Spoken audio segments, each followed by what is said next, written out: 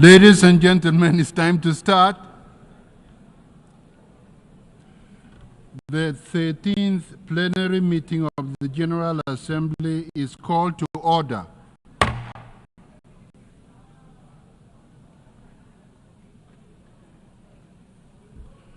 The Assembly will continue its consideration of Agenda Item 8 entitled General Debate.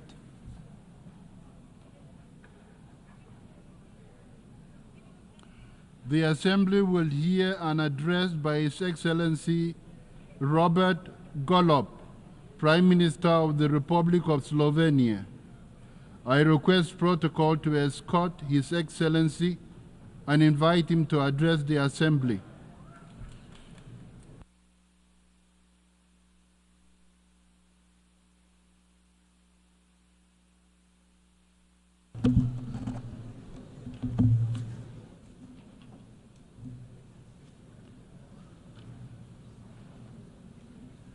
Mr. President, Mr. Secretary General, Excellencies, ladies and gentlemen, it is my great honor to address the General Assembly today.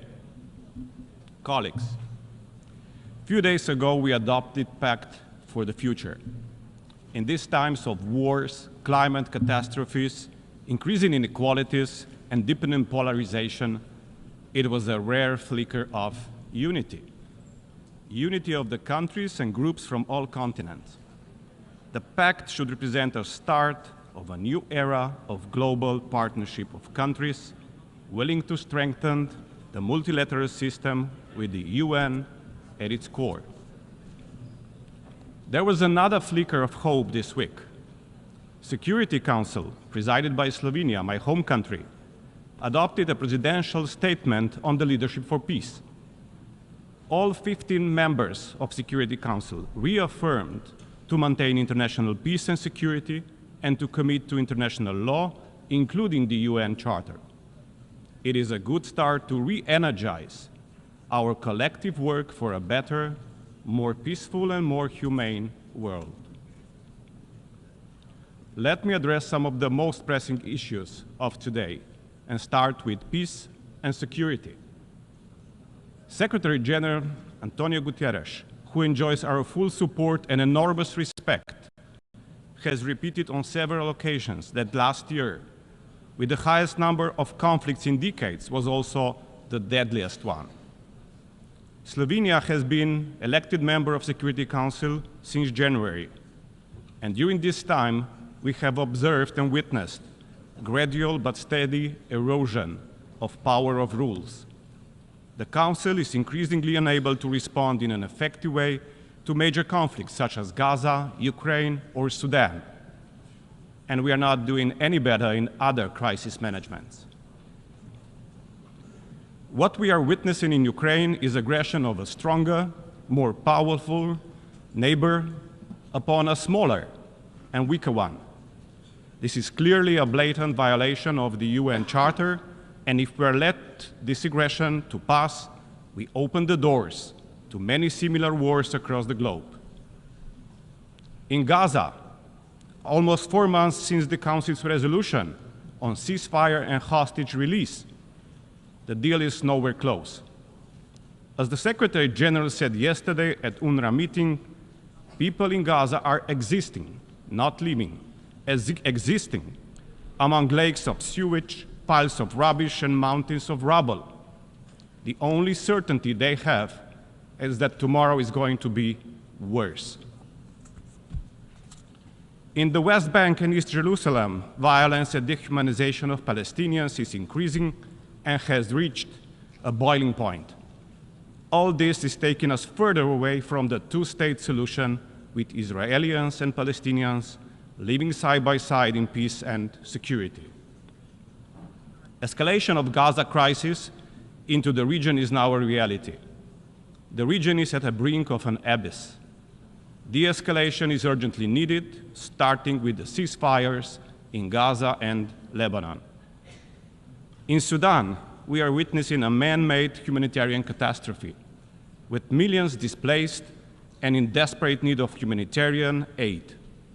At the same time, we are seeing the atrocity happening again in Darfur. How is this possible? Has Security Council really failed the humanity? To be honest, it is the permanent 5 Security Council members who bear most responsibility. By misusing veto power and putting national interests first, they effectively blocked the working of the UN Security Council. The concerns and pain that we feel for civilians, the condemnation of violations of the Charter and of international humanitarian law should not depend on our geographical or political proximity to the conflict. We should all put common interests first, and the world would be a much better place. Having said that, let me come to a reform of the Security Council. Our experience with the Security Council has given us renewed appreciation for the need to reform the Security Council. We urgently need a council that is a true representation of the international community, a council that is fit for the world of today. We need to ensure that the distribution of the seats is fair. The Council needs stronger voices of the regions that have been underrepresented, such as African continent. Reform of Council's composition needs to be accompanied with the reform of the veto powers. The reality is that we won't be able to eliminate veto, but we could definitely regulate this right of veto more precisely. The Security Council also needs to exercise its power with higher ambition when it comes to prevention of conflicts and play a stronger role in peace-building activities that involve all aspects of the UN system. Colleagues, let us not forget that United Nations are much more than the Security Council alone. We commend the work of nameless humanitarian workers who are on the ground in armed conflicts among the civilians representing the face of United Nations. Erosion of respect of international humanitarian law is making their work so much more difficult. Gaza conflict was, however, a turning point in this regard. In Gaza, humanitarians are not just occasional collateral victims. They seem to have become a deliberate military target. There is no other explanation for the highest number of humanitarian workers being killed last year, of whom a vast majority in Gaza. The sense of impunity for crimes in Gaza is putting humanitarian organizations under stress elsewhere. This is undermining the very essence of the United Nations, and it is affecting the work of the humanitarian organizations and agencies like ICRC and UNRWA all around the globe. Third pressing issue, climate change. The impact of climate change is mostly felt on the lifeline for people and nature, that is water, the most precious of the elements. Extreme weather events are multiplying water-related risks across the world. This global challenge demands a global and collaborative response. Solutions exist, but are not equally accessible to everybody. The UN Secretary General's Early Warning for All initiative is the right step in this direction. As the catastrophic floods devastated my home country last year, we initiated the development of an advanced digital solution linking Earth observation with supercomputing and artificial intelligence. The system, when built, will help us predict floods and droughts and improve our resilience. We are ready to share this solution with our partners globally. Remote sensing and Earth observation inform our early warning systems, but we are fully aware that many countries lack the capacity to monitoring all the hazards and are restricted in their access.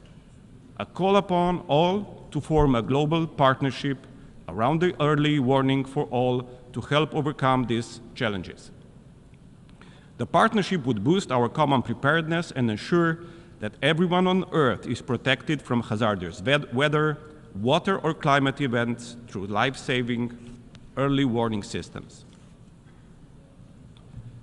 Fortunately, people suffering from armed conflicts do not have the luxury of high-tech solutions.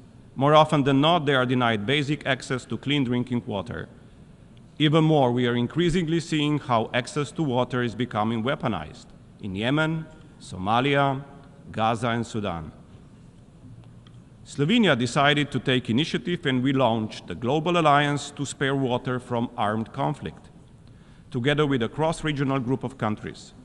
Such global partnerships are urgently needed to safeguard the human right to water for all. And last but not least, on humanity. We need to make sure that people around the world age with dignity and rights. The current international human rights law offers only a fragmented and inconsistent framework for the full protection of human rights of elder persons. This is why we are leading a global action towards a legally binding instrument on human rights of older persons. The world should spare no time to address the main issues related to gender equality, including the future developments and implementation of the Women, Peace and Security Agenda. The UN implementation, the UN should lead by example when it comes to the full, equal and meaningful role and leadership of women in our societies. In its entire history, the General Assembly has been led by only 4 women. We never had a female UN Secretary General. The time has come to reflect gender equality in top leadership positions of our organization. Slovenia has joined the supporters of the Rotation for Equality initiative, which calls for gender rotation in the position of the President of the United Nations General Assembly. In the times of crisis, children are always the most vulnerable ones. Today's world is increasingly hostile to children's rights. More children than ever are experiencing violence in all settings. Many have lost their lives, are forcibly displaced, exposed to most traumatic experiences, imprisoned, denied education and healthcare, and face extreme poverty and social exclusion. Gaza is an example of extreme suffering of the children. Slovenia is offering concrete help with the foundation Let Them Dream, which is dealing with the rehabilitation of children from Gaza. It is an extremely noble and human project which was launched years ago and has already helped hundreds of children from Gaza who came on rehabilitation in Slovenia and will continue to do so.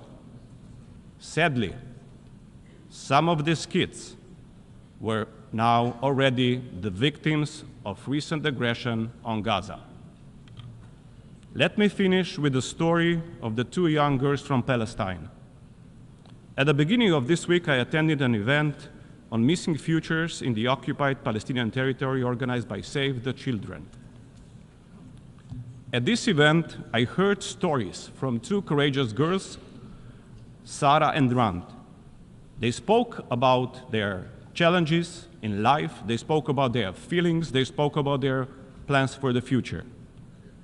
And despite all of the destruction, dehumanization, and fear, there was no anger nor hate in their stories. They just had this enormous wish to live a normal, decent life. They just had this enormous wish to be able to educate and study in order to be able to contribute back to their community. One wants to become a doctor. Second wants to become a humanitarian worker. Today, I fulfill my promise to them and I bring their story to the General Assembly. Only with our united call for peace and against war, we could make sure that Sarah and Rand and all the other children of Palestine and the world are not among the thousands missing futures of children under occupation. I want to say this out loud and clear to the Israeli government. Stop the bloodshed. Stop the suffering. bring the hostages home, and end the occupation.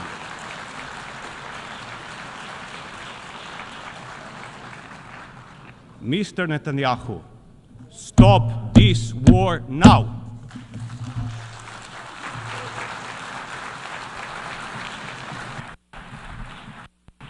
On behalf of the Assembly, I wish to thank the President of the Republic of Slovenia.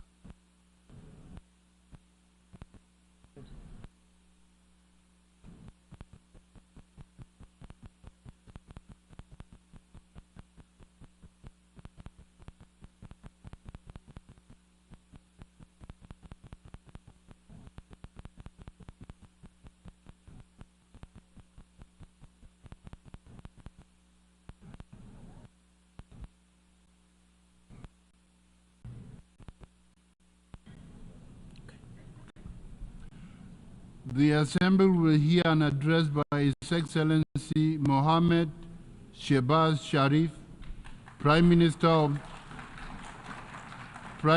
of the Islamic Republic of Pakistan. I request protocol to escort His Excellency and invite him to address the Assembly.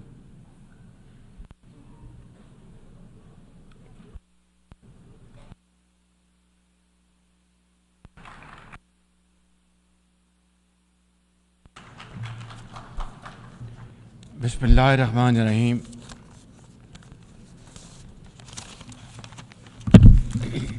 Mr. President, heads of state and government, excellencies, delegates, ladies and gentlemen, Assalamu alaikum wa rahmatullahi wa barakatuh, and a very good morning. Qala ya abati inni raitu And he said, "Oh, my father, I have seen 11 planets and the sun and moon bowing to me." He said, "Oh, son, do not tell your story to your brothers. They will devise a scheme for you. The devil is the enemy of humans." Honor for me to address the United Nations General Assembly for the second time as the Prime Minister of a country that has always been a proactive member of the UN Assembly.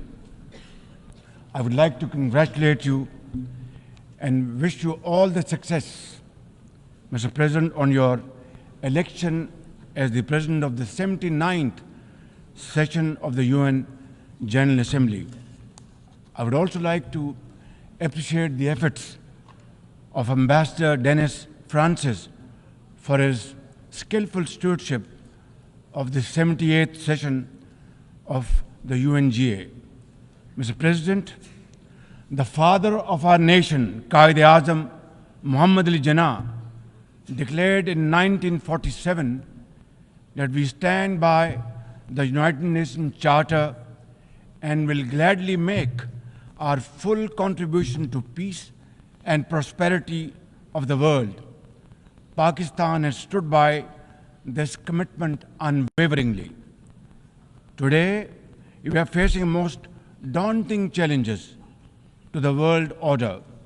Israel's genocidal war in Gaza, a dangerous conflict in Ukraine, destructive conflicts across Africa and Asia, rising geopolitical tensions, resurging terrorism, galloping poverty, stifling debt, and the mounting impact of climate change, we feel the chill of a new world order.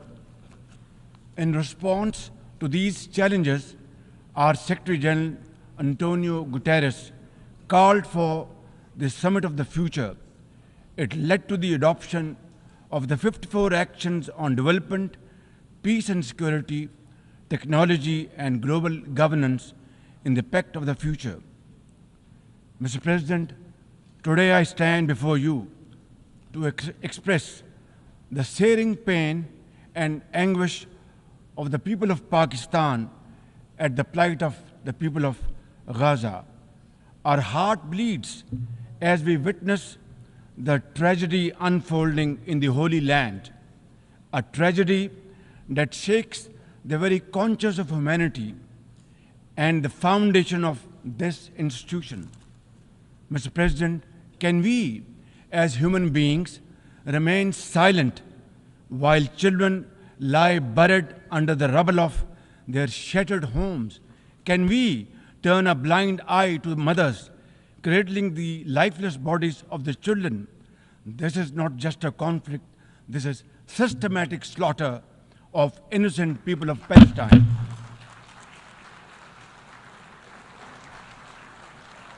Ladies and gentlemen, an assault on the very essence of human life and dignity. The blood of Gaza's children stains the hands of not just the oppressors, but also those who are complicit in prolonging this cruel conflict. When we ignore their endless suffering, we diminish our humanity. It is not enough to condemn, Mr. President. We must act now and demand an immediate end to this bloodshed. We must remember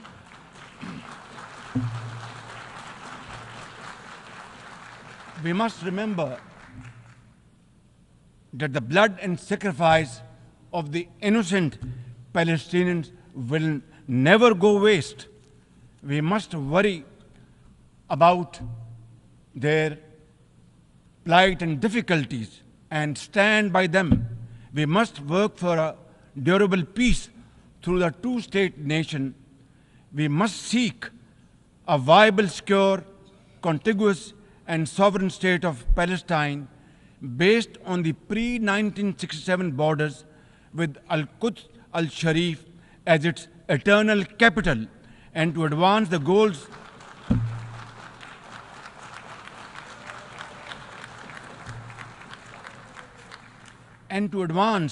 these goals, Palestine must also be immediately admitted as a full member of the United Nations. Mr. President, in a span of a few days, Israel's unrelenting bombing of Lebanon has killed over 500 people, including women and even small children. The failure to implement UN resolutions has emboldened Israel.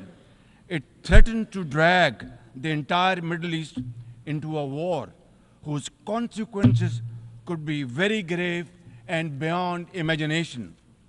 Similarly, like the people of Palestine, the people of Jammu and Kashmir too have struggled for a century for their freedom and right to self-determination. Instead of moving towards peace, India has resiled from its commitments to implement the Security Council resolutions on Jammu and Kashmir.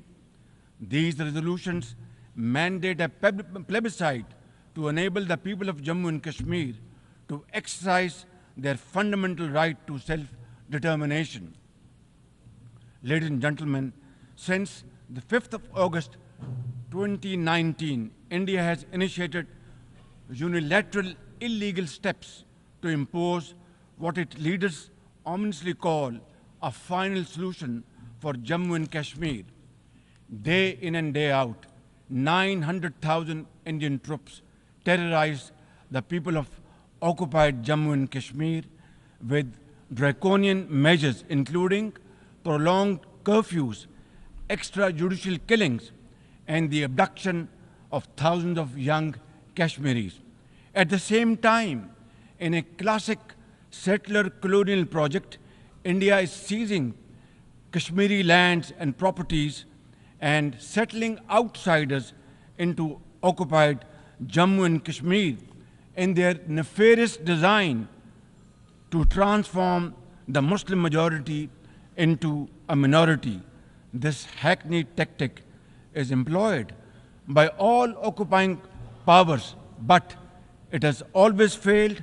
In Jammu and Kashmir too, it shall fail by the grace of God. Ladies and gentlemen,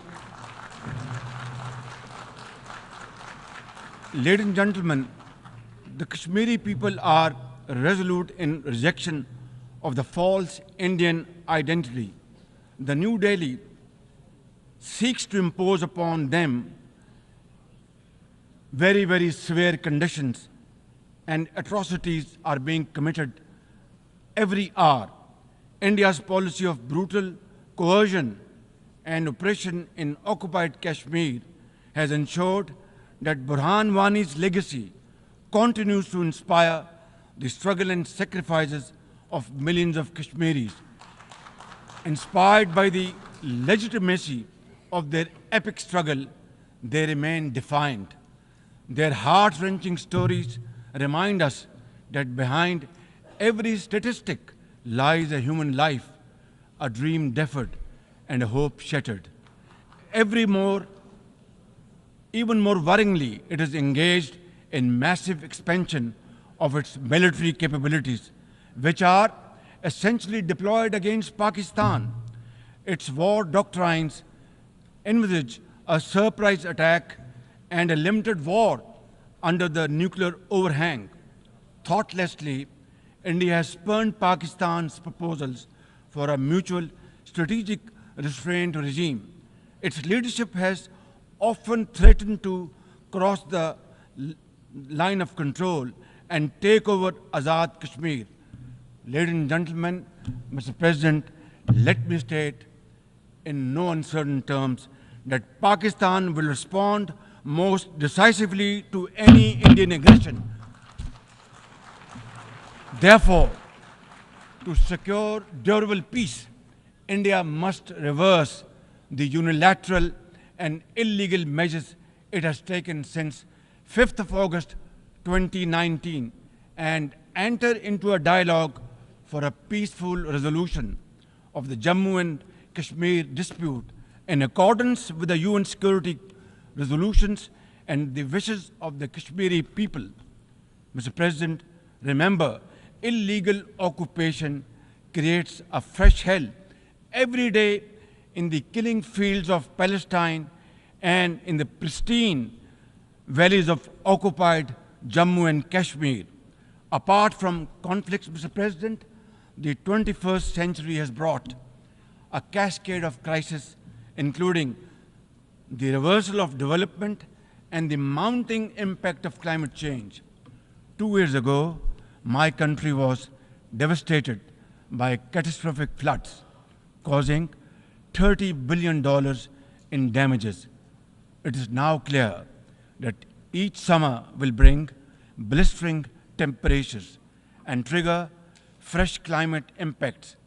Pakistan emits less than 1% of global carbon emissions, yet we have paid a very heavy price for no fault of ours. This is most unfair in any calculus of global justice. We must uphold the axiom, the polluter must pay.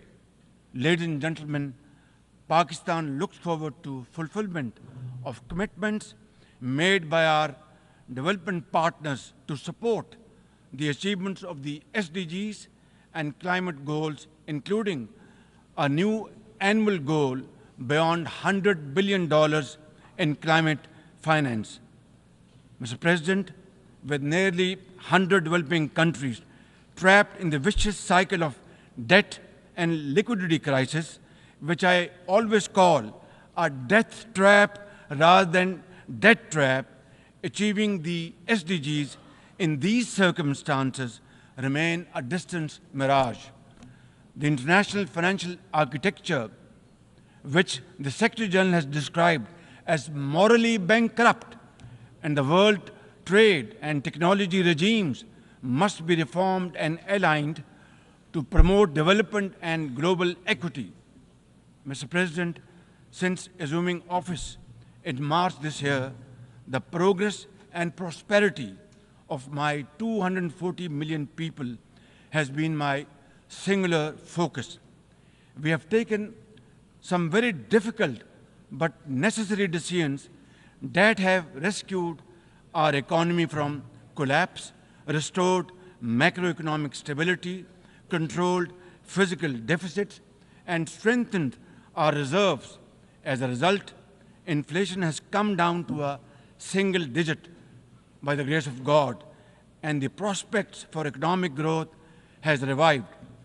I would like to explain this challenge and the way we are negotiating, Mr. President,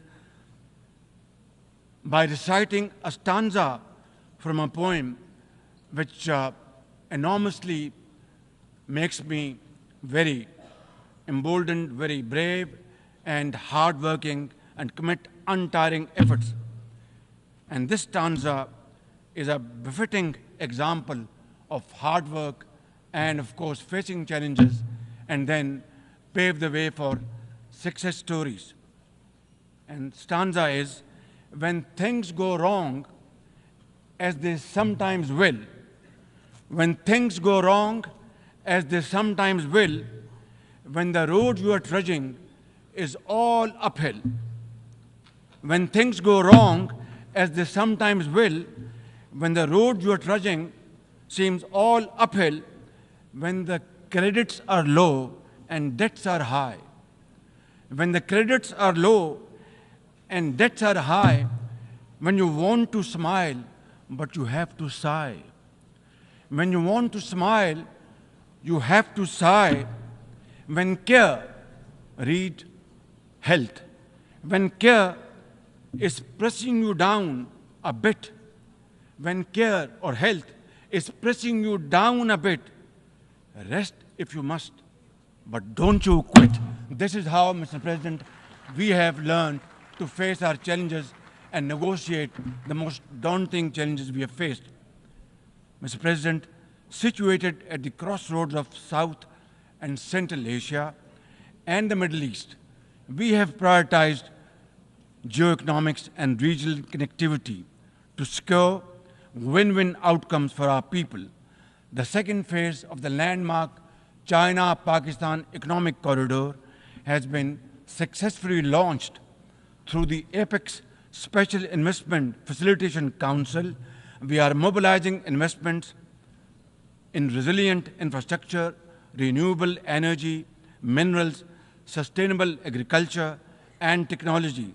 This will herald a new era of development and modernization in my beloved country. Ladies and gentlemen, for 2 decades, Pakistan has fought terrorism boldly and most successfully, defeating terrorist groups within Pakistan. We have paid a very heavy price. 80,000 of our brave soldiers and civilians have been martyred, including innocent school-going children. And the gory memories of APS school carnage haunt us till date. Our economy has suffered a loss of $150 billion.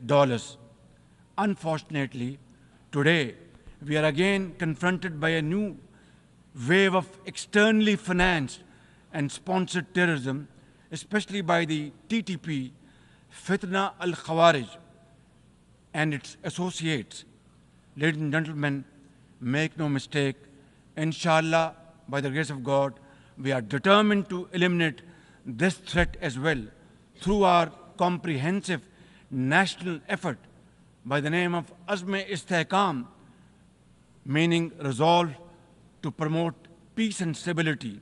And we will work collectively with the international community to combat all forms of terrorism and reform the global counterterrorism architecture. Mr. President, Pakistan seeks the earliest possible normalization of the situation in Afghanistan. We join the UN's appeal for $3 billion in humanitarian assistance to the millions of suffering Afghan brothers and sisters. At the same time, we endorse and share the international expectations that the Afghan interim government would respect human rights, including the rights of women and girls, and promote political inclusion.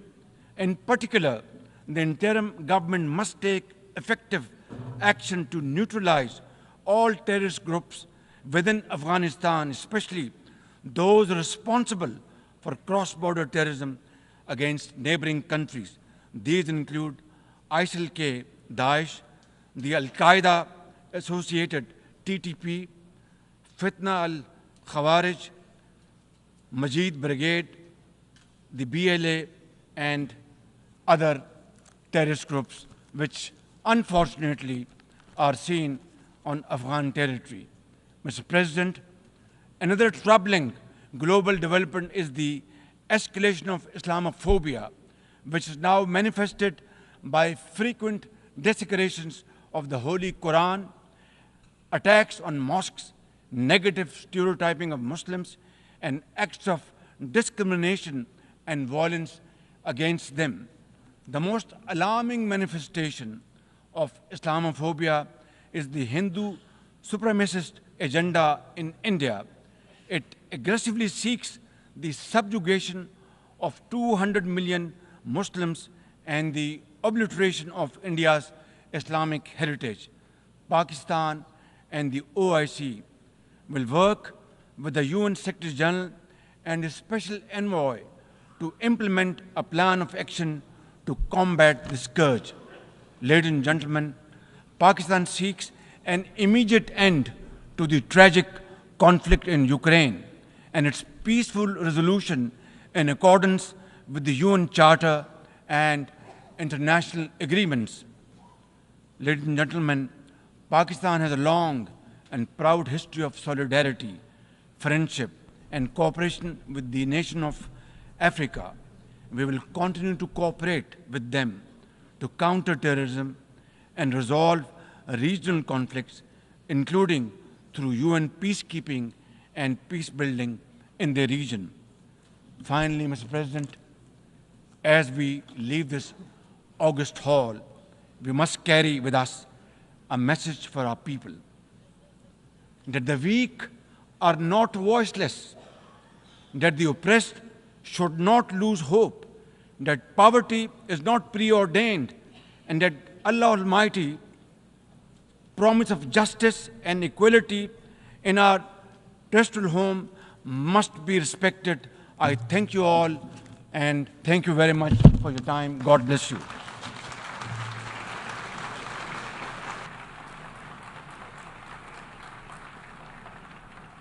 On behalf of the Assembly, I wish to thank the Prime Minister of the Islamic Republic of Pakistan.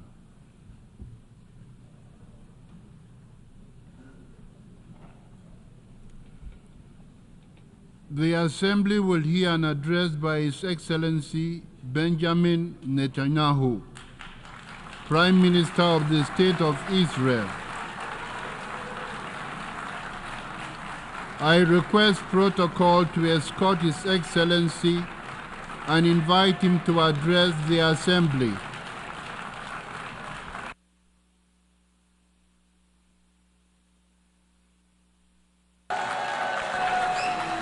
Order, please.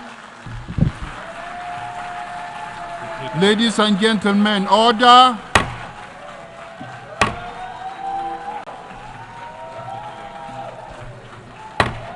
Order, please.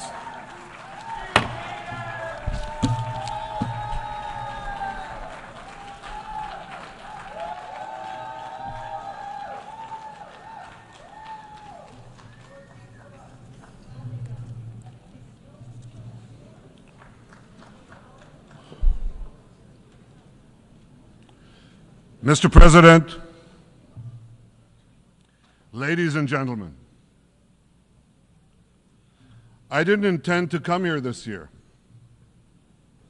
My country is at war, fighting for its life. But after I heard the lies and slanders leveled at my country by many of the speakers at this podium, I decided to come here and set the record straight.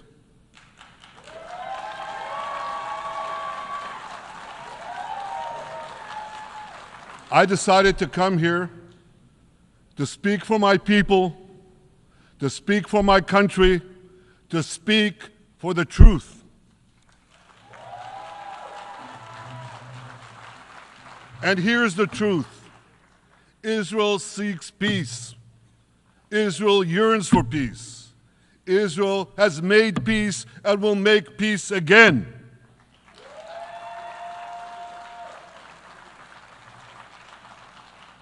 Yet we face savage enemies who seek our annihilation, and we must defend ourselves against these savage murderers. Our enemies seek not only to destroy us, they seek to destroy our common civilization and return all of us to a dark age of tyranny and terror. When I spoke here last year, I said we faced the same timeless choice that Moses put before the people of Israel thousands of years ago. As we were about to enter the Promised Land, Moses told us that our actions will determine whether we bequeath to future generations a blessing or a curse. And that is the choice we face today. The curse of Iran's unremitting aggression, or the blessing of a historic reconciliation between Arab and Jew. In the days that followed that speech, the blessing I spoke of came into sharper focus. A normalization deal between Saudi Arabia and Israel seemed closer than ever. But then came the curse of October 7th. Thousands of Iranian-backed Hamas terrorists from Gaza burst into Israel in pickup trucks, on motorcycles, and they committed unimaginable atrocities. They savagely murdered 1,200 people. They raped and mutilated women. They beheaded men. They burned babies alive. They burnt entire families alive, babies, children, parents, grandparents, in scenes reminiscent of the Nazi Holocaust. Hamas kidnapped 251 people from dozens of different countries, dragging them into the dungeons of Gaza.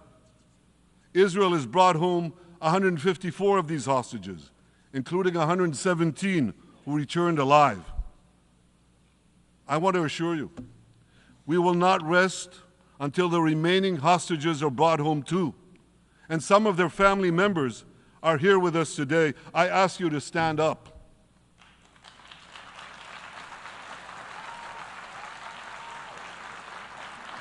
With us is Eli Stevie, whose son Idan was abducted from the Nova Music Festival. That was his crime. A music festival. And these murderous monsters took him. Kobe Smirno, whose son Jonathan was murdered, and his corpse was taken into the dungeons, into the terror tunnels of Gaza. A corpse held hostage. Salim al-Atrash, whose brother Muhammad, a brave Arab-Israeli soldier, was murdered. His body too was taken to Gaza. And so was the body of Ifat Hyman's daughter in Bar, who was brutally murdered at that same music festival. With us is Sharon Sharabi, whose brother Yossi was murdered, and who prays for his older brother Eli, who is still held hostage in Gaza.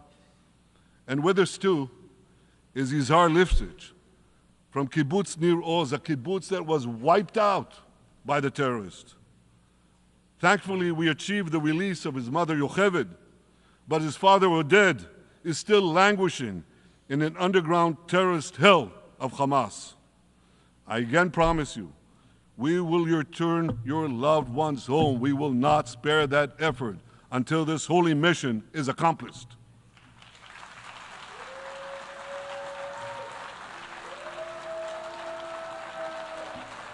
Ladies and gentlemen, the curse of October 7th began when Hamas invaded Israel from Gaza, but it didn't end there. Israel was soon forced to defend itself on 6 more war fronts organized by Iran. On October 8th, Hezbollah attacked us from Lebanon. Since then, they fired over 8,000 rockets at our towns and cities, at our civilians, at our children. 2 weeks later, the Iran-backed Houthis in Yemen launched drones and missiles at Israel, the first of 250 such attacks, including one yesterday aimed at Tel Aviv. Iran's Shiite militias in Syria and Iraq have targeted Israel dozens of times over the past year as well. Fueled by Iran, Palestinian terrorists in Judea and Samaria perpetrated scores of attacks there and throughout Israel.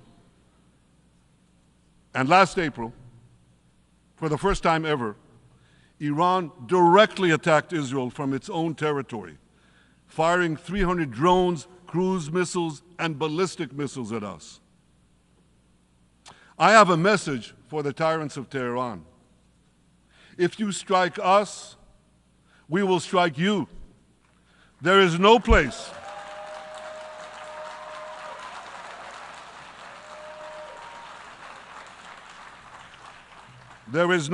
in Iran that the long arm of Israel cannot reach. And that's true of the entire Middle East. Far from being lambs led to the slaughter, Israel's soldiers have fought back with incredible courage and with heroic sacrifice. And I have another message for this assembly and for the world outside this hall. We are winning.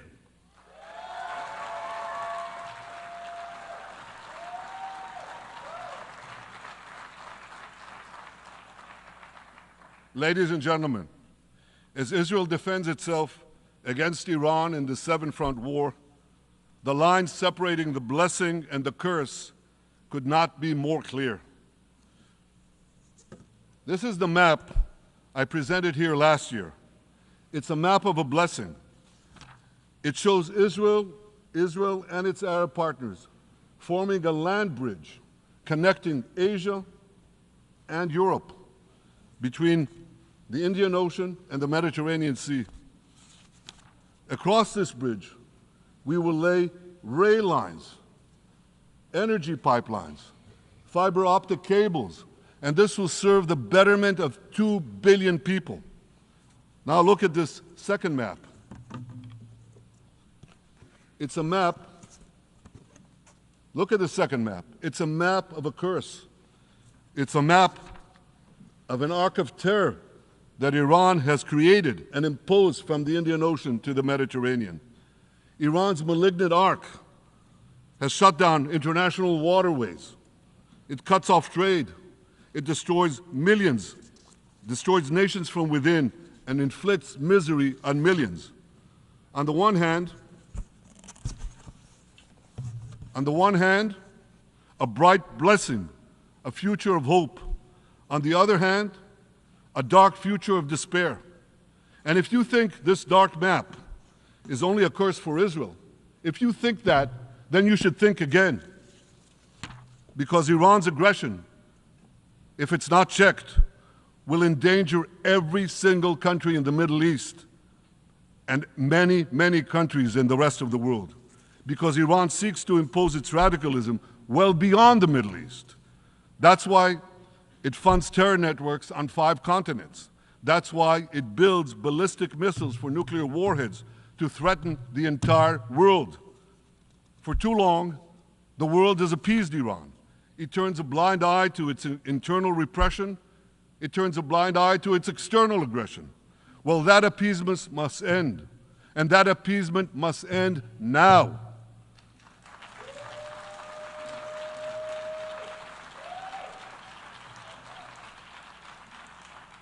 Nations of the world should support the brave people of Iran who want to rid themselves of this evil regime. Responsible governments should not only support Israel in rolling back Iran's aggression, they should join Israel. They should join Israel in stopping Iran's nuclear weapons program.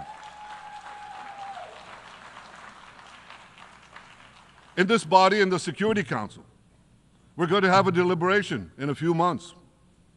And I call on the Security Council to snap back UN Security Council sanctions against Iran, because we must all do everything in our power to ensure that Iran never gets nuclear weapons.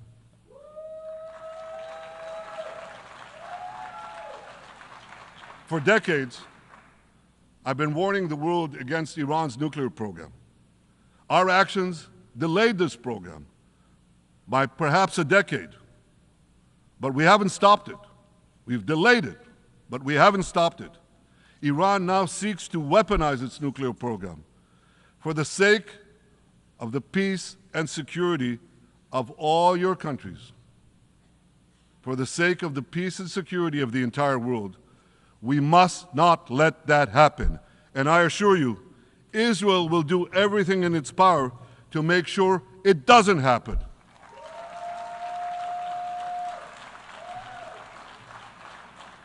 So, ladies and gentlemen, the question before us is simple. Which of these two maps that I showed you will shape our future?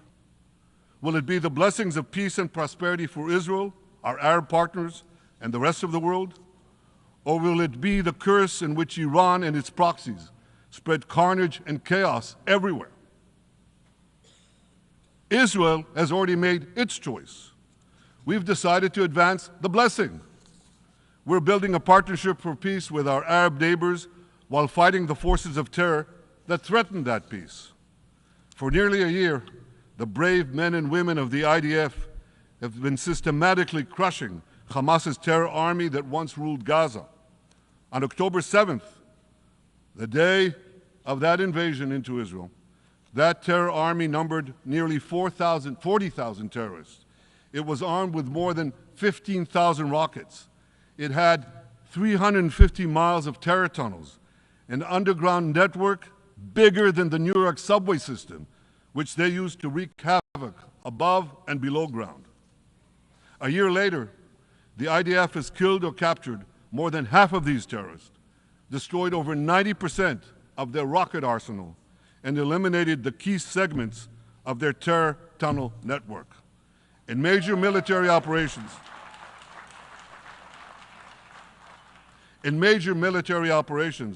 we destroyed nearly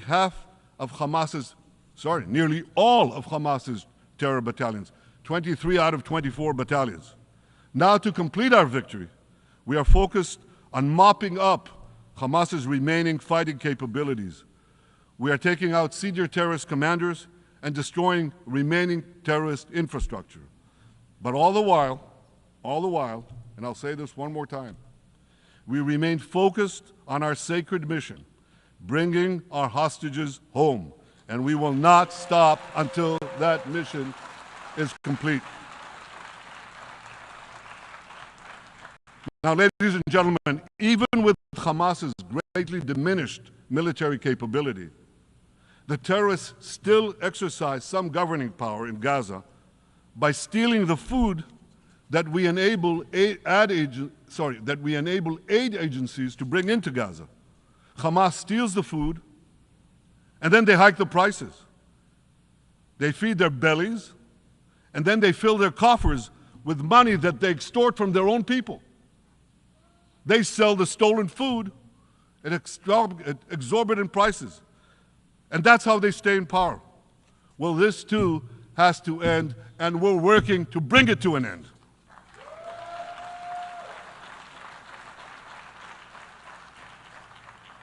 And the reason is simple. Because if Hamas stays in power, it will regroup, rearm, and attack Israel again and again and again, as it is vowed to do.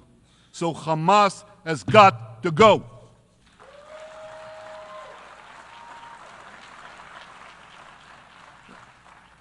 Just imagine, for those who say, well, Hamas has to stay, it has to be part of a post-war Gaza, imagine in a post-war situation in World War II, imagine allowing the defeated Nazis in 1945 to rebuild Germany. It's inconceivable, it's ridiculous. It didn't happen then, it's not going to happen now.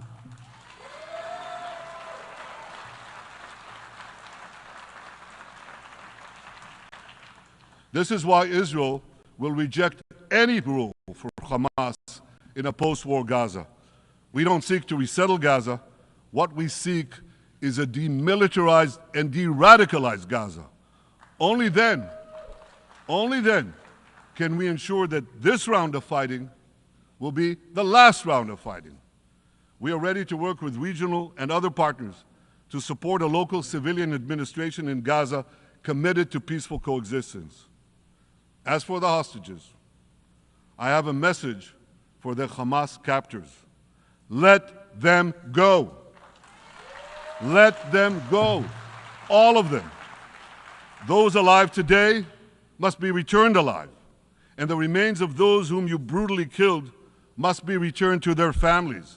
Those families here with us today, and others in Israel, deserve to have a resting place for their loved ones, a place where they can grieve and remember them. This war, ladies and gentlemen, this war can come to an end now. All that has to happen is for Hamas to surrender, lay down its arms, and release all the hostages.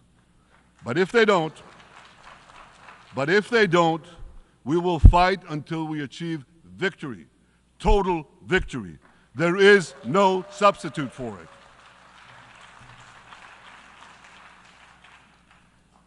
Israel must also defeat Hezbollah in Lebanon.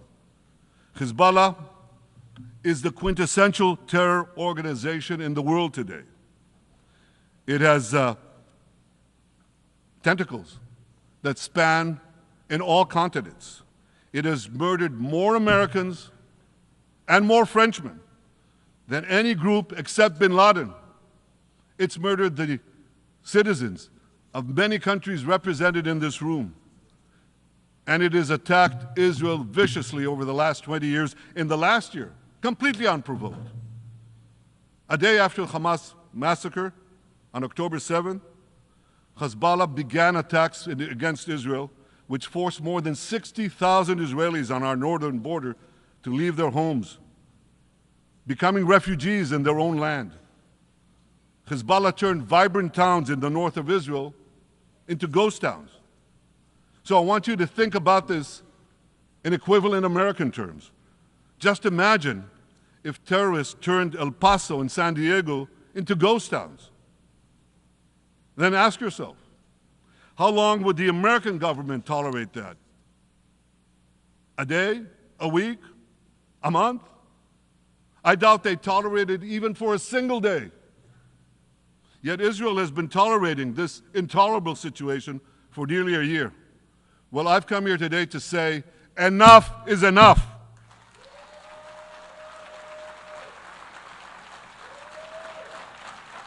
We won't rest until our citizens can return safely to their homes. We will not accept a terror army perched on our northern border, able to perpetrate another October 7th style massacre. For 18 years, Hezbollah brazenly refused to implement UN Security Council Resolution 1701, which requires it to move its forces away from our borders. Instead, Hezbollah moved right up to our border. They secretly dug terror tunnels to infiltrate our communities and indiscriminately fired thousands of rockets into our towns and villages. They fire these rockets and missiles not from military sites, not from that. They do that too. But they fire those rockets and missiles after they place them in schools, in hospitals, in apartment buildings, and in the private homes of the citizens of Lebanon. They endanger their own people. They put a missile in every kitchen, a rocket in every garage. I said to the people of Lebanon this week, get out of the death trap that Hezbollah has put you in. Don't let Nasrallah drag Lebanon into the abyss. We're not at war with you. We're at war with Hezbollah, which has hijacked your country and threatens to destroy ours. As long as Hezbollah chooses the path of war, Israel has no choice, and Israel has every right to remove this threat and return our citizens to their homes safely. And that's exactly what we're doing.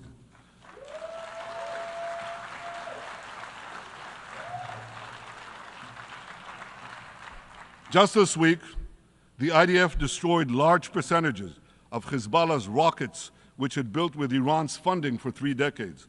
We took out senior military commanders who not only shed Israeli blood, but American and French blood as well. And then we took out their replacements, and then the replacements of their replacements. and will continue degrading Hezbollah until all our objectives are met.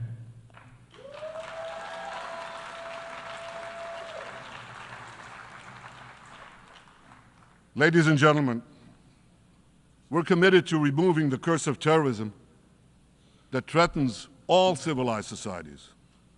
But to truly realize the blessing of a new Middle East, we must continue the path we paved with the Abraham Accords 4 years ago. Above all, this means achieving a historic peace agreement between Israel and Saudi Arabia.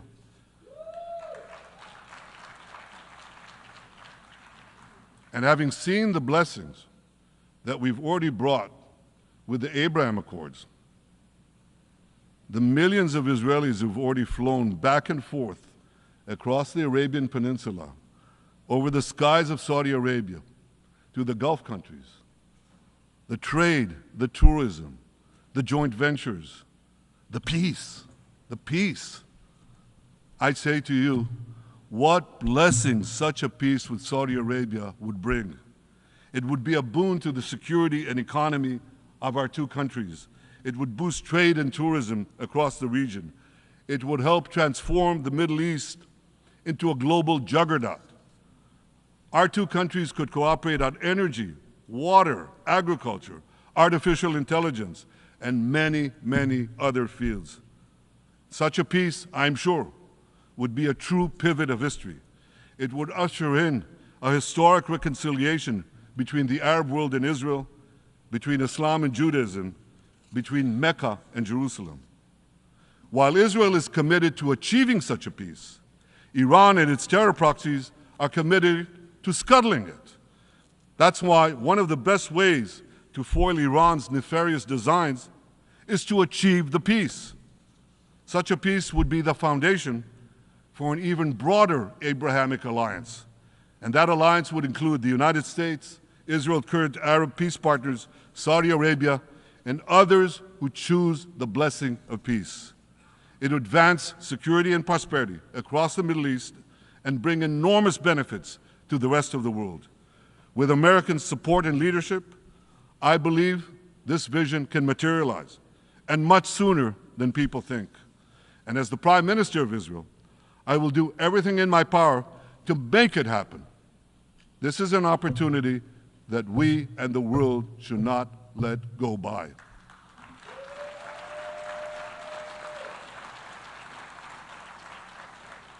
Ladies and gentlemen, Israel has made its choice.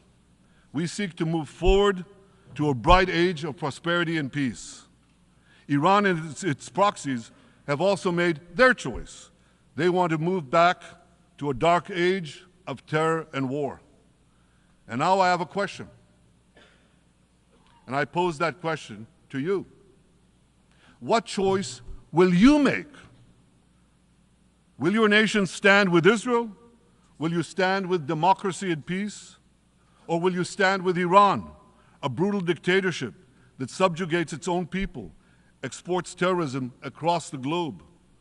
In this battle between good and evil, there must be no equivocation.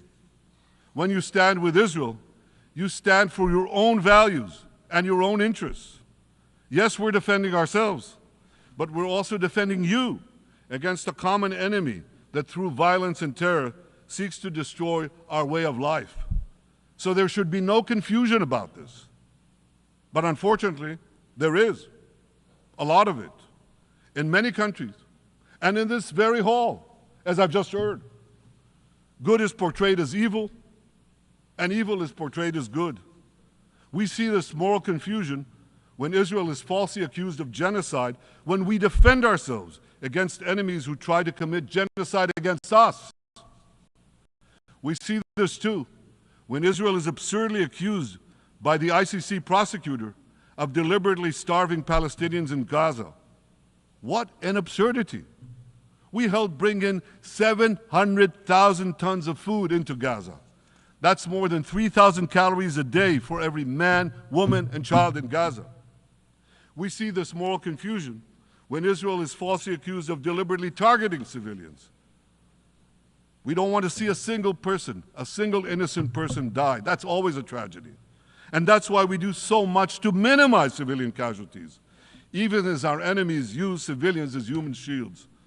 And no army has done what Israel is doing to minimize civilian casualties. We drop flyers, we send text messages, we make phone calls by the millions to ensure that Palestinian civilians get out of harm's way.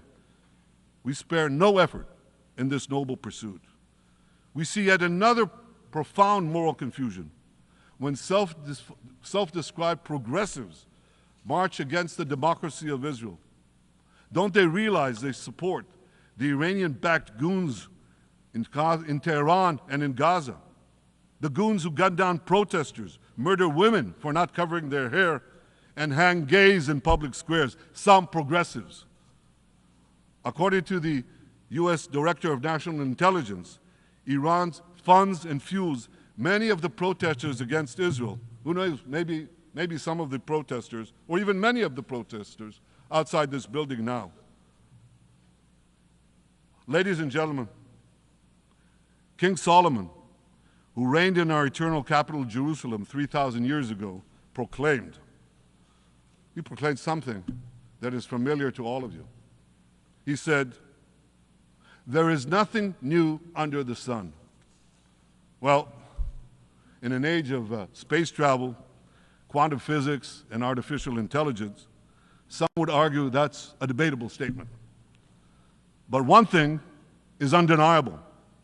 There is definitely nothing new at the United Nations.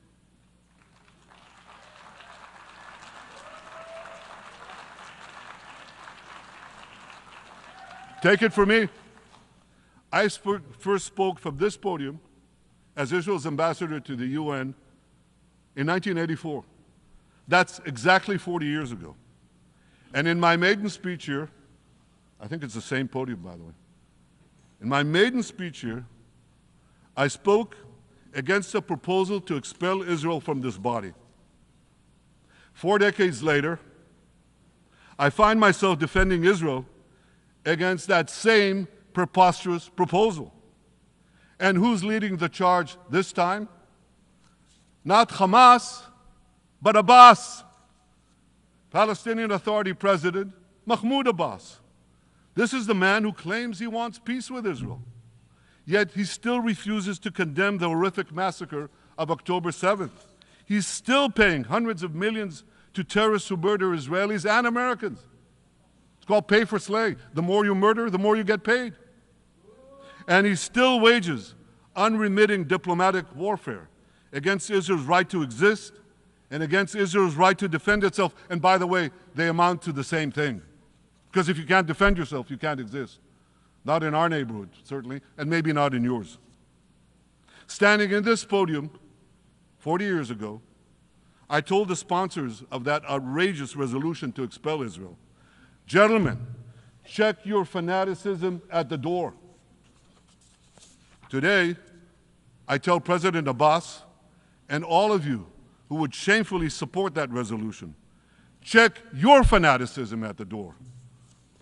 The singling out of the one and only Jewish state continues to be a moral stain on the United Nations. It has made this once respected institution contemptible in the eyes of decent people everywhere. But for the Palestinians, this UN House of Darkness is home court. They know that in this swamp of anti-Semitic bile, there's an automatic majority willing to demonize the Jewish state on anything. In this anti-Israel, flat earth society, any false charge, any outlandish allegation can muster a majority. In the last decade, there have been more resolutions passed against Israel in this hall at the UN General Assembly than against the entire world combined. Actually, more than twice as many. Since 2014, this body condemned Israel 174 times. It condemned all the other countries in the world 73 times. That's more than 100 extra condemnations for the Jewish state. What hypocrisy, what a double standard, what a joke. So the UN's hostility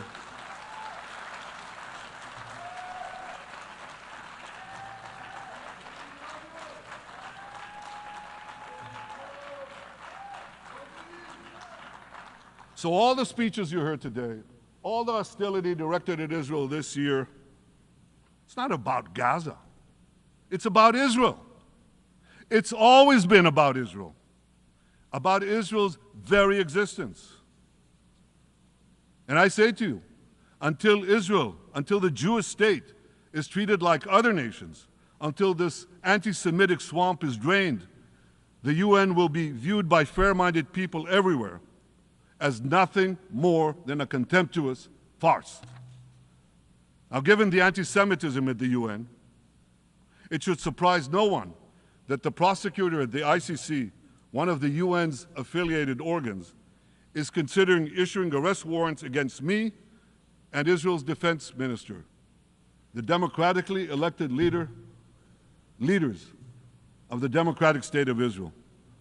The ICC prosecutors rushed to judgment. His refusal to treat Israel with its independent courts the way other democracies are treated is hard to explain by anything other than pure anti-Semitism. Ladies and gentlemen, the real war criminals are not in Israel. They're in Iran. They're in Gaza, in Syria, in Lebanon, in Yemen. Those of you who stand with these war criminals, those of you who stand with evil against good, with a curse against the blessing, those of you who do so should be ashamed of yourselves.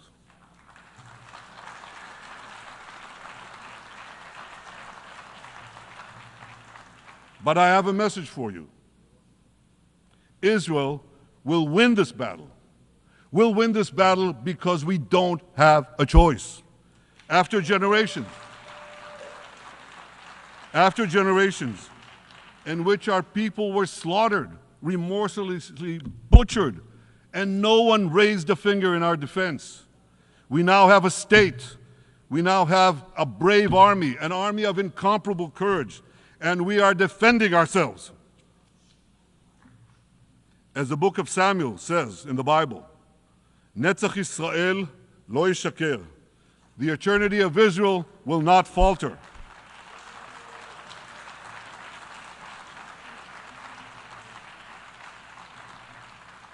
In the Jewish people's epic journey from antiquity, in our odyssey through the tempests and upheavals of modern times, that ancient promise has always been kept, and it will hold true for all time. To borrow a great poet's phrase, Israel will not go gently into that good night. We will never need to rage against the dying of the light, because the torch of Israel will forever shine bright.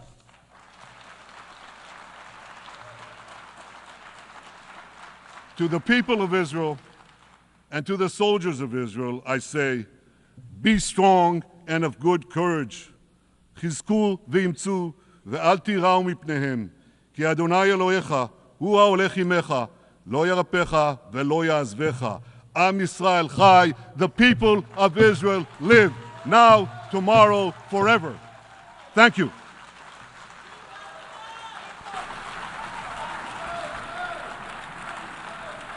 On behalf of the Assembly, I wish to thank the Prime Minister of the State of Israel,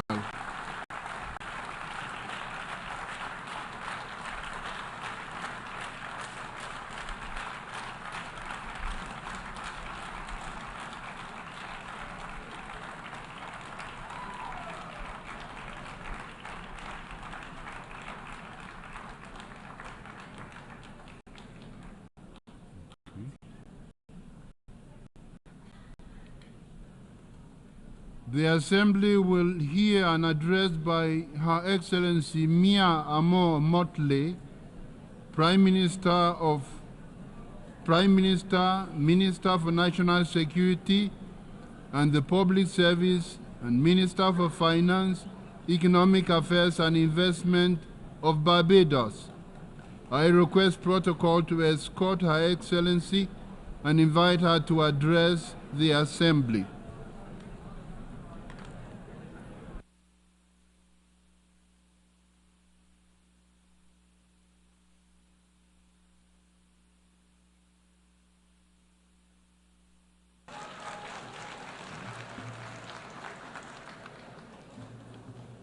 President,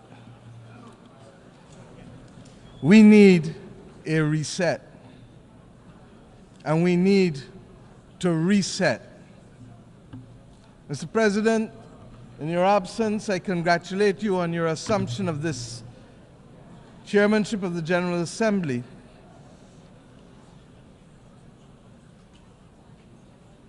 We can wait.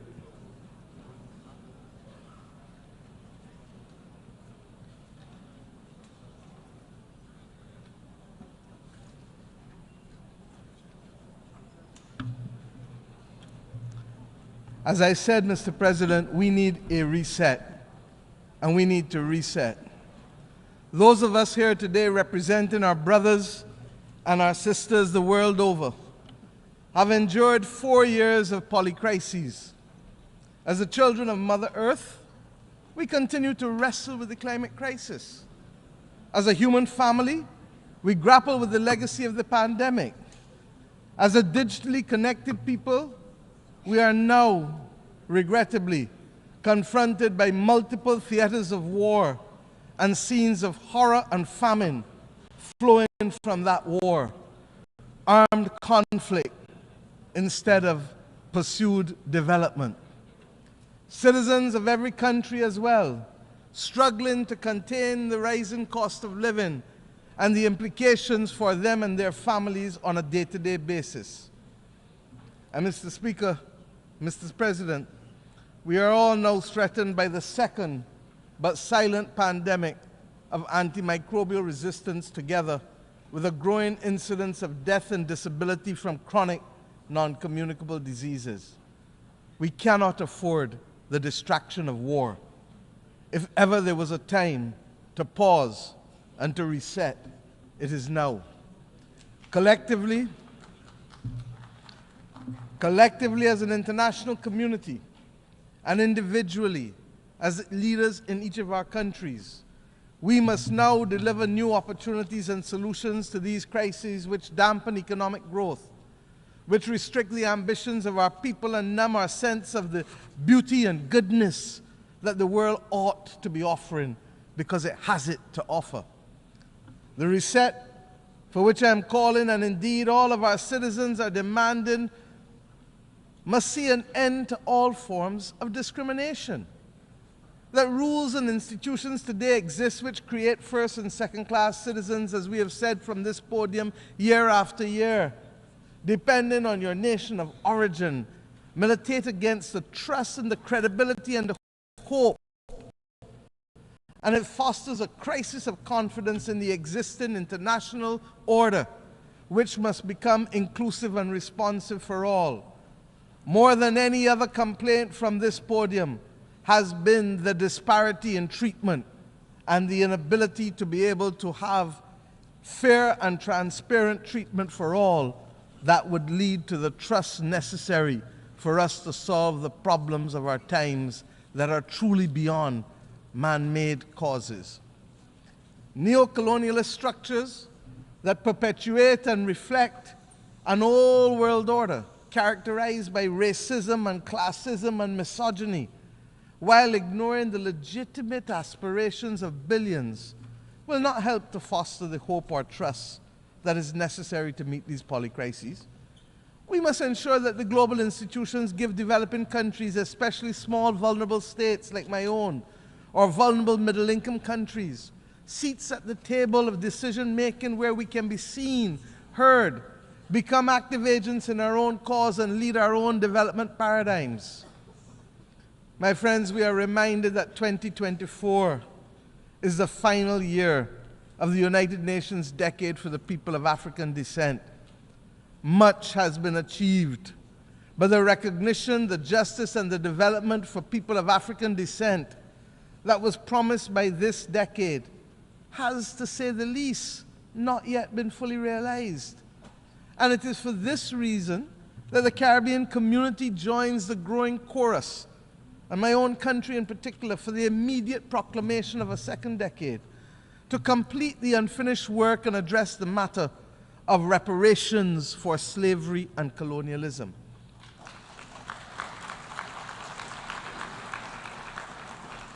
I start here because this is a necessary but complex conversation. And the Caribbean community is resolute that it must happen. Its resolution lies, and I want to be very clear, its resolution lies in a multi-generational approach, in the same way that the £20 million sterling debt that was incurred by the British government only was repaid in this 21st century, almost 200 years later. So that the notion of unaffordability becomes a non-issue once we recognize that the solution to reparations must be multi-generational and grounded in development. Mr. President, of necessity, the reset must also be characterized by institutional reform, which has to start in the United Nations councils. These councils suggest that some are full members, and others are only part members, and some may be part-time members, and some may be occasional members. All of this has no place in the 21st century. And the anger and the mistrust of our citizens and institutions, in leaders, in multilateralism, and in the processes which exclude while yielding much talk and little action is very real. And nowhere is reform and consequentially trust and hope more important to the well-being of billions of people today than in relation to the global financial architecture. Restricted access to capital, its disproportionately high costs barring us from doing that which we must, its inadequate scale, and the overwhelming burden of debt often imposed on us by circumstances beyond our control. These are all now combining to force governments in the world's poorest countries, and frankly, across many vulnerable middle-income countries, to devote more resources to debt service than to health and education, and in some instances, even infrastructure. For far too many members of the human family, cold ground is our bed, and rock is our pillow. Too many go to bed with their bellies hungry, and too many may not even have a bed. Our reset must therefore collectively build a common agenda that reflects and reinforces our shared humanity. It is that shared humanity that binds us together. Mr. President, you know better than most. Our African brothers and sisters got it right with the principle of Ubuntu, and have used this principle, this General Assembly, to remind us that its simplicity is what we should aspire to. I am because you are. I am because we are. My well-being is tied to yours, and our collective well-being is connected to Mother Earth. This best voices the approach needed to give expression to the reset that is absolutely necessary. And we acknowledge that there are glimpses of hope. We have, for example, on Monday, agreed to a pact for the future, but we still have war. We have agreed on a global digital compact, but we still have raging pandemics in the slow motion silent pandemic. All of this rests, my friends, on the common agenda that the Secretary General had set out for us before. Yesterday, we agreed in a high-level meeting on a political declaration on antimicrobial resistance. A lot of fancy words, but this is where the rubber hits the road. Because all of us in this room know people who have died from infections and for whom the antibiotics simply are no longer effective, so that within 48 hours, a person's life is snuffed out, almost as if they were at war. My friends, following on the intervention of the Bridgetown Initiative and the Paris Pact for People and Planet, the efforts of many across the board we acknowledge that there is some hope. And it is evident in the beginnings of the reform that we are seeing little by little, but nevertheless, they have started. These are all important steps, but we cannot take our eyes off the prize. Barbados' call for fundamental reset includes attitudes and behavior as much as actions or reforms. Heads of government are in agree that we must trigger national development agendas of transformation with both speed and scale. We have a date with destiny against 1.5 degrees. We know that that is what is needed to survive. And the implications for people, even as we speak, can be dire. But if there is a failure to act with clarity of purpose, and if the political will retards progress on the front of the much-needed reform within the international financial institutions, purely because heads of government do not speak to ministers of finance when they reach Washington, D.C., or their board directors, if there is a need for that to be dealt with, then, my friends, there must be a commitment to be equal to the current challenges of member states if we are not to perpetuate the discriminatory practices that result in undermining the transformational opportunities that we need. Depriving vulnerable countries from being able to access concessional income that is long enough to build the resilience to save lives and to protect livelihoods is unjust. And that is why we must remain focused. That is why, my friends, we launched yesterday the third iteration of the Bridgetown Initiative, which identifies three key principles, very simply. One, we must change the rules of the international financial system and reform its governance and instruments. Two, we must shock-proof vulnerable economies by dealing with debt and liquidity in a comprehensive, development-focused manner. And if we need to give countries a shot of liquidity like we give them a shot of adrenaline to avoid them falling off the cliff of death, then we must do so. And thirdly, we must augment financing by boosting country capacity to invest in resilience by several means, including what has been announced already, the rechanneling of special drawing rights through our multilateral development partners, but that will only be truly effective if there is another issuance of SDRs in the near future. Indeed, we must also address the challenge, and this I believe to be the fundamental mission of this generation, of how we are going to secure the global public commons to be able to maintain our safety and stability as a global community. We're going to have to discuss how we can secure it, and of course, how we must finance it. And that is not only the climate crisis or the loss of biodiversity that we speak about, but the other many global challenges that can truly destabilize countries and regions. Mr. President, these considerations are of fundamental importance to the sustainable existence of our generations, future generations.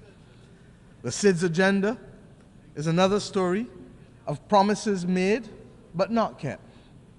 30 years ago, the international community gathered in my own country to take action for the first time on the unique challenges faced by small island developing states. We birthed in my home country the first ever global agenda for small island developing states, which became known as the Barbados Program of Action. I thank Mauritius for its strategy of implementation, Samoa for its pathway. They were carriers of the baton of a development agenda for small island developing states in the intervening years, in the face of multiple global crises from health to climate to finance. The vulnerabilities, yes, of our countries as small states have become more pronounced. In May of this year, we gathered in Antigua and Barbuda for the 4th International Conference on Small Island Developing States. And I call on the international community and the multilateral system to let us work together to ensure that the promise created in Bridgetown in 1994 is delivered and realized through the Antigua and Barbuda Agenda for SIDS 2024, otherwise known as ABBAS.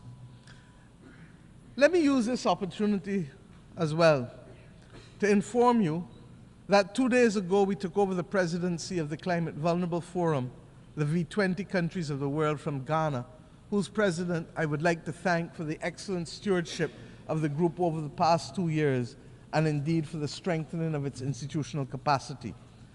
The priorities of our term as chair of the V20 countries will be the multiple dimensions of climate crisis, dealing with them, the impact of the climate crisis on human health, and of course, the issue of debt and climate, because if we don't solve that, we cannot take the appropriate actions to deal with climate.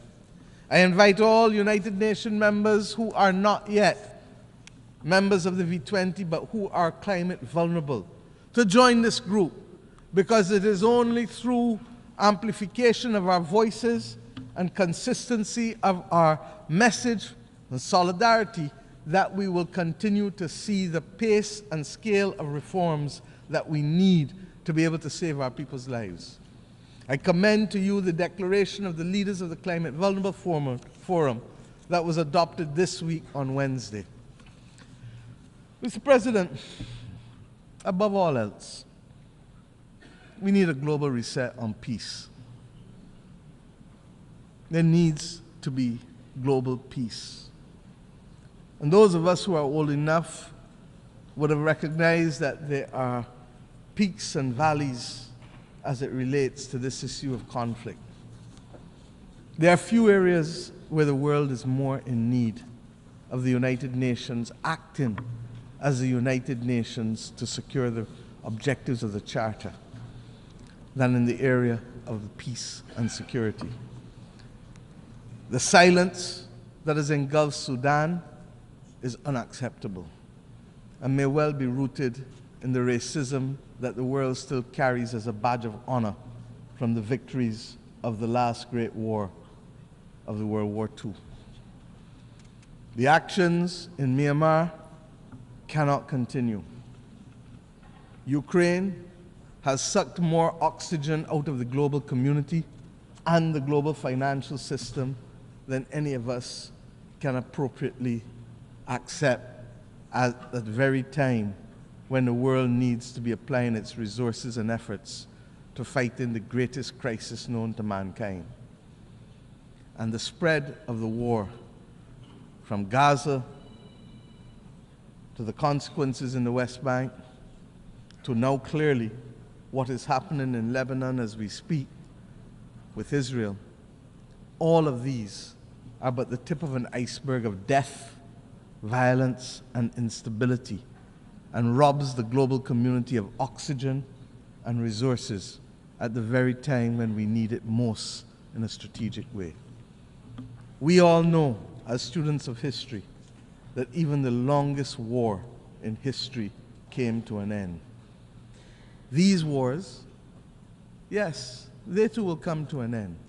But the question is when and at what cost, and without much loss of life, with how many children not being able to be either given the chance to live or will now live with memories of war that will affect their every action for the next 60, 70, 80 years of their lives.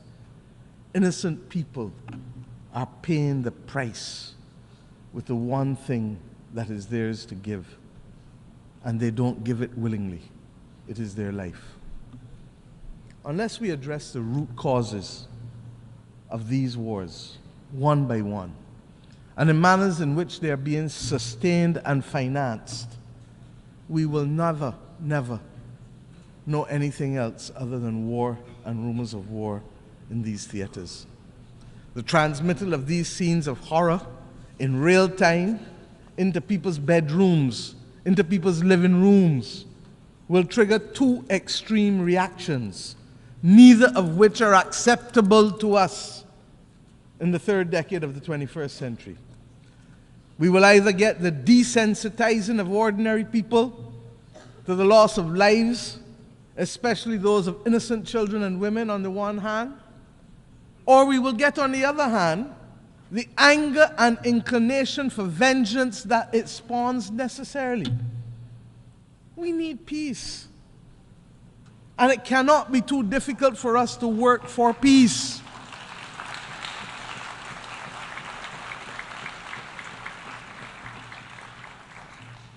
It is the same Bible that tells us in the stories of the Old Testament, much which has guided many people across this world.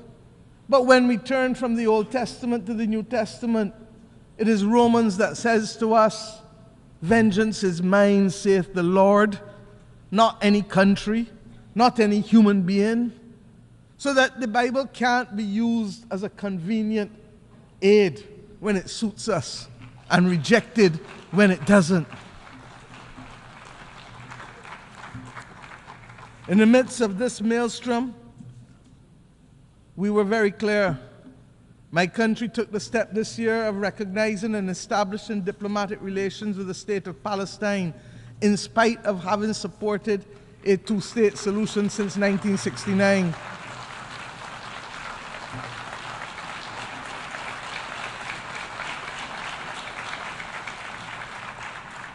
And we did this because it is clear to us that the state and people of Palestine, human beings, are entitled to full recognition by integration into and support from the international community.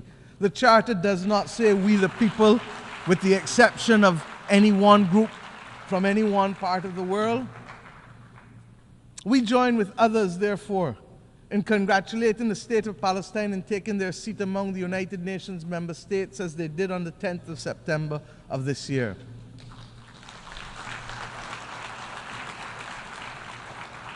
And let me be clear, we condemn the actions of Hamas on October 7th. But we equally and strongly deplore the humanitarian catastrophe in Gaza, which is the result of the disproportionate use of force by Israel. There is no justification for it. And that is why treaties exist governing the rules of engagement for war. Because we as human beings learned better and know better and committed to better. A two-state solution, no matter how elusive it may appear to be now, is the only answer. And I've said already this week that we have known difficult battles in mankind's history. But when we were in it, we didn't think we could achieve it, but we did. We abolished slavery. We removed apartheid in South Africa. These battles are not beyond our creativity, our capacity, and our resilience to resolve them. Similarly, we insist that the killing in Ukraine really has to stop. The people of Ukraine must be allowed to live within the internationally recognized boundaries of their state in peace and freedom from the threat of use or force. And as I said, it is sucking too much oxygen out of the global financial system, and countries that should be the beneficiary of aid are being told that they may have to wait in the interest of the defense of others because of war. I say to us truly, there has to be a singular commitment to build a peace. Truly.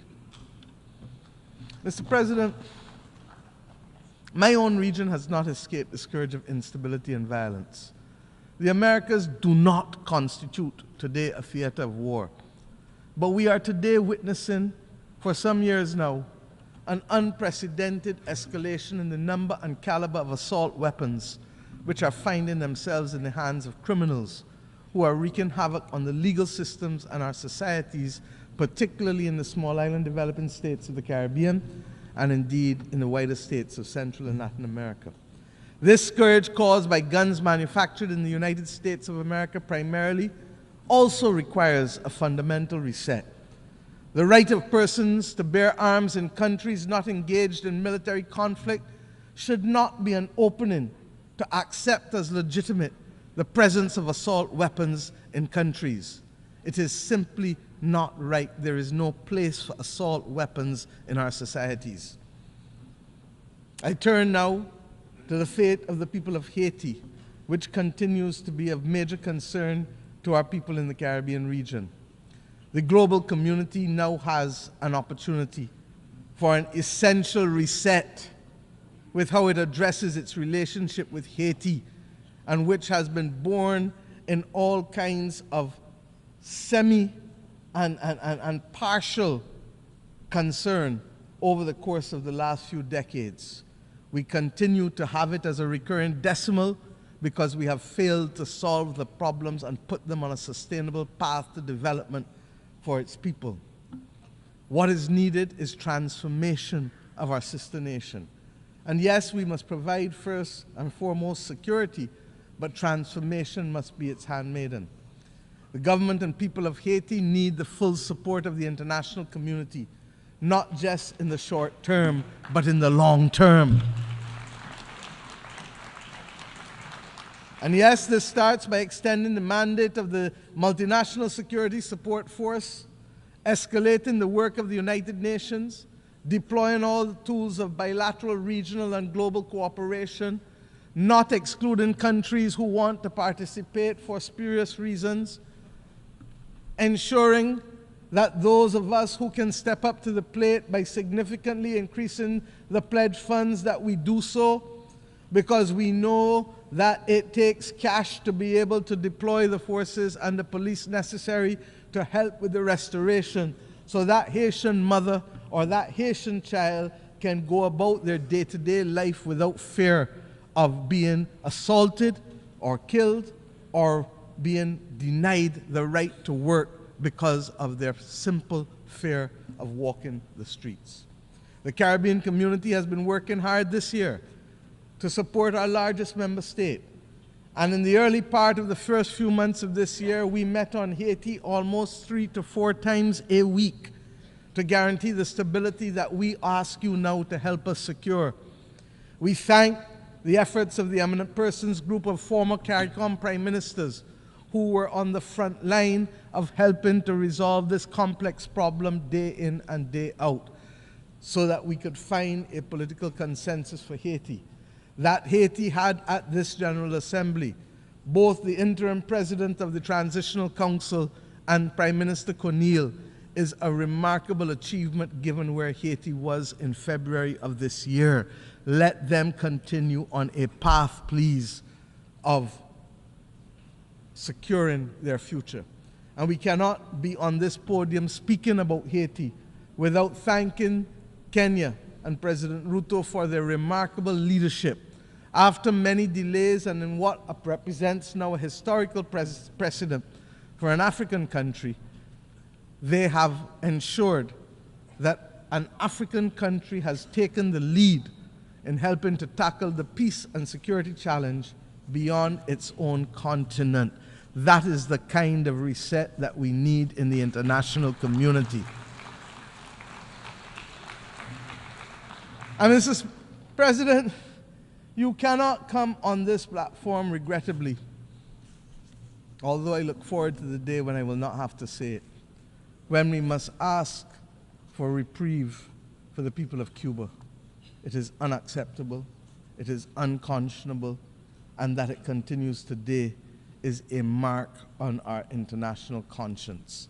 The Cuban people continue to face the most dire of economic circumstances, and that this is directly as a result of its exclusion and its designation as a state sponsor of terrorism.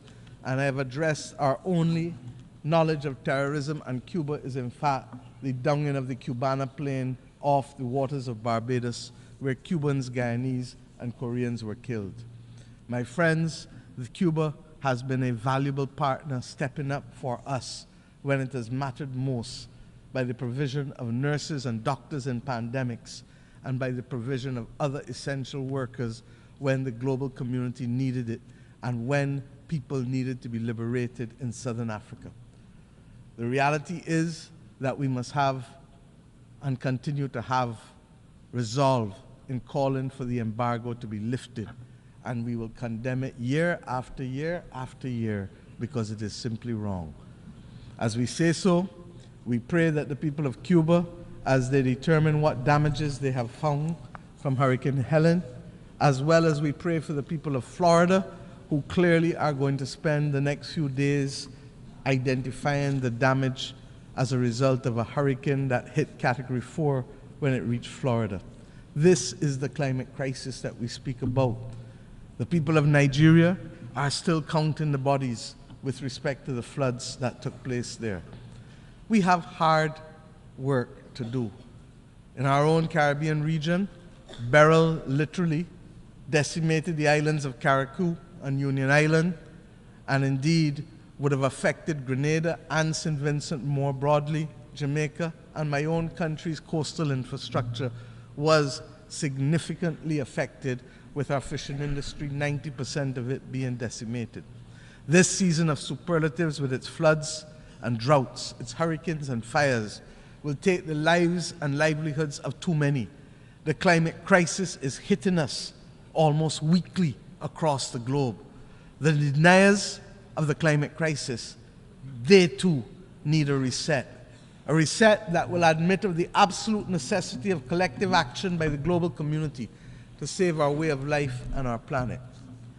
Mr. President, at the start of this week, the skies were much darker. I truly believe so. We are starting to see some glimmers of light. We leave New York this week noting that the clouds are lifting, conscious that the sun is peeping out in certain areas, not all, but in certain critical areas, giving us a sense of renewed hope that reset is in fact not only possible, but necessary in key areas: institutional reform, reform in our financial architecture, reform in how we view development, but above all else, reform in how we see each other and value each other. This hope springs from the Pact for the Future and the many declarations that we have made here, the terms in which my fellow leaders spoke from this platform for the most part, the urgent need to recognize reset, reset, reset, even if they didn't call it by that name. It is as if we all truly understand and accept the challenge of rising to solve the major difficulties that are faced by the people of the world, and to recognize that global moral strategic leadership requires of us the commitment to redress the wrongs and to take care of saving people and planet. But recognition of the need for the reset, while it is the first step in any issue, what is now also needed is eternal vigilance as our companion, so that as we take the steps to transform attitudes and institutions and rules, we will not succeed overnight. We will not succeed even in the next decade. But if we don't do the reset to change the legacy of centuries of exploitation and domination, we will not be fit for purpose to meet the needs of our people in the third decade of the 21st century. I can think, therefore, of no better way to conclude than with a song that I had cause to use almost 30 years ago from my own country. Song from Edwin Yearwood, when I first stood on this podium almost 30 years ago in 1995 as a young minister of youth.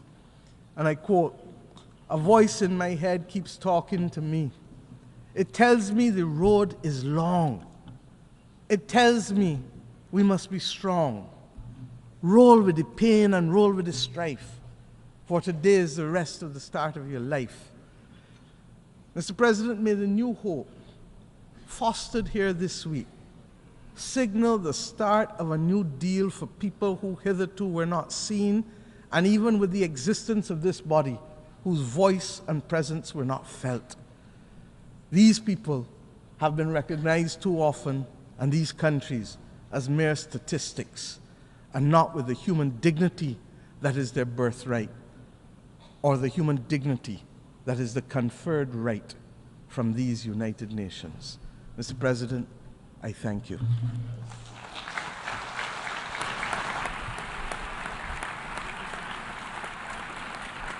On behalf of the Assembly, I wish to thank the Prime Minister, Minister for National Security and the Public Service, and Minister for Finance, Economic Affairs and Investment of Barbados.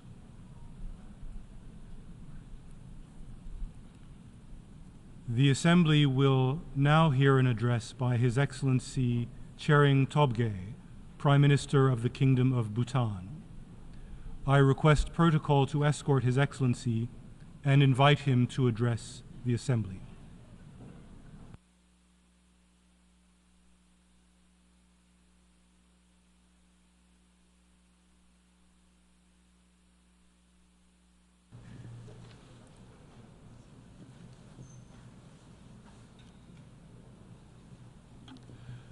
Mr. President, Mr. Secretary General, Excellencies, distinguished delegates, I bring to you warm greetings from His Majesty the Druk Gyalpo.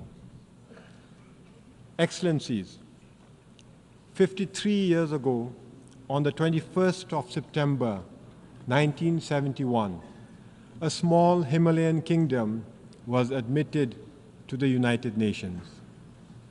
On that day, after centuries of self-imposed isolation, Bhutan became the 128th member of the United Nations. It was a defining moment for us. It was a defining moment for us when a small, poor, landlocked country nestled in the world's highest mountain joined the global community of nations. That same year, the United Nations created the least developed country category to provide targeted support to the world's poorest nations. Bhutan was among the first to be admitted in that list. Back then, our economy was primarily agrarian, operating largely on a barter system. Our per capita GDP income stood at just $215 US. Life expectancy was barely 40 years. Infant mortality was tragically high at 142 deaths for every 1,000 live births. And our literacy rate was woefully low. We had only, in fact, less than 300 students in the few scattered schools that had been established to provide modern education. Today, I stand before you with a story of transformation and progress. Our per capita GDP has risen to more than 3,500 US. Life expectancy has increased to 70 years. Infant mortality has plummeted to 15 deaths per 1,000 live births. And our literacy rate, it has climbed to 71%, with youth literacy skyrocketing to 99%. I am pleased to report to this august assembly that because of our all-round progress, last December, 52 years after joining the United Nations, Bhutan graduated from the LDC category. To achieve this achievement did not come easily. It was a journey marked by hard work, perseverance, and sacrifice. But we were not alone. We had the support of many friends who accompanied us on this important journey.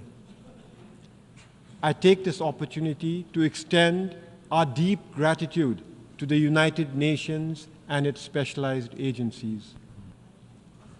I would also like to thank all our development partners, including Japan, the European Union, the World Bank, and the Asian Development Bank for their unwavering support. But most importantly, I would like to reserve our deepest thanks to India, our closest friend and neighbor. They have been with us from the very beginning of our development journey and have remained steadfast in their support and friendship.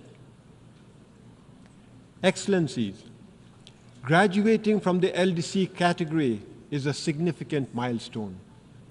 But what truly matters is that we did it in our own terms. Under the leadership of our enlightened monarchs, Bhutan has pursued a development path grounded in the philosophy of gross national happiness. This approach places the happiness and well-being of our people at the center of our development agenda. Thanks to gross national happiness, our economy, while it is still small, is sustainable and inclusive. Healthcare and education are free for all. Our unique culture not only survives, but thrives. More than 72% of our land is under forest cover, and we are recognized as a biodiversity hotspot and a carbon-negative country. Our democracy, a gift from our king, has been embraced by a reluctant population. Excellencies, having graduated from the LDC category, it is now our responsibility to ensure that we sustain our hard-earned progress and that under no circumstances should we ever backslide. As we chart a new course for the future, we are faced with new challenges, particularly those arising from our weak economy. Foremost among them is youth unemployment. To address these challenges, we must strengthen our economy. We must provide our youth with meaningful opportunities to grow and to prosper. We must embrace a new development paradigm. In this context, I am pleased to report that His Majesty the King has announced the establishment of the Gaelifu Mindfulness City. The Gaelifu Mindfulness City is a transformative vision for future urban spaces, a blueprint for living mindfully and sustainably. Spanning 2,600 square kilometers of pristine forests and fertile farmlands, it will enable human innovation and natural ecosystems to thrive together while fostering human well-being, environmental sustainability, and mindful living. We invite thought leaders, innovators, and investors to join us in building this groundbreaking city, contributing to a model of peace, harmony, and progress that others can follow. Excellencies, Bhutan's story is one of hope, but it is also a call to action. More than 50 years have passed, and only 7 nations have graduated from the LDC category, leaving 46 countries still in need. This is unacceptable. The international community must intensify its efforts to ensure that no nation is left behind, that all LDC countries achieve graduation. To accomplish this, we must address poverty, inequality, and vulnerability with a renewed sense of urgency. The Pact for the Future, which we adopted collectively at the Summit of the Future, provides us with a roadmap to transform the lives of the world's most vulnerable. However, transforming the future requires that we also transform institutions shaping it. The United Nations must evolve to meet the realities of today's world. The Security Council as it stands is a relic of the past. We need a council that reflects the current geopolitical, economic landscape, and social realities. Bhutan has long advocated for the reform of the Security Council to make it more representative and effective. For this, India, with its significant economic growth and population and leadership of the Global South, deserves a permanent seat at the Security Council. Similarly, Japan, a leading donor and peace builder, warrants permanent membership. Excellencies, in conclusion, let me reiterate our deep gratitude for the support we have received on Bhutan's journey to LDC graduation. Now we are committed to sustaining this progress, but we will need your continued support. In this regard, we invite your support and investment in initiatives like the Gaelifu Mindfulness City. However, as we celebrate Bhutan's progress, we must also intensify our efforts to support other LDCs, ensuring that they too can achieve graduation. In this regard, the role of the United Nations is more critical than ever, reinforcing the imperative for multilateralism in addressing the global challenges we face. As we look to the future, I have the honor to close by repeating a profound message from His Majesty, our beloved King. I first did so 7 years ago, and I repeat, no nation today can stand alone in achievement. Time is slowly telling us that there can be no lasting individual success without success as a community. And there cannot be lasting national progress and success if it does not fit into a future of global peace, harmony, and equality. The world must progress together or fail together. Thank you, and Tashidile.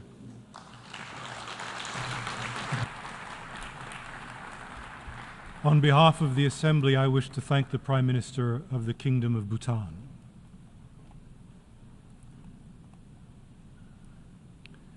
The Assembly will now hear an address by His Excellency Xavier Espot Zamora, Head of the Government of the Principality of Andorra. I request protocol to escort His Excellency and invite him to address the Assembly.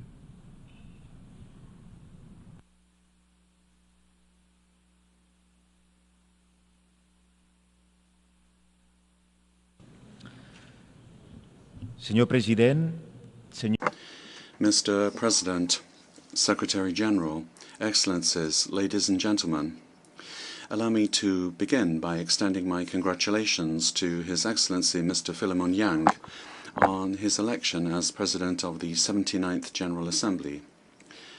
I would like to thank you, President, for having chosen unity in diversity, sustainable development and human dignity everywhere for everyone as the theme. Andorra could not be any more in agreement than we are with this goal, which we fully support, because my country is tangible, real proof that people are able to live together peacefully for more than 800 years. Indeed, thanks to our understanding and mutual respect shown by our inhabitants, our country has never had a war and we've never had an army. Andorra has always been an oasis of peace, tolerance and cohabitation, including during the most troubled times of the old continent. I'd also particularly like to thank the Secretary-General, Mr. Antonio Guterres, for his perseverance, for always preferring the path of conciliation, and for his message in favor of international law and against climate change. I would also like to stress the impetus that the Secretary-General has given to the Summit of the Future, which gave rise to the Pact for the Future that my country has signed. The goal of this is to strengthen the multilateral system, to adopt concrete measures to address new challenges and establish a roadmap to address existential risks to humanity, civilization, and most people on Earth. Classical authors, they are the basis of Western culture. They tell us, and I use the present tense because they never die, they say that all speech is vain and empty unless it be accompanied by action. What is important are the things that we do throughout our lives. All civilizations are born in specific circumstances, and very often they go down in history thanks to their conquests. But what is the conquest of this civilization? What is its vocation? And what is the heritage that it will leave behind? Or rather, what is the conquest, vocation and heritage that we want this civilization to leave to future generations? Ladies and gentlemen, today in the West we very often forget that democracy goes over and above simply putting your ballot in the box every 4 or 5 years. The very substance of the concept of democracy is the values involved: dignity, tolerance, equality, freedom, respect for people and nations. These values are human rights, the rights that this General Assembly has decided to protect 76 years ago by adopting the Universal Declaration of Human Rights. It would seem that the spirit in which this declaration was forged, a symbol of peace and dignity following 2 devastating world wars, is fading little by little. The forward march of extremist political positions is a reaction in the light of something that is viewed as a threat, an order that's viewed as a threat. The feeling that a recent past has been lost and it's better than the present, that has invaded current generations, and heightened by the idea that climate change will worsen living conditions and that globalization and migration flows will dilute and depersonalize our societies, and that children and young people today will live less well than their parents did. We find ourselves at a key moment in history where the debate cannot be hidden behind rhetorical language to avoid this situation.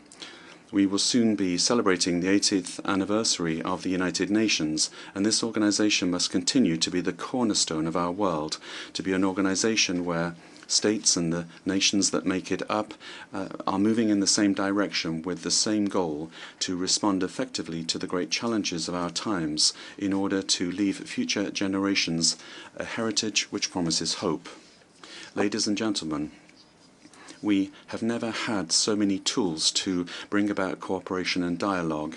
In the light of a very complex reality, but convinced as we are of the equality between nations, we must ensure the implementation of the Charter of the United Nations, strengthened by the pillars of the defense of human rights as well as the defense of international humanitarian law. Those are the things, and those alone, that must govern relations between states. The serious situations in Ukraine, Gaza, Lebanon and Sudan, and other regions where we see conflicts that have become permanent, particularly in the region of the Sahel, we cannot remain indifferent to these. We must urgently become mobilized to achieve the most noble goal of politics, peace.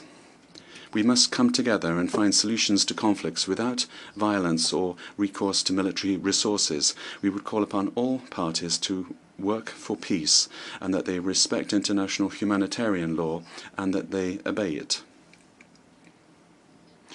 Because nothing can justify the attacks suffered by civilian populations, nothing can justify the attacks against hospitals and schools, and nothing can justify using hunger as a strategy of war.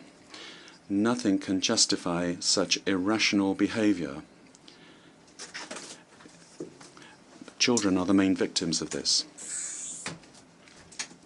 Children and young people take pride of place in on the international agenda of Andorra, because we firmly believe that they are the present and the future of humanity, which means that all actions to benefit them become strategic actions for the development of a country, of any country. This is why, since its creation, we have supported the Office of the Special Representative of the Secretary-General for Children and Armed Conflict, and more recently the study on the impact of climate change on children and armed conflict. When I asked you at the beginning of my statement what conquest, what vocation and what heritage did we want to leave behind, there can be no doubt a world in peace for our children and our young people, a world that provides opportunities to each and every one of them. This is the great responsibility which we bear, to ensure that future generations do not have a life worse than ours, but rather that they are fully able to participate in progress, as we have agreed in recent days in the Summit of the Future. Excellencies, Andorra joined the United Nations in 1993. The international context at the time was full of hope, the reunification of Europe after the Cold War. We decided to become a member of the United Nations with the conviction that we wanted to be a society open to the world, which shares with the international community its opportunities and its challenges. We believe that the problems of the world are also our problems, and it is for that reason that we wanted and want to participate in solving them. 3 decades have gone by since then, and although we see the Cold War re-emerging, and whilst in the Middle East we see increasing tensions, and whilst extremism is advancing and is of concern, Andorra fully believes in its international commitments and multilateralism. We believe that these are the best and the only instruments to resolve the current crisis. But Andorra also attaches particular importance to regional cooperation. particularly that deployed by the European Union, with which Andorra is negotiating an association agreement, which will mean that we will be able progressively and in a structured way to enter the European single market, to diversify our economy and participate in building a geographic, economic and political reality, that of the European Union, with a privileged status of associated state. Whether it be obligations that we undertake when joining an international organization or by signing an international treaty, Andorra acts to fully respect its commitments. And as small as my country might appear to major states, that in no way takes away from our ambitious objectives.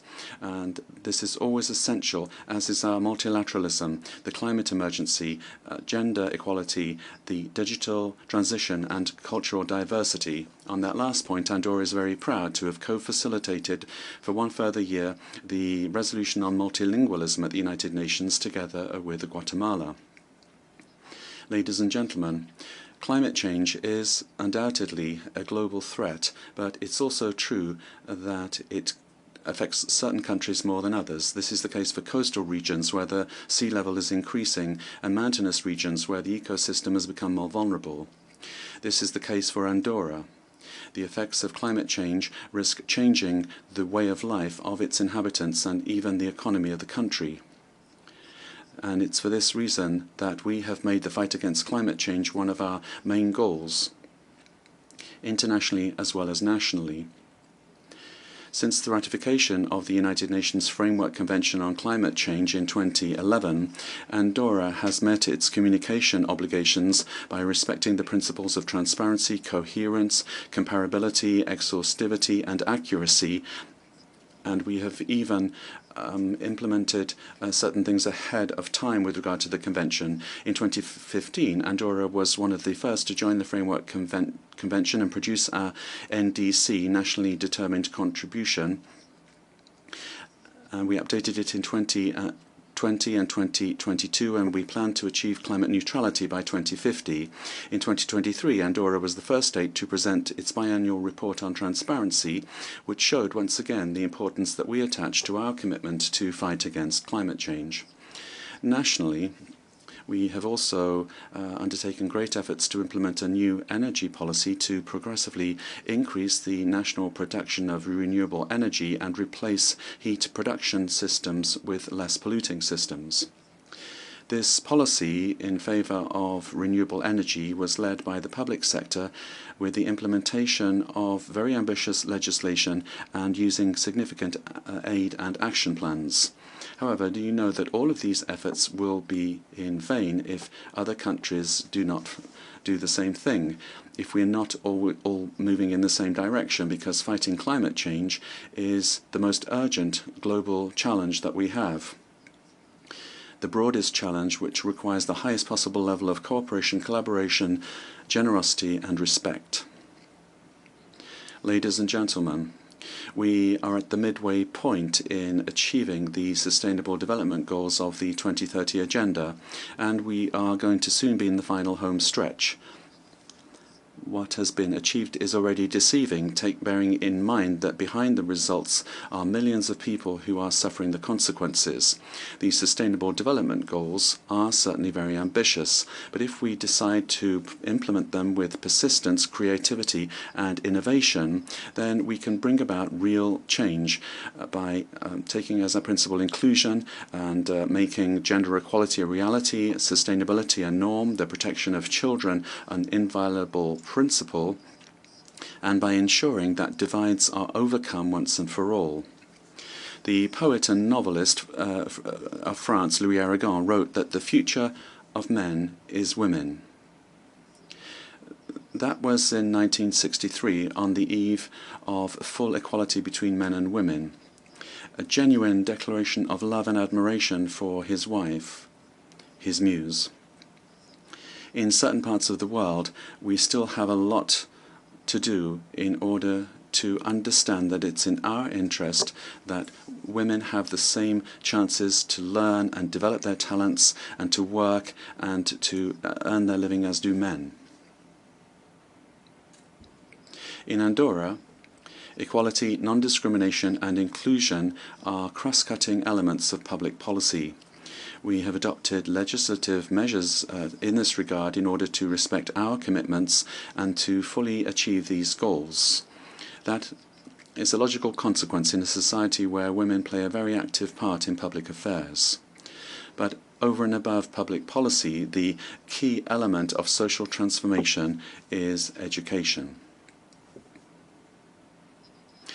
Equal education does not just mean teaching girls and boys to mutually respect each other.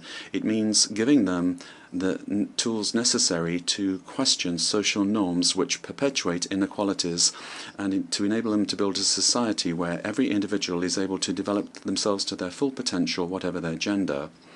Currently, parity is respected in our institutions in decision-making positions, and for the first time we've had the honor to have an Andorran expert on the United Nations Committee for the Elimination of All Forms of Discrimination against Women. But bringing about gender equality requires determination and perseverance on the part of each and every one of us. As representatives of our respective countries, we have the moral and political obligation to promote this transformation. We must become committed to ensure that gender equality is not just a long-term aspiration, but a concrete reality in our societies. That is the only solution that will guarantee a better future for future generations. Excellencies, access to information is in the process of redefining the paradigms of growth and economic and social development. As public services and the private sector are being converted to the digital world, the divide that separates those that have access to this world and those don't is becoming ever more pernicious. The Global Digital Compact that we adopted during the Summit for the Future includes actions in favor of digital literary actions in order to guarantee an inclusive, open, safe and protected digital future. In this area, multilateralism has a crucial role to play to create opportunities, and at the same time it must guarantee accessibility and security in this new virtual space of globalization. For small states such as Andorra, these technologies have the potential to provide resources with exponential added value. Aware as we are of the situation and our manifest need to diversify our economy, Andorra has made huge strides in this area. Currently, 6% of Andorran homes have an internet connection. The country has implemented a national strategy for digital transition, which is particularly focused on digital rights of citizens and respect for Sustainable Development Goals 9, 16 and 17, with the creation of an ethical and legal framework that preserves digital rights, protecting private life and data security, and ensuring free access to digital information, because we want all citizens to be able to access the digital world and thus avoid situations of inequality. Ladies and gentlemen, the Principality of Andorra has made a commitment to this organization of peoples and for peoples 30 years ago, in the hope that a better world would be possible, because our country, a small size, can also make exemplary choices. We presented ourselves to the world as an ancestral land which finally has found its place in the community of nations, a country that is open to the world, with a constructive spirit and a peaceful disposition open to dialogue, in favor of comprehension and harmony between peoples. These are the values that continue to guide us nationally and internationally. It is important that all peoples promote a new culture of peace based on an end to war and on a commitment to bring about peace agreements to resolve conflicts. Development must reach all four corners of the planet, where fundamental rights must be respected, and it is essential that this new digital universe be based on knowledge. I began my intervention by quoting the classical authors. If I may, I'd like to end in the same way. There's a work that is at the heart of Greek literature that has left its mark on Western culture and which is very difficult to forget. It refers to conquest and destruction, hatred, compassion, love and death. Homer's Iliad is in a certain way a mirror of the human condition. Even though this work shows that life is not always fair and that it is subject to the will of the gods, it also shows us that human relations can, if we want them to be, profoundly humane. And I think that we must take ownership of this message. It is important to believe in humanity and to work to build, all of us together, peace in the world, as well as a world of solidarity that is more just and more inclusive. I thank you. On behalf of the Assembly, I wish to thank the head of government of the Principality of Andorra. The Assembly will now hear an address by His Excellency Muhammad Yunus, Chief Advisor of the Interim Government of the People's Republic of Bangladesh. I request protocol to escort His Excellency and invite him to address the Assembly.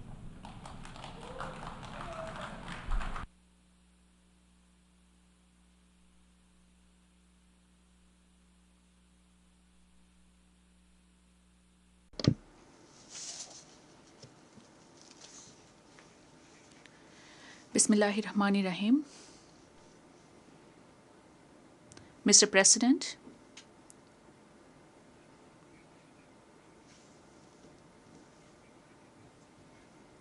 let me congratulate you on your election as the President of the United Nations General Assembly.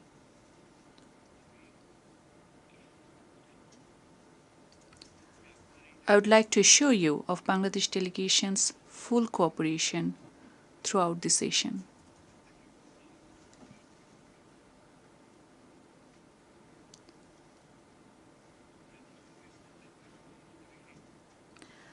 I would also place on record our deep appreciation to the Secretary General Antonio Guterres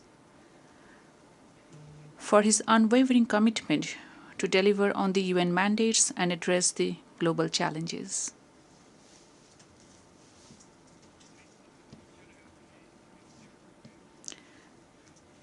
I particularly applaud his vision in convening the Summit of the Future.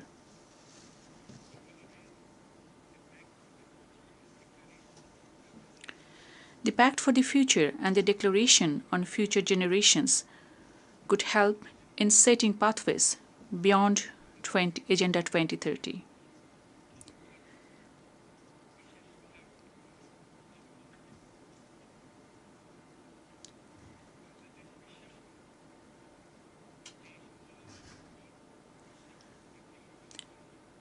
Bangladesh believes that the summit's outcome will serve as a guiding framework in materializing our shared aspirations and rethinking collaboration for posterity.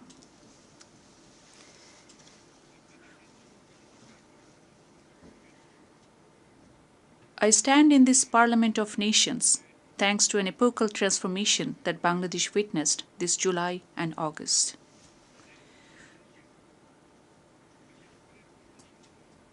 The power of the ordinary people, in particular our youth, presented to our nation an opportunity to overhaul many of our systems and institutions.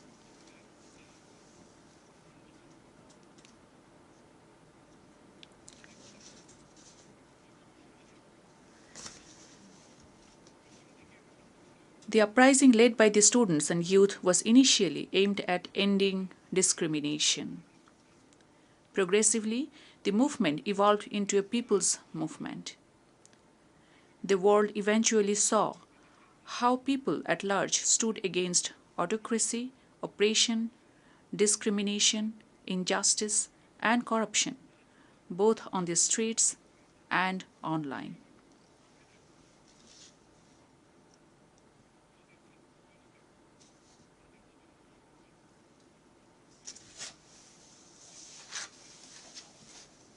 Our people, particularly youth, gained us independence from an autocratic and undemocratic regime with an exceptional resolve and capability.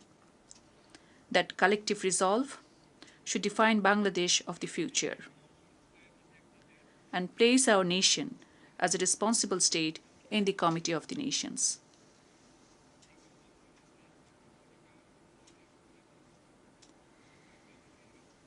This was indeed a movement that primarily brought together people who were long left in politics and development, who asked prosperity to be shared, to be inclusive. The people aspired for a just, inclusive, and functioning democracy for which our new generations made supreme sacrifice.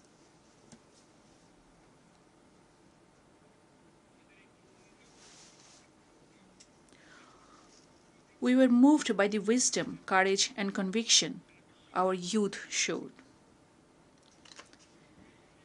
Even braving bullets bare chest.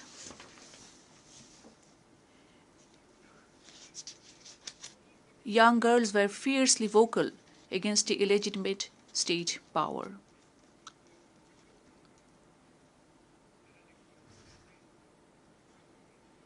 School-going teenagers laid down their lives.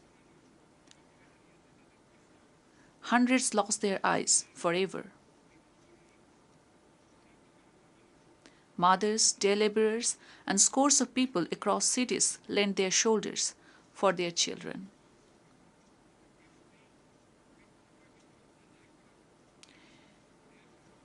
Defying sweat, rain, and fear of death, they defeated all the evil designs and machinations of few who manipulated the state machinery against truth and just aspirations of people for years. The People's Movement left an estimated over 800 martyrs in the hands of the autocratic regime. Bangladesh was born because of her people's profound belief in liberalism, pluralism, and secularism. Decades later, our Generation Z is making us revisit and reimagine the very values that our people stood for back in 1971, as our people also did in 1952 to defend our mother language, Bangla.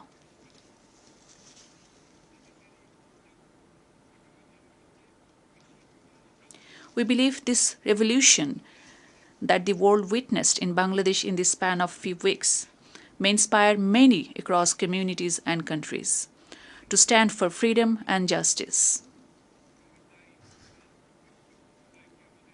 I would call upon the international community to engage with New Bangladesh anew that aims to realize freedom and democracy beyond letters for everyone.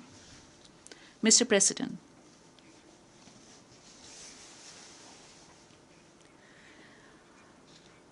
our youth and people together entrusted me and my colleagues in the Council with enormous responsibilities to reconstruct a decaying state apparatus.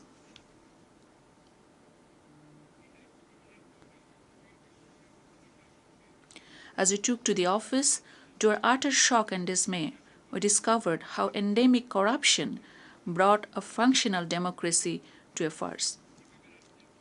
How key institutions were ruthlessly politicized. How public coffers were reduced to rubble. How oligarchs took over business.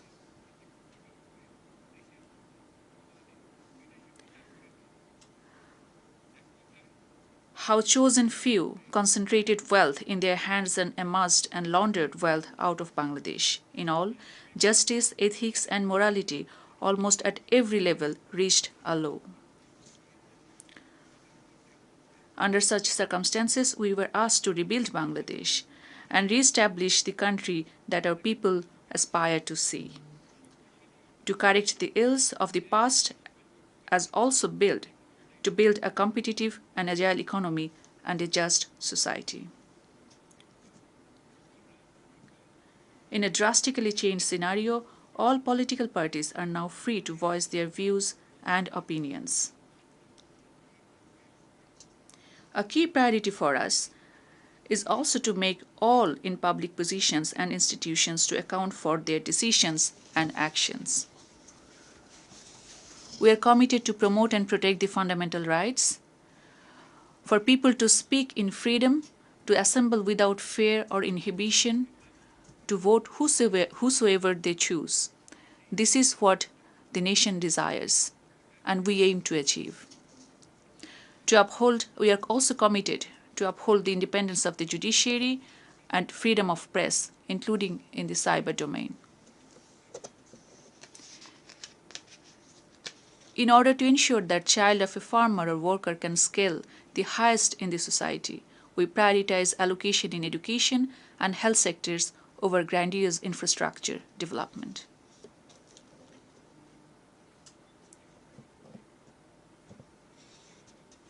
We also aim at ensuring good governance across all sectors. I wish to assure that our government shall adhere to all international, regional and bilateral instruments that Bangladesh is party to.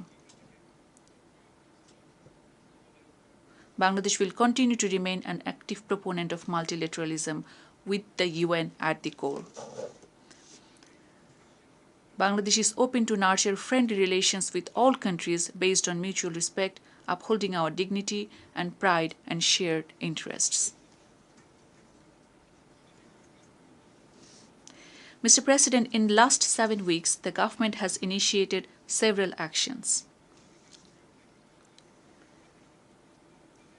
At our request, the UN High Commissioner for Human Rights has dispatched a fact-finding mission to investigate into the gross human rights violations during the People's Movement and to suggest for sustainable course correction. That mission has already started work on the ground in Bangladesh. I wish to register my deep appreciation to the High Commissioner, Volker Turk.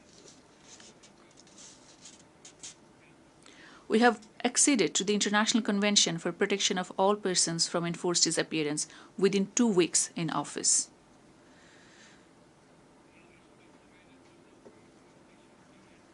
The required national legislation is underway so that we can effectuate its early implementation.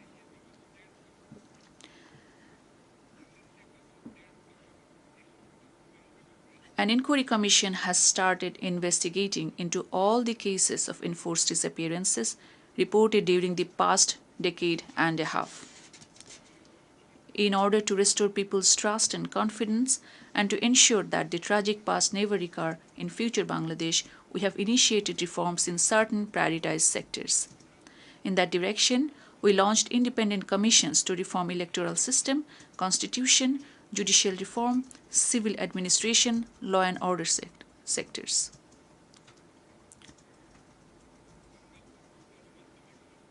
A few more commissions are on the cards to reform other sectors, including press and media. In order to create a conducive environment for business, we have rolled out extensive reforms in banking and financial sectors.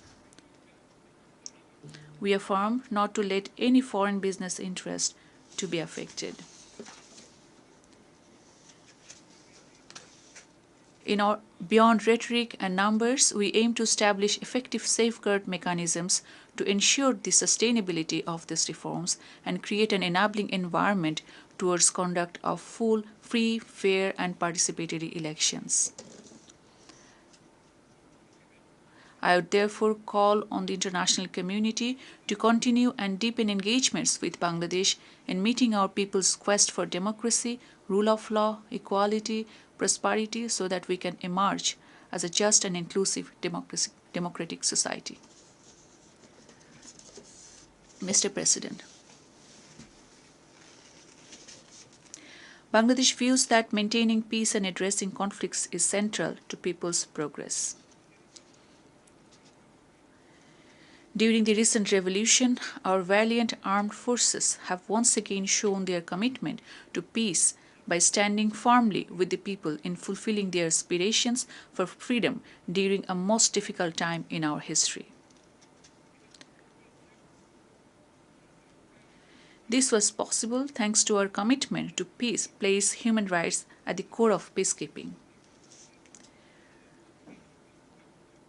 Bangladesh remains equally committed to peace building from the inception of the UN Peacebuilding Commission.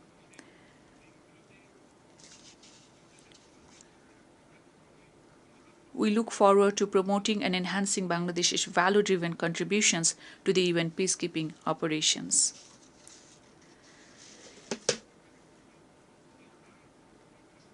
As the third largest troop contributing country, our peacekeepers had served across 63 missions in 43 countries to date.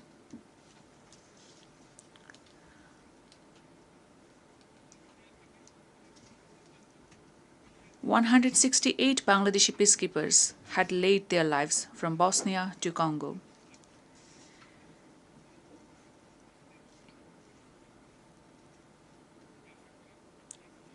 We do hope that Bangladesh Defense Forces would continue to be called upon in the future UN peace operations, regardless of the challenges or circumstances.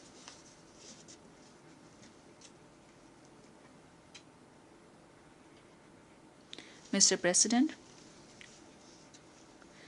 in our shared habitat, this world, many of the global priorities need to be set right. Climate change poses existential threat to all of us. The record-breaking heat wave this summer starkly reminded the world of the climate-induced challenges. What we need is climate justice, so that the irresponsible choices or indifferent actions or harms caused are accounted for.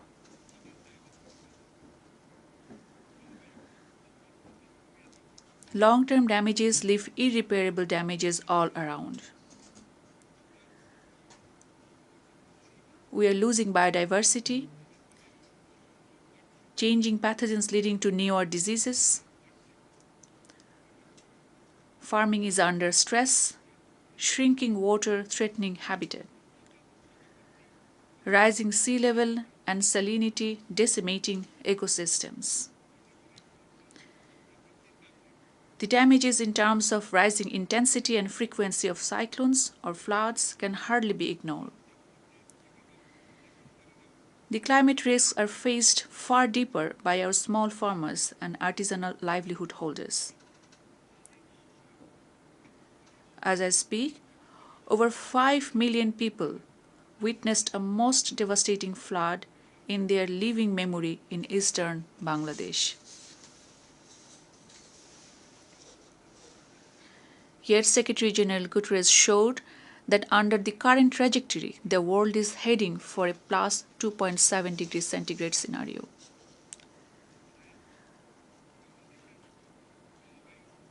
I would hence urge for channeling robust resources for climate adaptation in the climate vulnerable countries like Bangladesh.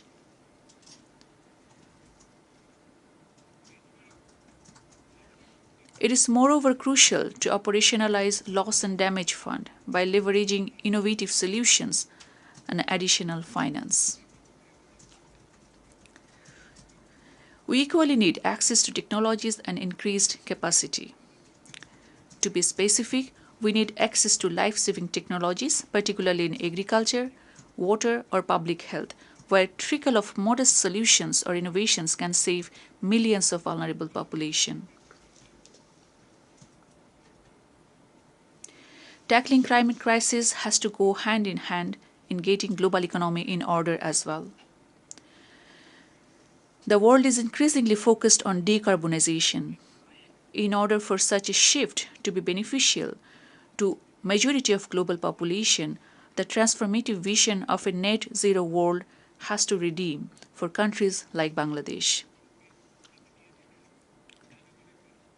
Else, we risk falling short on our pledge to shared prosperity through shared responsibility.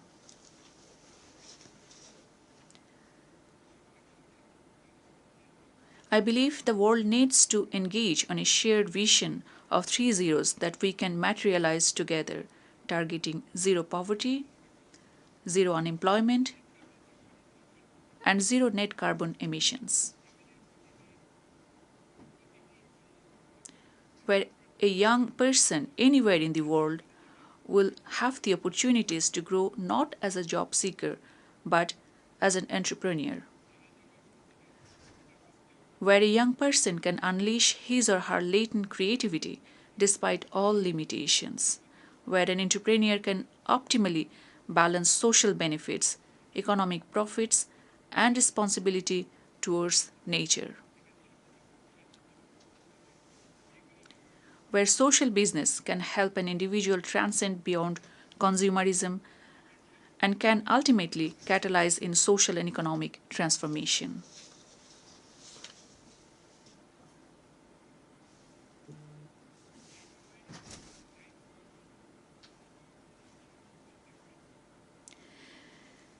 Time demands new attitudes, new values, new compacts across communities and countries, across developed and developing countries alike, across all actors and stakeholders.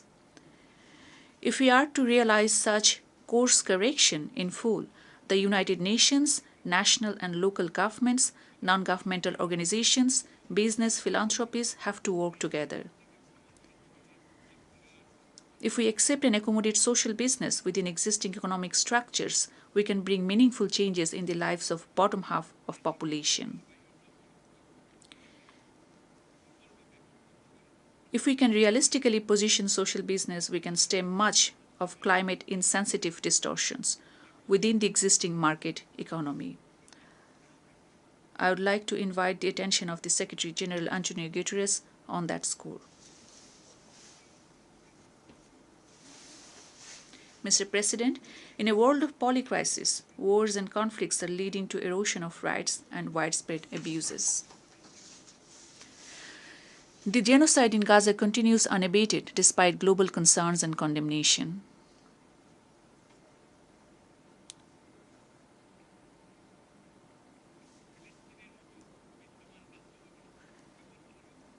The situation in Palestine just does not concern the Arabs or the Muslims at large, rather the entire humanity.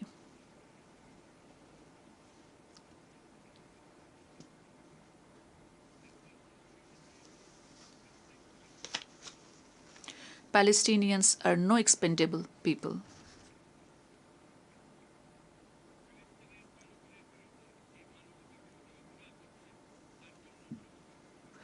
All those responsible for the crimes against humanity against the Palestinian people must be held accountable.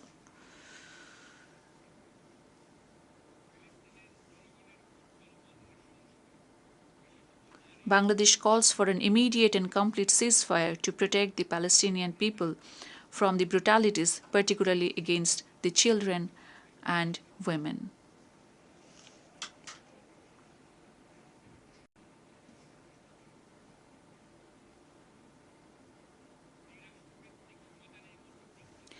International community, including the UN, needs to act in earnest to implement the two-state solution that remains the only path to bring lasting peace in the Middle East.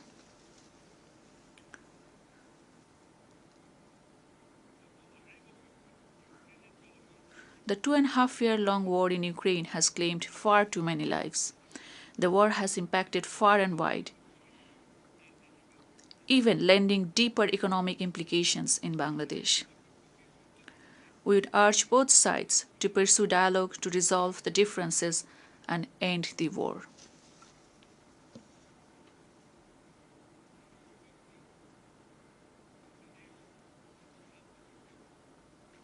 Mr. President, 7 years on, Bangladesh has been hosting 1.2 million Rohingyas on humanitarian ground, incurring significant social, economic, environmental costs.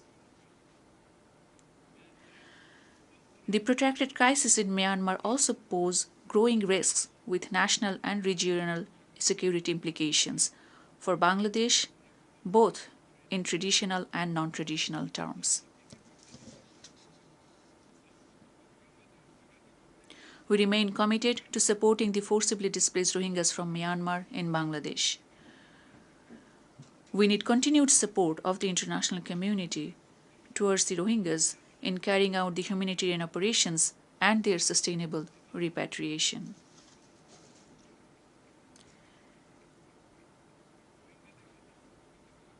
Equally important is to ensure justice for the grave human rights violations committed against the Rohingyas, through the ongoing accountability processes in the ICJ and the ICC.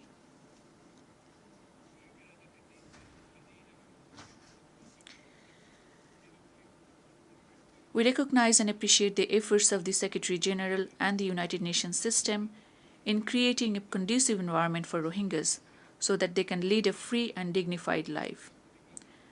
That requires creating pathways for the Rohingyas to return to their ancestral home in Rakhine State with safety and rights.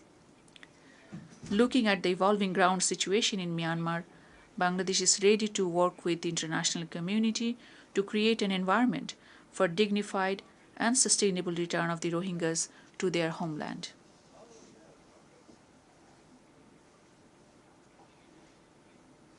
Mr. President, ensuring peace and security cannot succeed without political freedom and socio-economic emancipation of the people. Around a decade back, the world unanimously adopted the Agenda 2030. We reposed our collective hope and trust in the universal set of goals. Yet, overall, 17% of the SDG targets are on track to be achieved by 2030. Clearly, many developing countries risk to be left behind.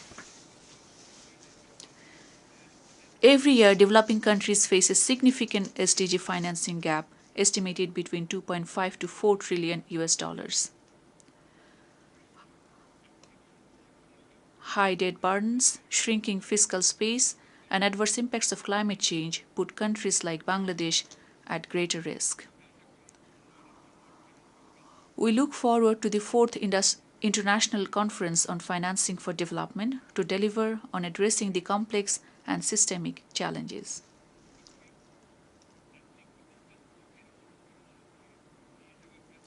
The multilateral financing institutions have to be driven by a vision where wealth and opportunities can be accessed by all, that they rightfully place social business within respective programs,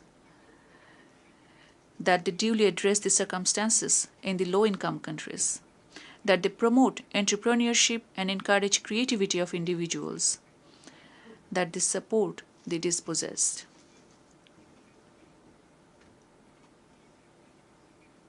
In this regard, prevention of illicit financial flows and siphoning of resources from the developing countries merit greater attention.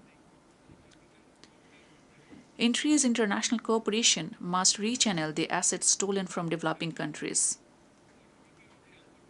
We look forward to early conclusion of an international tax convention that can combat tax evasion.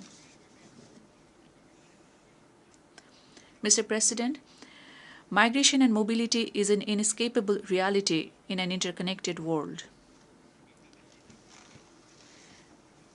As a country of origin of migrants, over 11 million of our people live and work worldwide.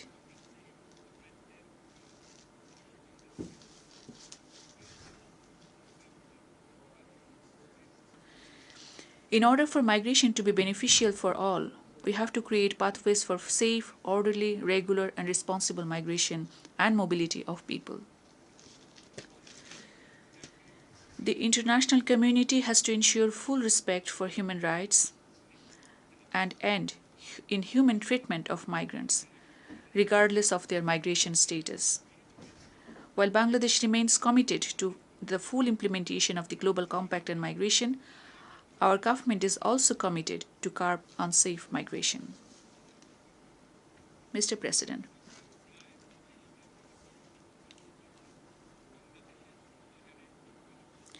every year nearly 2.5 million Bangladeshis enter our labor market.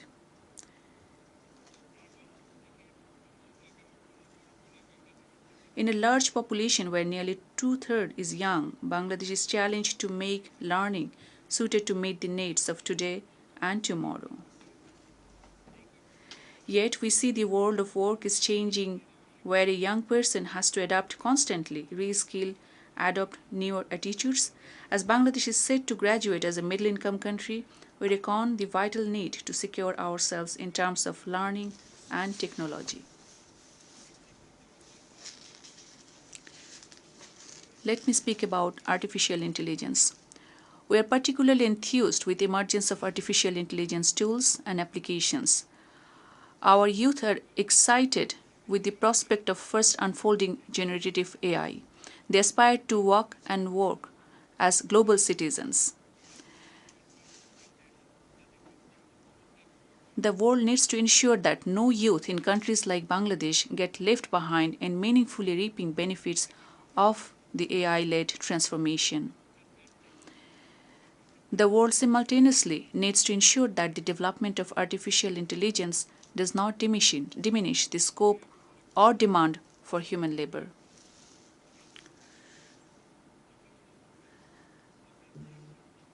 As the scientific community and world of technology keeps moving on developing autonomous intelligence, artificial intelligence that propagates on its own without any human intervention, we all need to be cautious of possible impact on every human person or our societies today and beyond.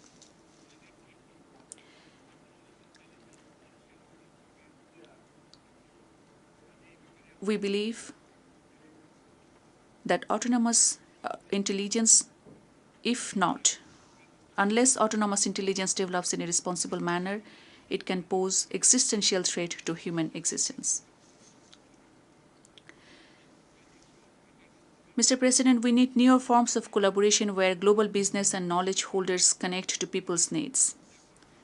International cooperation should create space for developing countries in ways that can bring transformative applications or solutions for jobs, endemic socioeconomic challenges, or livelihoods.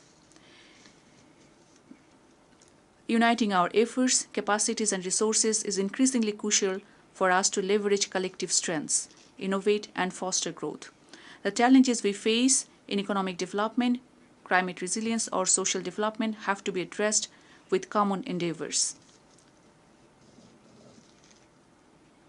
In that context, South-South and triangular cooperation can help us given our unique social and economic circumstances.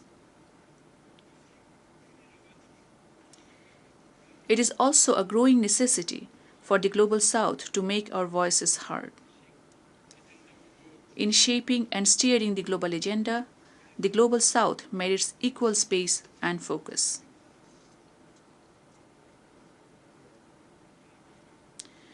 Mr. President,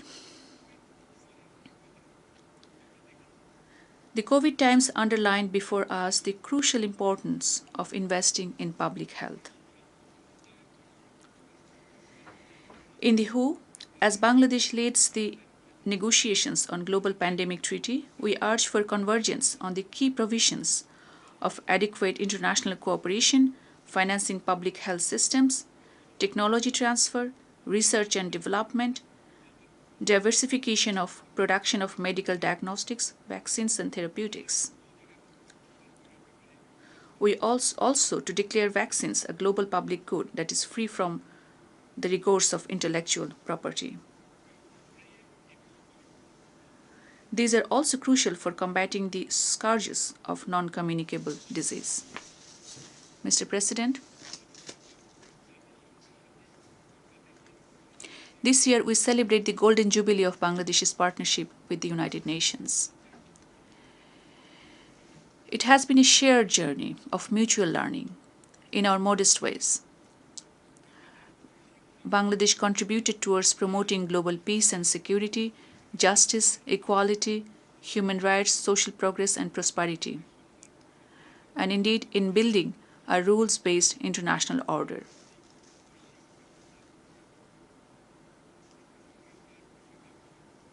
For instance, I recall the microcredit resolution and the Friends of Microcredit that was formed in the UN General Assembly back in 1999 with exceeding spontaneity. The United Nations declared 2005 as the year of microcredit. That resulted in global reach of microcredit. The Annual General Assembly resolution on culture of peace since 2001, or the Resolution 1325 in the Security Council on Women, Peace and Security, may be worth recalling as well.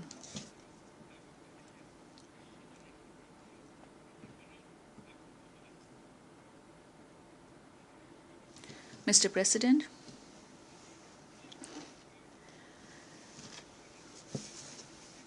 as the Great Hall reverberates with crying call for peace, security, justice, inclusivity, and equitable distribution of wealth, as states, we need to reflect on how we embolden men and women today, create space for them to grow as entrepreneurs of tomorrow.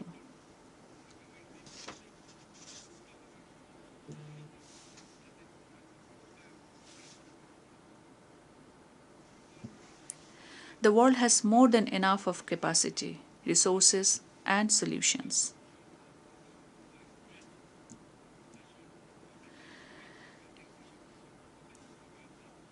Let us redeem all the pledges we made nationally and internationally.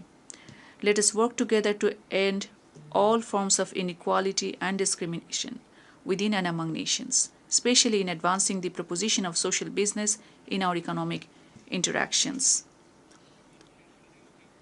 The youth in Bangladesh have showed that upholding freedom, dignity, and rights of people, regardless of distinction and status, cannot just remain aspirational. It is just what everybody deserves. In this Assembly of Nations, Bangladesh should assure that we would and continue to deliver our bit at international, regional, and national levels in securing peace, prosperity, justice for everyone. I thank you for your attention. Thank you.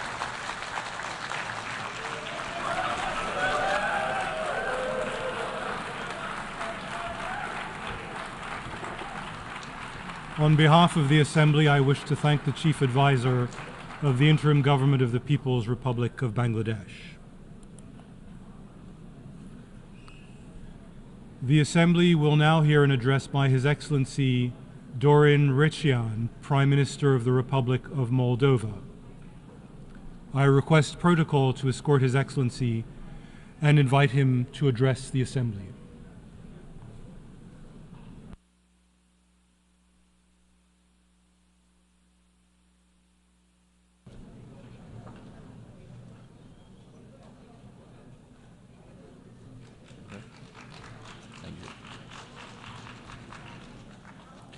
Mr. President, Mr. Secretary General, Excellencies, it is an honor to represent my country, Republic of Moldova, at this unique forum where small and large nations alike address core issues on the global agenda. Climate change, poverty, and the global cost of living crisis are our generational challenges. So is peace and security. For some time now, it seemed we were living in a rules-based international system which strongly discouraged geopolitical conquest, spheres of influence, and disregard for the aspirations of smaller nations. The world proved to be a much safer place when smaller nations have a say and the choices their people make are respected. Peace and security, prosperity, and free choice is the core agenda for Moldova today.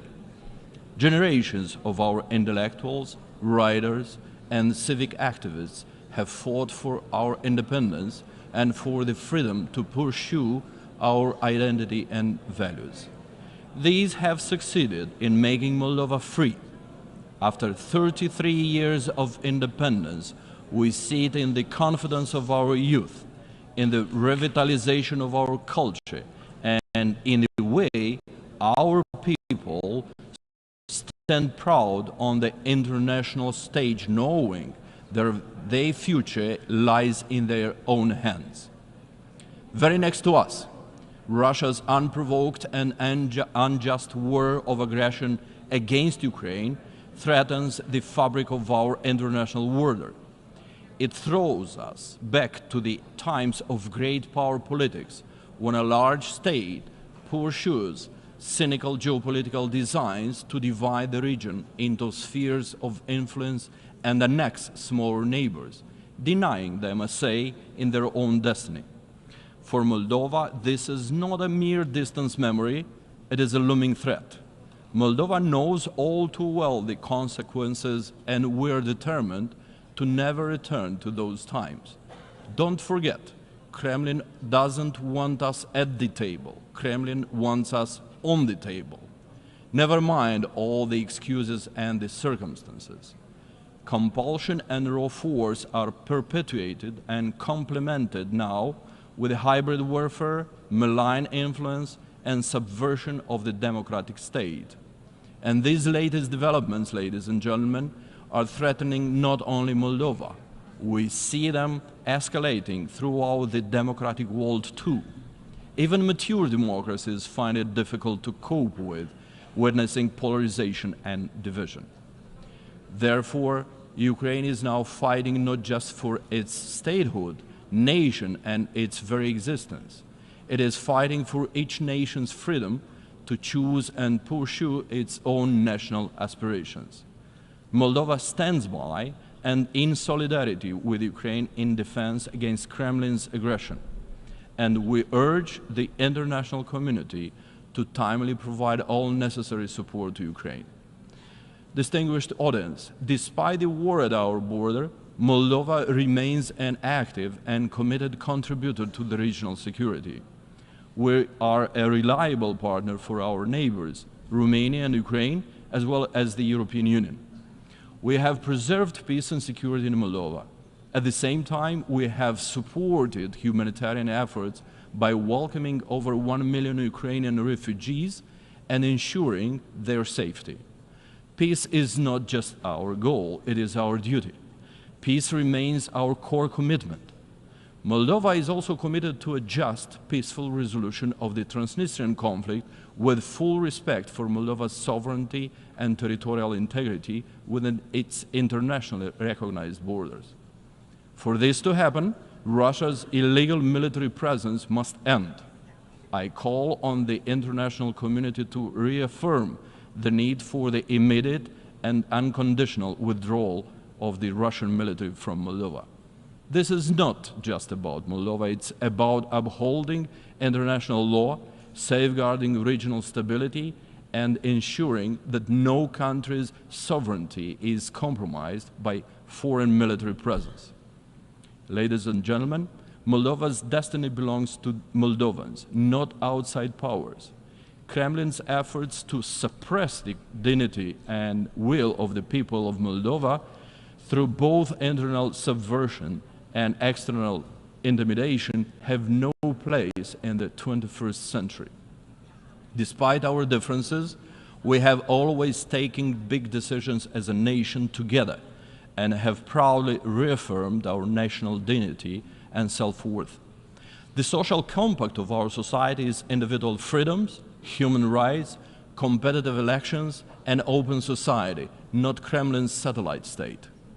Today, our people are closer than ever to fulfilling these aspirations. We're full of hope and determination. Hope for a democratic, prosperous future in the European family of nations, to which we rightfully belong. And this hope is firmly rooted in Moldova's collective achievements over the past years, determined to work hard and tirelessly to become a proud member of the EU's peaceful and prosperous family. Moldova stands today stronger and more united.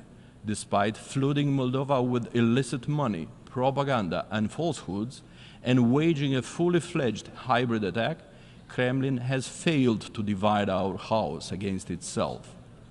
Moldova is no longer a gray zone, a profitable money laundering enterprise for unscrupulous oligarchs and foreign powers who plundered the state and the people and manipulated institutions for their benefit. International sanctions against these perpetrators have helped, and we're working to return their stolen money. Our commitment to reform is unwavering, and we have made progress in cleaning up its justice system and law enforcement.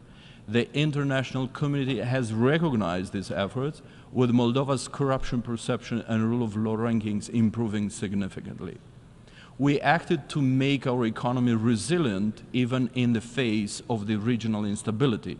Despite proximity to the war zone, Moldova's business environment is improving, though slowly.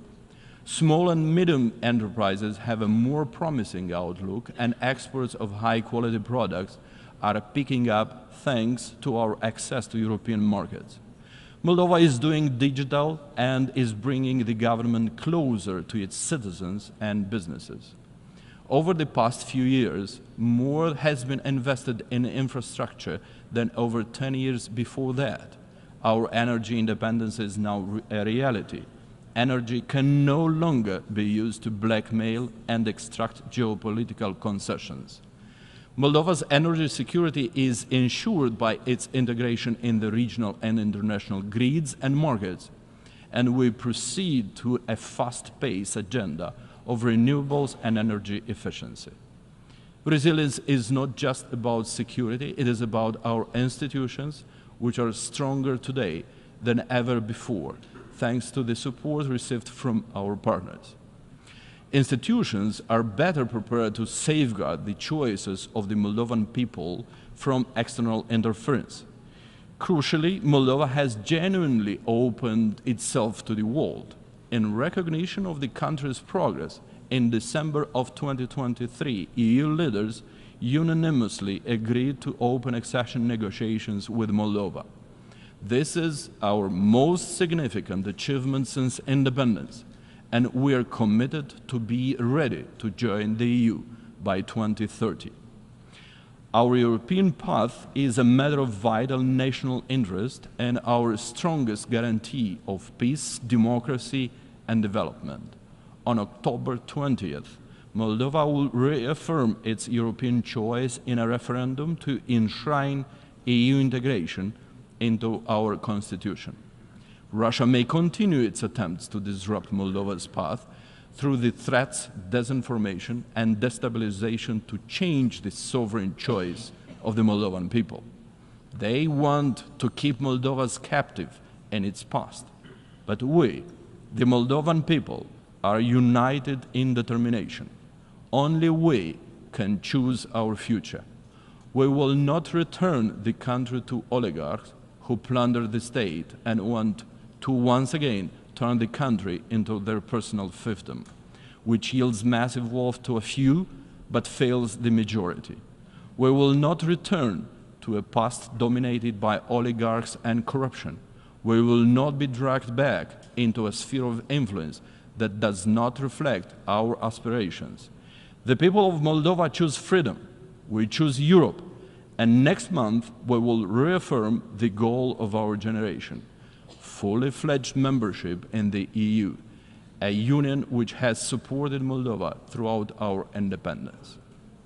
I will touch on climate change issues now.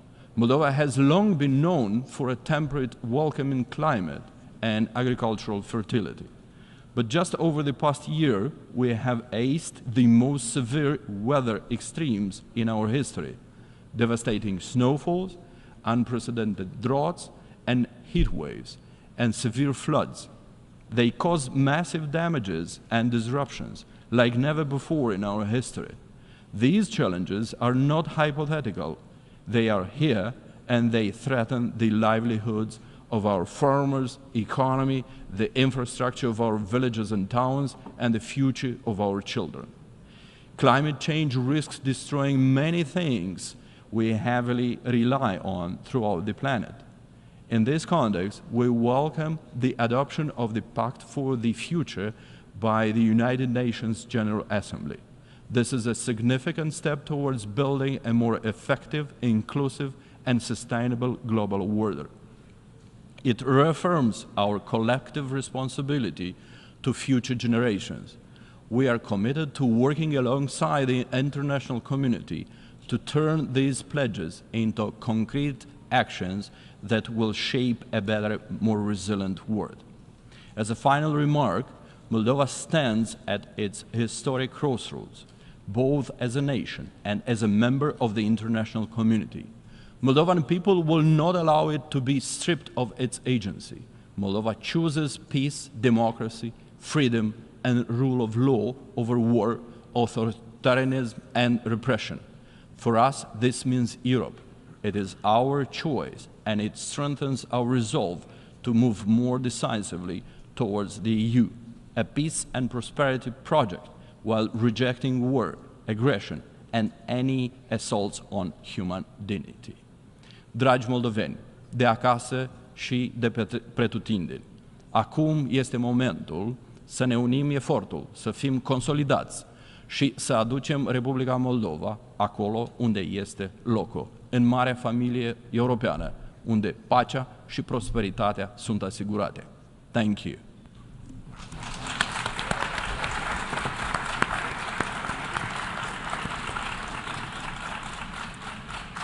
On behalf of the Assembly, I wish to thank the Prime Minister of the Republic of Moldova. The Assembly will hear an address by His Excellency Charlotte Salwai Tabimasmas, Prime Minister of the Republic of Vanuatu. I request protocol to escort His Excellency and invite him to address the Assembly.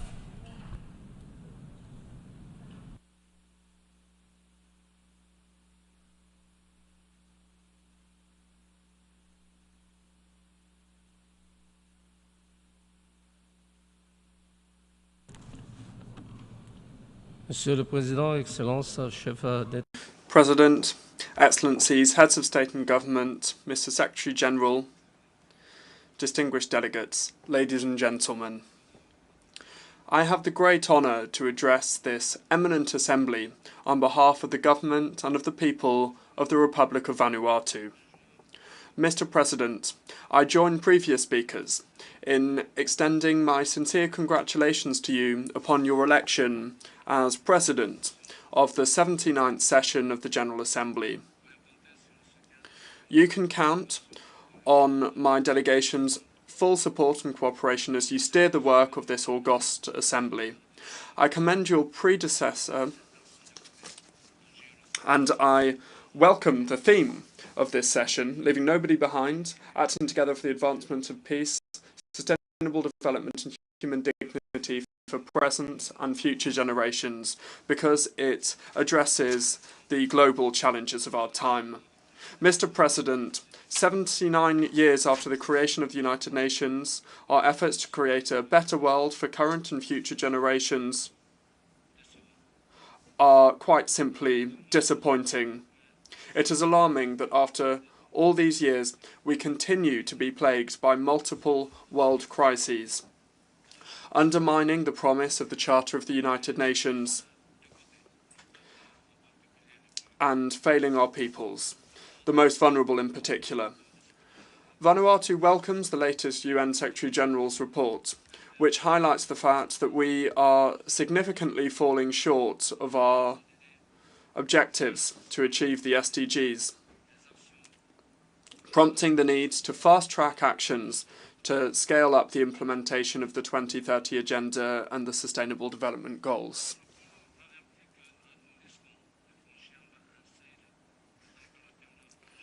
We risk crossing a dangerous temperature threshold over the next 10 years, and that's why Vanuatu requested an advisory opinion from the International Court of Justice to give some clarity on the legal obligations of states when it comes to climate change. This is an initiative that was subject to unprecedented global attention. The opinion received by the court as part of this procedure is in our consensus-based resolution of last year, providing legal clarity on the obligations and responsibility of states when it comes to the climate. This doesn't seek to blame or stigmatize any particular country, but rather it seeks to shed light on existing international rules and regulations and the obligations of all states when it comes to creating a solid basis for concrete climate action and for climate justice based on shared responsibility and accountability. I launch an appeal to all of the members of the United Nations, especially other climate vulnerable nations, to participate in these historic hearings, which begin on the 2nd of December 2024. Your voices are crucial in ensuring that the court fully grasps the implications of climate change for the most affected, and will unite us in our shared commitment to justice and human rights as part of a more sustainable future. Mr. President, Vanuatu's economy fared well when we maintained our status as a least developing country. When we graduated, our structural challenges and vulnerabilities remained, while increasing costs continue to soar. We reiterate the need for our development partners to support us in phasing out our LDC-specific support in a gradual and predictable manner. Small island economies also continue to face multiple crises amid tightening financial conditions and rising borrowing costs. This has increased our debt distress risk and undermined our ability to invest in our recoveries. Vanuatu welcomes the outcome of the Summit of the Future, calling for global, concerted efforts to reform the global economic and financial architecture to make it fit for the challenges of this century. We call for sweeping reforms of the Bretton Woods institutions to restructure the international monetary and financial system in order to better reflect the evolving global realities and challenges, including the establishment of an international sovereign debt workout mechanism to solve current debt crises in developing countries, particularly in the most vulnerable. Vanuatu and other small island economies are struggling with the onslaught of climate-induced disasters. And while we continue to try to build resilience and adapt to climate change, we are moving backwards too often. Vanuatu loses over half of its GDP every time a severe cyclone strikes. We have had 5 severe cyclones in the past 3 years. The latest Adaptation Fund report estimates that a current adaptation finance gap of between $194 and $366 billion a year. As a country in the front line of frequent and intensifying climate disasters, Vanuatu calls for a new finance goal that will accelerate the transition away from fossil fuels, build resilience, and realistically address loss and damage. In light of these initiatives to mitigate and adapt to climate change, Vanuatu also believes it is of crucial importance to prevent the severest harms to our planet's vital and climate-regulating ecosystems before they occur. It is for this reason that we have taken the formal step of proposing an independent crime of ecocide to the International Criminal Court. We thank delegations for their existing support, in particular Fiji and Samoa, for their co-sponsorship of the proposal, and we recognise that there is broad and growing support for this initiative around the world. Mr. President, Vanuatu and many Pacific Island states have faced multiple correspondent banking withdrawals restricting financial inflows, including delay in the transfer of international development funds and humanitarian and disaster relief funds, as well as discouraging private sector investment. This is despite genuine efforts to improve and enforce national money laundering and finance for terrorism regulations. Safeguarding uninterrupted access to international financial services is essential for fast cross-border payments, including remittances and export revenues. We welcome the efforts made by the World Bank to help Pacific Island countries address this issue, among others, earlier this month. Mr. President, in 2019, Vanuatu presented its first Voluntary National Review, VNR, highlighting a very positive message of progress despite extreme vulnerability to climate-related disasters. The presentation of the second Voluntary National Review this year at the High-Level Political Forum highlighted significant challenges in our pursuit to achieve sustainable development. We continue to endure increasingly frequent and severe tropical cyclones, which were compounded by the impacts of the COVID-19 pandemic, and there is no clear trajectory or end in sight. Ever looming is the prospect of future disasters.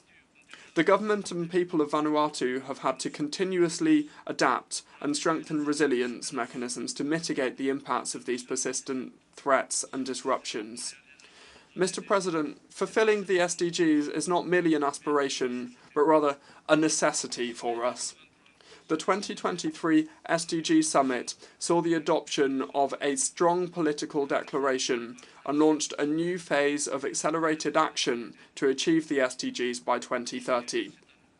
In July this year, the convening of the high-level political forum, Let Again, serves as a platform to follow up and review the 2030 Agenda for Sustainable Development with an aim to galvanise real transformational change to achieve the Sustainable Development Goals.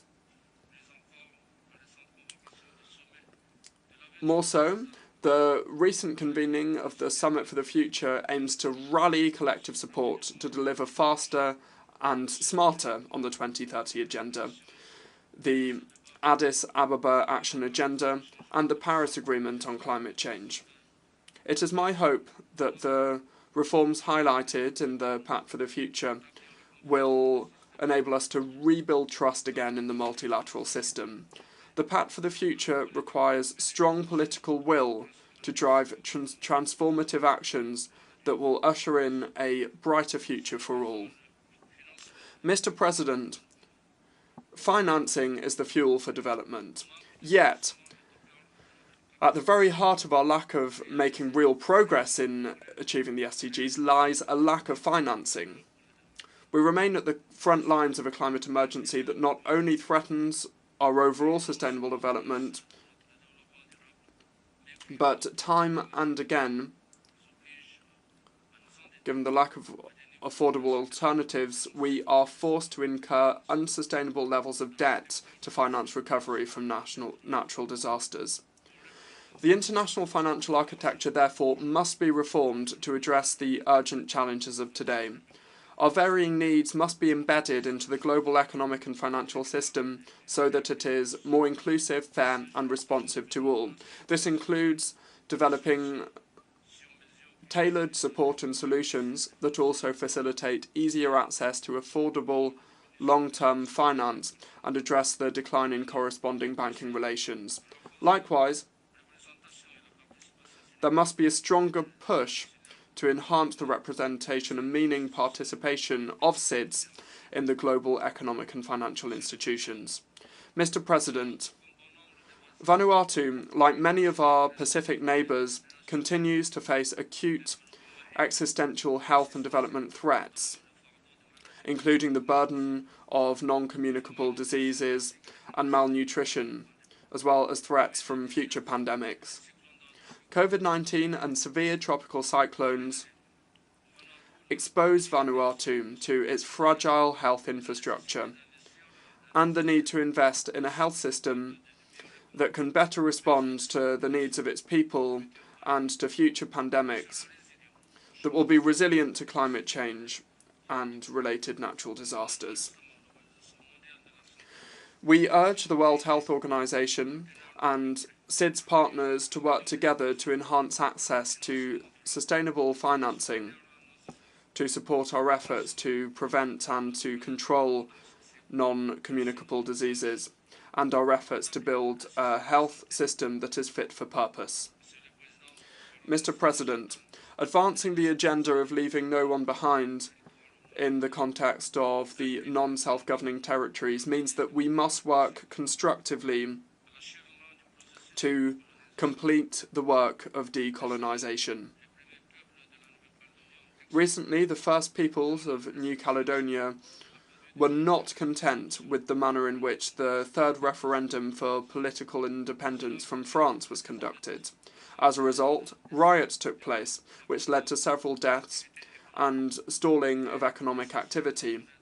It's essential to recognise the rights of First Peoples to their lands, oceans and culture. I encourage the First People of New Caledonia to work together with France to address their political future. In the meantime, New Caledonia must remain in the decolonisation list. In a similar vein, we call for the right of the First People in West Papua over their customary land and culture to be respected, and I plead that they work mutually with the government of Indonesia to address their challenges and to obtain greater autonomy for West Papua for greater participation in decision-making. Mr. President, to achieve sustainable development, we need peace. Today, some regions of the world are not able to enjoy sustainable development due to the inability of the United Nations to maintain international peace and security. We call for the urgent reform of the UN Security Council to ensure that it is fit for purpose and able to meet the challenges of our time. We are deeply concerned over the greatest threat to international peace and security posed by the continued existence of nuclear weapons. With the current heightened global geopolitical tensions, we call for a renewed and strengthened effort to come out of the current impasse in achieving nuclear disarmament and nuclear non-proliferation in all of its aspects. We further call for the United Nations Charter to be respected. In today's fractured and polarised world, we need to accelerate our efforts to work together and rebuild trust in the multilateral system. The UN at its centre. The Summit of the Future offers us hope, and now we need to move from rhetoric to real actions on the ground. We need peace for the advancement of sustainable development and human dignity for present and future generations. It's essential to act on finance as a driving force for development. Thank you.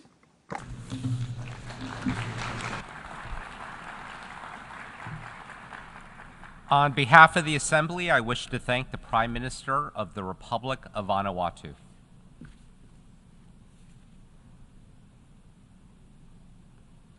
The Assembly will hear an address by His Excellency Andrej Plenković, Prime Minister of the Republic of Croatia. I request protocol to escort His Excellency and invite him to address the Assembly.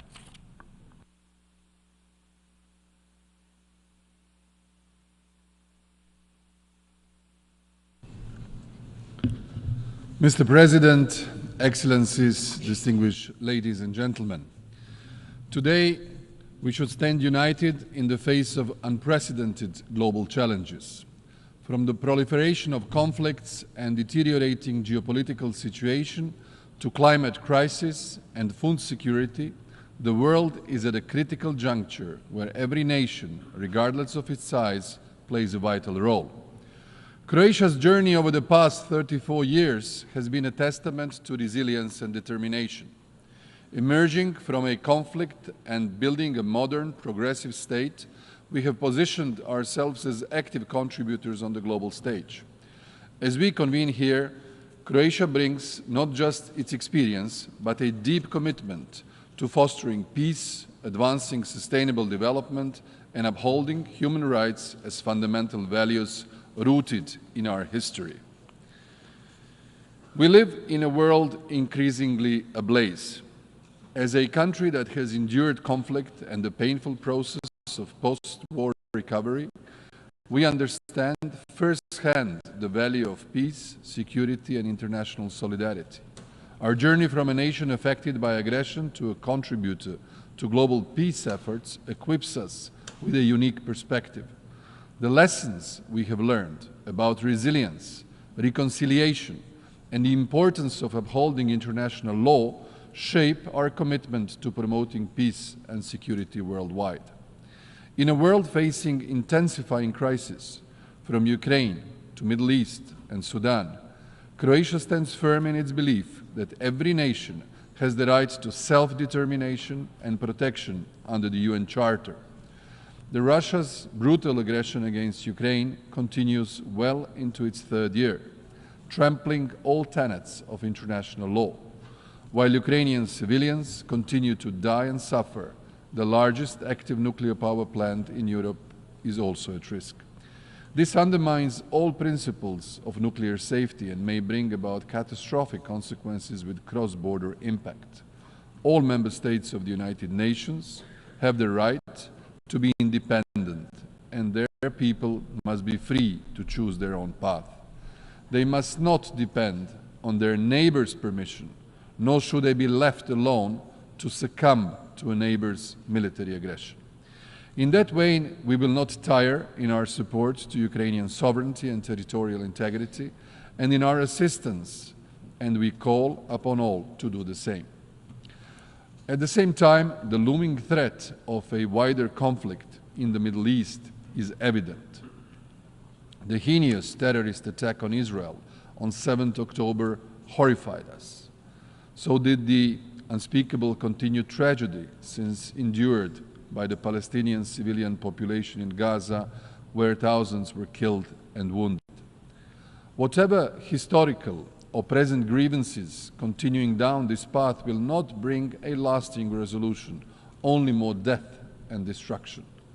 We call for the immediate and unconditional release of all remaining hostages, and on both sides to engage in genuine negotiations to end hostilities and prevent further escalation. The Middle East and its people deserve a better future, the rest of the world as well. The wars in Ukraine and in the Middle East are overshadowing the immense humanitarian and civilian catastrophe unfolding in Sudan. This is even more alarming considering the context of increasing fragmentation of the security architecture in many parts of the African continent. Reversing this trend should be seen as a priority by all of us.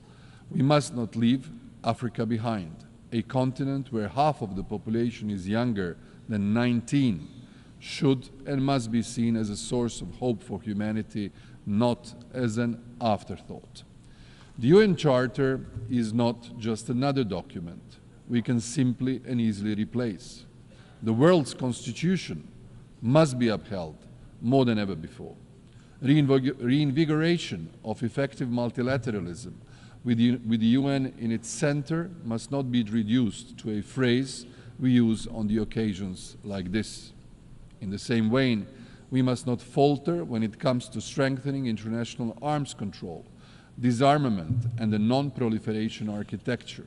This is essential not just to avoid conflict, instability, or even greater tragedies, but to reduce the already heightened risks of escalations, either deliberate or as a result of a misunderstanding. Extremist and terrorist groups and their affiliates continue to pose a severe threat around the world, leaving no society safe. Their continued expansion in various regions and the increasing level of violence they resort to only remind us that countering and preventing terrorism requires long-term commitment as well as continued coordinated efforts of the entire international community. As a country that proudly hosted, supported, and enabled the success of the United Nations Transitional Administration for Eastern Slavonia, rightly considered by many as the most successful peacekeeping mission in the history of the United Nations, and which Croatia managed to join just a decade ago NATO after the departure of the last UN peacekeeper, we know all too well the meaning of peace building, its significance, and the efforts it requires. As this year's Vice Chair of the Peace Building Commission and last year's Chair, Croatia supports strengthening the links between the three pillars of the United Nations: peace and security, development, and human rights. There is no peace without sustainable development, and no sustainable development without peace. There is little time left to strengthen our focus on prevention at all levels. For the Peace Building Commission, it means to focus more on structural prevention through national prevention strategies and operational prevention by sending flexible civilian missions upon a country's request. The 2025 review of the peace-building architecture will be a crucial moment to strengthening the PBC and to broaden its mandate and give it some decision-making powers. You can count on Croatia's active participation to share its experience and in view of its candidature to be again a member of the PBC in 2026.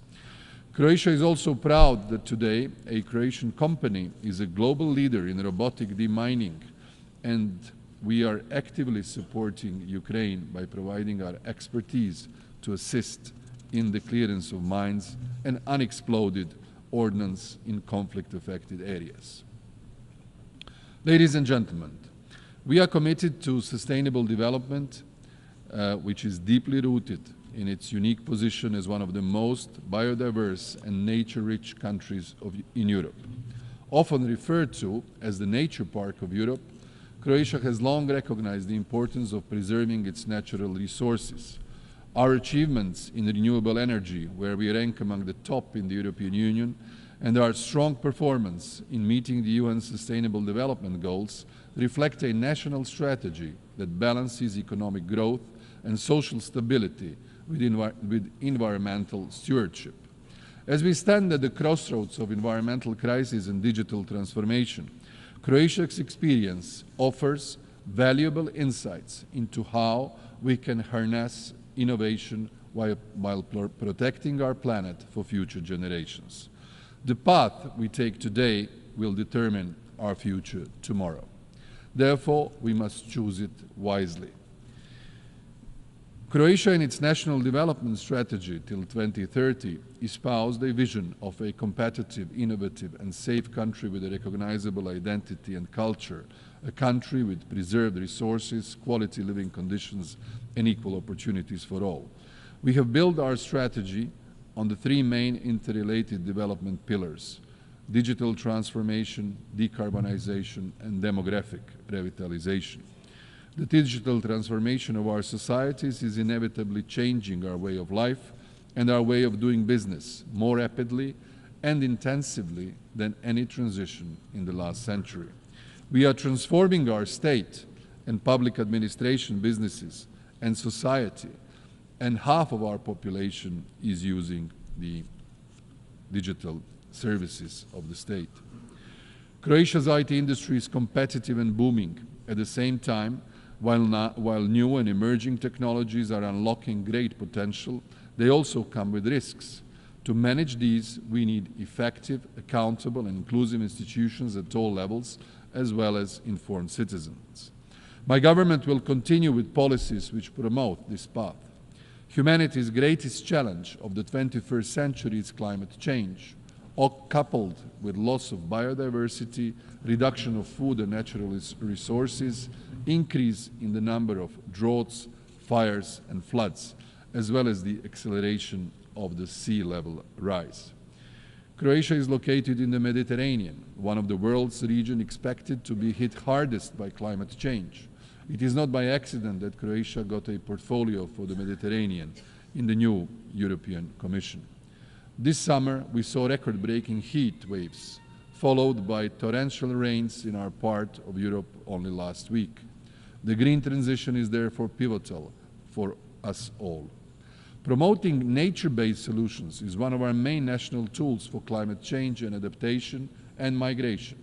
For this reason, we need to strengthen the multilateral system of dealing with climate, biodiversity, and sustainable development. We need to put more efforts in dealing with climate as a threat amplifier that endangers security and stability of many regions and countries in the world, especially in Africa. We spare no effort to integrate the 2030 Agenda and the Sustainable Development Goals in our national policies and initiatives and strategies and into the reinforced and reformed global governing structure. We are proud that our reforms and investments have earned Croatia a high 8th place among 193 UN member states, according to the 2024 Sustainable Development Report. Finally, for Croatia, all these measures culminate also in a demographic revitalization as another key national structural priority. We consider it an indispensable element of our resilience, competitiveness, and a prerequisite for a successful, sustainable growth. Ladies and gentlemen, our deep commitment to human rights stems from our own difficult experiences under totalitarian regimes and the horrors of the aggression during the Homeland War. The violations of fundamental rights that we endured as a nation have shaped our understanding of the importance of protecting human rights, dignity, justice, and equality. Croatia's journey from a war-torn country to a strong advocate for human rights in the international arena has given us a unique perspective on the necessity of upholding these principles. With this background, we remain steadfast in our dedication to promoting human rights, preventing atrocities, and providing humanitarian assistance to those in need, both at home and abroad.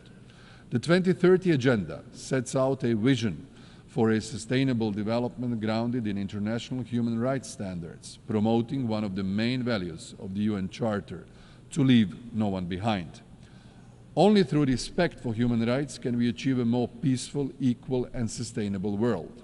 Croatia will continue to champion this cause. As a country still searching for 1,792 missing persons from the Homeland War, Croatia spares no efforts to end the anguish of uncertainty for their families. We shall never cease the search for them, and we shall never stop demanding answers from those who know their fate. We contribute by sharing our acquired expertise with interested countries and by advocating for the missing persons everywhere in the world, in our national capacity and as a committed member of the Global Alliance for the Missing. Croatia is today extending its support to Ukraine by offering its expertise in prosecuting war crimes and making its seasoned experts available to assist Ukraine in navigating the complex process of accountability and justice, drawing from its own experience in addressing the aftermath of war crimes committed during the Homeland War. Committed to eradicating domestic violence and violence against women, we have introduced femicide as a distinct criminal offense. Our goal is the elimination of gender discrimination and creation of conditions for real equality of women and men in society, at home as well as abroad and in the multilateral system.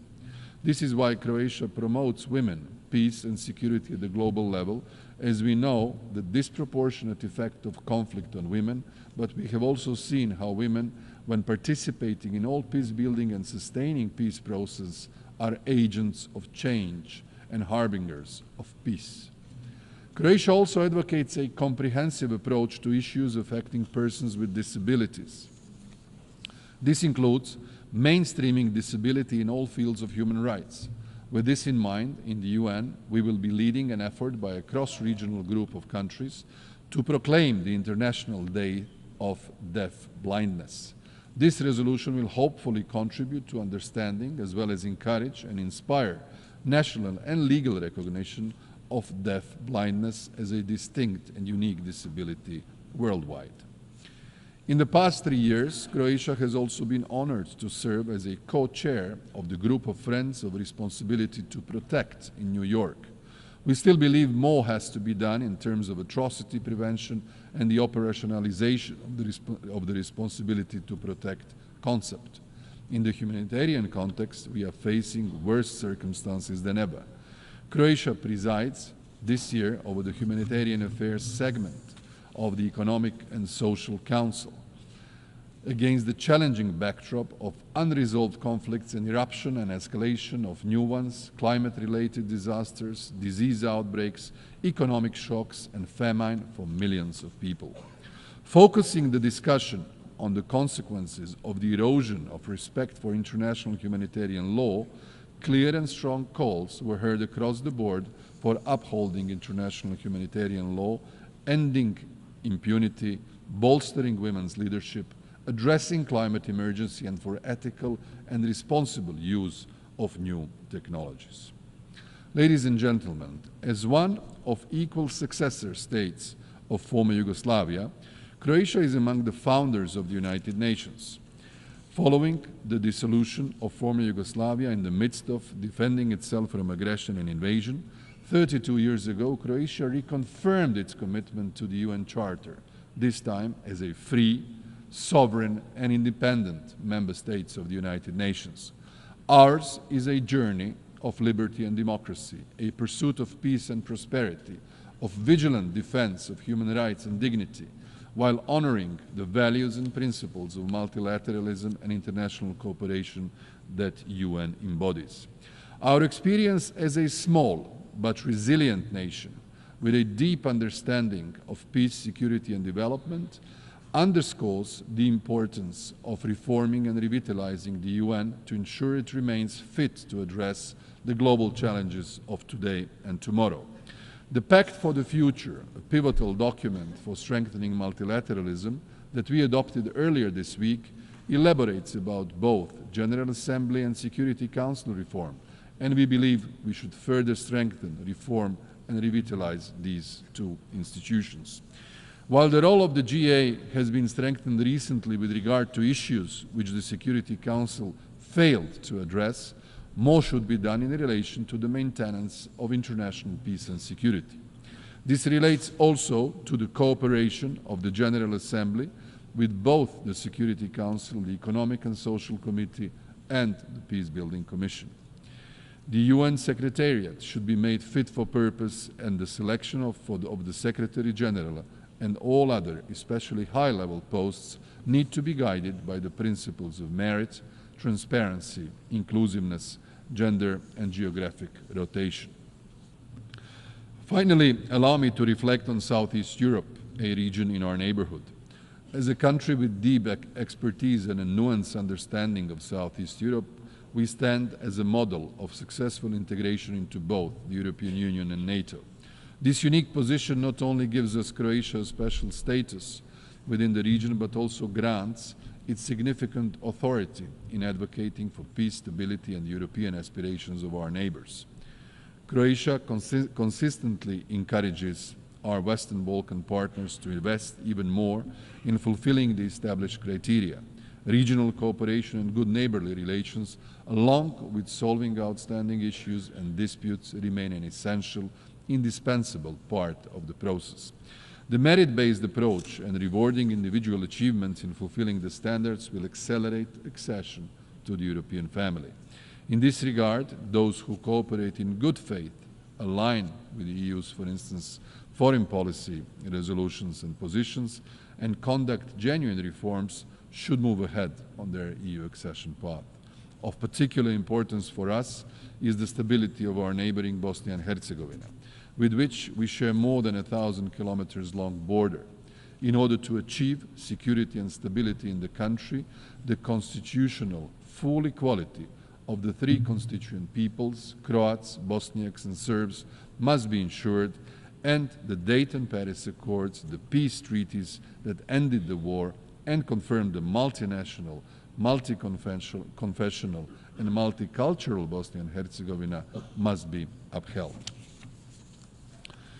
In conclusion, the story of our country is one of transformation from a nation rebuilding after war to a committed partner within the global community. Our journey reflects the power of collaboration, vision, and perseverance.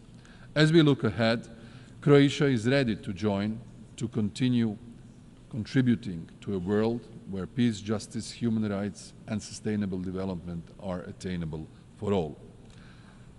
Together, through multilateralism, we can overcome today's challenges and build a future where every country, every citizen can thrive. The path may be long and difficult, but by standing united, we can make it a reality. Let us move forward with renewed purpose, ensuring that the foundations we build today will support a prosperous and peaceful tomorrow. Thank you for your attention.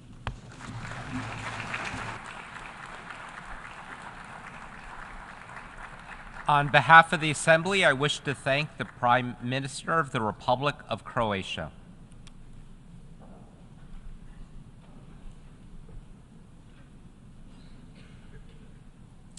The Assembly will hear an address by His Excellency James Marape, Prime Minister of the independent state of Papua New Guinea. I request protocol to escort His Excellency and invite him to address the Assembly.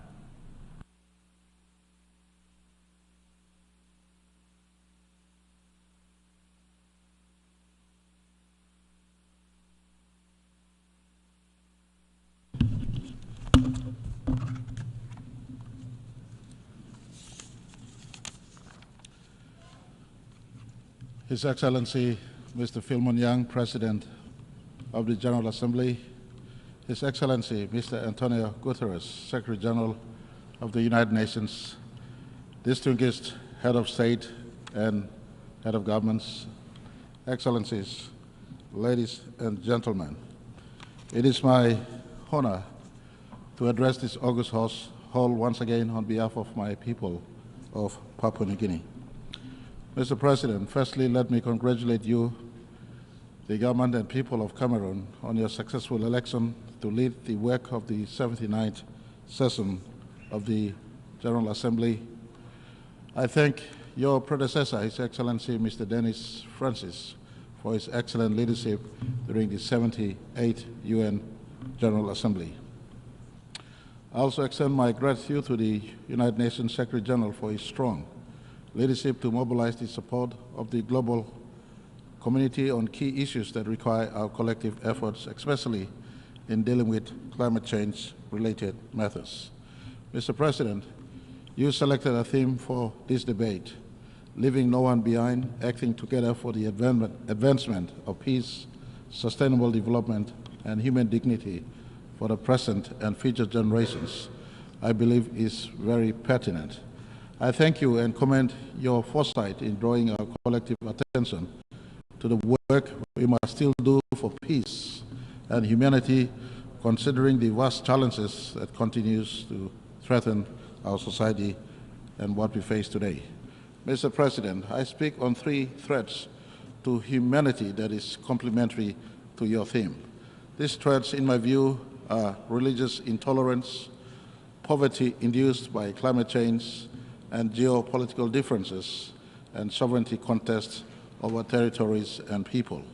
And I will prefix this statement here with my country as a backdrop. Mr. President, Papua New Guinea is the world's most culturally and linguistically diverse nation, with over 830 languages in a myriad of sub-ethnicities and subcultures that are still authentically indigenous today as I speak. A real-time modern nation of 1,000 tribes. And we embrace this diversity and do our utmost best to function as one people, one nation, and one country in our intention to leave no one behind. In terms of environment, Mr. President, my country hosts up to 7% of world's biodiversity, mostly housed within a tropical rainforest that is the third largest in the world and has a vast marine ecosystem. We sustainably manage our forest, land, and sea because our livelihood depends on them. Papua New Guinea, in a small way, teaches the world on how living in balance with nature, tolerating cultural diversities, and practicing environmental stewardship. The father of our country, our modern Papua New Guinea, the late great Grand Chief Sir Michael Thomas Somare, was a champion in this regard.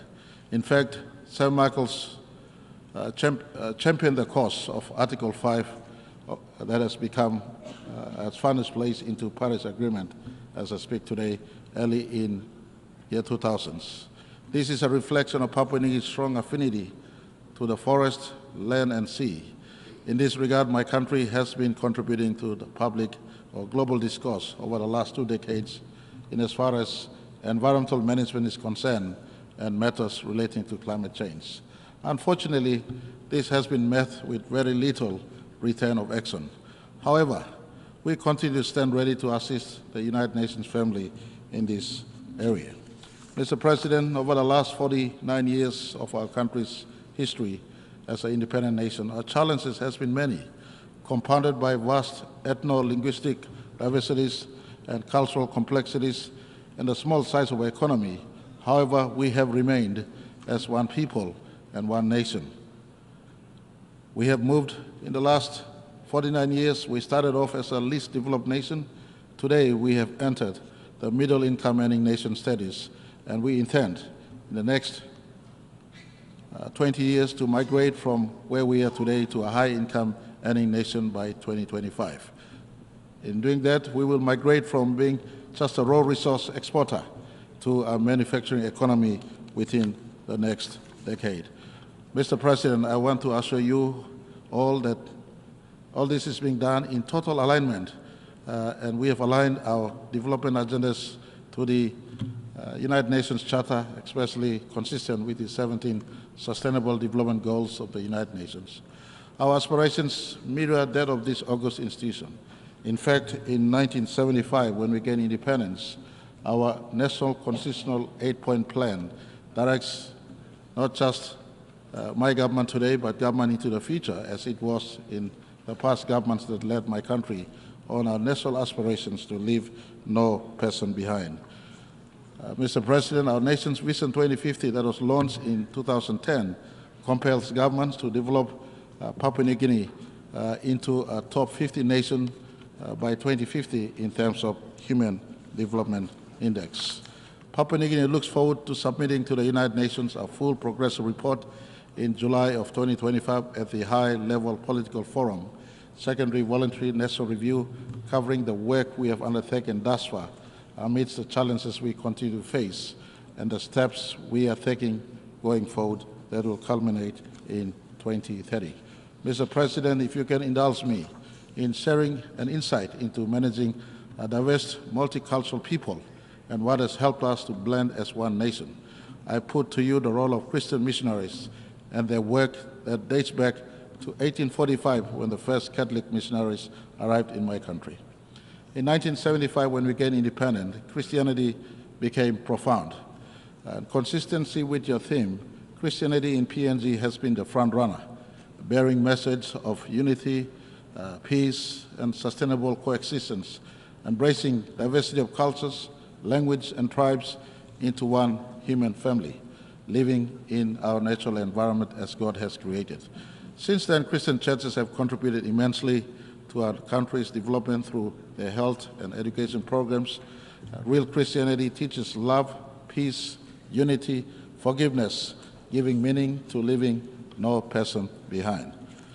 Whilst PNG is identified as a Christian nation, Mr. President, I want to assure you and all who are listening that Section 45 of our nation's Constitution protects individuals' right to choose and practice of faith and religion. We subscribe strongly to Article 18 of the Universal Declaration of Human Rights on freedom of thought, conscience, and religion. United Nations has been the anchor of this God-given right of humanity. And I offer my country's support to the protection of individuals' choice and rights to practice their faith, and urge that this remains a key duty of United Nations. Mr. President, since the dawn of humanity, history teaches us that many wars have been fought and many lives lost as a result of religious intolerance. We see that happening today.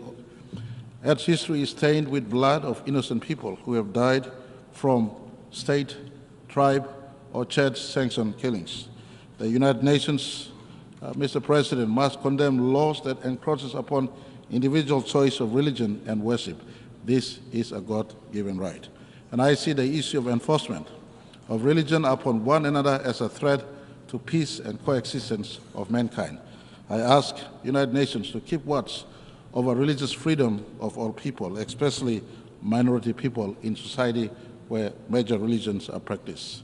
Mr. President, the second threat I see facing humanity is poverty, and especially poverty induced by climate change. The pursuit of wealth has caused man to plunder edge of its resources beyond the threshold of sustainability, with little consideration for our children's future. The acceleration of climate change, for instance, is a direct result of mankind's insatiable appetite for resources.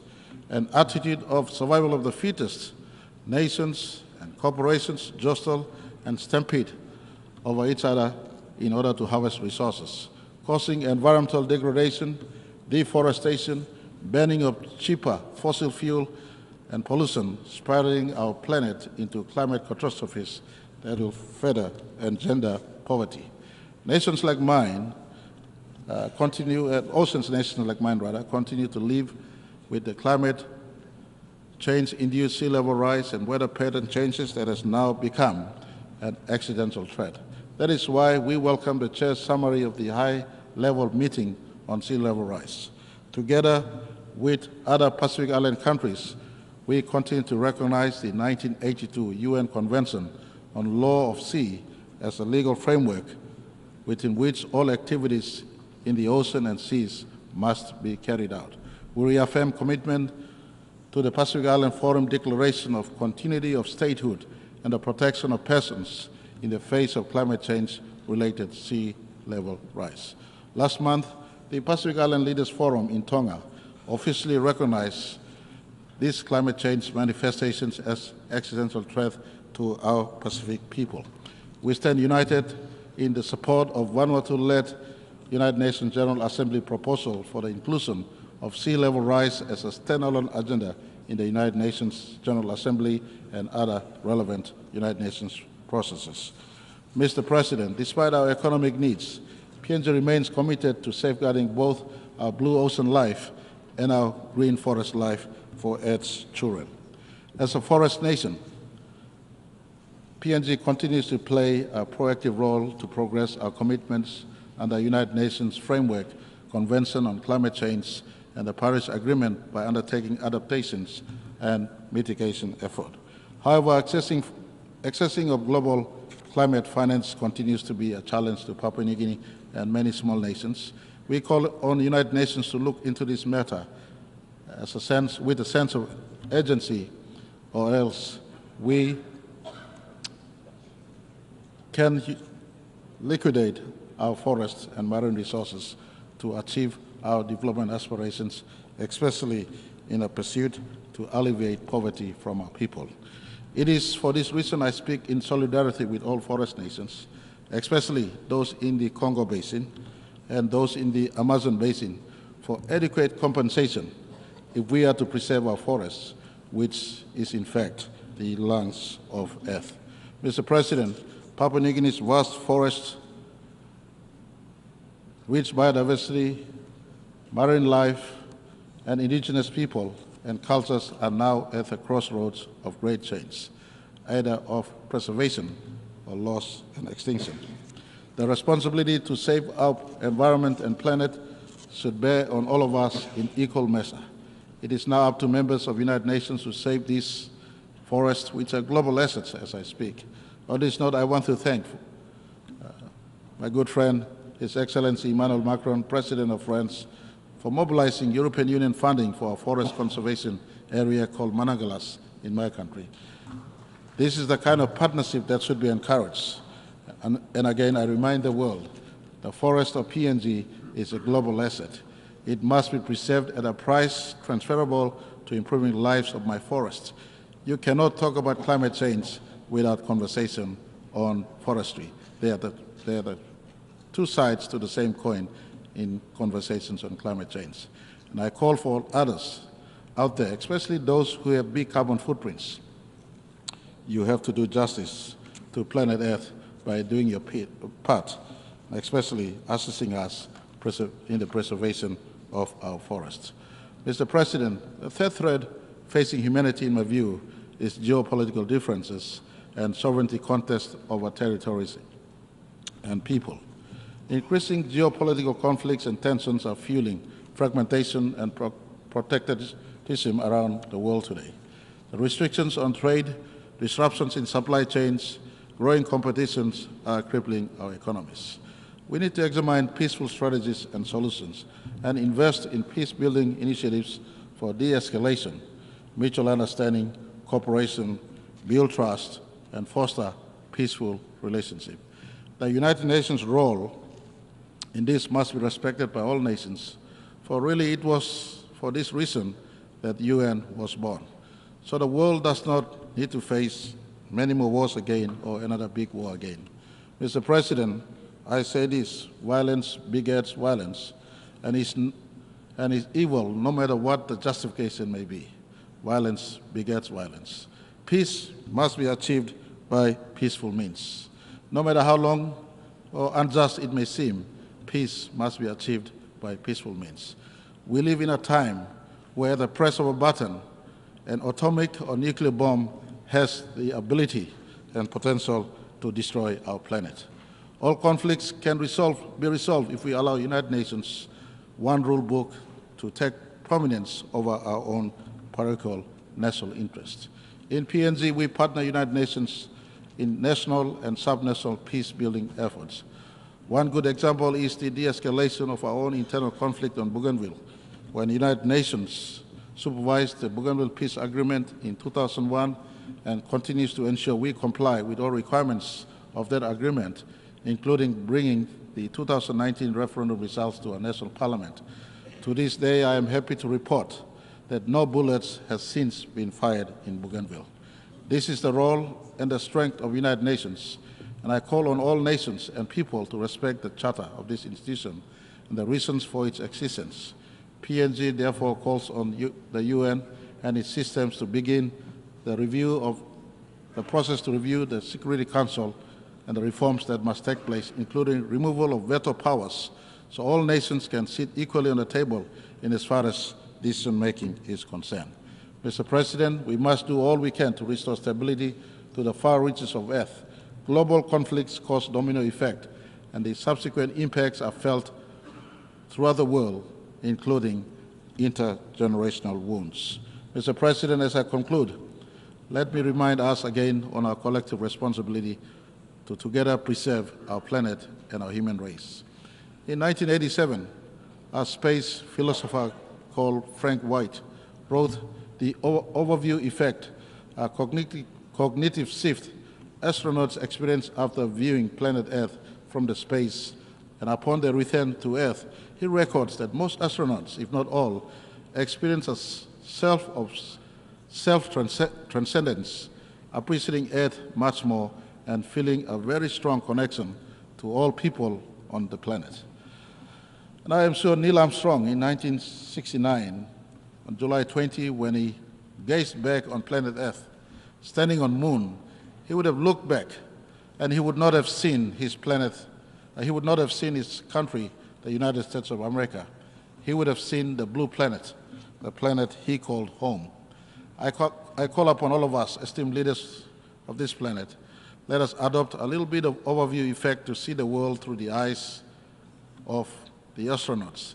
They see the planet from humanity perspective, one planet, one people, one humanity. They appreciated Earth much better. And I want to ask all of us,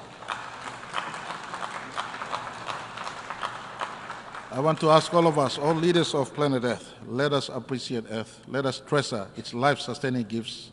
Let us do everything within our means to preserve and protect planet Earth. It starts with all of us, leaders, to think and act correctly, because our children's collective future depend on this one. We have but one planet. After all, there's not two planets. You look at the observable universe, you look billions and billions of light years into the observable universe. There is no one planet that looks like us. Only one planet. Let's preserve that. Let us rise above religious bigotry, fight poverty together, and coexist in peace under the charter we ourselves have written into this magnificent institution called the United Nations. I thank you all for the opportunity to speak. May the peace of my Lord Jesus be upon you, Mr. President, and all people of Earth, our beautiful life-sustaining Earth. May God bless each and every one of you.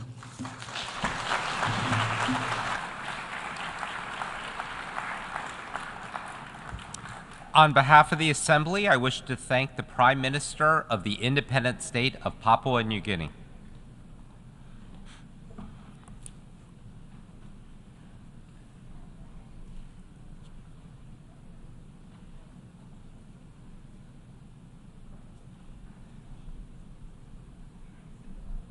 The Assembly will hear an address by His Excellency Robert Abela, Prime Minister of the Republic of Malta. I request protocol to escort His Excellency and invite him to address the Assembly.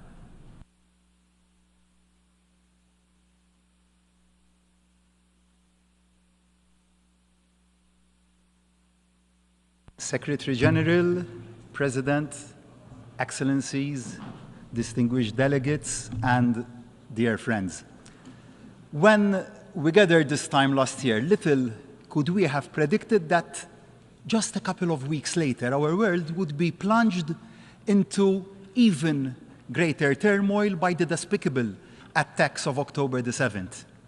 And the 12 months since, we have seen continued loss of life and a humanitarian emergency on such a scale that it is all too easy to give up hope, all too easy to believe that nothing can be done, all too easy to turn the other cheek.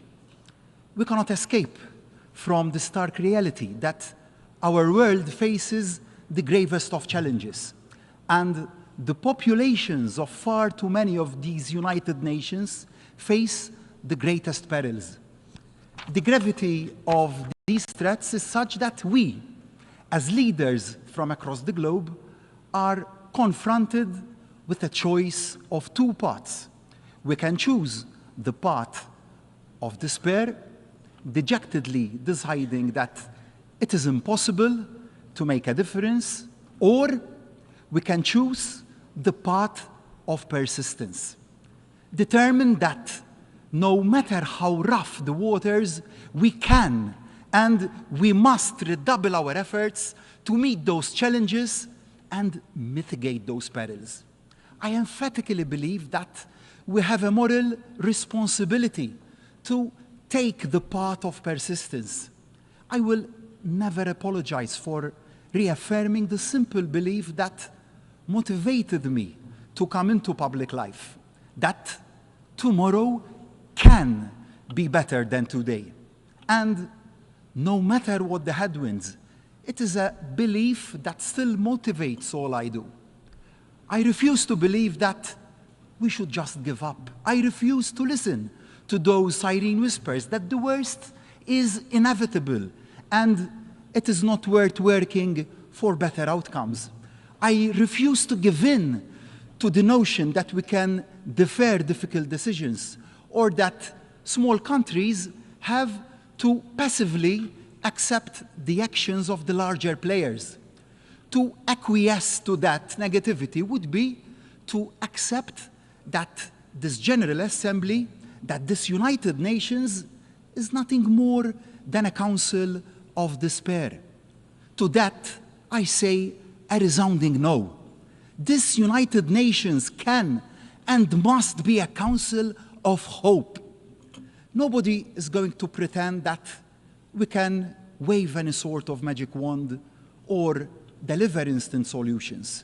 But we have a duty to keep hope alive, to keep trying, to keep working, to keep battling for the values that were the very foundation of the idea of a United Nations.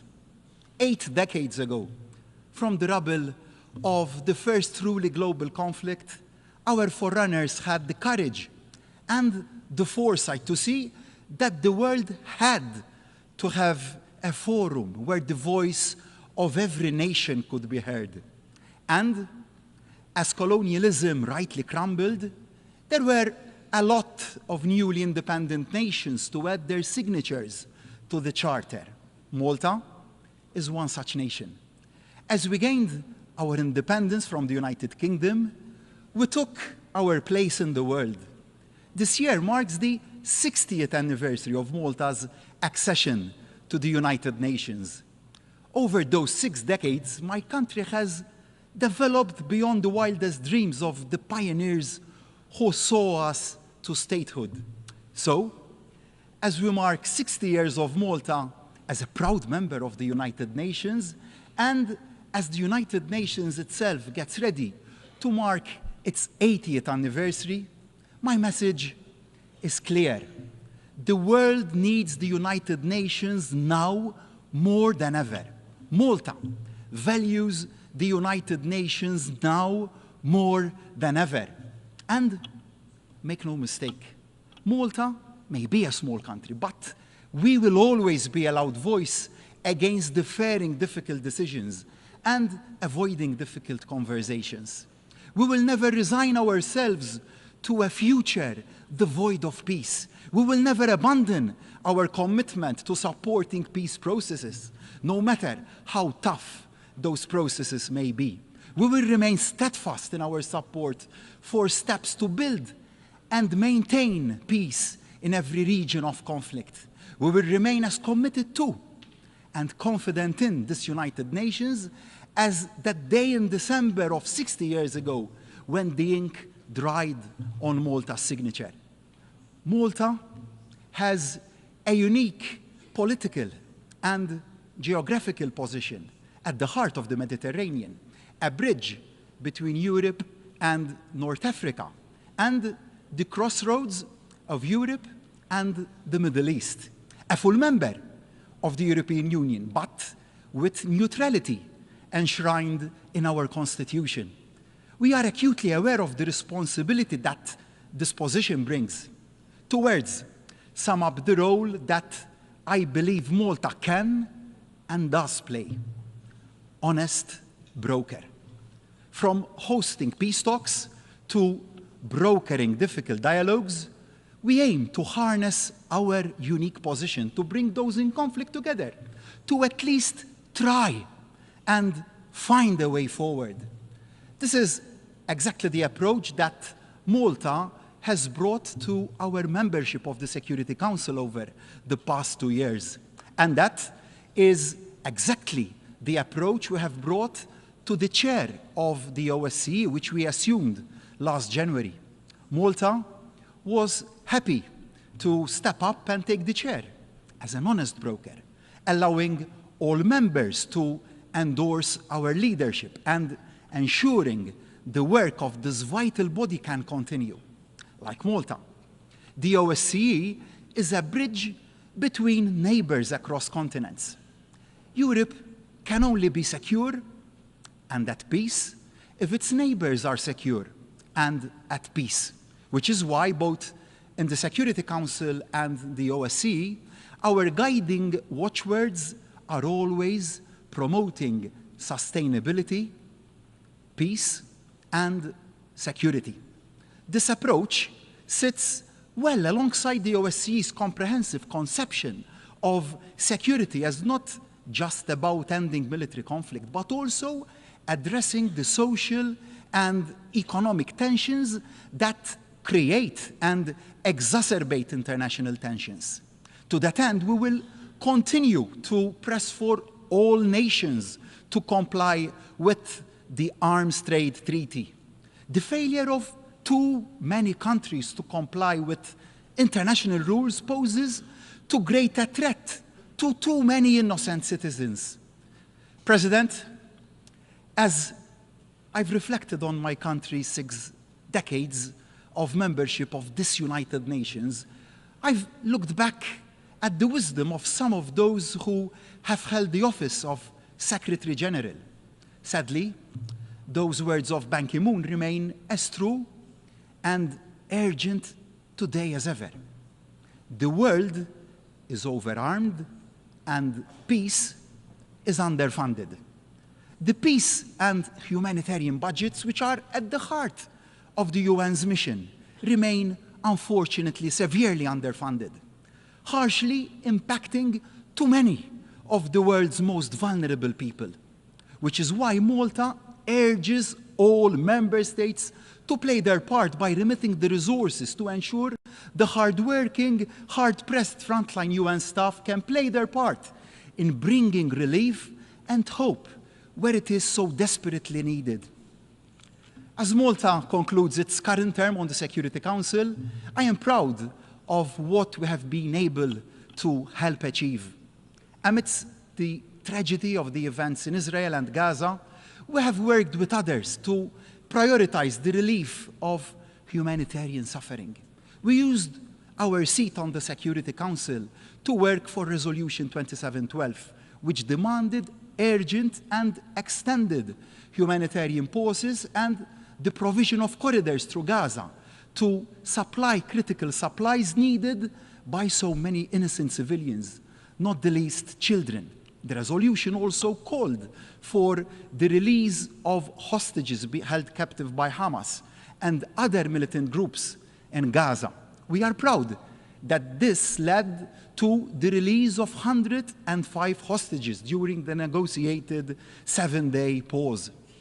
Similarly, I am pleased Malta played a key role in the Security Council adopting Resolution 2728, which demanded an immediate ceasefire in Gaza for the month of Ramadan, alongside the immediate release of all hostages.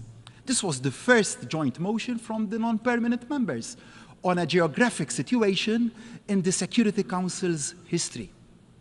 Understandably, much of the world's attention has been on Israel and Gaza since October the 7th, which has now expanded to a dangerous and deeply worrying escalation in Lebanon. We stand firm in our belief that we must all strive to ensure that the flames of this conflict do not engulf the whole region, and that we all take decisive steps to resolve this conflict before it is too late. Furthermore, it is imperative that we, as a global community, do not lose focus on those other parts of the world where war and the killing of civilians is also all too present and all too tragic a daily reality. Sudan, Yemen, Syria, and of course, Ukraine. So, let me now turn to another country in conflict, Malta's southern neighbor, Libya. Helping the Libyan people achieve a genuine and lasting resolution to the institutional crisis for which they have paid too high a price for too long is a key priority for Malta. For such a resolution would not only benefit the Libyan people, it would also benefit all Libya's neighbors and also the wider region.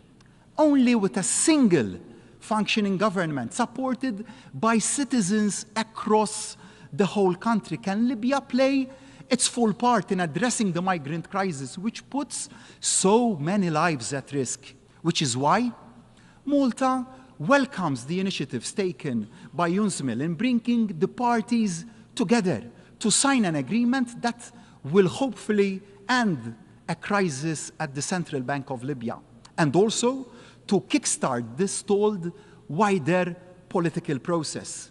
Malta will continue to stand ready to do anything it can to aid that process, and we will be unstinting in advocating for proactive engagement by the international community to support and enhance those UN-led efforts. Together, we have a duty to aid the mediation needed to create a pathway towards national, parliamentary, and presidential elections in Libya.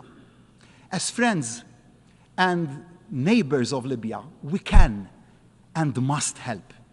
But for the process to truly succeed, it must be fully Libyan-led and Libyan-owned, to which end we unequivocally call for the immediate withdrawal of all foreign forces, fighters, and mercenaries from Libya. And Malta re-emphasizes the need for a full completion of the Libyan arms embargo in line with all the relevant Security Council resolutions. Equality is a key value for my government and my country, just as the situation in Libya will only be resolved by all the people of the country knowing that they have an equal voice, so are so many of the conflicts, disputes, and tensions around the world fueled by inequality. Equality isn't some sort of added extra, nice to have, but not vital to tackling the world's problems. That view couldn't be more misguided. Equality across gender, age, race, religion, disability, sexuality is not just imperative for its own sake. Equality is also imperative in finding lasting solutions to so many of the challenges that face us all. So, I am honored Malta stands at the forefront of promoting civil liberties globally. We are one of the few countries that has already implemented an anti-racism strategy, and we are now in the process of drafting a second renewed anti-racism strategy. We will never take equality for granted at home, and we will always advocate and support greater equality internationally. All too often, it is women and girls who bear the brunt of conflict, and all too infrequently are the voices of women and girls heard when it comes to solving those conflicts. Without women, there can be no peace. As the world redoubles its efforts to bring peace, so must we all redouble our efforts to ensure the voice of women and girls is heard at the top tables as well as on the ground. During our term on the Security Council, Malta has worked hard to do just that. Malta has chaired the Security Council Working Group on Children and Armed Conflict. In the last 18 months, the working group has issued conclusions on the role of children in the conflicts in South Sudan, Nigeria, Mali, Afghanistan, CAR, Colombia, Iraq, and Somalia. That long list is a sad testament to the magnitude and gravity of the repeated violations against children in crisis zones. We must never let up in our outrage and actions at these persistent and flagrant abuses of the rights of the child as enshrined by this United Nations. President, we have a saying in Maltese, Il-Bahar Senor, the sea is wealthy. And indeed it is. As an island nation for Malta, the wealth of the sea equates to the wealth of our people. The health of the sea equates to the health of our people. So we need no reminder just how essential it is to protect the wealth, health, and the biodiversity of our seas and oceans. And we know just how much small island nations like ours will be impacted as climate change warms oceans and raises sea levels. We, small island nations, are amongst the lower emitters of greenhouse gases. But we are literally the front line of the climate emergency. The impact of climate change will be felt by all our citizens. It is our duty to them to do all we can to minimize that change and maximize our resilience to the changes which are already being felt. Delay and prevarication simply aren't options. Climate change must remain at the top of the global agenda. Solidarity, standing shoulder to shoulder with our fellow small island nations, is a key value for Malta. Solidarity means actions, not just words. The Islands for Islands initiative is central to our foreign policy, providing concrete, practical assistance to small island developing states, sharing best practice and building capacity. That's why Malta has jointly taken the lead in developing the Climate Vulnerability and Resilience Index, a practical resource to help small islands identify and prepare better for the effects of the changing climate. As sea levels become an even greater concern, so does the health of our seas and oceans become ever greater a priority. Malta remains and will always remain at the forefront of efforts to protect our oceans. In the very first years of our UN membership, we were one of the foremost proponents of the principle of the common heritage of mankind. Thank you, Arvid Pardo. And it remains our lodestar. We have consistently spoken up in the Security Council about the existential threat from rising sea levels And Malta will always remain unwavering in our support for the United Nations Convention on the Law of the Sea. Malta welcomes the first ratifications of the Biodiversity Beyond National Jurisdiction Agreement, which will provide much needed, much greater protection for the 2/3 of global oceans that lie beyond national jurisdictions. The treaty will only come into force when 60 nations have ratified it. Our oceans need it. Our people deserve it. So I say to my fellow leaders, speed up and sign. To preserve healthy maritime environments, we all need to take practical, innovative solutions and steps. That's why I am delighted at the success Malta's new shore-to-ship initiative is having. The stunning Grand Harbour in the capital city of Malta, which is Valletta, is a magnet for cruise ships. But while docked in berth, they can produce serious amounts of pollutions if relying on their engines in the confined space. So shore-to-ship is installing onshore power supply alongside the quays, which are used by cruise ships, meaning that they can switch off their engines and help reduce pollution in this most special of places by around 90%. In Malta, we know that while the sea can yield great gifts, it can also be the host for illicit activity and the breaking of international laws. The high seas must never become the Wild West. The rule of law and the will of the international community must always hold on sea as on land, which is why Malta championed the creation of a unified database of all vessels which are involved in illicit activity, shareable and usable by all participating states. Shipping is central to international trade, so ensuring they are fully applied at sea is central to any successful sanctions regime. And that can only happen if ship owners know that trying to break sanctions brings consequences.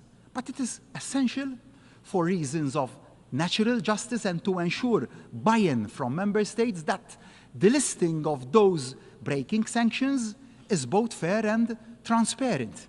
So Malta was proud to jointly hold the pen alongside the United States for Resolution 2744 that overhauls the delisting process for the first time in almost 2 decades. By creating a better system for delisting where warranted, we can ward against premature lifting of sanctions which is not warranted. President, we have witnessed how effective global health policies can unite nations, especially when addressing crises that transcend borders and that affect us all. Just yesterday, United Nations member states adopted the political declaration on antimicrobial resistance, which has been diligently facilitated by Malta and the Barbados over so many months. AMR presents a collective threat and demands our urgent attention. We know what must be done to prevent the loss of millions of lives and avert trillions of dollars in additional healthcare costs. This declaration should serve as a strategic roadmap for policymakers, guiding their efforts to tackle AMR in the years ahead. President, when we reconvene in a year's time, we will be marking the 80th birthday of our United Nations. But we mustn't ever be just marking time. We need to always be marking progress. As Dag Hammarskjöld said, the pursuit of peace and progress cannot end in a few years in either victory or defeat. The pursuit of peace and progress, with its trials and its errors, its successes and its setbacks, can never be relaxed and never abandoned. In Europe, the average life expectancy is just over 80 years. United Nations will only have life expectancy longer than that if we all recommit to its future. As the saying goes, I want reports of its death to be greatly exaggerated. Yes, we can't ignore the fact that the architecture of the world's collective security is under stress like never before. Voices of nationalism dismiss the need to work together. Instigators of conflict believe they can escape the rat and writ of the global community. Both couldn't be more wrong. Acting to end conflict, and relieve suffering is never easy. But that doesn't mean we should stop trying. Reaching consensus across borders and across political differences is never easy. But that doesn't mean we should stop trying. Acknowledging we have all contributed to the state our world is in today and setting aside pride to try and make the world a better place is never easy. But that doesn't mean we should stop trying. Arguably, the temptation to wring hands and see change as too hard to achieve is greatest for small nations like mine. To sit back and sigh that the big boys have made too much of a mess of things. Well, Malta will never sit back. Malta will never wring hands. Malta will never leave it to others. Yes, Malta will always be realistic, but Malta will always remain committed to multilateralism. When the perils are at their greatest, the need to work together is at its greatest. So let us use the next 12 months in the run-up to that 80th anniversary to reassert our collective belief in this United Nations, to redouble our efforts, to resolve conflict, to take the steps the future of the Earth needs, and to deliver the change the people of this planet need and deserve. To raise our game in supporting the Secretary General in delivering the institutional reform the United Nations needs to better fulfill its purpose. In short, and with every fiber of my being, I say to my fellow leaders, now is the time to choose. And we must choose the path of persistence. We must reject the path of despair. Yes, our world faces huge challenges and huge threats. But if we lose belief in the power of collective action, if we lose belief in the ability to work together to make a difference, then we are losing belief in the very idea of a better world. If we fail to persist, we fail to lead. If we fail to persevere, we fail the people who put their faith in us. Failure simply isn't an option. The stakes are too high. The risks are too great. The consequences are too severe. So let us make that choice. Let us today recommit as a United Nations. Let us affirm the path of persistence. And no matter how tough the going, let us enter the 80th year of this United Nations with the simple goal in our head and in our hearts. Let us now, more than ever, never give up believing that tomorrow can and must be better than today. Thank you.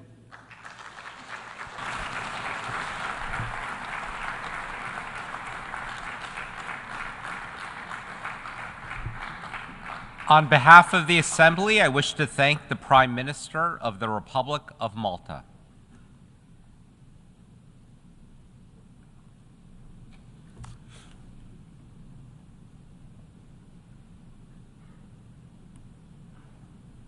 The Assembly will hear an address by His Excellency Philip Edward Davis, Prime Minister and Minister for Finance of the Commonwealth of the Bahamas. I request protocol to escort His Excellency and invite him to address the Assembly.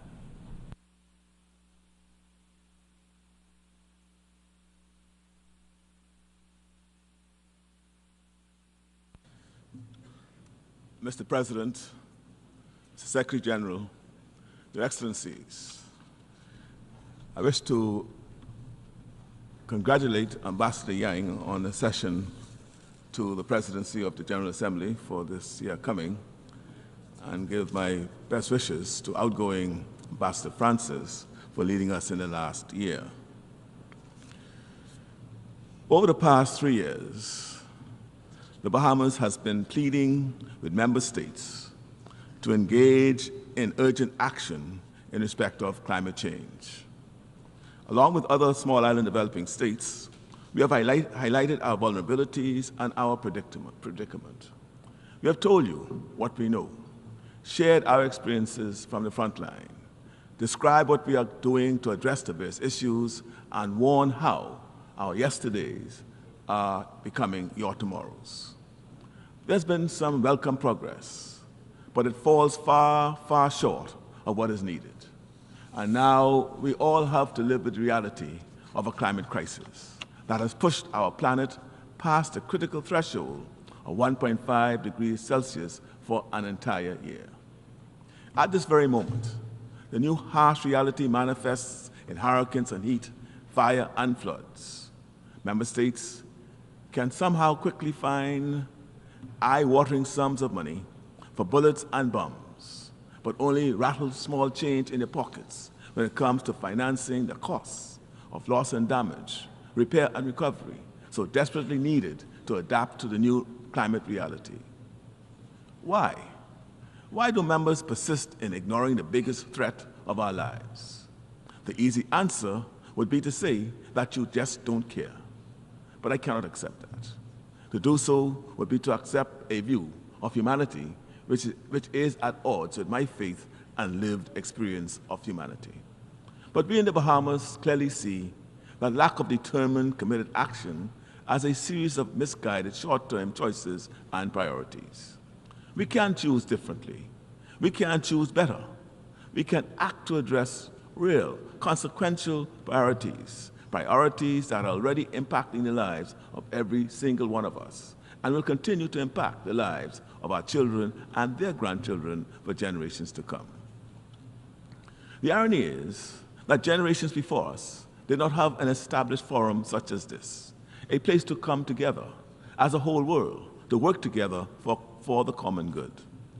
The genocidal crisis of the Second World War gave birth to the United Nations, and the ensuing wars of independence and regional conflicts means that we have in place the structure for real, effective action. And so today, as the Bahamas celebrates 51 years of membership of the United Nations, we offer our service to the international community as we bid for non-permanent membership of the Security Council for the term 2032-2033.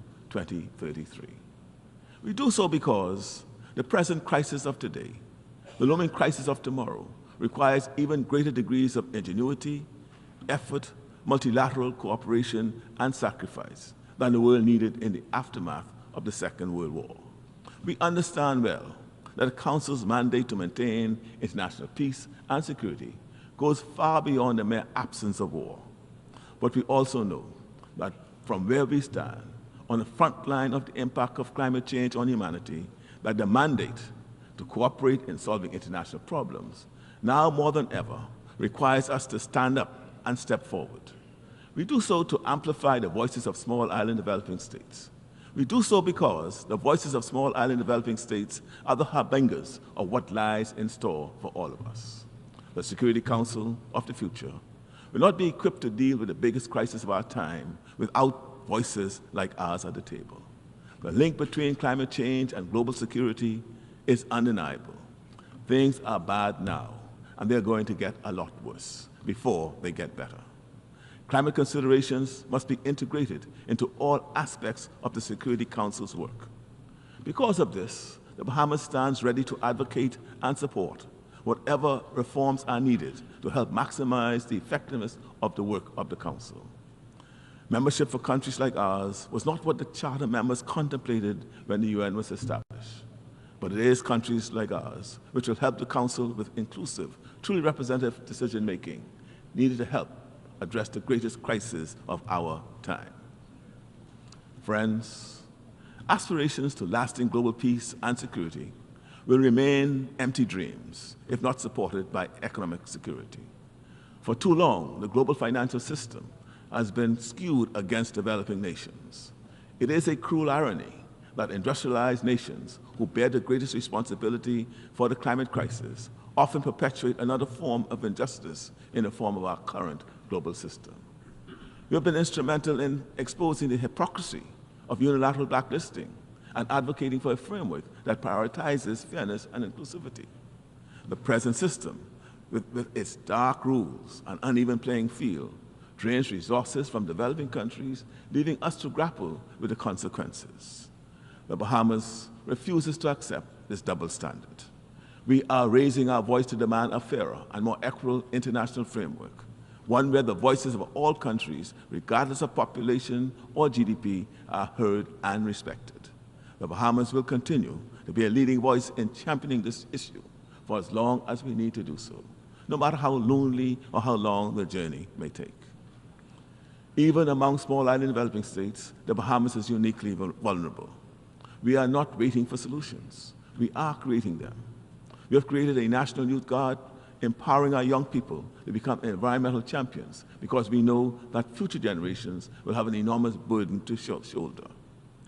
We're embracing innovation, particularly in the realm of ocean technology, to find solutions to the climate crisis. The Bahamas may be small in size, but we are not short on ambition or ingenuity. We have said it before, but we can never say it often enough. Countries like the Bahamas contribute so little to the problems of the world, and yet we are among the first and greatest affected. Over 40% of my country's national debt is as a direct result of the impacts of climate change. Locked as we are into an annual cycle of severe hurricanes, repair and rebuild, how can we fulfill the reasonable aspirations of our people for national development? We need to stop thinking of climate change merely as an environmental threat. It is a threat multiplier, exacerbating existing tensions, creating new ones, and undermining the very foundations of global security. If we think we have refugee challenges now, do we really want to wait until millions are forced to cross borders just to survive? As resources become scarcer, as livelihoods are lost, the potential for conflict, for instability, and mass migration becomes inevitable. And so we ask you to take note of your own self-interest. Your Excellencies, in our Caribbean region, the Republic of Haiti is facing a multidimensional security crisis. It is born of gang violence and resource scarcity, made worse by massive earthquakes, hurricanes, and other natural hazards. In accordance with UNSC Resolution 2966, passed in 2023, and in coordination with the government of Haiti, member states are contributing to a multinational security support mission. The Bahamas government is strongly of the view that any mission in Haiti ought to be Haitian-led and aim to build the capacity of the Haitian National Police to counter gangs and improve security conditions. The Bahamas reiterates the importance of continued and sustained financial support from donor countries to ensure that UN Trust Fund is able to fund the MSSM operations now and in the future. The CARICOM region in and of itself cannot do it alone, and so we urge you to take note of this important aspect of the MSSM mission. Looking beyond our region, in 2024, the Bahamas has looked to South-South cooperation to fill the gaps in development support. We continue to be active participants in CARICOM. We value the support of the Commonwealth and the solidarity between Caribbean and Pacific Commonwealth states, and look forward to meeting this year in Samoa. We value the deepening relationship between CARICOM and the African region. We see renewed value in the Group of 77 and the non-aligned movement. Our concerted efforts to collectively focus on climate reparations have resulted in new pathways to climate justice at the International Tribunal for the Law of the Sea and at the International Court of Justice. We remain determined to protect and preserve our climate and our precious biodiversity through the progressive development of international law. COP29 must be a turning point. It is estimated that by 2050, climate-related damage is projected to rise to an almost unimaginable $38 trillion per year. My friends, in some respects, it is already too late. Where we are is not good enough, but there's still time. Time just enough if we act, and act now. Let's revitalize the stalled negotiations on a new collective quantified goal on climate finance. We cannot afford another year of inaction. Developed nations must step up, not just with words, but with enforceable, concrete commitments that reflect the scale and urgency of the crisis. While global military expenditure soared to an unprecedented $2.4 trillion last year, the Loss and Damage Fund, painstakingly established at COP28, has secured a mere $800 in pledges. This is a drop in the ocean compared to the trillions needed to address the escalating costs of the negative impacts of climate change. This is not just an issue of funding, it is fundamentally an issue of sustainability and survival. Without it, peace and security mean nothing. The Loss and Damage Fund must be fully operationalized. This is about responsibility, accountability, and building a future where those who have polluted the most contribute the most to cleaning up the mess. The rise in global temperatures of more than 1.5 degrees Celsius this past year has put us in a new reality. But we must do more than roll the dice. Real effort, serious action, tangible progress. These are the only paths to sustainable solutions. And the same truths remain. We must prioritize energy solutions around sources of renewable energy. Redirecting the vast subsidies given to the fossil fuel industry towards renewable energy and climate adaptation and mitigation would be a powerful start. We must reform the global financial institutions and systems. We need multilateral development banks that are fit for purpose, providing accessible finance and prioritizing climate-resilient investments. We must continue to work to strengthen international cooperation. We need a renewed commitment to collective multilateral action. But friends, within this global emergency, we also see a glimmer of hope. The 1.5 degrees Celsius threshold cannot be an endpoint, but a turning point, an opportunity to reject complacency and chart a new course, one grounded in innovation, collaboration, and a resolute commitment to a just and sustainable future. We're not asking for a handout, but for a hand up. Even the strongest swimmers drowns if left alone in a raging sea. I'll be remiss if I had to leave this podium without joining my sister, Prime Minister of Barbados, in calling and renewing my call for the removal of the blockade in Cuba. It is hurting the people of Cuba, and though it is said that the blockade is against Cuba, it is the people in Cuba who suffers daily. It has not worked. It's been in place now for how many years? Over 70 years. So why should it still remain? And we call upon all of us here present to seek to persuade those who have the blockade to remove it and move it as soon as possible. Thank you for listening.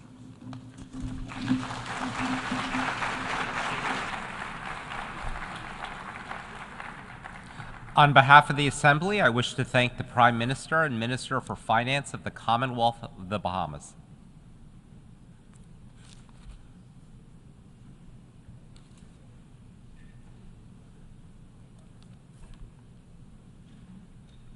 The Assembly will hear an address by His Excellency Kassim Majaliwa, Prime Minister of the United Republic of Tanzania. I request protocol to escort His Excellency and invite him to address the Assembly.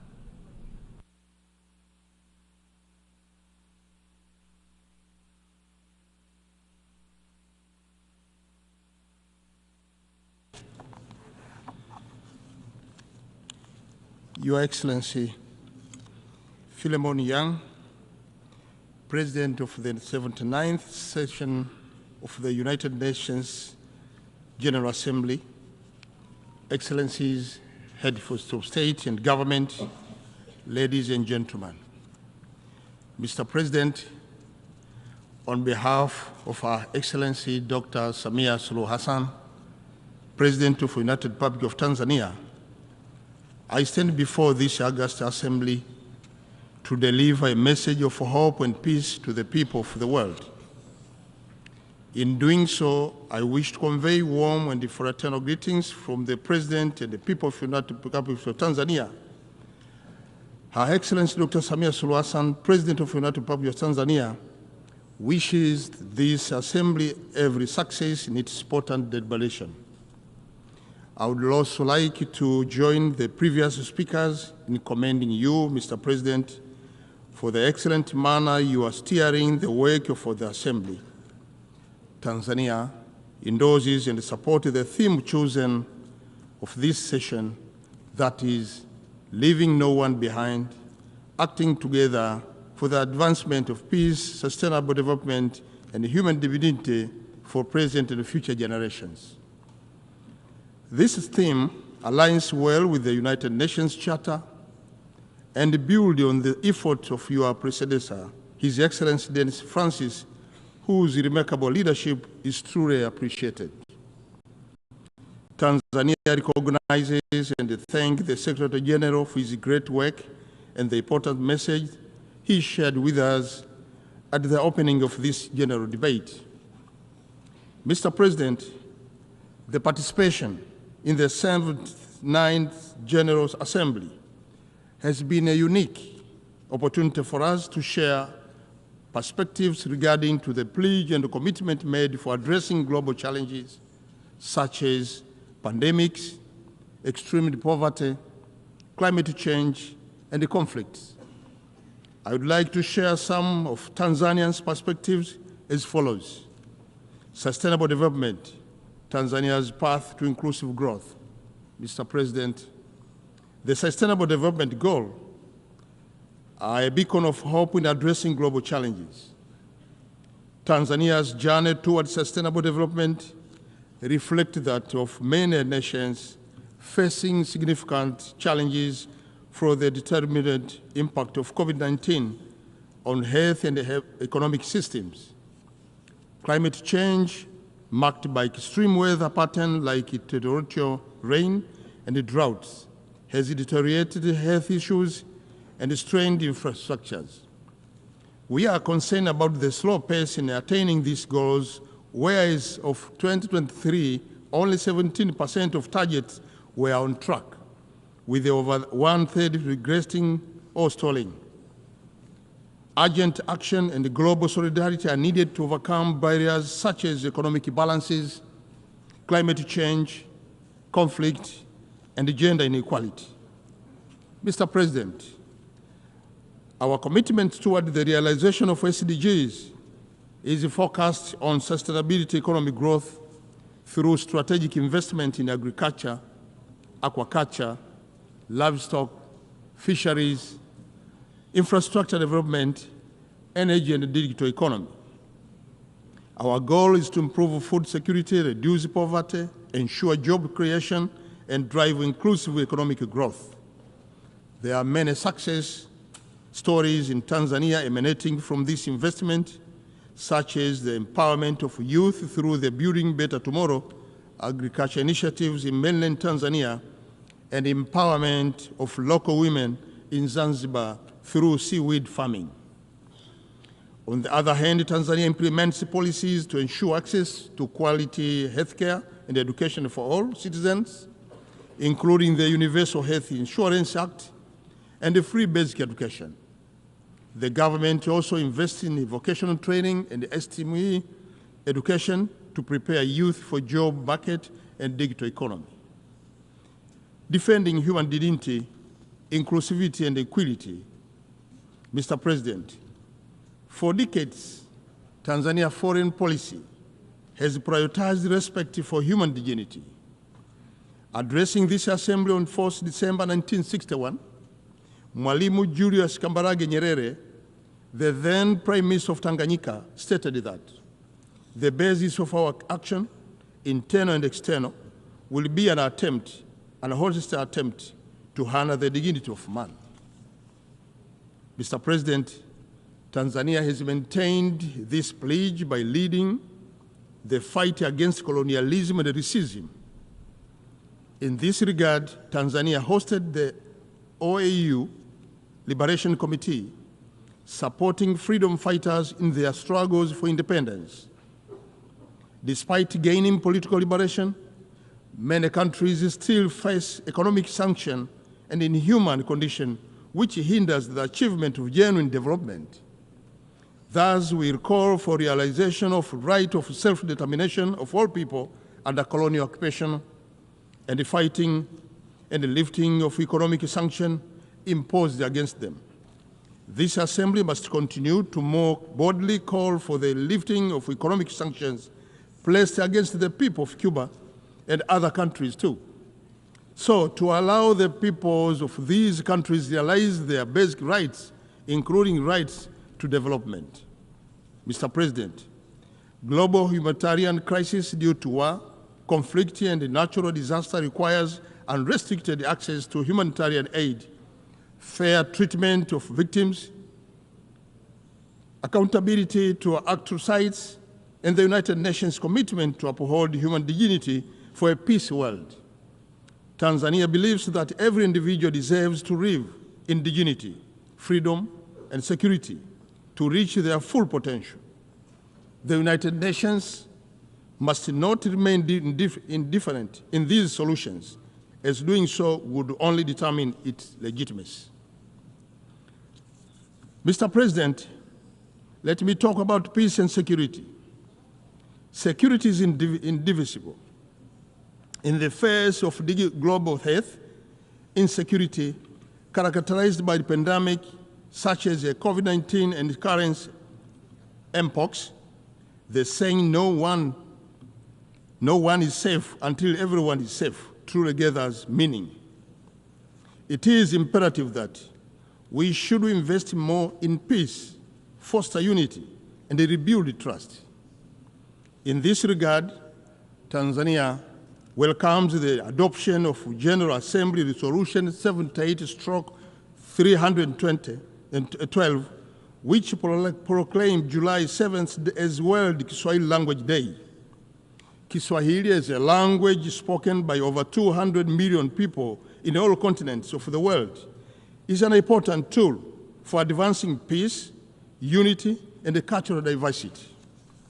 While Tanzania and other Kiswahili-speaking countries looking forward to commemorate this day in 2025 and beyond, we also call on this Assembly to explore the possibility of recognizing Kiswahili as an official language of our esteemed organization or as this Assembly. Tanzania, East African Community, South African Development Community, and African Union have already led the way to Kiswahili speaking, and it is again important that we invest more in peace initiatives because there is no development without peace and unity. Your Excellency, Mr. President, in recognition of this requirement, Tanzania has several decades participated in peacekeeping, peace building, and mediation efforts. Tanzania has and continues to contribute towards world peace through its membership in the United Nations Security Council and the African Union Peace and Security Council. This contribution is also evident through its leadership in regional arrangements, such as International Conference on the Great Lakes region of Africa, and currently the chair of the organ on politics, defense, and security of Southern Africa Development Community. I wish to reassure this august Assembly that Tanzania's commitment towards peace will not weaken. Tanzania will continue to diligently dispense the obligations emanating from the culture of the United Nations. Mr. President, let me talk about climate and change. Tanzania, like many other developing countries, is highly vulnerable to droughts, floods, desertification, and effect to sea level rise. It is estimated that the sea level will rise by 41 centimeters by 2080. While the sea level rise cannot be reversed, Tanzania is taking several adoption and mitigation measures, including the restoration and the plantation of mangrove enhancement of coastal infrastructure, and the promotion of ecotourism and aquaculture.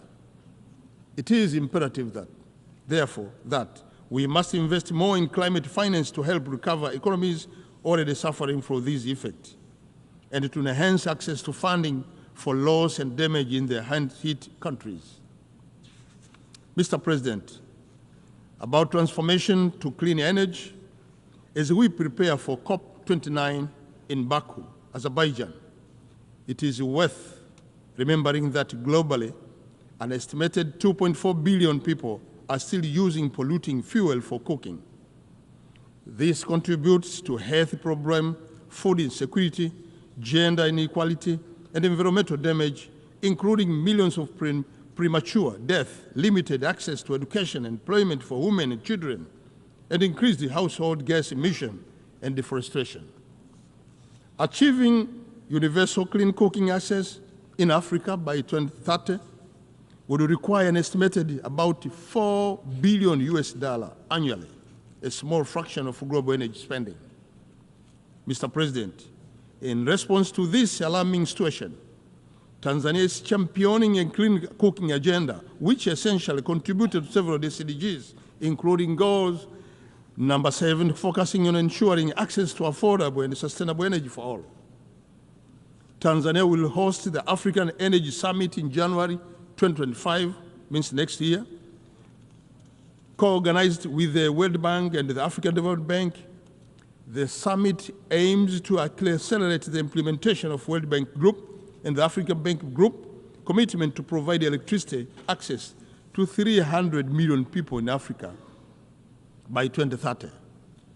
We look forward to working together with all partners to unlock energy potential and build brighter, more resilient future for Africa. Mr. President, delivering on democracy. In November this year, Tanzania will hold the local government election, followed by the presidential and the parliamentary election in October next year. As we prepare for this electoral event, I wish to assure this Assembly that democracy, human rights, and the rule of law will be upheld in line with President Samia's vision as captured in the 4 R's philosophy, namely reconciliation, resilience, reform, and rebuilding. Since the announcement of 4R principles in 2021, the government of Tanzania has continued to foster harmony and promote unity across political, religious, and ethnic divides.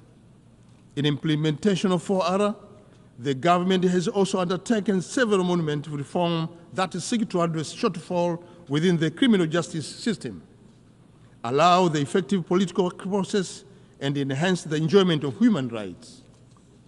Mr. President, reforms are crucial for countries and international organizations to stay relevant, for greater inclusiveness, transparency, and accountability, especially in multilateral bodies like UN Security Council and the Bretton Woods Institution. Tanzania remains committed to rebuilding its economy and society, focusing on inclusivity and empowering its citizens for a stronger future. Mr. President, when I go to conclude my speech, Tanzania argues all the world leaders to unite against international threats that undermine unity, peace, and human dignity. We are obliged to work together with goals stipulated in the Charter of the United Nations of sparing succeeded generation from the scourge of war. We must stop war and suffering that cause death and wanton suffering to innocent civilians, including women and children. Let us leverage innovation, adopt inclusive policies, and strengthen international cooperation in accelerating the implementation of SDGs. Together, let us build perhaps partnership that transcend borders, ensuring no one left behind. Let us undertake the necessary reform to make our multilateral institution fit for purpose. Let us rebuild trust and reconcile our differences. Let us cooperate to build resilience of our institution and people. We can achieve the future we want if we commit to rebuild and restore what has been damaged by our past action, as we look to the future, let us honor the commitments made in various international fora. Together, let us embrace this moment with optimism and the shared dedication to inclusivity. Asante sana kwa kulisikiliza. Thank you so much for listening. Thank you so much for your attention.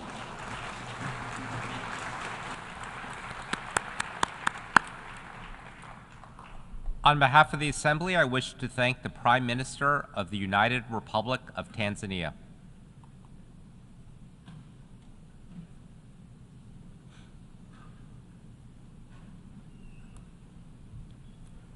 The Assembly will hear an address by His Excellency Ralph Gonsalves, Prime Minister and Minister for National Security, Legal Affairs, and Information of St. Vincent and the Grenadines. I request protocol to escort His Excellency and invite him to address the Assembly.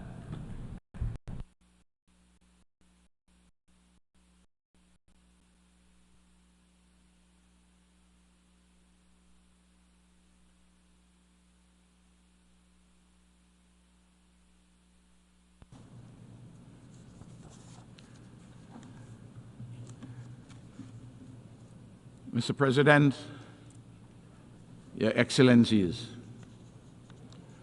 St. Vincent and the Grenadines is a magnificent exemplar of our Caribbean civilization. Despite a quarter century of analysis, advocacy, and prescriptions set forth by leaders of small island developing states and international institutions charged with advancing the interests of SIDS, our travails are enduring in a global community largely disinterested in our well-being and that of small states generally.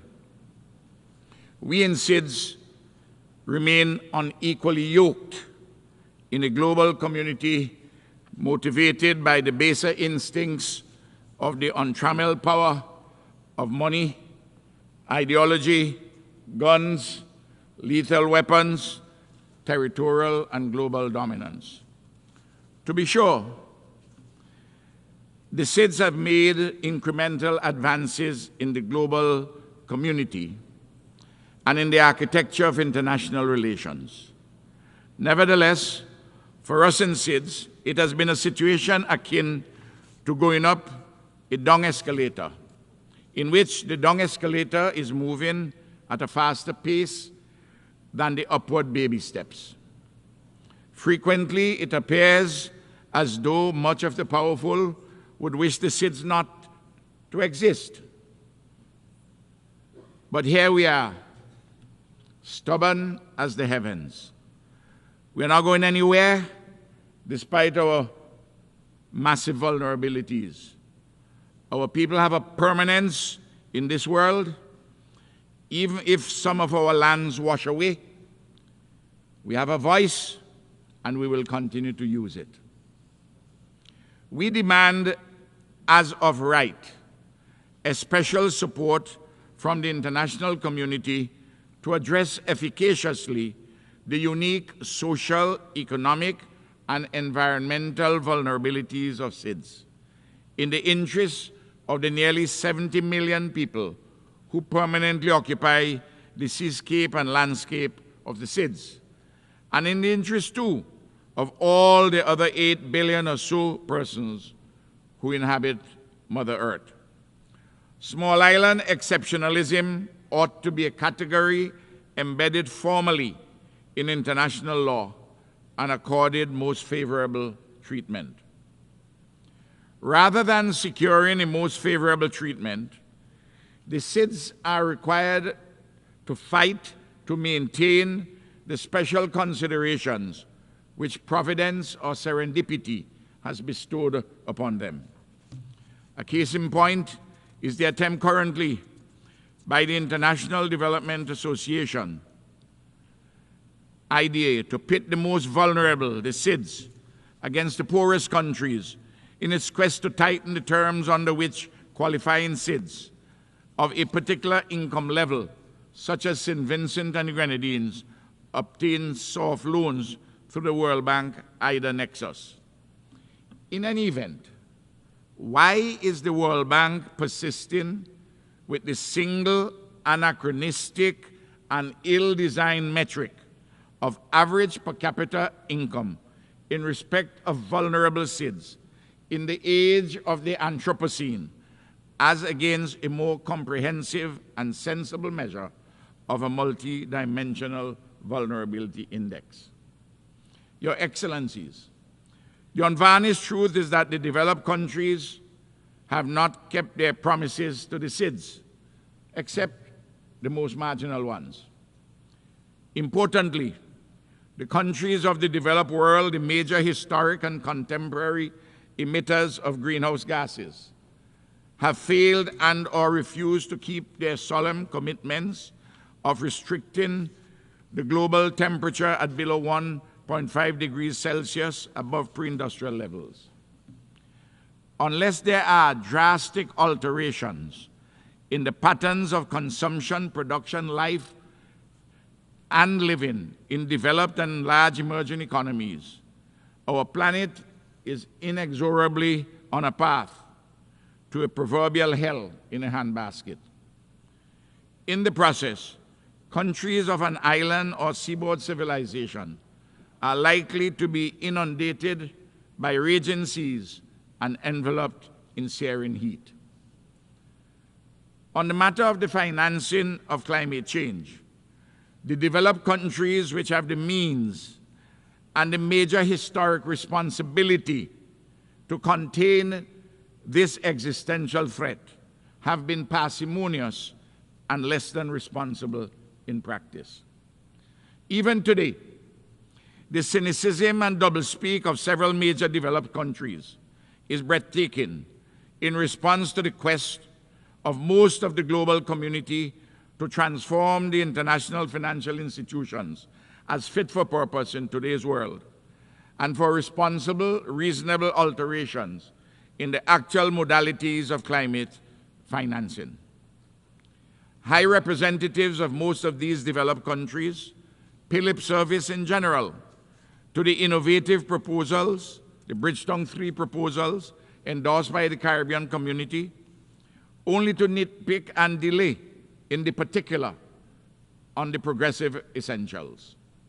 Brazenly, when these developed countries make a marginal concession, they trumpet it as a major advance so as to send the proverbial fool a little further.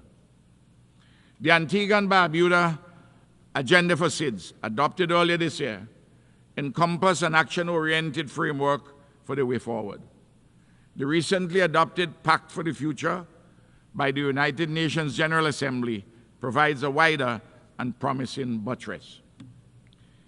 In our advocacy for the 39 SIDS, we embrace too the cause of the least developed countries and the landlocked developing countries, all 92 vulnerable countries in the United Nations system.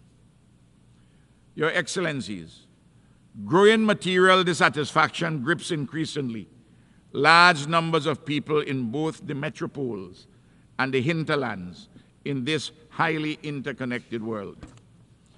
Noticeably, the ceremony of innocence is drowned.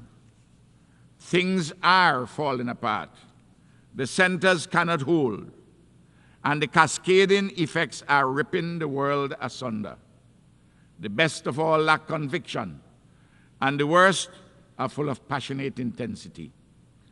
Creative resistance and reconstruction are the banners under which ordinary men and women across the globe are draping themselves. Sadly, in the North Atlantic countries, there is a growing and dangerous constituency for an illiberal, even a neo-fascist option of looking forward to an illusory past in search of making again their countries unalloyed, mythical paradises of unrivaled dominance. They are looking forward to a past that never was. At the same time, even a modest middling social democracy is on the retreat because this old political shell of the post-1945 global order can barely contain the erupting contradictions within and outside it. A search for new modalities is emerging, but not yet fully formed, in part because the old order is unprepared to relinquish, cede, or share power, even as it realizes that it cannot continue to rule in the old way, but the new is yet to be born, and the forces of change lack a sufficiency of strength to deliver satisfactory alterations. Your Excellencies, the war in Ukraine, the genocide in Gaza, the conflicts in the Yemen, Sudan, and the Democratic Republic of the Congo, the threats across the Taiwan Strait, and empire's designs on revolutionary Cuba and Venezuela, the violence and more in Haiti, and such like disruptions of the peace globally, all have specific origins and contexts. But they are all reflective, too, of a failure of multilateralism, a hamstrung United Nations framework, and a derogation from the fundamental precepts of the Charter of the United Nations. Large, powerful nations, singly or in allied combinations, have a propensity to seek dominance. In this milieu, opportunistic or servile alliances emerge or persist as the particular circumstances admit. It all degenerates into a Manichean politics of the madhouse. Hypocrisy, disinformation, and folly reign supreme. Your Excellencies, in this context arises the trope of the neoliberal global order that the principal contradiction in today's global political economy is between democracy and autocracy. Still, all the self-serving shibboleths and gloss of this fictional construct will not wash away the unrepentant sins of the past or the cruel impositions of the present. The blinding truth is that the central contradiction in today's political economy is not between democracy and autocracy. The main contradiction has been, and still is today, that which revolves around the fundamental material questions of who gets what, when, where, and how. It is centrally about the struggle or competition for ownership, control, and distribution of material resources, which constitute the basis for regional or global hegemony. Everywhere, more and more, the poor, the hungry, the marginalized, the disadvantaged are clamoring and organizing for a different and better future. Not an unacceptable past, not a present without possibilities of upliftment, but for a future beyond unbounded elements. Your Excellencies, sadly, in our region, we have been experiencing the lived reality that the imperial ghost of Monroe still stalks the marbled halls of the citadels of a neighboring great country of extraordinary possibilities to the detriment of countries in Latin America and the Caribbean. No country in our hemisphere can reasonably be considered a security or other threat to this great nation. Yet St. Vincent and the Grenadines and other Caribbean countries have been damaged collaterally and directly in significant material ways by the weaponizing of the financial system and the unjust unilateral coercive sanctions against Venezuela and Cuba, which are in breach of international law. I am pleading with our friends for an amicable reset of these troubled relations in the interest of peace, mutual respect, justice, and prosperity. The international community continues overwhelmingly and rightly to demand the end of the unilateral sanctions, the embargoes, and unfair declarations about state sponsorship of terrorism and more made against Cuba. Your Excellencies, on July the 1st, 2024, the Category 4 Hurricane Beryl battered St. Vincent and the Grenadines, Grenada, and Jamaica. Since the dawn of the 21st century, this is the 12th significant natural disaster to have struck my country. Hurricane Beryl has adversely affected 1/5 of our population and has caused economic damage amounting to 1/3 of our country's gross domestic product. The relief, recovery, and reconstruction processes are underway. On behalf of the government and people of St. Vincent and the Grenadines, I thank all countries and organizations, including the United Nations, that have come to our aid in the aftermath of the hurricane. Unfortunately, for the recovery and rebuilding processes, we are essentially on our own. We have had to seek significant loans to rebuild our physical infrastructure and 5,000 houses, to provide income support for affected persons, and to mobilize production support for the agricultural, fishing, and tourism industries. I'm appealing to the international community, our dear friends, to assist us, not with further burdensome loans, but with requisite grants. The recovery and reconstruction after every natural disaster increased sharply our debt burden. Countries like ours have contributed little or nothing to global warming and man-made climate change, yet we suffer largely alone on the front lines.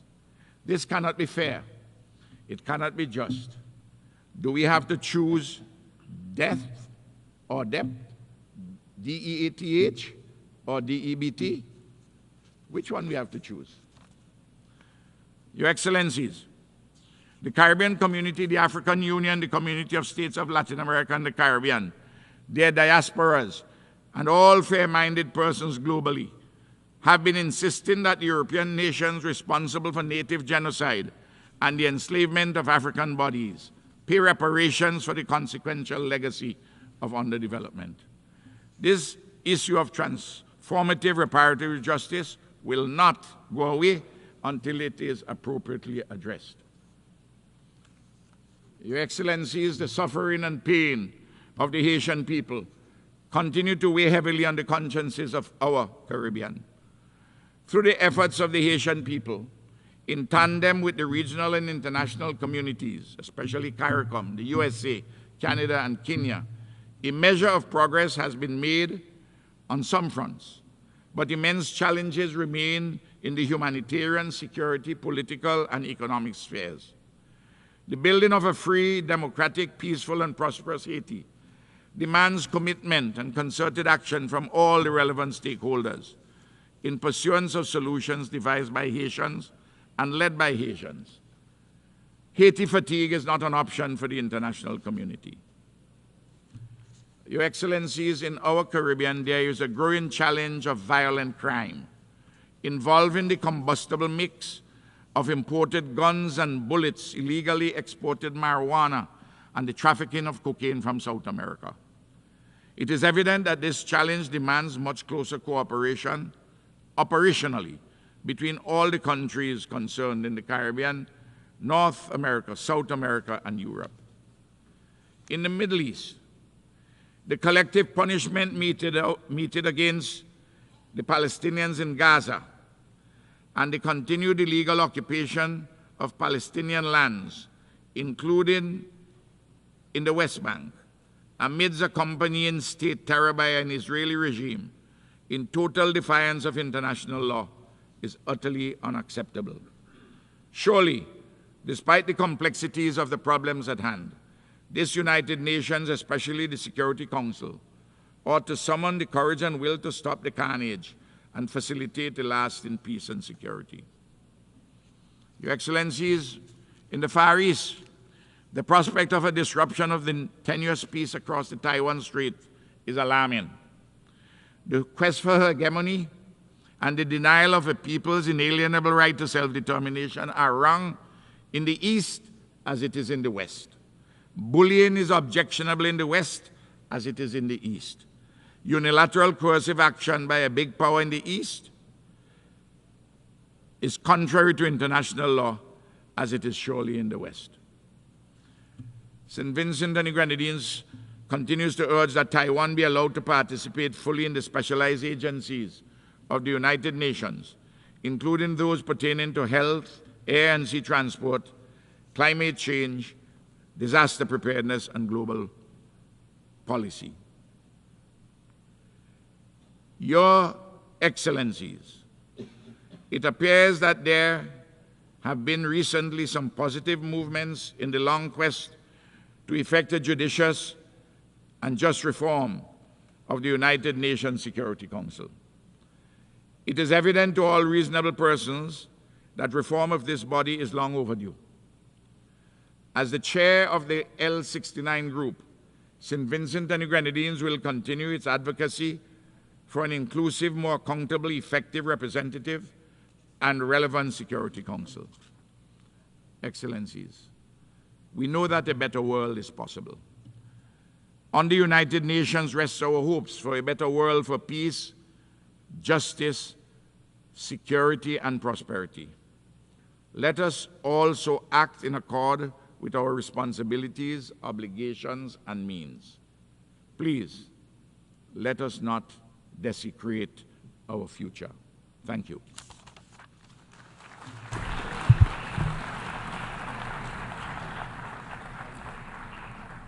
On behalf of the Assembly, I wish to thank the Prime Minister and Minister for National Security, Legal Affairs, and Information of St. Vincent and the Grenadines.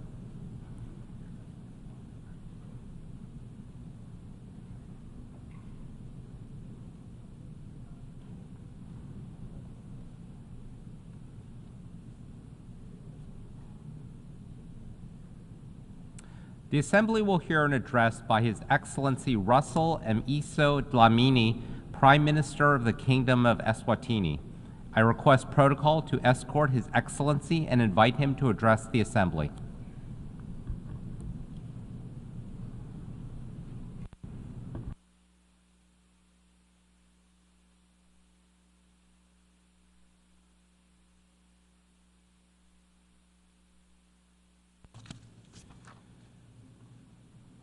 Your Excellency, Mr. Philemon Yang, President of the 79th session of the United Nations General Assembly, Your Majesties, distinguished heads of state and government, the United Nations Secretary General, honorable delegates, ladies and gentlemen, Mr. President, it is with profound gratitude and deep sense of responsibility that I stand before you today at this pivotal gathering of the 79th United Nations General Assembly.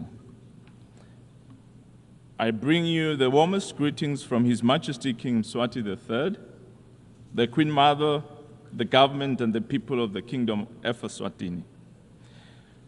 We are convened here not merely as representatives of our nations, but as stewards of a shared global community, united in our commitment to peace, security, and sustainable development.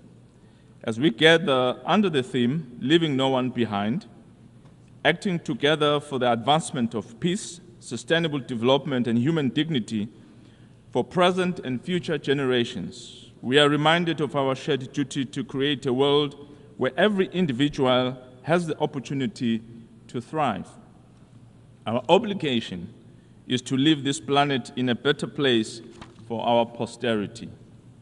The Kingdom of Eswatini joins this global assembly with unwavering dedication to the principles of peace, sustainable development, and human dignity. We recognize that the challenges we face today, marked by unprecedented crises, are deeply interconnected. It is only through collective action, innovation, and a firm commitment to multilateralism that we can forge a path towards a more just and equitable world. We commend the Secretary General for convening the recently concluded Summit of the Future which has provided a unique opportunity to reinvigorate multilateralism, enhance global solidarity, and reform our international governance structures. Eswatini fully supports the summit and its outcomes, as they resonate with our belief in a fairer and a more inclusive world. Since the establishment of the United Nations in 1945, there are concerns that it no longer addresses adequately the issues faced by the global community. There is a need to reconsider the operations of the multilateral institutions such as the IMF and the World Bank, and particularly the Security Council. The Kingdom of Eswatini stands by its efforts to call for reforms in the United Nations. In 2005, the Kingdom of Eswatini hosted the African Union meeting that resulted in the Ezulwini Consensus, which articulated Africa's common position on the reform of the United Nations, including the call for greater African representation on the Security Council. While it has taken nearly 2 decades for this conversation to advance, Eswatini is proud of her early role in championing this cause. We urge the global community to implement these long-standing commitments and ensure that all regions and peoples have a voice in shaping our collective future. Mr. President, in Eswatini, we have embraced the spirit of Nkwe, which means run. This national ethos symbolizes our collective resolve to accelerate progress towards achieving the Sustainable Development Goals. It is a call for urgent action, for picking up the pace, and for ensuring that every effort is made to meet the needs of our people and our planet. With only a few years left until 2030, time is not on our side. We must double our efforts to bridge the gaps in development, combat poverty and inequality, and address the climate crisis. Nkwe is our rallying cry to run faster, to work harder, and to leave no one behind. We invite the global community to join us in this accelerated drive towards a better future for all. Africa is the youngest continent in the world, brimming with potential and promise. The Kingdom of Eswatini is committed to harnessing this demographic dividend by investing in our youth. Our youth empowerment program, supported by government, the United Nations in Eswatini, and other friends of the Kingdom, aims to equip young people with the skills and resources they need to succeed in a rapidly changing world. We believe that by creating opportunities for employment and entrepreneurship, we are laying the foundation for a more prosperous and inclusive society. Addressing youth unemployment and providing our young people with meaningful opportunities is not just an economic imperative, but a moral one. We must act now to ensure that our youth can participate fully in building the Africa we want, an Africa of peace, prosperity, and dignity. Poverty remains one of the greatest challenges facing our continent. In Eswatini, we are committed to eradicating poverty through inclusive growth and robust social protection programs. We have prioritized policies that provide safety nets for the most vulnerable in our society, including women, children, and persons with disabilities.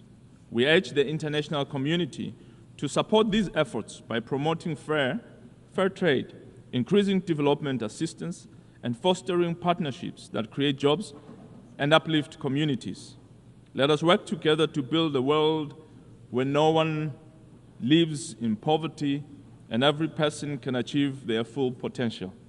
Mr. President, sustainable development is not a choice, but a necessity for the survival and prosperity of our planet. The Kingdom of Eswatini remains dedicated to advancing our development agenda as aligned with the 2030 Agenda for Sustainable Development. We have made significant strides in promoting poverty eradication, renewable energy, the protection of our natural resources, and ensuring equitable access to education and healthcare for Emaswati. Our national development strategy aligns with global development goals focusing on economic diversification, poverty reduction, and human capital development. We've taken significant steps to promote renewable energy through investments in solar, wind, and hydropower projects, such as the Eswatini Electricity Company's initiative to increase the share of renewable energy in the national grid. These efforts are complemented by our progress in providing access to quality education through the free primary education program and improving healthcare services as outlined in our National Health Strategic Plan. However, as a small middle-income country, we face unique challenges, including limited access to international financing, vulnerability to climate change, and economic shocks. We call on the international community to support the developmental aspirations of countries like Eswatini, ensuring that our path towards sustainable development is not hindered by structural inequalities in the global system. In response to these challenges, Eswatini has put forth a comprehensive SDG recovery and acceleration plan valued at about $1.6 billion, covering diverse areas including digital transformation, renewable energy, agriculture, industrial expansion, and social protection. This plan prioritizes implementation over the development of new frameworks, emphasizing sectors such as job creation, specifically under SDG 8, Target 8.5, which focuses on creating jobs across industries as a multiplier for achieving other SDGs. By investing in employment opportunities, we believe we can address multiple dimensions of development, including reducing food insecurity, enhancing access to essential services, and minimizing social ills, such as crime and substance abuse. Mr. President, the implementation of SDGs requires substantial financial resources. However, many developing countries, including those in Africa, face significant barriers to accessing affordable finance. The current global financial architecture is not fit for purpose and must be reformed to make the financing more accessible and equitable. We call for the implementation of the Addis Ababa Action Plan, which emphasizes the need for innovative financing mechanisms and global solidarity. We also urge the international community to support the reform of global financial mechanisms that have seen developing countries pay much higher costs than developed nations to access the much-needed funds. This unfair practice must come to an end. The Summit of the Future provides a critical opportunity to address these disparities and ensure that all nations have the means to achieve their development goals. Mr. President, peace is the foundation upon which sustainable development and human dignity rests. The Kingdom of Eswatini, guided by its long-standing tradition of peaceful coexistence, continues to advocate for dialogue and peaceful resolution of conflicts. We condemn all forms of violence and support efforts aimed at silencing the guns across the world, particularly in Africa. We call upon the international community to support the African Union's Agenda 2063 and the African Union Master Roadmap for silencing the guns. It is imperative that we are not to leave anyone behind.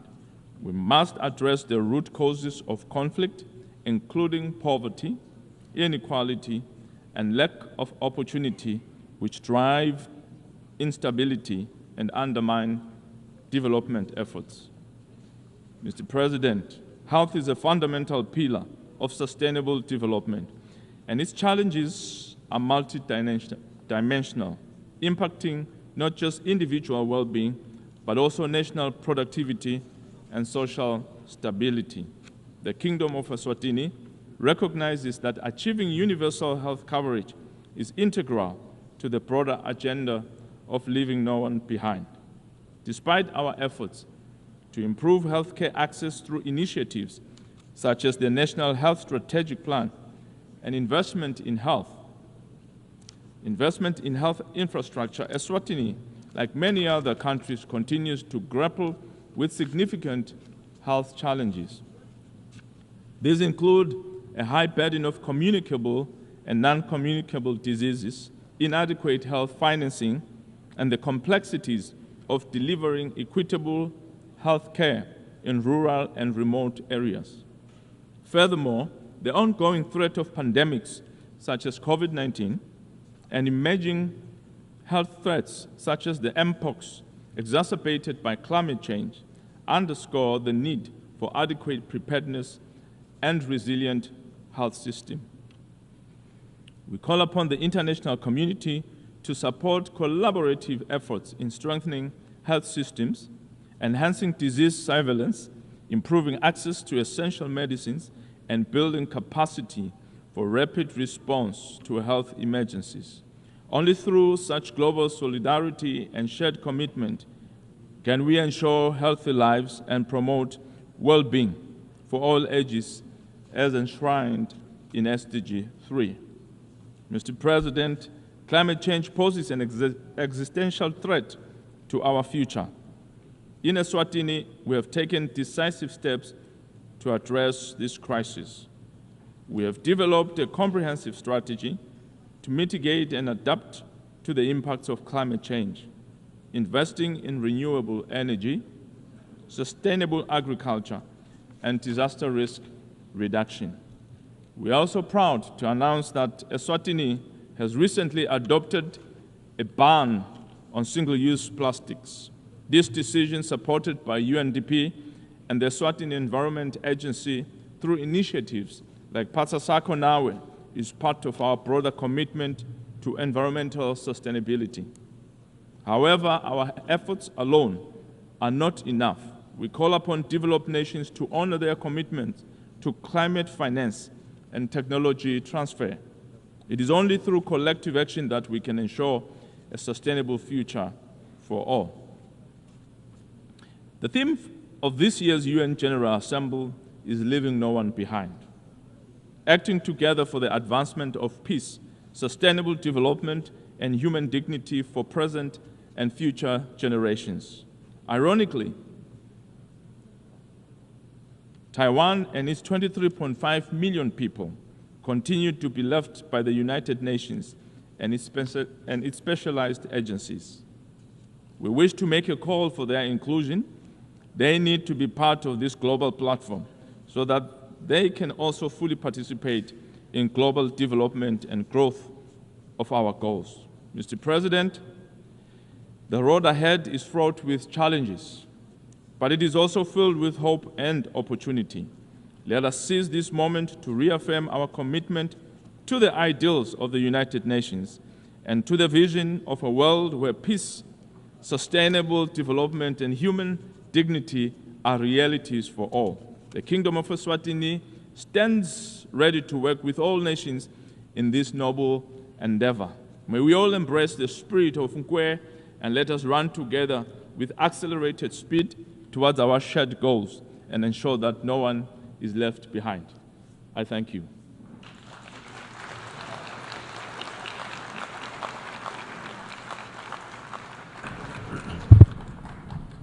On behalf of the Assembly, I wish to thank the Prime Minister of the Kingdom of Eswatini.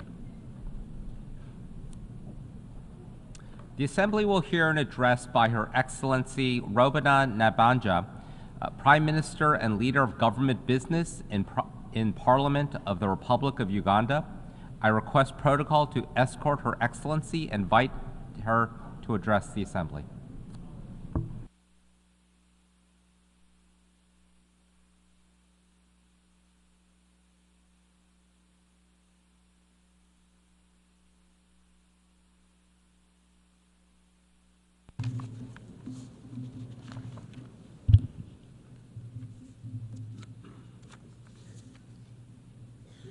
Your Excellencies, ladies and gentlemen, I bring you warm greetings from His Excellency Yoweri Kaguta Museveni, the President of the Republic of Uganda, and the people of Uganda. I congratulate His Excellency Mr. Philemon Yang on his election as President of the 79th session of the UN General Assembly, and I assure him of Uganda's full support. I commend His Excellency Mr. Dennis Francis, former President to the General Assembly, for his stewardship of the 78th session of the General Assembly, and equally pay tribute to the Secretary General, His Excellency Antonio Guterres, for his commitment to the work of the United Nations. Mr. President, in the face of the current global shocks occasioned by multiple human, natural, ecological, sociological, and financial crises, we can all agree that the world is not in a good place. Today,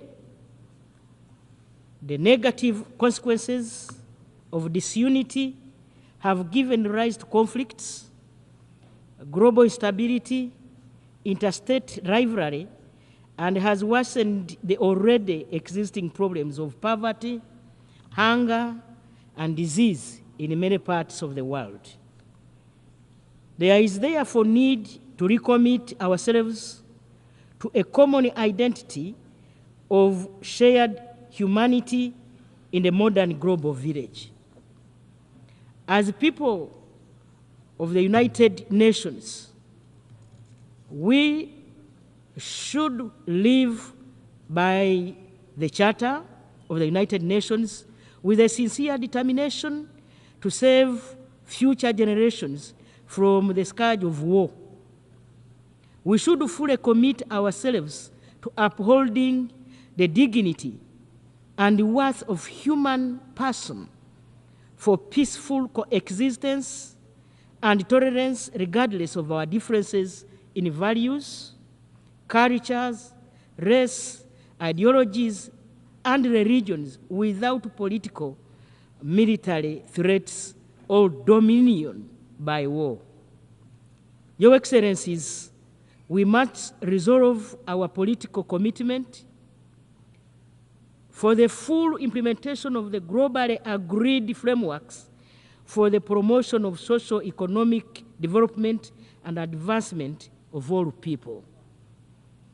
In this regard, Your Excellency, urgent action is required to address global inequalities with regard to poverty, hunger, and disease, which continue to affect disproportionately the poorest and most vulnerable.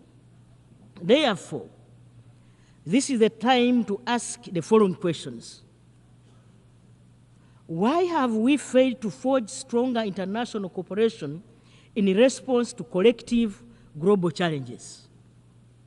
The second question is, why is it that, in spite of the multiple global commitments derived through conceptually formulated solutions, decisions, and commitments, do all these remain unimplemented? This year's General Assembly, unlike others, should seek to answer these questions. Mr. President, we are all aware that most conflict drivers begin as unresolved local or regional tensions or problems, which become increasingly complex, sometimes involving multiple actors. Regional conflicts must be addressed comprehensively beyond security, with the need for broad and strong political commitments by the regional governments. Uganda believes in the peaceful resolution of conflicts wherever they occur. We are at the forefront of promoting regional peace, security, and stability necessary for economic development. In this respect, Uganda encourages international partners to support local and regional-led initiatives or solutions for building peace and stability as prerequisites for sustained and inclusive economic growth and development in our countries and regions. We call on the increased collaboration by the international community to eliminate or reduce the incidence of conflicts caused by factors such as inequality, climate change, pandemics, new technologies, transitional organized crime, and terrorism. Uganda believes that the benefits of this world must be shared with all humanity and detests all forms of exclusion by the relatively few wealthy nations. We reject the increasing competition and confrontation between major powers, which undermines the collective international responses to security, peace, stability, and socio-economic development. Your Excellencies, Uganda reiterates its call for the urgent and comprehensive reform of the UN Security Council for Africa to be represented in both permanent and non-permanent categories as a special case in order to address the historical injustice and the urgent imperative to address it, and fully supports the common African position on this matter. The African Union Committee of 10 heads of state, under the leadership of the Republic of Sierra Leone, has been pursuing the mandate to promote, advocate, and canvass for support of the common African position on the reform of the United Nations Security Council as stipulated in the Ezurwini Consensus and the Sati Declaration. The position is that Africa should have 2 permanent seats with a veto if others have it, and 2 additional non-permanent seats on the Security Council.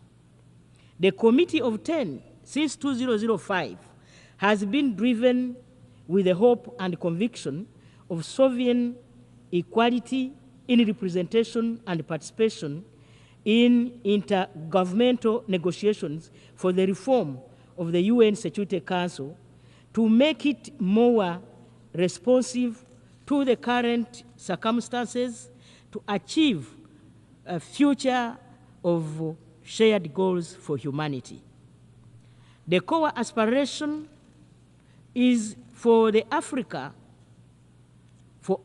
to get representation in United Nations Security Council as equal partners and make a contribution to multilateral systems that should become inclusive, equitable, and work for international peace and security of all without paralysis or succumbing to parochial interests of major powers. Mr. President, we demand for the right to development as equal members of the international community without any preconditions and politicization, for greater human dignity, freedom, and socio-economic injustice. We call for fair access to means of production, technology, and capital for the socio-economic transformation of our economies in line with our national legal frameworks and development plans. Uganda believes that the perpetual preservation of poverty and inequalities in developing countries undermines the fundamental human rights, in particular the rights of the marginalized and the poor, and remains a threat to international peace and security, which should no longer be overlooked. Uganda, as a chair of non-allied movement, will work with countries of the non-allied movement as well as other countries on the intergovernmental processes that shall lead to the adoption of the UN Covenant on the Right to Development. Mr. President, financing remains one of the greatest challenges that undermine the efforts of developing countries to fully implement the 2030 Agenda for Sustainable Development and achievement of its 17 sustainable goals. Borrowing is critical for financing investments in sustainable development. Sovereign debt is an important tool for financing sustainable development, enabling low-income countries to invest in infrastructure, health, education, and other critical areas. We emphasize that loans to low-income developing countries should be concessional and at zero interest rate. This will enable our countries to finance productive investments, including building infrastructure to improve connectivity, make debt sustainable in the long run, and spur economic growth, which will in turn help to improve domestic tax collection and raise revenues. Uganda, like other developing countries, faces constraints of domestic resource mobilization due to limited tax base. We call for strengthening of the international cooperation in tax matters to ensure that it is effective and inclusive by making multinational corporations pay taxes in countries of their operations, including collecting revenue generated by e-commerce in cross-border transactions. Mr. President, we fully support the ongoing discussions on adoption of the UN Framework Convention on International Tax Cooperation and call upon all countries to negotiate constructively. We also call for the strengthening of international cooperation in the prevention of and combating illicit financial flows, with a view of ensuring that all illicit funds, all resources, including assets, are returned to their countries of origin. Furthermore, Uganda calls for the urgent reform of the international financial architecture, including the international financial institutions and their rules, to ensure equitable representation of developing countries in international economic governance decision-making that affect the trajectory of their national development. Your Excellencies, Uganda identified 4 key sectors of wealth and job creation in line with its national development plan, and that includes agro-processing, industrialization, services, information and communication technologies, digitalization, and skills development to support our socio-economic transformation. There is no doubt that affordable energy and access to affordable high-quality internet connectivity is vital to catalyze their full implementation in order to realize inclusive development outcomes and benefits for our people. We need to strengthen deeper collaboration with the Global South, with the support of our partners in the North, to unlock shared prosperity by building the necessary infrastructure and connectivity to increase productive capacity for rapid growth, economic takeoff, and sustainable development. In this regard, Uganda calls on the international community to support the full implementation of the African Continental Free Trade Area.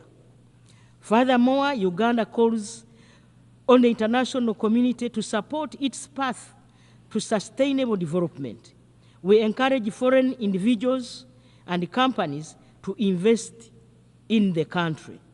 We welcome inflows of money, technology, knowledge, skills, and expertise as major sources of non-debt financial resources for economic development of our country.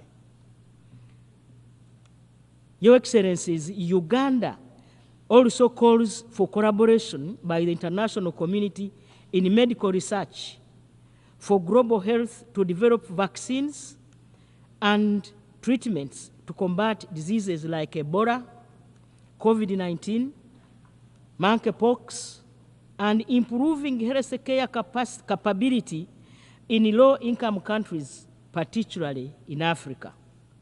Uganda advocates for mutually beneficial trade and investment.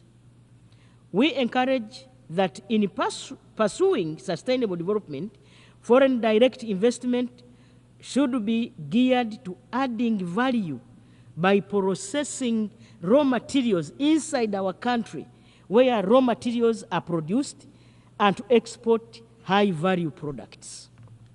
This will create jobs, generate high incomes, and increase taxable revenues. We call on multinational companies to desist from purchasing raw materials and only selling processed products for consumption in developing countries. We equally call on developed economies and multilateral multinational companies that buy raw materials to process them and add value in their countries should take measures to institute policies that allow sharing the profits they generate in the value chain with the low-income raw material producing countries where it is sourced for shared prosperity. Mr. President, climate change remains one of the greatest challenges to the pursuit of sustainable development. Uganda calls on developed countries to provide the necessary financial, technical, as well as capacity building to support developing countries to effectively address climate change. We demand for climate justice, recognizing that richer countries, having historically profited from high emission activities for the development of their economies, and bear a great obligation to lead in mitigating these impacts. Therefore, high-income countries should reduce their emissions and equally support developing countries in their gradual transition to low-emission development pathways without using the environment as a political and economic tool to block or slow down their development. We emphasize that climate finance should be additional to official development assistance. Mr. President, developing countries face great challenges, including the increase in unilateral political, economic, and trade actions, or policies, and the weakening of multilateralism, which are flagrant violations of the principles established in the UN Charter, international law, and the purposes of the United Nations. We consider that it is urgent to stop these actions that threaten the economic and social development of the countries that are subject to them, and consequently prevent them from achieving the Sustainable Development Goals.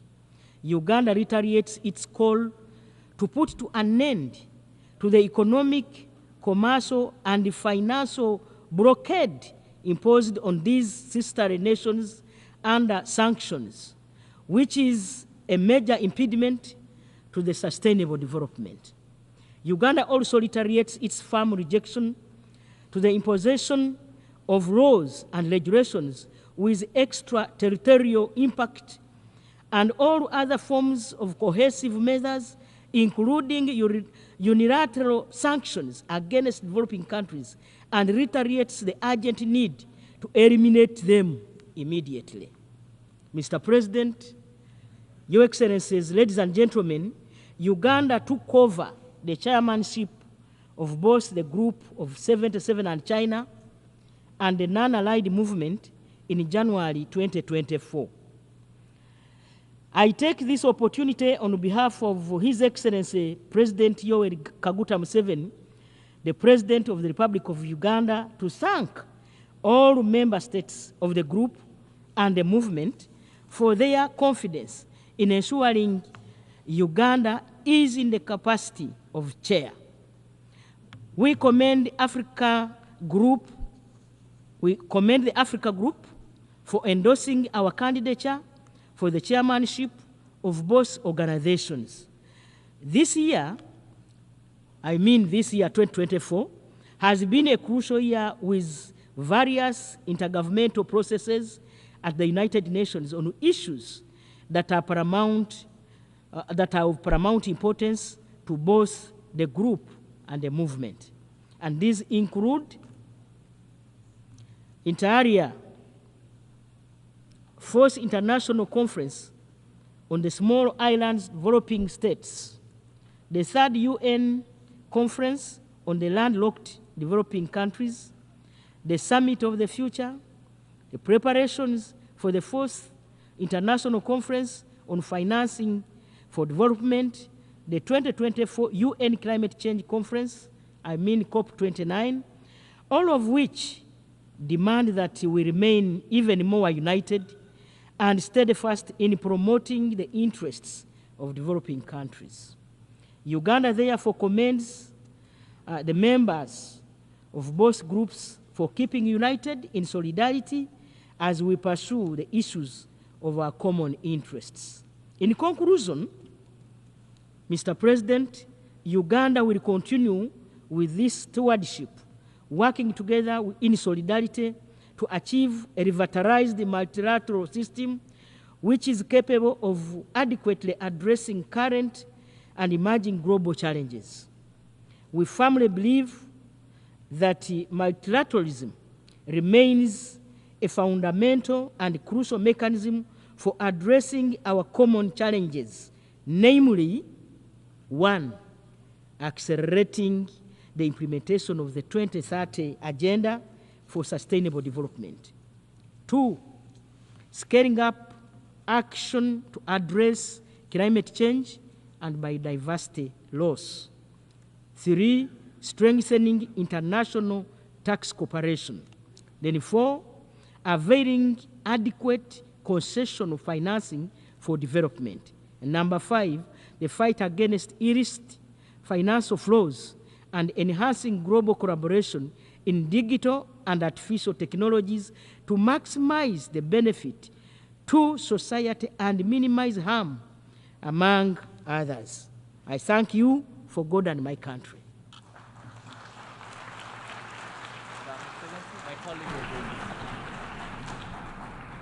On behalf of the Assembly, I wish to thank the Prime Minister and Leader of Government Business in Parliament of the Republic of Uganda.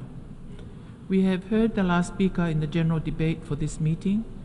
The 14th plenary meeting to continue with the general debate will be held immediately following the adjournment of this meeting. The meeting is adjourned.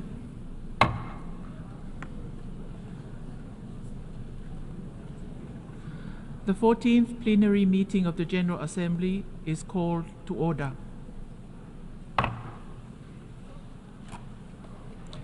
The Assembly will continue its consideration of Agenda Item 8 entitled General Debate. The Assembly will hear an address by His Excellency Gaston Alfonso Brown, Prime Minister and Minister for Finance, Corporate Governance and Public-Private Partnerships of Antigua and Barbuda. I request protocol to escort His Excellency and invite him to address the Assembly.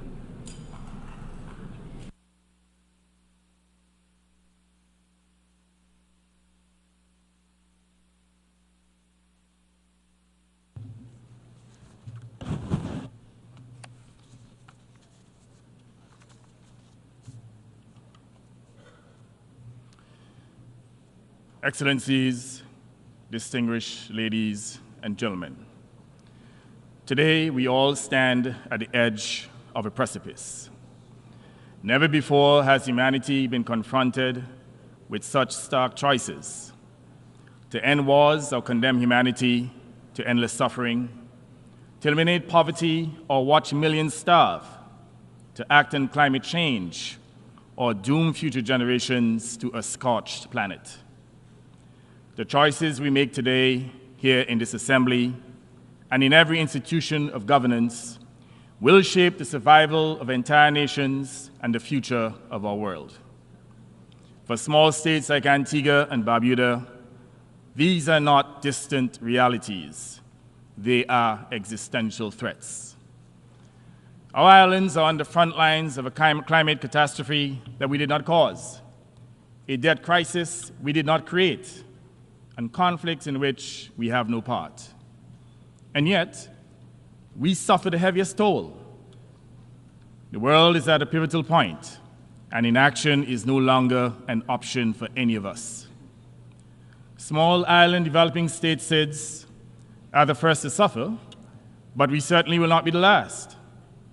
All will be consumed if we continue to dither and delay.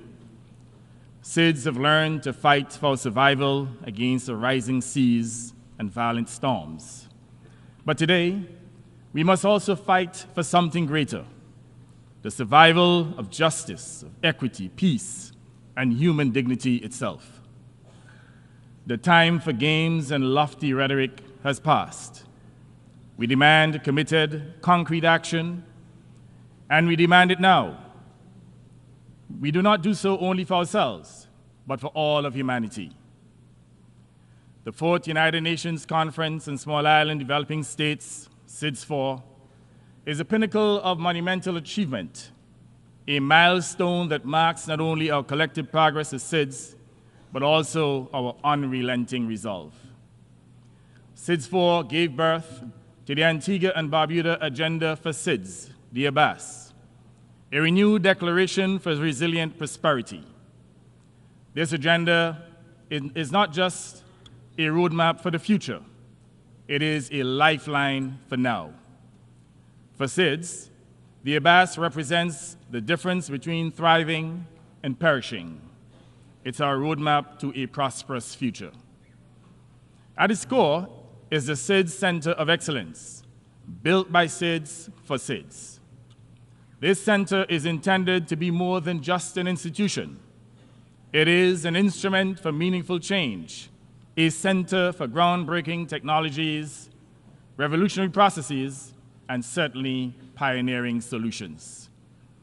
With its global data hub, innovation and technology mechanism, as well as the Island Investment Forum and Debt Sustainability Support Service, the DSSS, the Center of Excellence can be literally transformed the way in which we adapt to our vulnerabilities and set a path for resilient prosperity.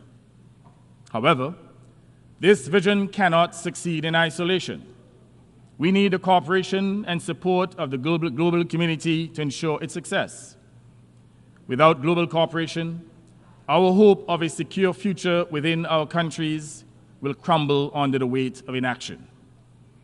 That is why today I call for unwavering commitment of the international community to the center's success. Our survival depends on it.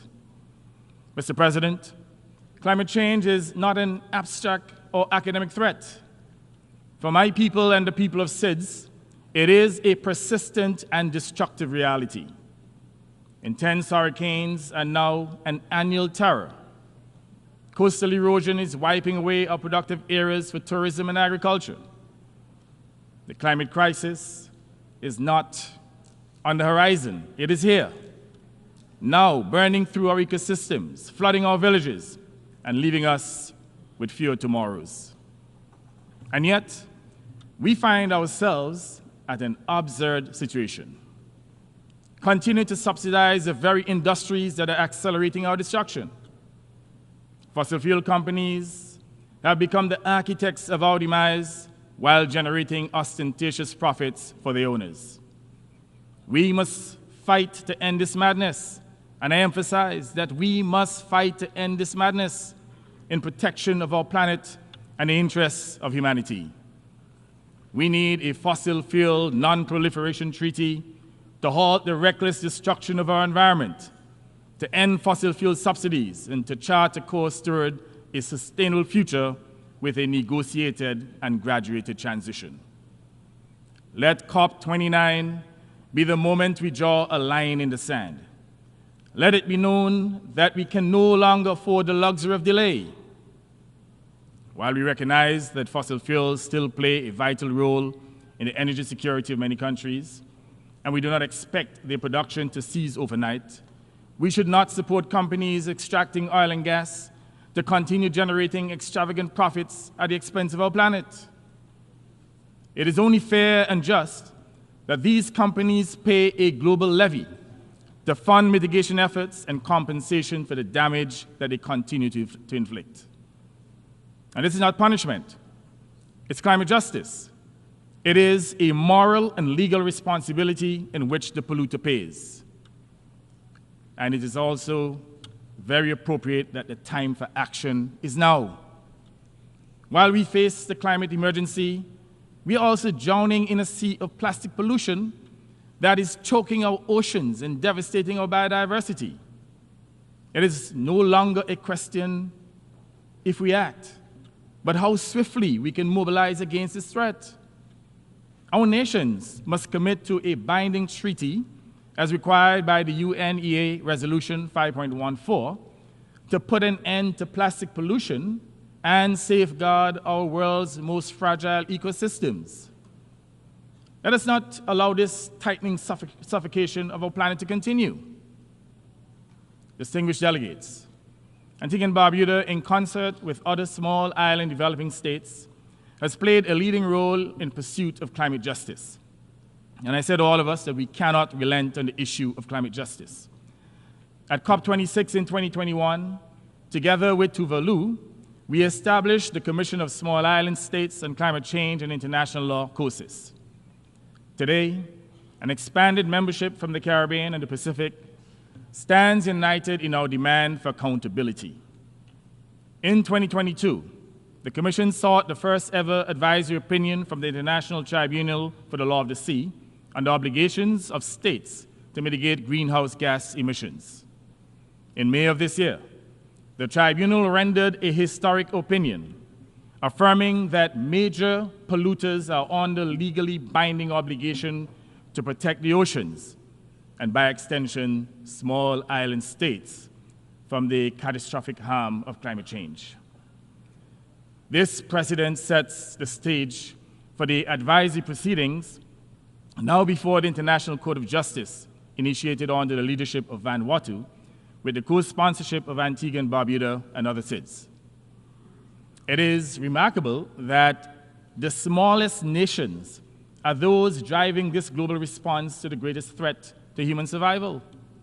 Yet, despite our efforts, the COP process continues to fail us.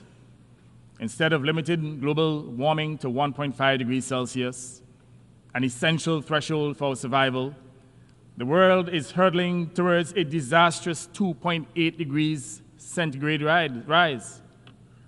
This is nothing less than a death sentence for small island states. But it is also a harbinger for grief for the rest of the planet. We must demand that major polluters not only respect their obligations on international law, but also compensate us for the loss and damages that we have suffered. Those who preach about a rule-based international order must now lead by example. Rules must apply equally to all, including the mighty, not just to the poor and powerless. At COP29, we expect no further delay in the capitalization and operationalization of the Loss and Damage Fund, for which we have struggled so long and certainly so hard. Equity and fairness demand it. Mr. President, the fight for survival is not just about climate. It's about financial justice, reparatory justice, and other injustices and equity. The international financial system is skewed, outdated, and unjust, literally punishing the most vulnerable while rewarding the already rich and prosperous with favorable terms for their financial instruments. For too long, small states like mine have been shackled by debt we did not cause, debt that arose from recovery spending on recurring disasters that are beyond our control. We cannot achieve climate justice without addressing the structural inequities in the international financial architecture. It is time to lift the burdens that keep us bound to the past and unable to invest in our future.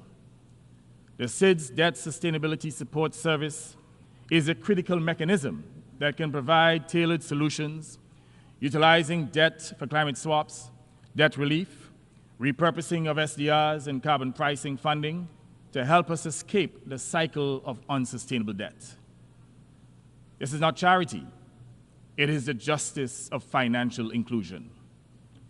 And in the end, by remedying past injustices, it will establish a world that is fairer, more just, and more at peace with itself. Excellencies, the adoption of the Multidimensional Vulnerability Index, the MVI, which Antigua and Barbuda was honored to help advance in this organization, offers a path towards correcting the imbalance of unjust treatment accorded to small and vulnerable nations. It is a vital tool designed to acknowledge the complexities we face, not just in terms of limited economic capacity and other structural vulnerabilities and a lack of resilience, but also in our exposure to myriad external shocks.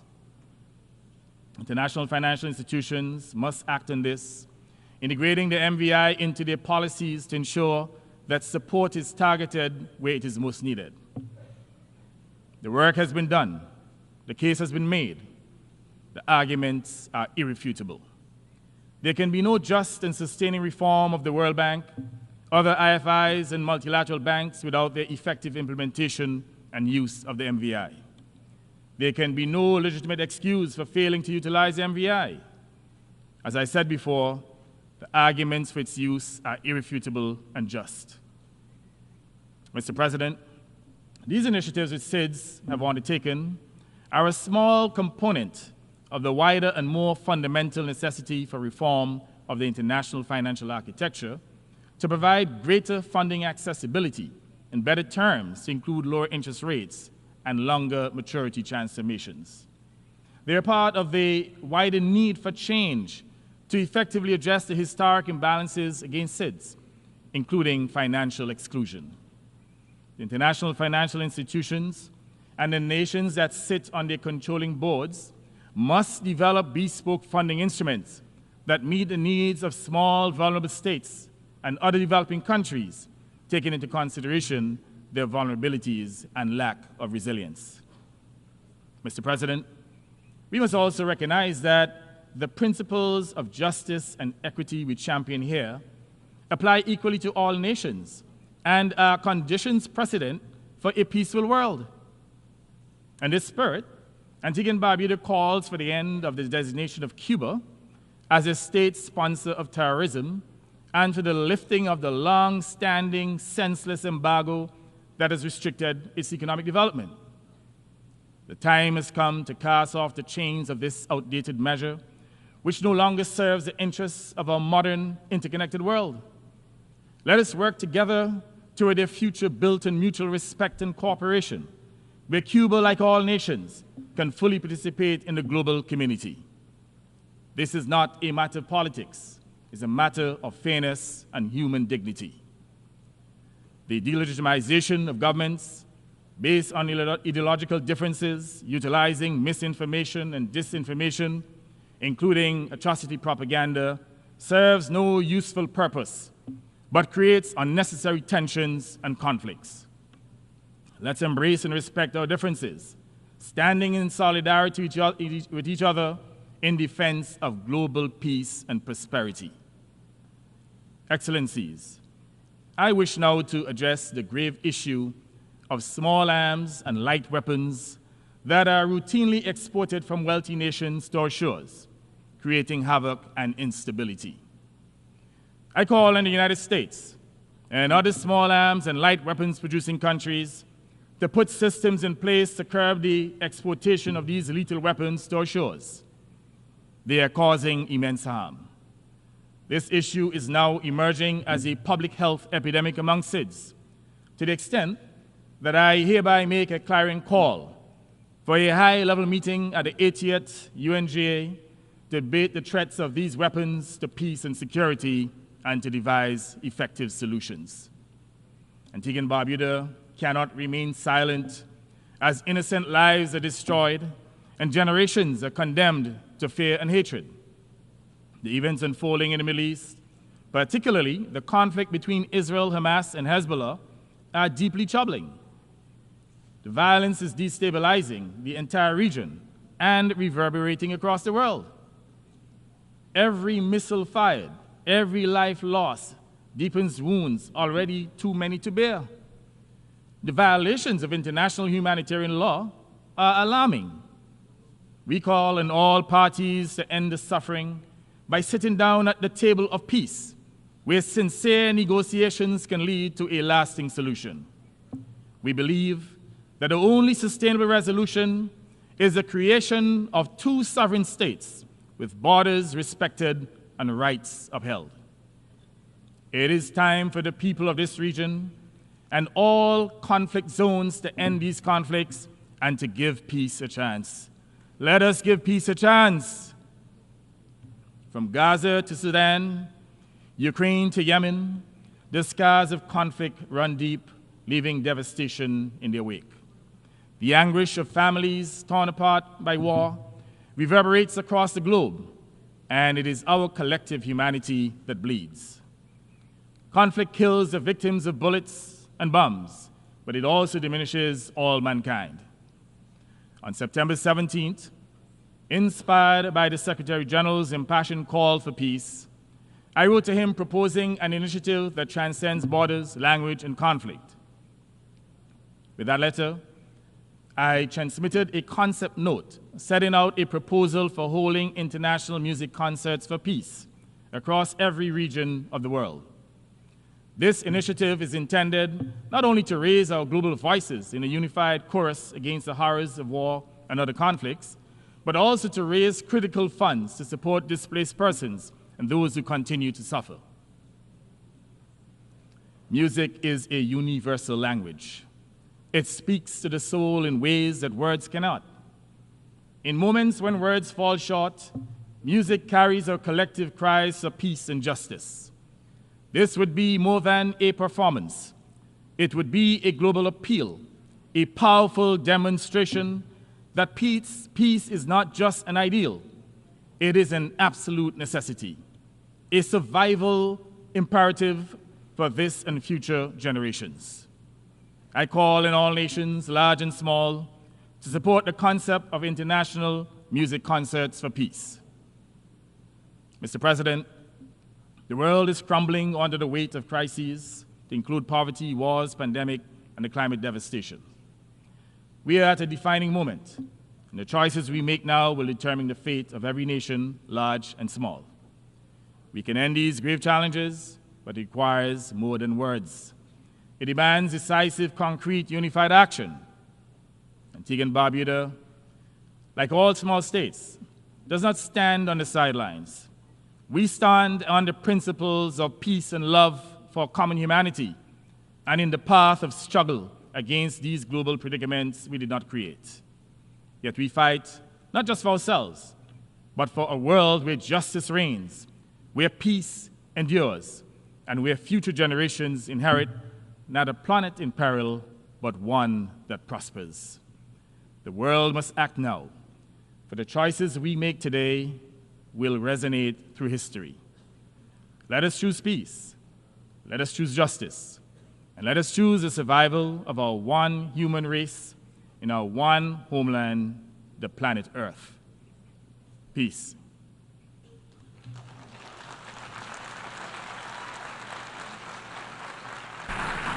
On behalf of the Assembly, I wish to thank the Prime Minister and Minister for Finance, Corporate Governance, and Public and private partnership of Antigua and Barbuda. The Assembly will hear an address by His Excellency Edi Rama, Prime Minister of the Republic of Albania. I request protocol to escort His Excellency and invite him to address the Assembly.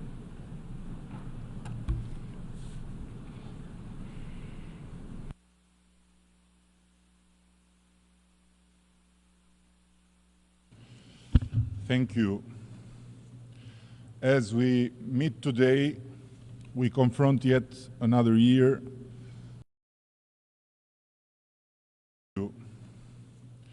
As we meet today, we confront yet another year of complex crisis and conflict as a deeply divided world watches. Our prospect for a more peaceful, just, and equitable world are blurred today.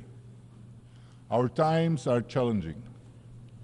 A few days ago, we committed to the Pact of the Future, a sound framework with a high level of ambition and actionable deliverables. We have made other similar major commitments in the past. We have not always kept them, to put it very mildly. We have paid the price. This is yet another chance, one we take under pressure to make a difference for a more peaceful and prosperous future, while the time we live in could not be grimmer.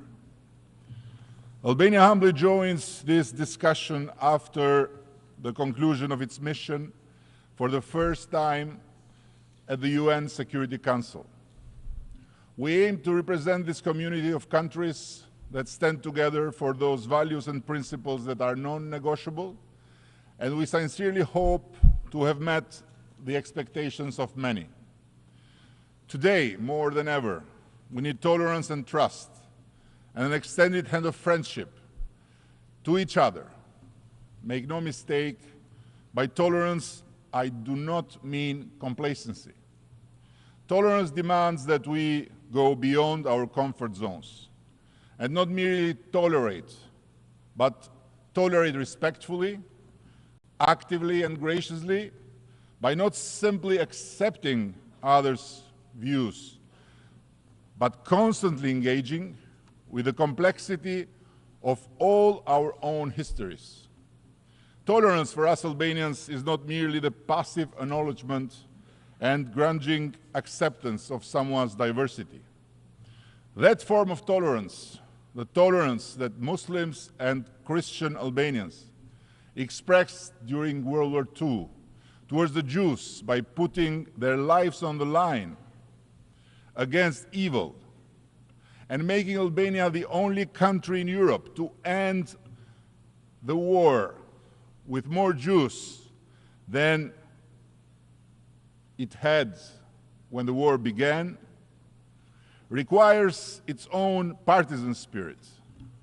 It requires engaging with the one who is different from us, accommodating disagreements with respect, and continuing to build bridges so that we can continue to debate and foster further understanding and peace by putting ourselves in the other's shoes.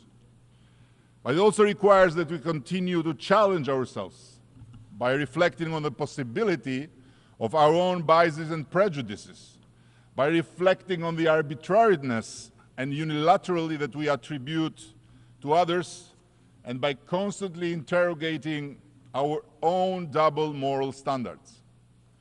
It is with the trust in humanity and humanism that Albania became a safe haven for the people who escaped death after the fall of Kabul under the Taliban, who were welcomed and accepted by my country, while bigger and richer EU member states of NATO turned the back to them.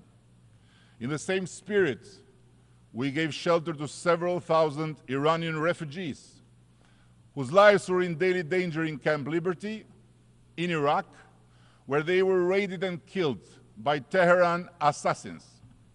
We paid a dear price for being their hosts. The Tehran totalitarian regime engaged in a large-scale cyber attack against Albania, which aimed to bring the country to its knees by wiping out all our digital infrastructure of public services. They were very brutal, but they failed miserably. We didn't waver, and we will not waver in our commitment to shelter those people in our country for as long as it takes. Our hospitality was not, and is not at all related to any political stance against Iran, but only to humanitarian belief engraved in our spirit as a nation. We recently extended a hand of help to our neighbor and special friend Italy in an effort to ease the difficulties that geography has burdened on them with one of the most pressuring phenomena of our times, immigration. Meanwhile, instead of just talking, we try to act without pretending to solve the huge immigration problem in Europe, but on the other hand, without just sitting around and by trying to build and add something constructive, we just did our part. This attitude of solidarity, cooperation, and good neighborly relations is the linchpin of our policy in our region, the Western Balkans. In our region, after more than a quarter of a century, the deep wounds left by the violent disintegration of the former Yugoslavia still need to be healed. But we have also seen the construction of peace, reflected above all by the vision, unparalleled wisdom, and courage that led to the creation of the European Union. All of us in the Western Balkans have tried for over a decade to come together and meet and talk about the challenges and plans for our common future. It is Albania's firm belief that we need to look at the past with the eyes of the future and not look at the future with the eyes of the past. Today, the peoples of the Balkans have a moment of historical opportunity in a context of historical danger in the wider Europe, where the Russian aggression against Ukraine should serve us all as a permanently ringing bell. I would say that the Western Balkans is in a much better position today than ever before. But we must work tirelessly and patiently among ourselves, in the region, and above all with our allies and partners, to make sure that the return to the past is not just impossible, but simply unimaginable. In this context, our brotherly Republic of Kosovo is an irreversible reality as a state among the six countries of the Western Balkans, with a clear European perspective and an undisputed allegiance to the large democratic community of nations. Any artificially drawn parallels between Kosovo and the occupied areas of Ukraine are meant to distract and to confuse whomever possible under this roof and the whole international public opinion, but they can never achieve to dilute the truth, which is Kosovo is now an intrinsic part of the international reality, an inspiring member of the Euro-Atlantic community, and must not be held hostage by anyone with false pretensions and excuses, starting with a group of 5 EU members that still do not recognize Kosovo's rightful place in every international forum and organization. In the third year of the unprovoked and unjustified war of aggression of Russia against Ukraine, we feel compelled to renew our call for Russia to stop this war. This is a war that neither Ukraine nor our community of like-minded nations choose, a catastrophe conceived by the decision of one country, and indeed one delusional dreamer of an old imperial past, rewarding an aggressor who annexes the territories of a sovereign country by disarming the victim of the aggression does not bring peace, but paves the way for more war. All those who seek peace by stopping Ukraine instead of stopping the neo-imperialist Russia's aggression are wrong. And they should be aware of a very simple truth. A peace that defeats Ukraine would bring only further aggression and will turn our world into one ruled by might, not by right. Yes, we seek peace too, and we want peace to be made between Ukraine and Russia as soon as possible. And of course, we would support any peace attempt and format that would include Russia around the table. But we seek a just peace, based on the Charter of this United Nations, international law, and the resolutions of this General Assembly of the United Nations. A peace that cannot undermine Ukraine and its rights. Earlier this year in Tirana, our capital, we hosted the second summit between Ukraine and Southeast Europe and welcomed President Zelensky, a true and brave leader of resistance, which is not simply a resistance to a brutal aggression against their homeland, but at the same time, a resistance for the very existence of democracy and the just rule-based Europe and world. Albania will continue to stand by Ukraine and support it for as long as necessary and as long as a lasting, just peace is achieved. There is another war waging in Europe's southeast too. Albania stands firm in its position that there is no place for Hamas and its likes in the world we want to live in a fully recognized right of the Palestinian people to have their own safe place in this world and their right to give birth and raise their children in their own state. Guaranteeing such a basic condition for millions of Palestinians is much easier said than done, just as it is much easier said than done for the Jewish people to live in their land without anyone around questions their right to exist. We need to restore our moral compass in the Middle East. Yes, of course. But there is no moral compass that can relativize and, God forbid, normalize terror and a terrorist organization like Hamas as a part of the peace we all want between Israel and Palestine. Doing so would be like relativizing the scourge of anti-Semitism and accepting to coexist with a new vicious form of Nazism, which is the worst thing that could have happened for so many years to first and foremost the Palestinian people themselves. Nevertheless, it is not too difficult to state loudly and strongly that so much violence and destruction cannot be the long-term solution for both Israel and Palestine and should stop. We reaffirm here our national support for a just and comprehensive resolution of the Israeli-Palestinian conflict based on the two-state solution.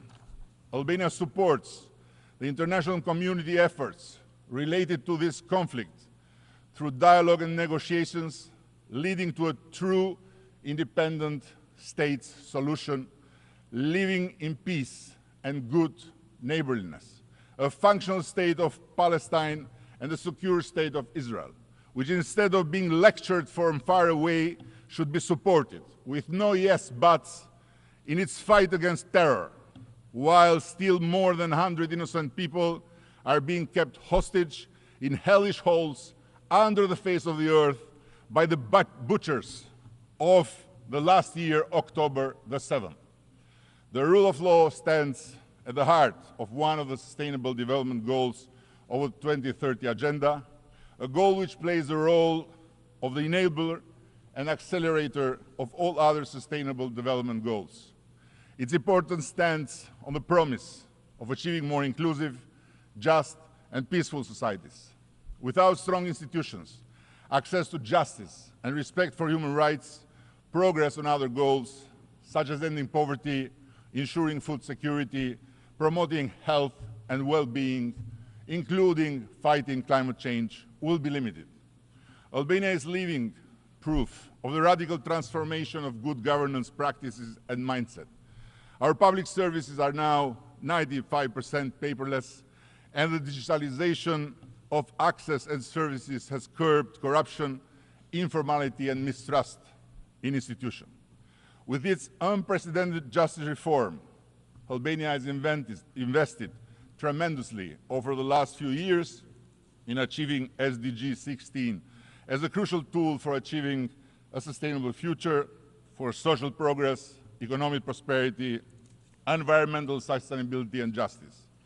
But for a developing country, the struggle for just and fair institutions and good governance is not one that can be won within a year, through some reforms, or even during a single decade.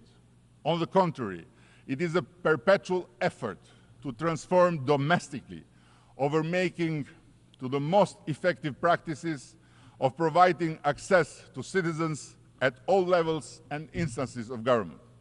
We are committed to playing our part and collaborating with the international community to ensure the successful realization of our Albania 2030 vision. Building upon the ongoing work during our previous mandate, as a non-permanent member of the Security Council, we'll continue to work with like-minded countries to improve the governance and institutional efficiency for the UN, as well as multilateralism and respect for human rights. As a member of the Human Rights Council, Albania is committed to the universal principles of human rights and dignity in a world where every human being can realize their full potential and live with dignity and respect. A very dear daughter of the Albanians, Saint Mother Teresa, once said, "I alone cannot change the world, but I can cast a stone across the waters to create many ripples." No better saying can mirror today's need to work together on what is clearly the substance of multilateralism. Thank you very much.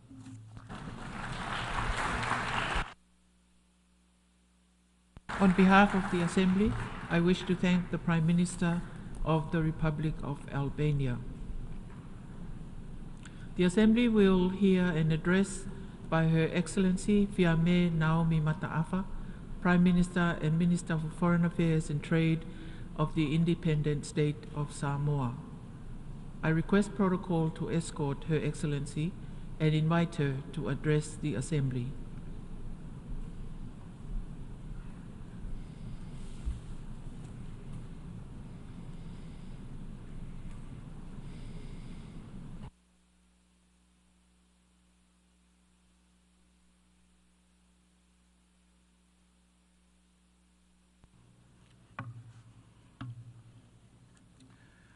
Madam President, Excellencies, Tara Falawa, and good afternoon. I would like to extend my congratulations to His Excellency Mr. Philemon Yang of the Cameroon on the assumption of the presidency of the 79th session of the General Assembly. The theme of your presidency is one which resonates with us as we strive to navigate a path towards a more peaceful, sustainable, and resilient future for our people and the planet. Please be assured of Samoa's support in the successful execution of your mandate. The effects of climate change are being lived in real time. We're not even at the end of 2024, yet we've witnessed countries in all corners of the globe endure extreme weather events, from ferocious wildfires to devastating floods and scorching heat waves. In July this year, we saw the earliest Category 5 Hurricane Beryl hit the Caribbean with such ferocity, causing devastation, and even in parts of Mexico, Venezuela, and the USA. Our collective efforts must not end at national borders. In our most difficult times, it is easy to abandon the collective to safeguard the individual. But history reminds us of the folly of that approach. Climate change remains one of the gravest concerns for all countries, especially SIDS. Its impacts are more extensively felt due to our special circumstances and the lack of capacity to respond quickly and effectively. Unless substantial investments are made to mitigate climate change, boost adaptation, and build more resilient economies, we face urgent climate and financial risks. Climate change also has significant security implications for our food, water, and energy supplies. Competition over natural resources, loss of livelihoods, climate-related disasters, and potentially forced migration. We must do more to turn the tide, to honor our commitments and obligations, and to take urgent and ambitious climate action now. Our expectations for the upcoming COP29 in Azerbaijan include securing an agreement on NCQG that is truly fit for purpose. It is time to review the outcomes of the first global stocktake to ensure that new NDCs due in 2025 are as ambitious as possible. Excellencies, we must keep global temperatures below 1.5 degrees Celsius. This is a red line for many SIDS like my country, Samoa. In this era of unprecedented sea level rise, international law must evolve to meet the climate crisis and the disproportionate effect it has on SIDS. Earlier this week, AOSIS leaders adopted a declaration of sea level rise and statehood. The declaration provides affirmation that international law is based on the fundamental principle of the continuity of states. Our statehood and sovereignty cannot be challenged. No matter the physical changes wrought by the climate crisis, we will remain sovereign states unless we choose otherwise. As part of the Blue Pacific continent, Samoa is committed to ensuring that our ocean spaces, resources, and ecosystems remain healthy for current and future generations. We have witnessed many demands on our marine resources from a variety of sectors. Cognizant of the threats that such demands and pressures place on these critical resources, we launched the Samoa Ocean Strategy in 2020.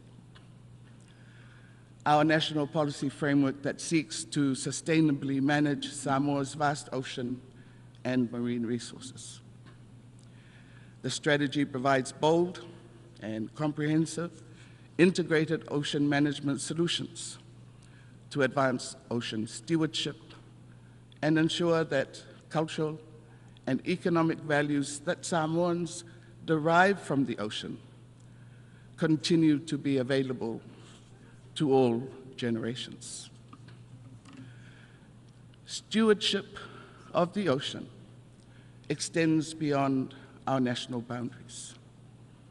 In this regard, Samoa is working towards ratification of the BBNJ agreement, while continuing to engage regionally and internationally on advocacy of ocean health and sustainability of our marine ecosystems, including fisheries resources.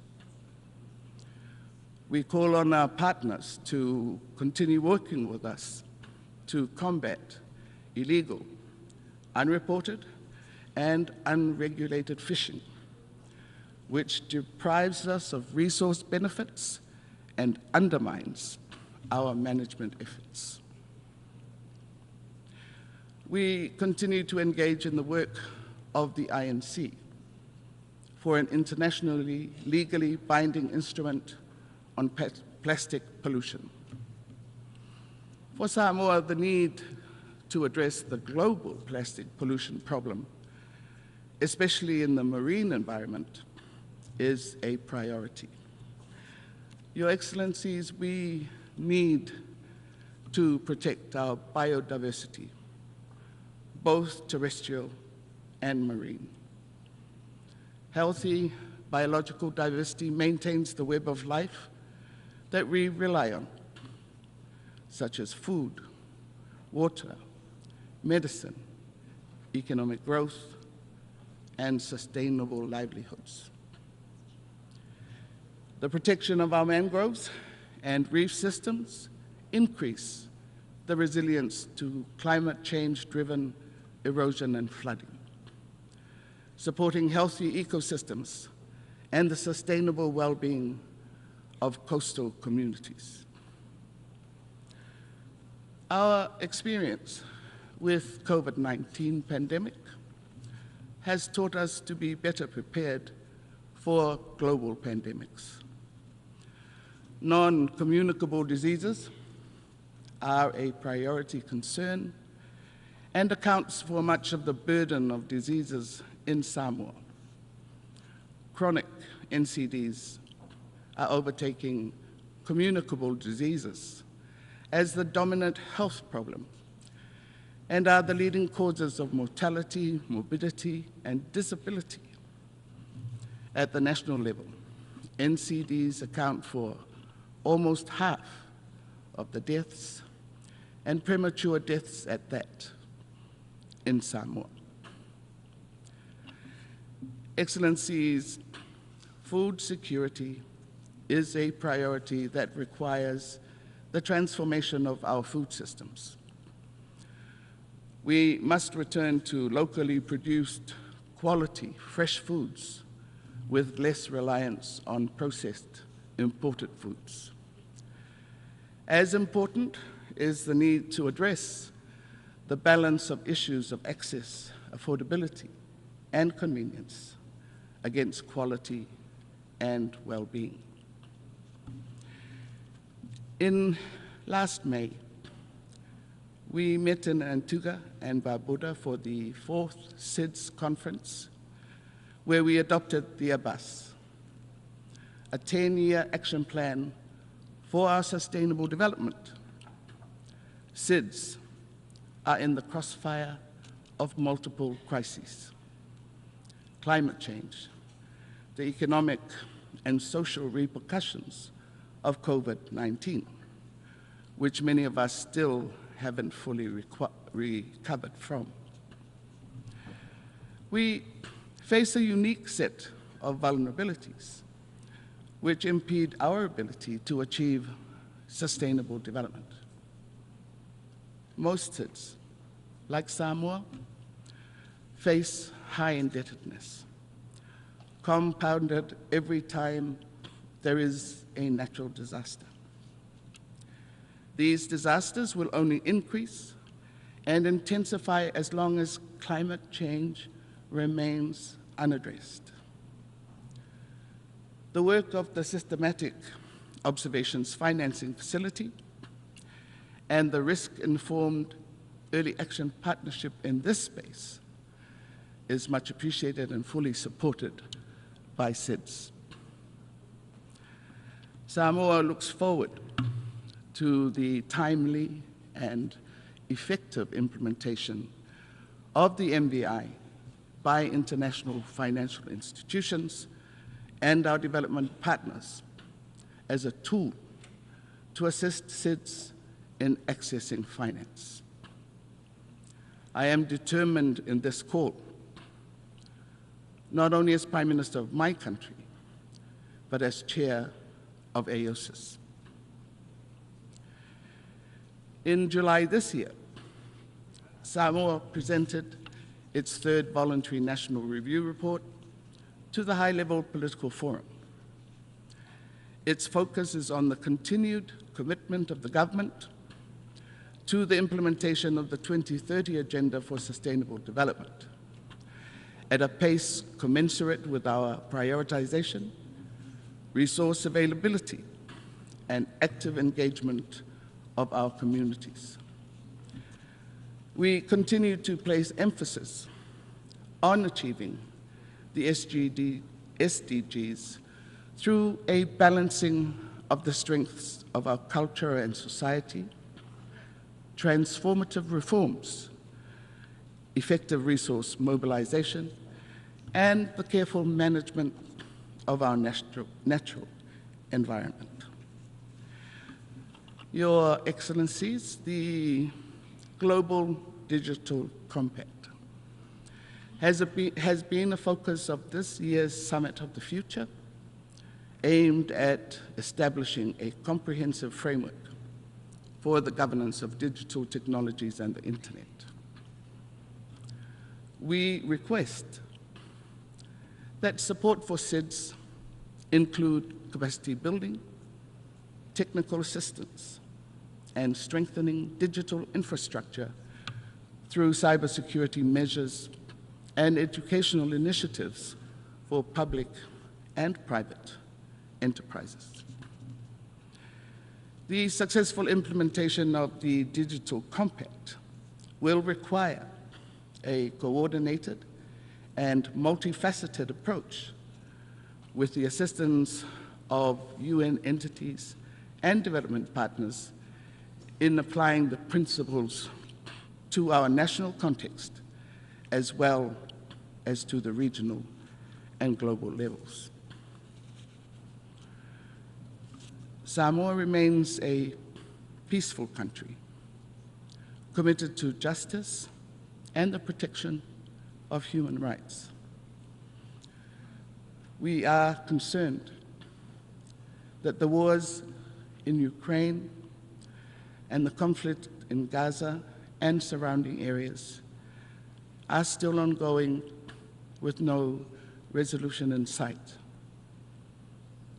The terrible loss of civilian lives, displacement of people, as well as the destruction of infrastructure and the environment is something we do not condone.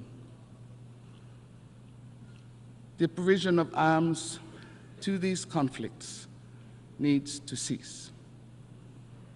Arms and weapons only fuel more death and destruction. The UN can play a greater role in finding a path towards peace, and we are committed to the collective responsibility of our global community to achieve this through international cooperation and diplomacy. 2025, being the 80th year of the UN anniversary, presents an opportunity, all of us, to seriously consider the reforms of the Security Council. We must consider the expansion of both the permanent and non-permanent seats of the Security Council to enhance the representation of the underrepresented and the unrepresented regions.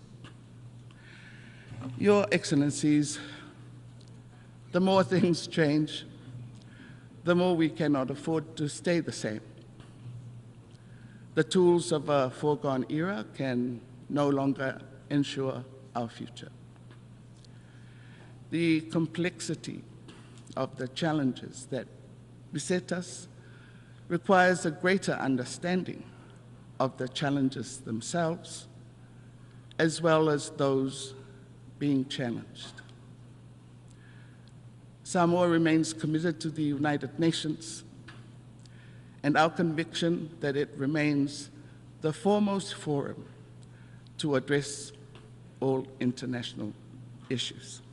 Whaftai, and thank you. On behalf of the Assembly, I wish to thank the Prime Minister and Minister of Foreign Affairs and Trade of the independent state of Samoa.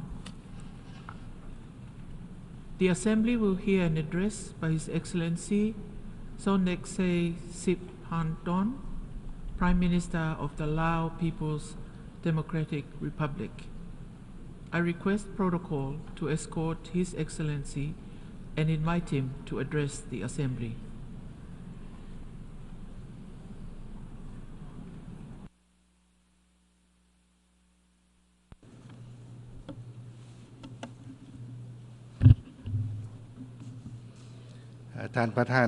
Madam President, at the outset, I would like to express my sincere congratulations to you, Excellency Philemon Yang, on your election as the President of the 79th session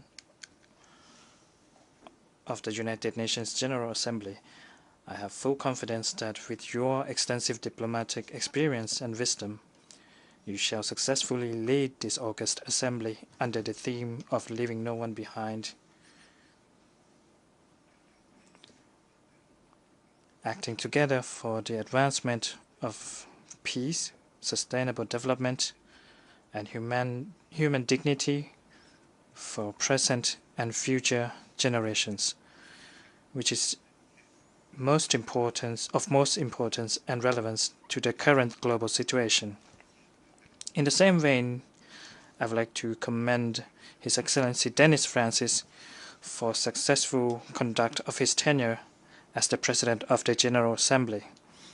Madam President, today the international community is facing multifaceted challenges taking place across various regions such as geopolitical tensions, armed conflicts,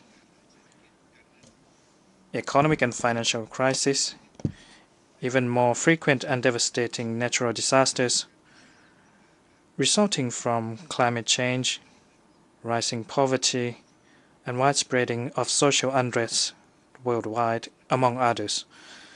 These remain real threats to international peace, stability, and security, and obstacles to national development efforts of member states, as well as the implementation of the Sustainable Development Goals. Leaving many countries that have yet to fully recover from the impacts of COVID-19 with exacerbated economic and financial difficulties. Against this backdrop, I have witnessed that the member states have strived to enhance cooperation both through the multilateral frameworks and regional mechanisms to jointly address the pressing issues, aiming at creating an environment conducive for maintenance of peace, which is the most fundamental condition for sustainable development. However, these challenges that we are facing are much more fragile and could lead to more dire consequences and potentially reshape the current and future international peace and security landscape, especially the geopolitical tensions that are becoming more confrontational and widening division, all of which require immediate attention, including the prolonged conflicts in Gaza, Ukraine, and many countries in Africa. The Lapida is deeply concerned with the ongoing armed conflict that is gravitating towards spilling over in the entire Middle East region, which would consequence in even more humanitarian crisis for innocent civilians. Therefore, we maintain our consistent support to all international efforts aimed at achieving a permanent ceasefire and cessation of all violence in Gaza and the adjacent areas, as the fundamental condition for safe and unhindered humanitarian access for the people, as well as rapid peace agreement negotiation.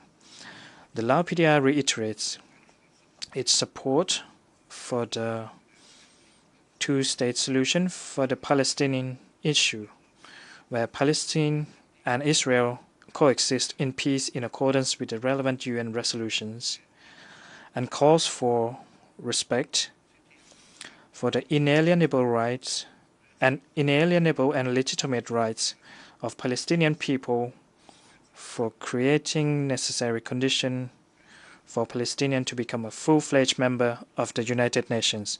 Madam President, many countries all over the world, including the LAPDR, have experienced and suffered firsthand the consequences of war and solving disputes by force, which directly endanger peace and security with unpredictable destruction to innocent lives. As such, the only way to solve disputes at all levels with a view towards sustainable peace is to begin with building mutual trust along with diplomatic negotiations based on respect for sovereignty and adherence to the fundamental principles of international law and the United Nations Charter. I am of the view that the international community must ascend to its required responsibility and political commitment that lead to tangible results based on international principles to address various issues at hand as well as emerging challenges in the future. Simultaneously, we must further enhance our development cooperation and global partnership, ensuring the concrete implementation of the 2030 Agenda for Sustainable Development, together with the outcomes of the Summit of the Future that the world leaders has just endorsed most recently, based on the promotion of multilateralism with the United Nations at its core to adequately and timely respond to the needs of the international community. It is my view that the application of unilateral coercive measures is against the principles of the UN Charter and international law. These measures have severely and disproportionately affected the innocent people and obstructed development progress in many countries. On that account, we reiterate our unwavering support in line with the calls of the international community for ending the economic embargo against Cuba and removing it from the list of state sponsors of terrorism, and removal of all unilateral coercive measures against any sovereign state. Madam President, the LAPDR has the honor to assume the ASEAN chairmanship in 2024 for the third time under the theme ASEAN Enhancing Connectivity and Resilience, aiming at building ASEAN to be a more connected and resilient community through the implementation of the 2024 ASEAN priorities and initiatives. The theme is reflective of the LAPDR's national policy and objective to turn itself from being a landlocked country to a regional connectivity hub. The theme is also in line with ASEAN's common goal of building a more connected, integrated, and resilient region that is able to respond effectively and timely to the emerging challenges amidst the regional and global complex and rapidly changing landscapes, thereby contributing to the global common cause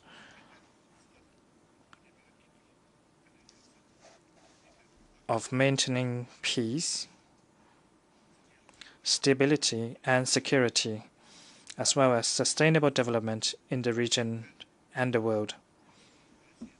Importantly, this year, ASEAN is focusing on developing strategic plans in each pillar, as well as the ASEAN Community Vision 2045 towards resilient, innovative, dynamic, and people-centered community, as well as the implementation of the UN Sustainable Development Agenda.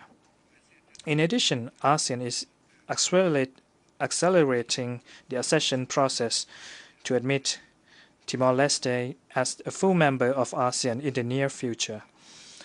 On the developments in Myanmar, the Lao PDR, as the ASEAN chair, continues to uphold the ASEAN's commitment to assisting Myanmar in finding a peaceful and durable solution to the ongoing problem in Myanmar through the implementation of the 5-point consensus based on the Myanmar-owned and Myanmar-led process. The Lao PDR will continue to engage with relevant stakeholders, aiming at building a conducive environment to implement the 5-point consensus, including the inclusive national dialogue and humanitarian assistance.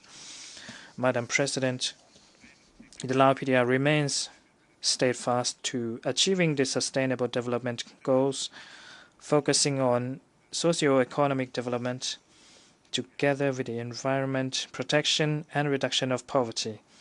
Last July, the Lao PDR presented its third voluntary national review of the SDG implementation at the 2024 High-Level Political Forum, which demonstrated that there remains small progress and off-track goals.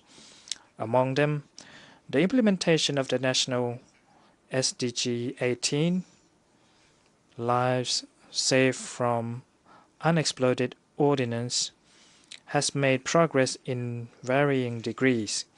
However, the unexploded ordnance remains a major threat to the lives of the Lao people and poses obstacles to the national development while hindering the progress of the other SDGs. We therefore take this opportunity to call upon the international community to provide predictable and adequate support and assistance to the Lao PDR in addressing this long overdue and challenging problem in accordance with the Convention on Cluster Munitions. The Lao PDR is of the view that one of the main obstacles to implementing the SDGs is insufficient funding.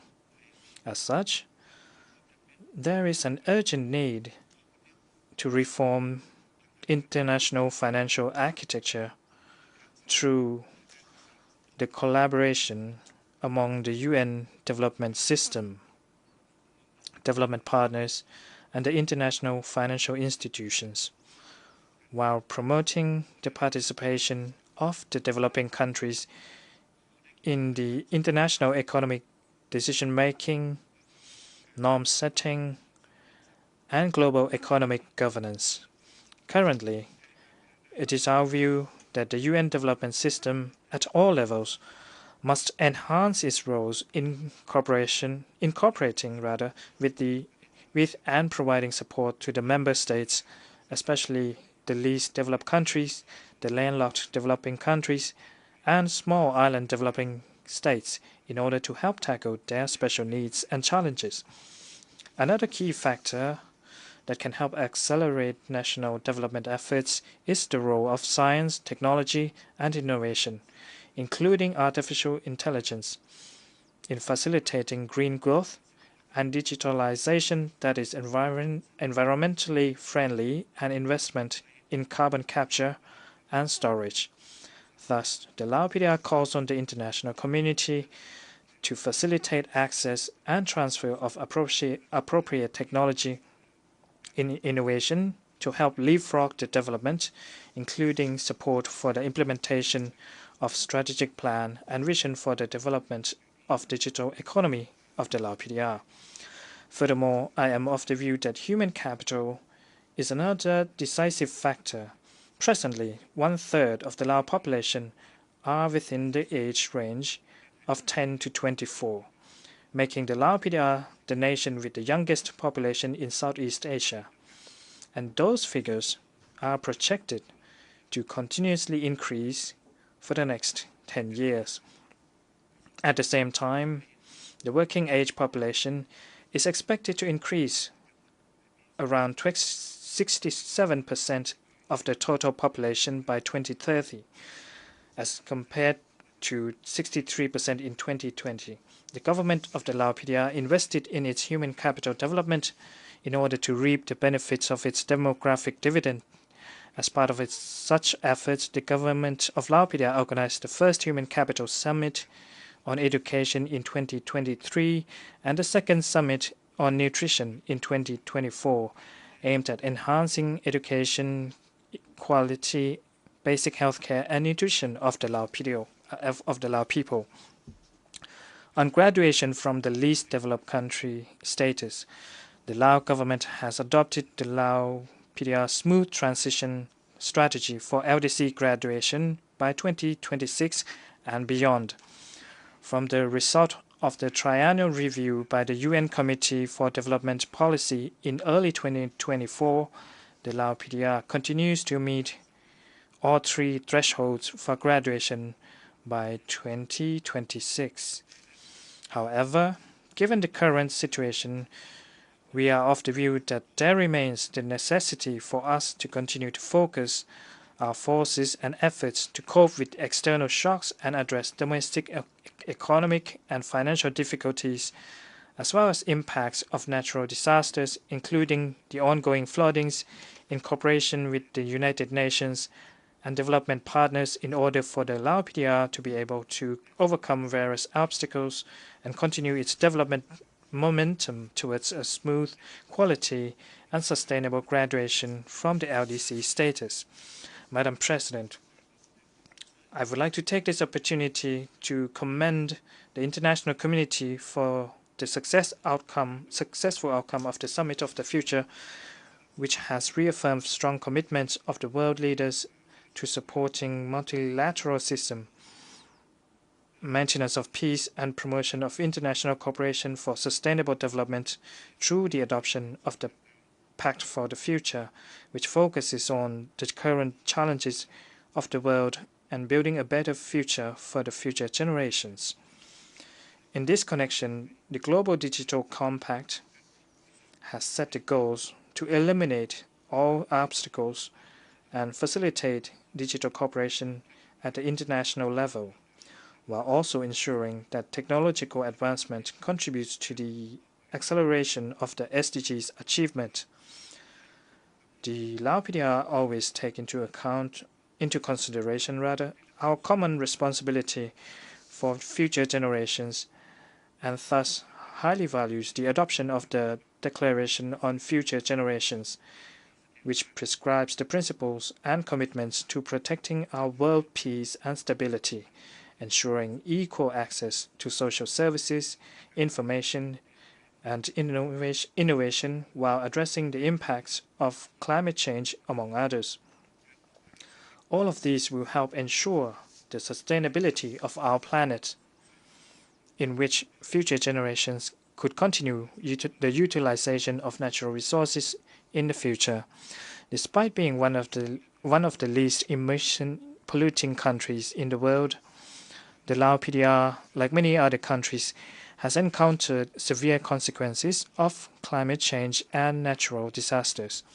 Hence, the Lao PDR has adopted its National Strategic Plan on Climate Change and committed to contributing to the international efforts in addressing climate change.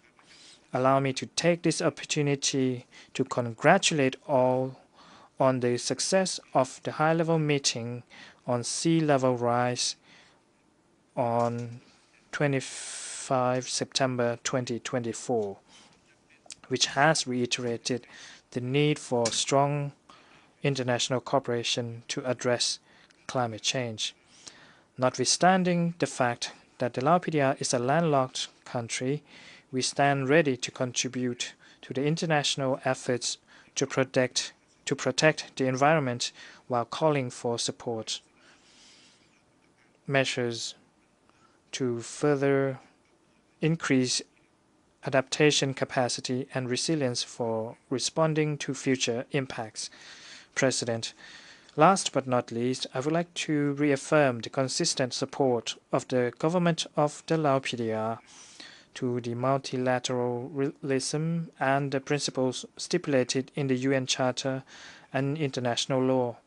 The Lao PDR continues to uphold its cooperation with the member states of the UN and regional countries to contribute to the cause of maintaining peace and security, promoting prosperity of all nations worldwide, as well as overcoming the challenges of today and achieving the Sustainable Development Goals in order to provide an enabling condition for a bright future of the current and new generations. I thank you. On behalf of the Assembly, I wish to thank the Prime Minister of the Lao People's Democratic Republic.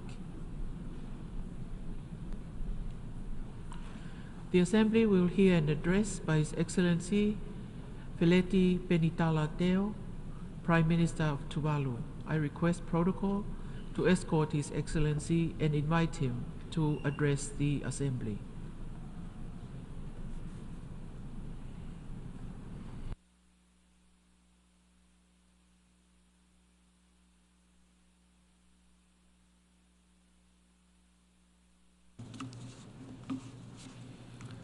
Excellencies, Madam President, I am humbled and indeed honored to stand before you today at this August Assembly for the first time as the Prime Minister of Tuvalu.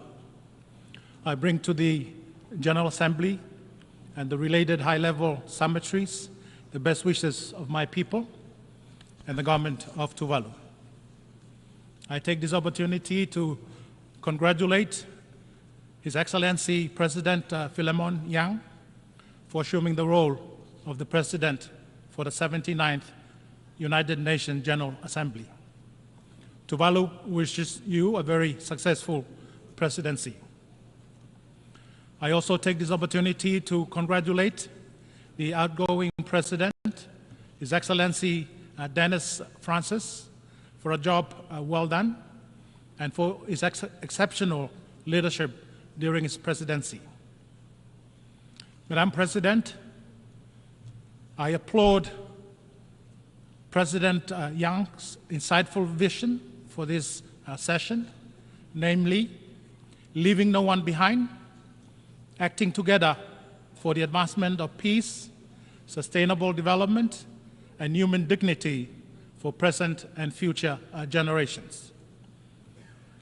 The theme challenges us to work in unison to advance peace and security, sustainable development, and human dignity. Considering how off track the progress of the SDG, it is a timely and pragmatic call. We must therefore advance in unity as a family of nations. However, it is imperative to recognize the inherent disparity in our respective developmental capacities.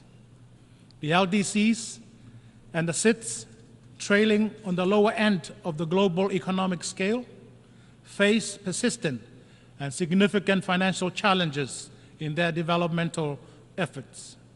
For Tuvalu, a purely import-oriented economy, our economic fragility is further compounded by poor natural endowment, geographical isolation from major markets, and environmental vulnerability to climatic crisis. Madam President, your vision to promote human dignity at this critical moment is highly commendable. Ensuring that all individuals have access to resources and opportunities To participate in international decision-making processes is crucial for a just and effective response to these global challenges. In that regard, it is regrettable that the Republic of China, Taiwan, continues to be excluded from the United Nations system, despite its significant contribution and partnership across various development sectors. The UNGA Resolution 2758 does not preclude Taiwan's meaningful participation in the UN system, and therefore must include Taiwan so that no one is left behind. As a vibrant democracy that has made remarkable progress on the SDG, Taiwan is well positioned to make meaningful contribution to global efforts in achieving those goals. It is also regrettable to observe that the people of Cuba continue to bear the economic burden of long-standing unilateral economic blockades.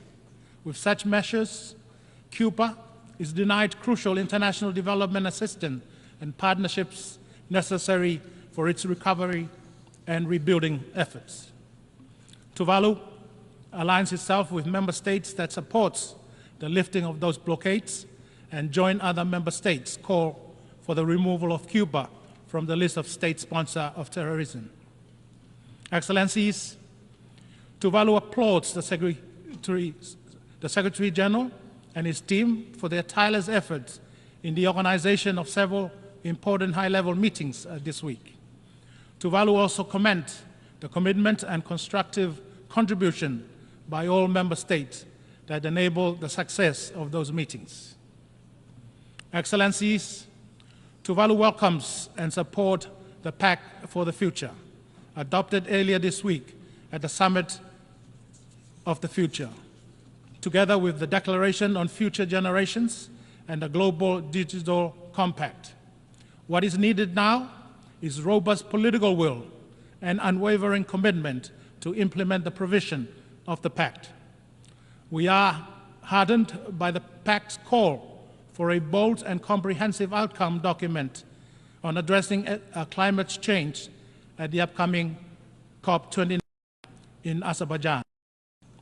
While climate change affects every nation, its impact are disproportionately felt more by small island developing states like Tuvalu.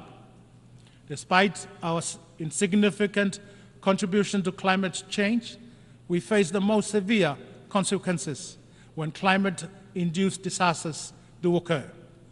We therefore urge all member states to honor their commitment to increase support for climate finance and technology transfer to help nations like Tuvalu develop and enhance their adaptive resilience. The science is very clear. Atmospheric temperatures continue to rise due to the increasing emission of greenhouse gases from burning fossil fuels. Therefore, phasing out fossil fuels is crucial to global efforts to reduce carbon emission and to curb global warming. Towards that objective, Tuvalu and several other like-minded nations are leading the promotion for the Fossil Fuel Non-Proliferation Treaty Initiative.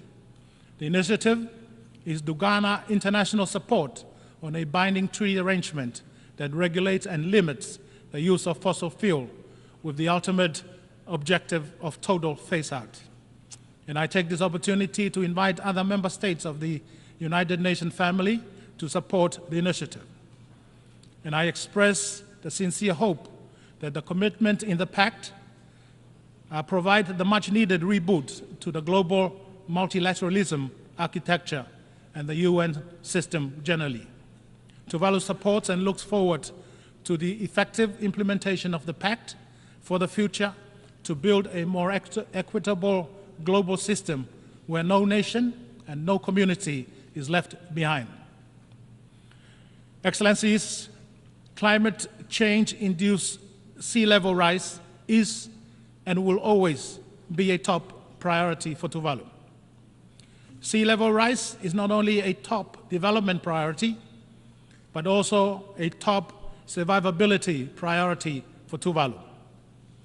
The Pacific ocean that used to define us will soon engulf us and will determine our future existence if sea level rise is not halted and the Tuvalu coastlines are not suitably fortified and reinforced. Sea level rise is a global and a multidimensional phenomenon that requires immediate global actions. For Tuvalu, sea level rise poses the greatest existential threat to our economies, to our culture and heritage, and to the land that nourished our ancestors for centuries. Current predictions on the rate of sea level rise are frighteningly disturbing. The predictions are that in 26 years' time, by 2050, more than 50% of Tuvalu's land territory will be regularly flooded by regular tidal surges. 50 years afterward, in 2100, more than 90% of Tuvalu's land territory will suffer the same fate. The predictions do not account for severe climatic conditions like cyclones and hurricanes, which would exponentially accelerate the reaching of those thresholds. Tuvalu therefore commend the President for the timely and successful organization of the high-level meeting on sea level rise on Wednesday. Tuvalu is heartened by the commitment of all member states to strengthen international cooperation and partnerships for more comprehensive and effective responses to sea level rise. We are committed to providing the Secretary General with our national report on this issue within the suggested time frame and look forward to contributing to a concise, action-oriented, and intergovernmentally negotiated declaration. The high-level meeting marks the takeoff for our global effort to shape an ambitious declaration by the General Assembly in September 2026.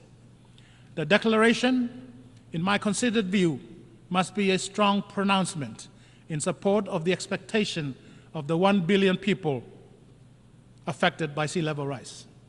The declaration shall be an unwavering commitment to our sovereignty, dignity, prosperity, and rights. The declaration must be action-oriented and comprehensive. And toward those objectives, we expect the declaration to include the following principle. Firstly, the declaration shall ascertain the principle of statehood continuity as a tenet of international law and international cooperation, and to affirm that statehood cannot be challenged under any circumstances of sea level rise. Secondly, the declaration shall reaffirm the permanency of maritime zones established in accordance with the United Nations Convention on the Law of the Sea. Thirdly, the declaration shall call on the international community and regional institutions to enable human mobility pathways that facilitate movement safely, orderly, and with dignity. Fourthly, the declaration shall devise concrete programs for the international community to support our efforts to safeguard our unique culture and heritage, both tangible and intangible. Fifthly, the declaration shall establish dedicated and innovative financing mechanisms to support the positive adaptation journeys of the most vulnerable communities. And finally, the declaration shall underscore the importance of knowledge, data, and science to anticipate and plan for the impact of sea level rise. Excellencies, I wish to reiterate the commitment of Tuvalu to address the effect of climate change through identified science-based transformative adaptive solutions. These solutions are designed to reclaim and elevate land, enhance our resilience against sea level rise, and ensure our sovereign rights to our land and cultural identity are safe and protected for our future generations. I acknowledge the efforts of the Pacific people and leaders in addressing the pressing issue of sea level rise. The Pacific leaders, in their annual meeting in Tonga last month, reiterated the importance of the 2021 Declaration on Maritime Boundary Preservation and the 2023 Declaration on Statehood Continuity and Climate Change-related sea level rise protection. The Pacific leaders also called for sea level rise to be a standalone agenda in the UNGA and other related UN processes like the Conference of the Parties of the United Nations Framework Convention on Climate Change. Furthermore, in 2021, Tuvalu, in collaboration with Antigua and Barbuda, established a Commission of Small Island States on Climate Change and International Law. The said commission successfully secured in May of this year an advisory opinion from the International Tribunal for the Law of the Sea, which clarifies that greenhouse gas emissions pollute the marine environment, and that states have the legal responsibility to take all necessary measures to prevent, reduce, and control them. This advisory opinion is a significant development as it shifts the conversation from political commitment to binding legal obligations. Excellencies, the science on climate change is comprehensive and clear, and that the climate is changing and is significantly impacting small island states through rising sea levels. Nationalized scientific data and information has allowed my government to create a three-dimensional model that specifically demonstrates the impact of climate change and sea level rise in Tuvalu. We showcased this three-dimensional model here in New York during the high-level week. And I must admit it is alarming and disturbing to see how quickly Tuvalu's entire land territory will be engulfed by rising seas as greenhouse gas emissions continue to increase. Excellencies, I am pleased to share with the General Assembly this afternoon a watershed treaty between Tuvalu and Australia titled the Falepili Union Treaty. The treaty carries the title of a treasured Tuvalu value of the Falepili, which connotes good neighborliness, care and share, and mutual respect. The treaty is firmly grounded on mutual respect of each other's sovereignty, territorial integrity, and political independence. The treaty prioritizes three key areas, namely climate cooperation, mobility with dignity, and shared security. For the first time, there is a country, Australia, that has committed legally to come to the aid of Tuvalu upon request when Tuvalu encounters a major natural disaster, when Tuvalu is experiencing a major public health pandemic, and when Tuvalu is subjected to some form of military aggression. For the first time also, another country, Australia, is legally committed to recognize the permanency of the future statehood and sovereignty of Tuvalu, despite the impact of climate change, particularly sea level rise. The treaty also provides for a mobility pathway for citizens of Tuvalu who so chooses to live, work, and study in Australia. And I look forward very much to the full operationalization of the Falepili Union Treaty next year in 2025. Excellencies, let me reiterate Tuvalu's unwavering support for the Antigua and Barbuda's agenda for SIDS, the ABAS, that was adopted in May this year. ABAS addresses the unique challenges faced by small island developing states through a multifaceted approach that includes climate action, economic diversification, and social development. Excellencies, Tuvalu is one of the smallest states in the world in terms of its land territory and population. But it is a very large ocean state, considering the extent of its exclusive economic zone. So Tuvaluans have a very close affinity with the Pacific Ocean. The Pacific Ocean sustains our daily lives and economic prosperity.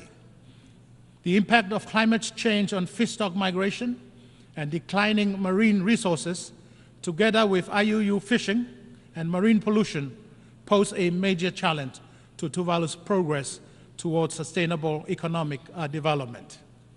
As a signatory to the Biodiversity Beyond National Jurisdiction Agreement, Tuvalu is committed to the sustainable utilization and equitable distribution of marine resources.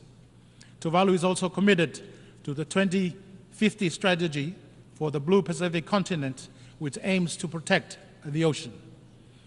This commitment is reinforced by UNEA Resolution 5/14 to develop an ambitious international legally binding agreement to end plastic pollution based on a comprehensive approach that addresses the full life cycle of plastic, including its production, design, and disposal.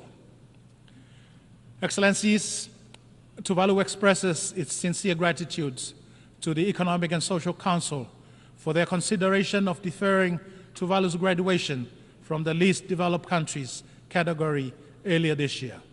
It is important to reiterate that while Tuvalu has met the graduation threshold for some time now, Tuvalu continues to have serious reservations about leaving this group. As one of the last remaining Pacific Island countries in the LDC category, Tuvalu is exceptionally vulnerable to the impact of climate change and rising sea levels. Even the Committee for Developing Policy has recognized that Tuvalu's vulnerability to climate change is not only severe, but permanent. For this reason, Tuvalu applauds the newly developed multidimensional vulnerability index that could complement the traditional gross national income indicator as the basis for development and climate finance access.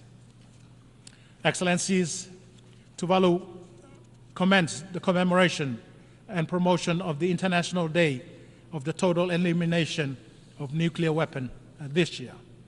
The event served as a powerful reminder of the catastrophic consequences nuclear testing and warfare, as well as the ongoing threat posed by these weapons. By observing this event annually, as agreed to in Resolution 78/27, reinforces our commitment to nuclear disarmament. Tuvalu is also a party to the Treaty on the Prohibition of Nuclear Weapons. And I'm also pleased to announce that in June of this year, Tuvalu became one of the few remaining states to accede to the Biological Weapons Convention, further solidifying our steadfast commitment to creating a world safe from nuclear and other weapons of mass destruction. Excellencies, 12 months ago, we adopted a declaration on universal health coverage following the review of implementation of the 2019 Universal Health Coverage, titled Moving Together to Build a Healthy World. This year's adoption of the political declaration on antimicrobial resistance has once again unified us in a concerted global effort to build a healthier world. As unified as we ought to be, achieving equitable and adequate essential healthcare services for all must remain a common priority. International cooperation remains appropriate to the efforts of improving and strengthening healthcare systems, particularly those that are lacking. On the 5th of this month, Tuvalu celebrated its 24th anniversary of membership in the United Nations. It has been over 2 decades since Tuvalu joined this august body as the 189th member state. Tuvalu remains grateful for the privilege to engage with other member states in our common pursuit for the advancement of peace and security, sustainable development, and human dignity for present and future generations. Next week, on the 1st of October, will be Tuvalu's 46th independence anniversary. And as I prepare to celebrate this momentous occasion for the first time as the Prime Minister of Tuvalu, I wish to take this opportunity to express my special appreciation and gratitude to the United Nations and its member states, and in particular, Tuvalu's generous traditional and emerging partners for all the support and assistance afforded to my country. Excellencies, in conclusion, I render Tuvalu's unwavering support to the Pact for the Future and for the accompanying declaration and compact adopted during the Summit of the Future earlier in the week.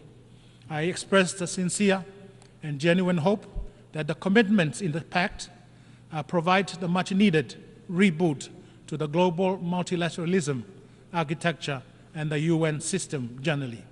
The global community must seize this opportunity to reaffirm and to recommit to multilateralism and international cooperation, to the Sustainable Development Goals, and to the principle of the United Nations Charter. Tuvalu calls on the global community to rally behind the Pact for the Future and to build a more equitable global system where no nation, no community is left behind, particularly those frontline nations to the devastating impact of climate change and the climate change-induced sea level rise, like my country, Tuvalu. I thank you, Madam President. Whakaftailasi, Tuvalu mo te tua, Tuvalu for God.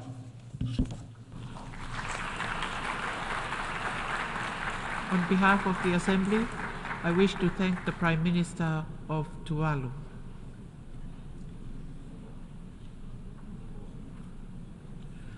The Assembly will hear an address by His Excellency Terence McKeodro, Prime Minister and Minister for Finance, National Security and Immigration, Health and Social Security of St. Kitts and Nevis. I request protocol to escort His Excellency and invite him to address the Assembly.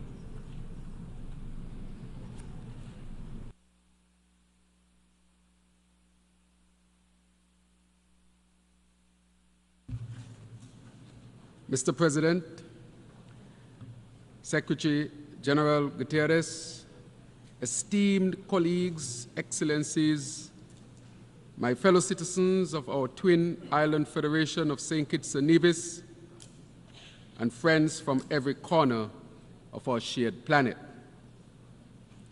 Today I rise on behalf of my island developing state, and yet in truth, I speak for the many small island nations, large ocean states, that know too well the high cost of inaction. We are small, yes, but our voices carry the weight of rising seas, thundering storms, and livelihoods teetering on the edge of erasure. A sustainable future for SIDS demands more from us all. Let us begin by paying tribute to His Excellency Dennis Francis, whose leadership and presidency of the 78th session demonstrated the fierce determination of the Caribbean. Thank you for your service. We stand ready to drive the changes necessary for a sustainable, secure world. Thank you for your sterling leadership, Mr. President. I must also acknowledge Secretary General Guterres, who with unflinching resolve has championed justice, equity, and hope. This past year tested our commitment to peace and security, yet it also revealed the vast opportunities we must seize if we are to steer humanity toward a better way.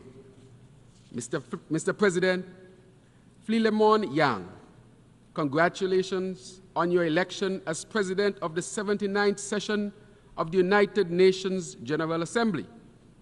We have great confidence in your leadership as you guide us with the theme, Unity and Diversity for Advancing Peace, Sustainable Development, and Human Dignity everywhere and for all.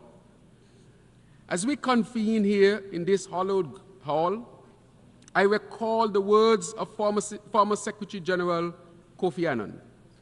The future of peace and prosperity that we seek for all the world's peoples needs a foundation of tolerance, security, equality, and justice.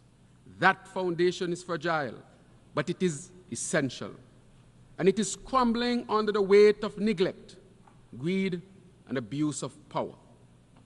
79 years ago, in the wake of war's devastation, visionaries sought to build a world where diplomacy and dialogue could triumph over destructive intolerance. Yet today, we stand on the precipice of a perilous return to a world where peace is kept at gunpoint, where weapons are romanticized and violence is exalted in the pursuit of absolute power. We need more than diplomatic platitudes. We need a humanity steeped in decency, justice, equity, and inclusivity. We must rise from these chambers, not resigned to the idea that the children of Haiti, Congo, Sudan, and Palestine are less deserving of the rights and freedoms that we enjoy. We are all one people, one world. We cannot have peace without justice, nor justice without true, solid equality. In the Caribbean, our lived reality of rising tides, washing away our hopes of unforgiving heat, setting ablaze our dreams. We pray for rain and receive the floods, dragging our homes and our futures to the abyss. When the guns flood our communities, tearing children from their mothers' arms, it is a collective cry for action. When the global South starves while food wastage continues unabated, we must be shaken from our complacency. The harsh truth is that the world is becoming mortally insecure. We stand on disappearing shores. We are besieged by storms, natural and man-made.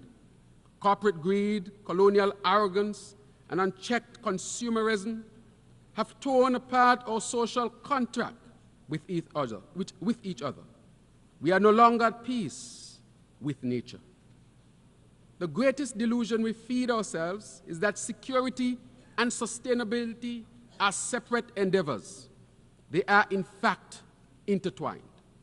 We cannot build secure nations while allowing the climate crisis to rob future generations of their birthright. Security is more than an absence of conflict. It is the presence of dignity, of justice, and hope. Generations ago, the labor movement in St. Kitts and Nevis paved the way for our people's emancipation, an emancipation built on the principles of social, economic, and human dignity. Today, I echo their call. We must do better. We must be better. Our ambitions must be grander, our visions clearer.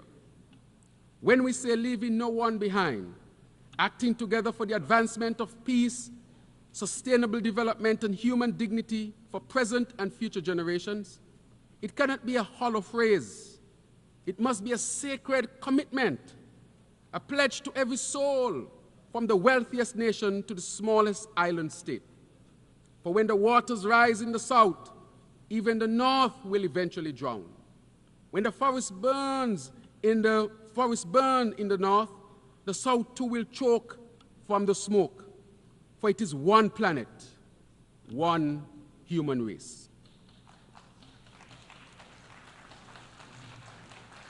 The pandemic has left scars that still fester, and global economic fragmentation threatens to deepen the divides between us.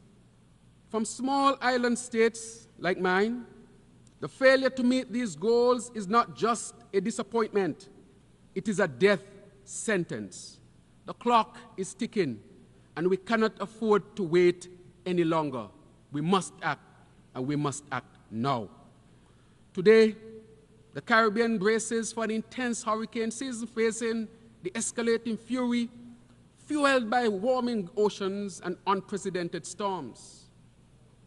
Our brothers and sisters in Grenada, Carriacou, and Petit Martinique, St. Vincent and the Grenadines, and Jamaica are still recovering from the devastation of Hurricane Beryl, which became the earliest formed Category 5 hurricane on record this past July.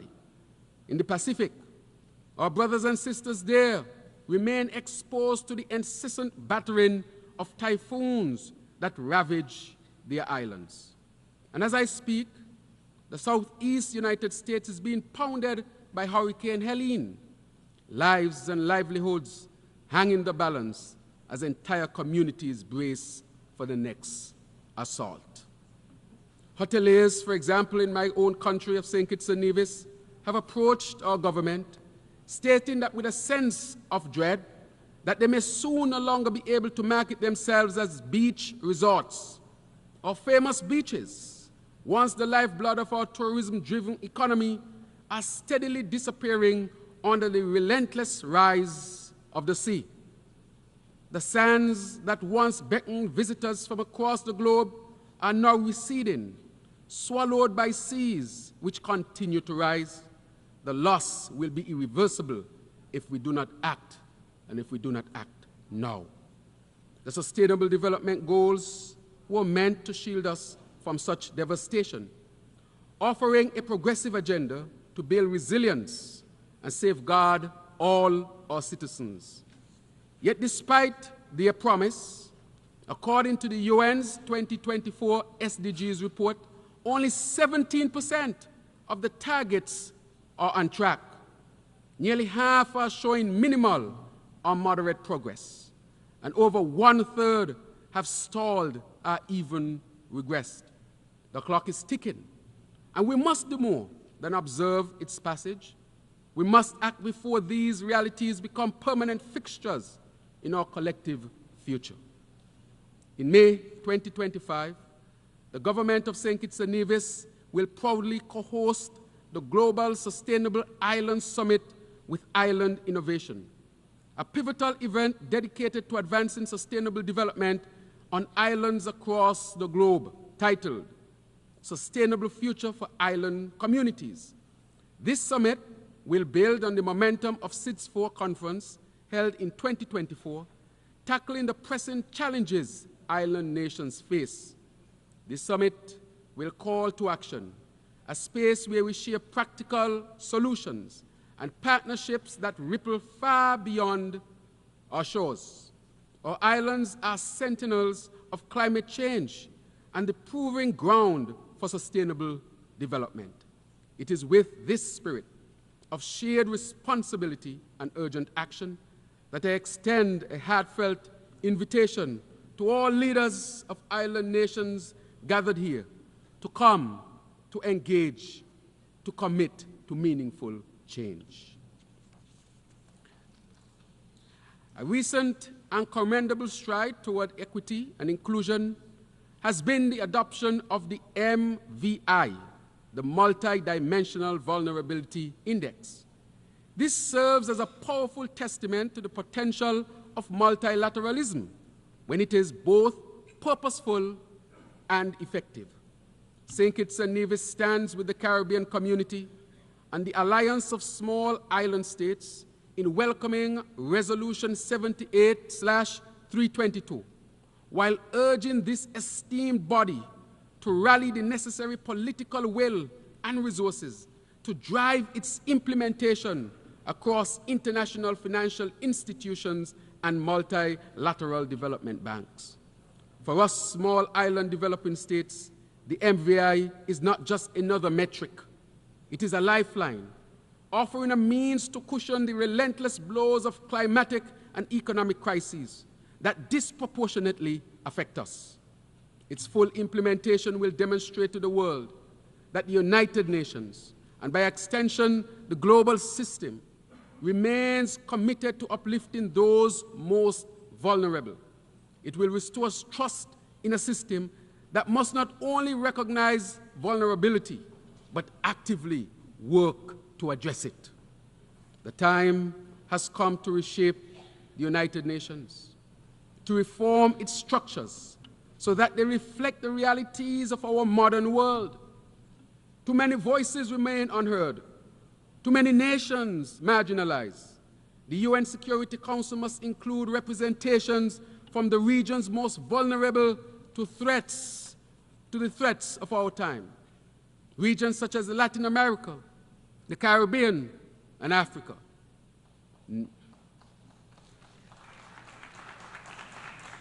Nowhere is this change more urgently needed than in the international financial architecture. St. Kitts and Nevis stands in solidarity with the government of Barbados in its fight for financial and climate justice, pledging our full support for the Bridgetown Initiative. This bold framework demands a reformation of the global finance, making it more responsive to the unique vulnerabilities of small island developing states like mine. We cannot build resilience without first ensuring that the international system works for the most vulnerable among us. In the Caribbean, we continue to call for and guard our zone of peace. The Argyll Declaration serves as a shining example of how we in the Caribbean manage security challenges. We go back to basics. We talk to each other. Specifically, the declaration has been instrumental in facilitating dialogue between Venezuela and Guyana, demonstrating that even the most complex disputes can be navigated through peaceful means. This model of engagement, one of dialogue and cooperation, is the very essence upon which this institution was founded. The international community would do well to follow this approach and inject new life into our diplomacy. And to this end, I reiterate CARICOM's call for an unconditional ceasefire in Gaza to put an end to the suffering. The only pathway to peace and to secure fundamental human rights and dignity is through the two-state solution, and St. Kitts and Nevis stand in full support. Mr. President, as we face these global challenges, we should always remember Haiti. I want to reiterate that again, Mr. President, that we should always remember Haiti.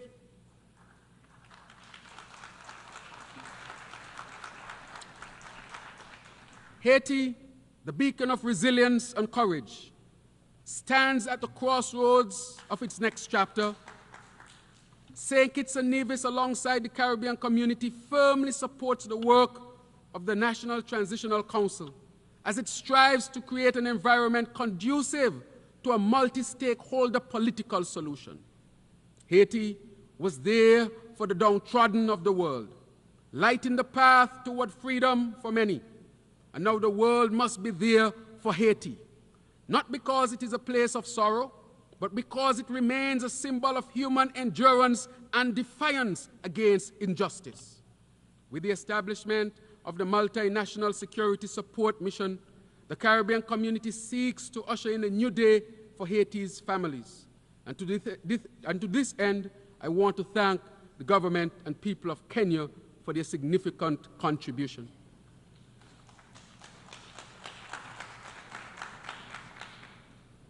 And of course, we want to usher in a new day for Haiti's families, a day where schools become places of learning, hospitals are places of healing, and markets are not arsenals for gangs, but havens for community and prosperity. Haiti's future is not only one of security, but one of sustainability, and we must rally to give it the peace it deserves. Mr. President, year after year, this body sends a strong message to the people of Cuba, a message of hope and a message of support. The embargo that has isolated Cuba for decades is not right, Mr. President, and it continues to be a stain on our collective conscience. St. Kitts and Nevis joins the Caribbean community in calling for an end to this unjust embargo and for Cuba's removal from the State Department's list of state sponsors of terrorism. Cuba has long been a friend to the Caribbean, its doctors, educators exemplifying true philanthropy. And I might state here, Mr. President, that I'm a graduate of the Cuban educational system.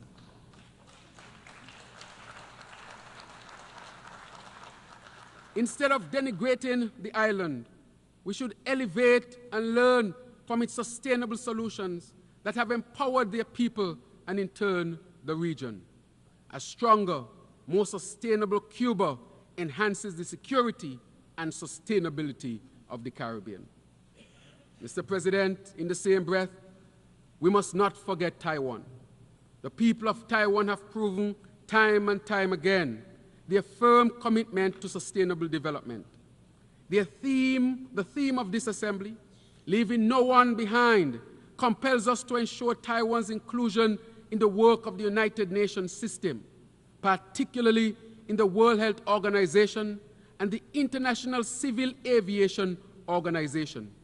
Taiwan's leadership in innovation and technology is not just an asset, it's a necessity for the global community to meet the challenges of tomorrow. The United Nations must extend its vision to include Taiwan, a nation whose exclusion undermines the very principles we stand for: peace, sustainable development, and human dignity. Mr. President, esteemed colleagues, citizens of St. Kitts and Nevis, citizens of the world, St. Kitts and Nevis is not seeking for pity. St. Kitts and Nevis is not seeking for anyone to feel sorry for us. We are small, but as we say in our country, we are Talawa. St. Kitts and Nevis is seeking for partnerships. We are on a transformative journey to become a sustainable island state, guided by 7 pillars, which are water security, energy transition, food security, sustainable industry, sustainable settlements, circular economy, and social protection.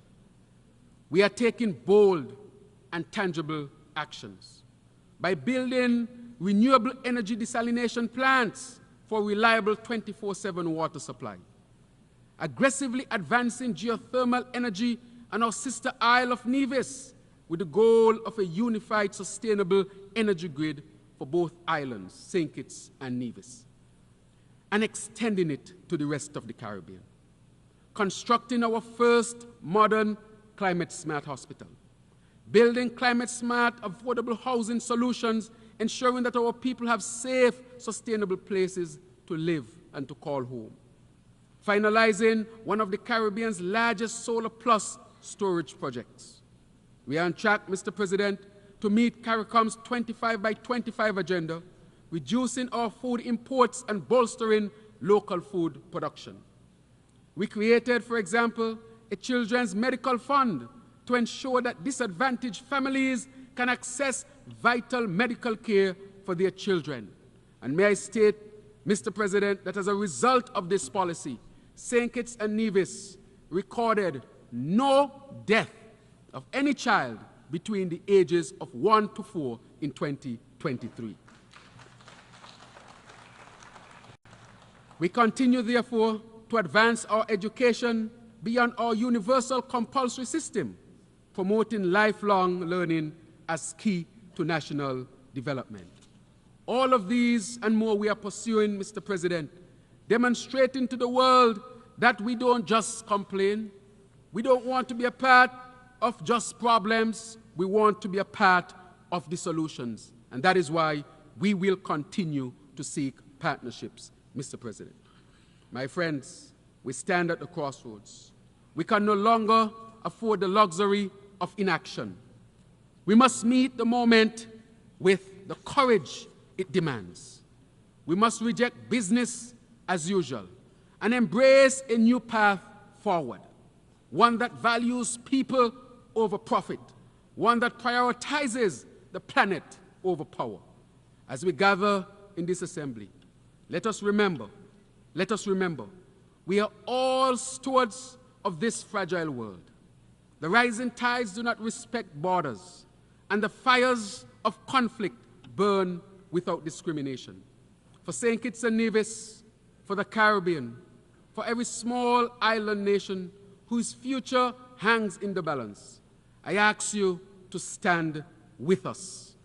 Let our voices rise like the oceans that surround us, powerful and unyielding, calling for a future where peace is not just the absence of war, but the presence of justice, of sustainability, of hope.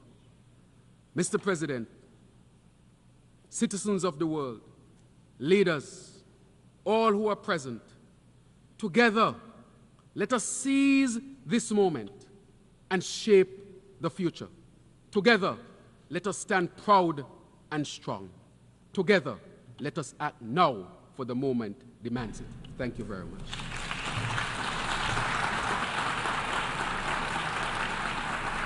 On behalf of the Assembly, I wish to thank the Prime Minister and Minister for Finance, National Security, Immigration, Health and Social Security of St. Kitts and Nevis. The Assembly will hear an address by His Excellency Keirashana Gosmo, Prime Minister of the Democratic Republic of Timor-Leste. I request protocol to escort His Excellency and invite him to address the Assembly.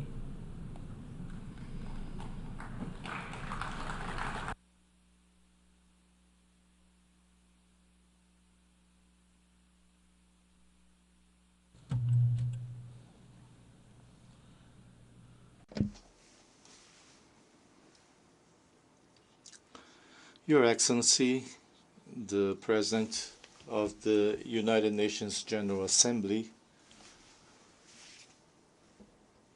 all protocols observed. It is an honor to address this Assembly once again on behalf of Timor-Leste. This session holds a special significance for the Timorese.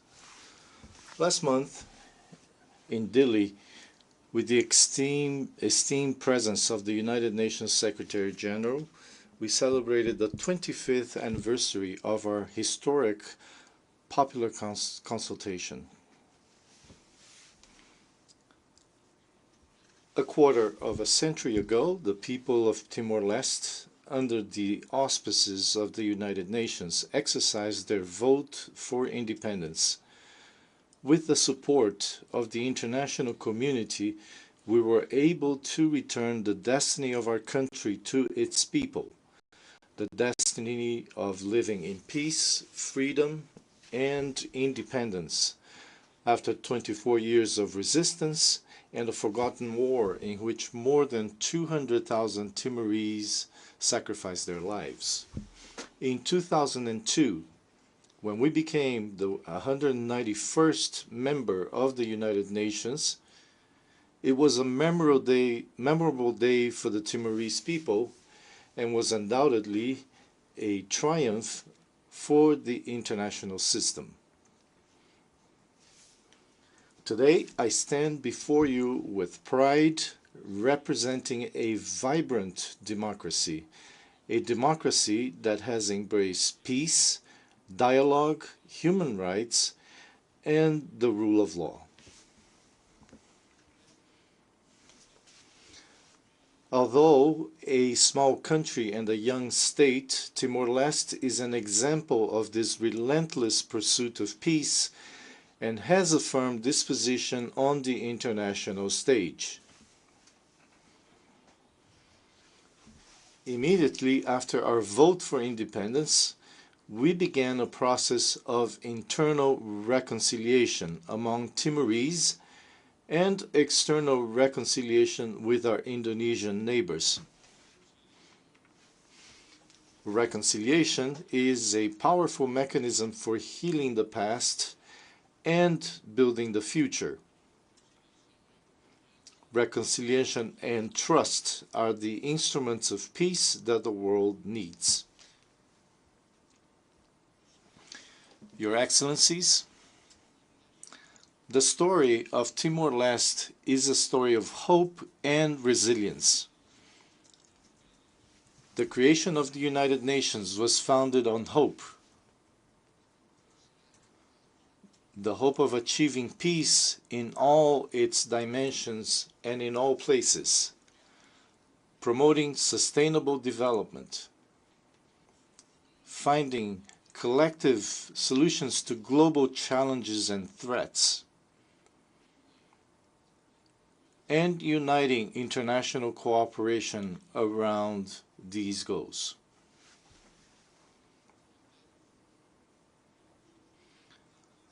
However, there has never been so much hopelessness, uncertainty, instability, and distrust as in today's world. As everyone knows, global crises are numerous and complex. The Sustainable Development Goals, SDGs, are due in 6 years, and I must say that we are far from achieving them.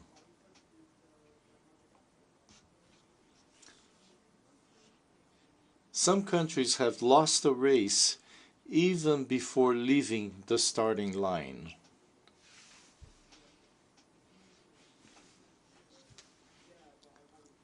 Timor-Leste and the G7 plus countries proposed the inclusion of SDG 16, peace, justice, and strong institutions in the 2030 development agenda, because we believe that leaving no one behind means prioritizing the most fragile first.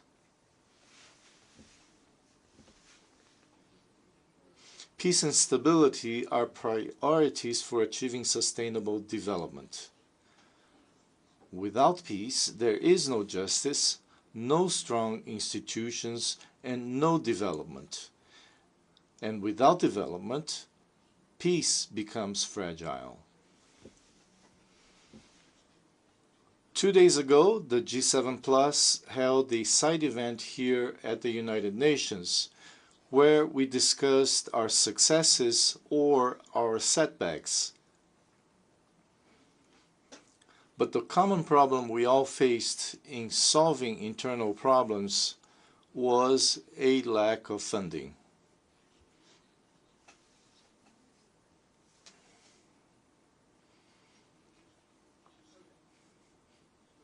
Timor-Leste is proud to have already made some significant progress.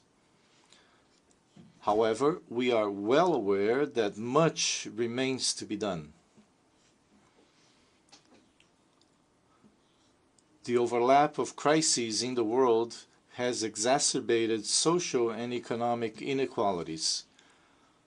Hunger is the most illustrative face of inequality. And it is women, young people, and children who suffer the most from this tragedy.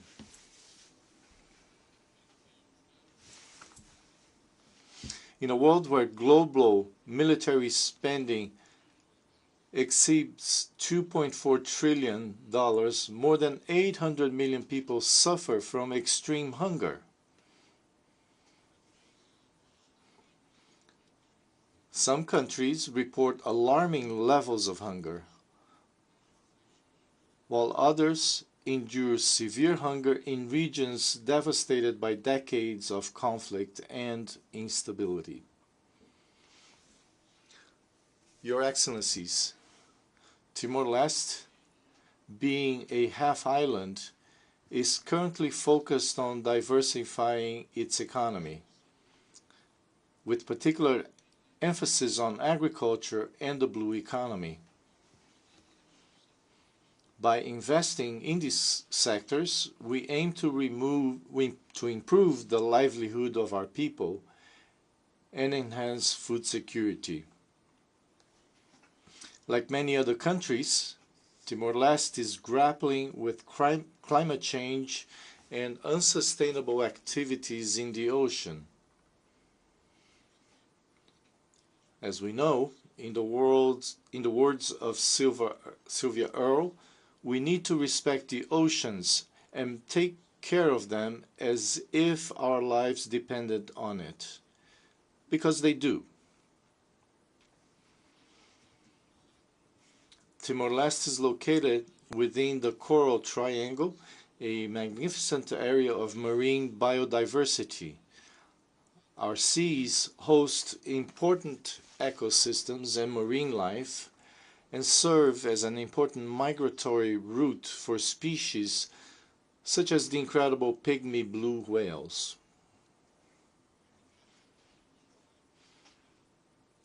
Timor-Leste is pleased to share that we have ratified the agreement under the United Nations Convention on the Law of the Sea relating to the conservation and sustainable use of marine biological diversity in areas beyond national jurisdiction, and we support and actively participate in negotiations on the Marine Plastics Treaty.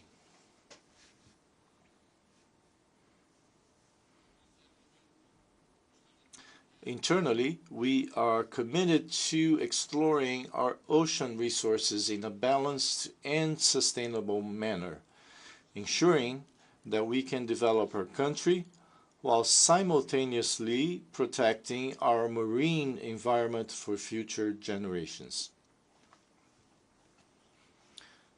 Your Excellencies,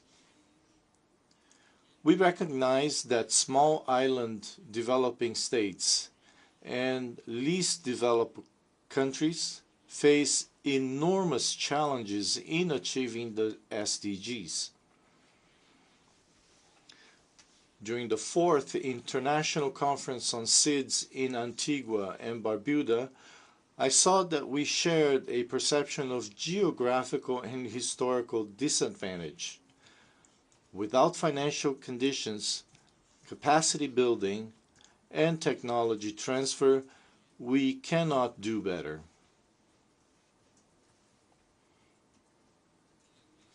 Moreover, we are trapped in international financial systems that place us at a disadvantage, burdening us with conditional aid, financial assistance, and debt. The Loss and Damage Fund, approved at COP28 in Dubai, must secure more significant contributions from the wealthy and developed countries. This commitment is urgently needed. As Secretary General Antonio Guterres stated during his visit to Timor-Leste last month, many of us won the battle against colonialism and the struggle for democracy, but we are still fighting for sustainable development.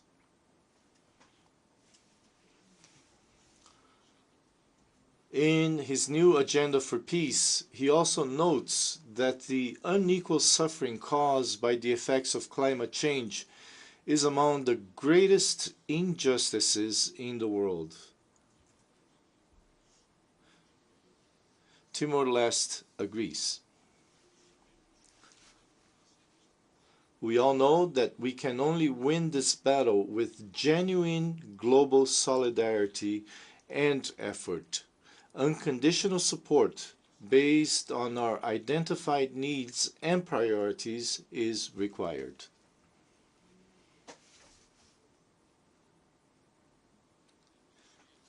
It is with sadness that I stand before you in a world ravaged by international conflicts and wars.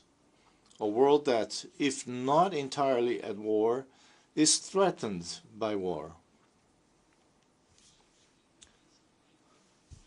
We possess the instruments of international law, diplomacy, and multilateral cooperation to resolve disputes peacefully. But these instruments are not applied consistently and are often ignored.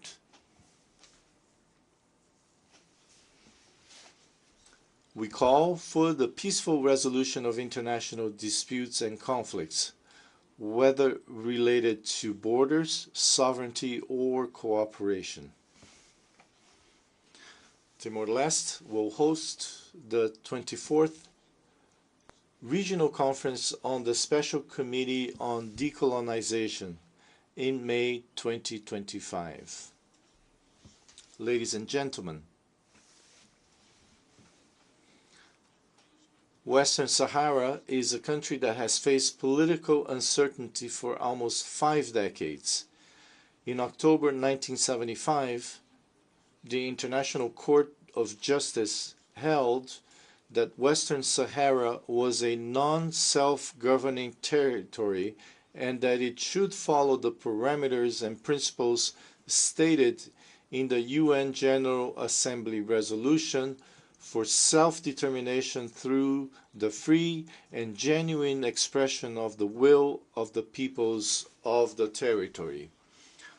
More recently, rulings by the European Union courts, as well as the decision of the African Court on Human and People's Rights, state that Western Sahara is separate and distinct from Morocco, without Morocco exercising any sovereignty over the territory.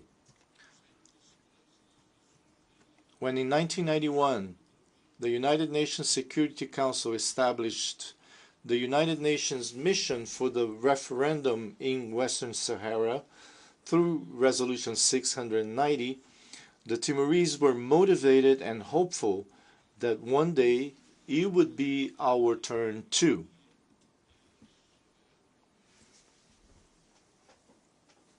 However, in 1992, the referendum in Western Sahara was postponed.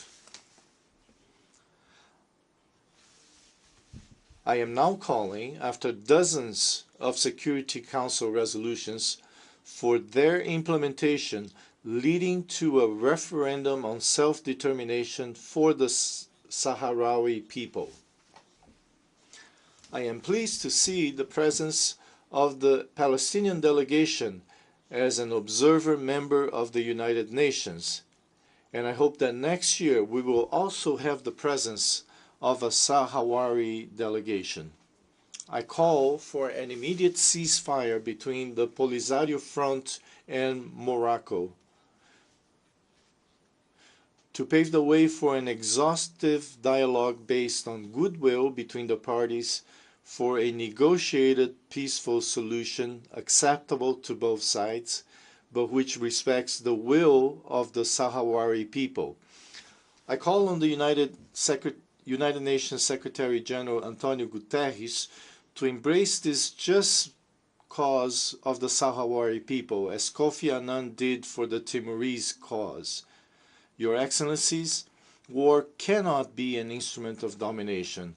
It is a scourge that destroys lives, communities, and nations, and it must not, and indeed does not, remain confined within borders. We must ensure that international law is respected by all, not just by some.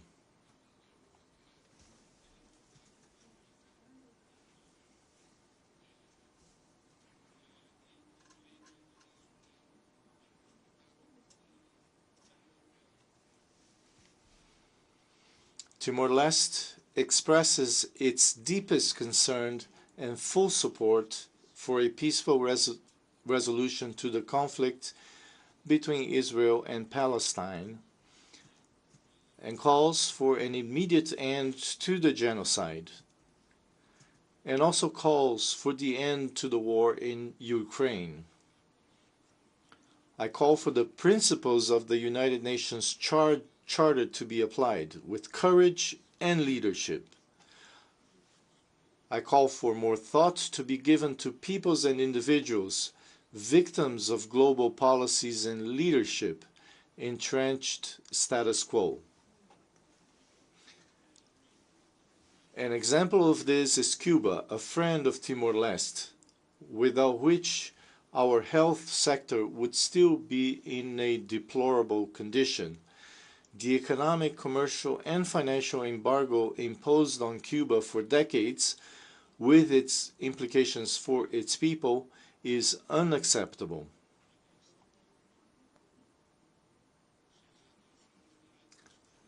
If the focus this year is on human dignity, let us not forget, please, the most forgotten people of the world.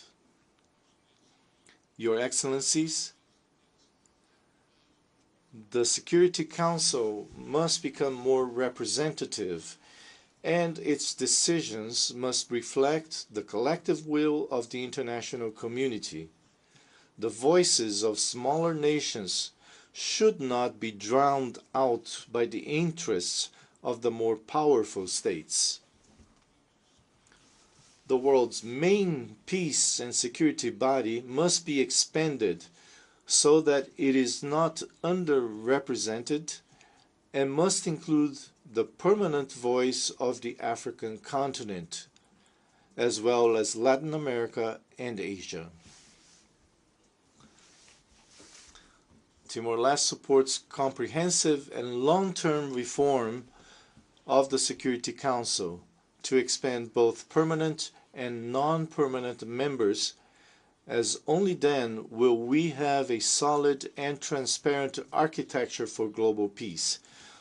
We also believe that the General Assembly itself should have more power on security issues to prevent member states from becoming paralyzed in critical situations.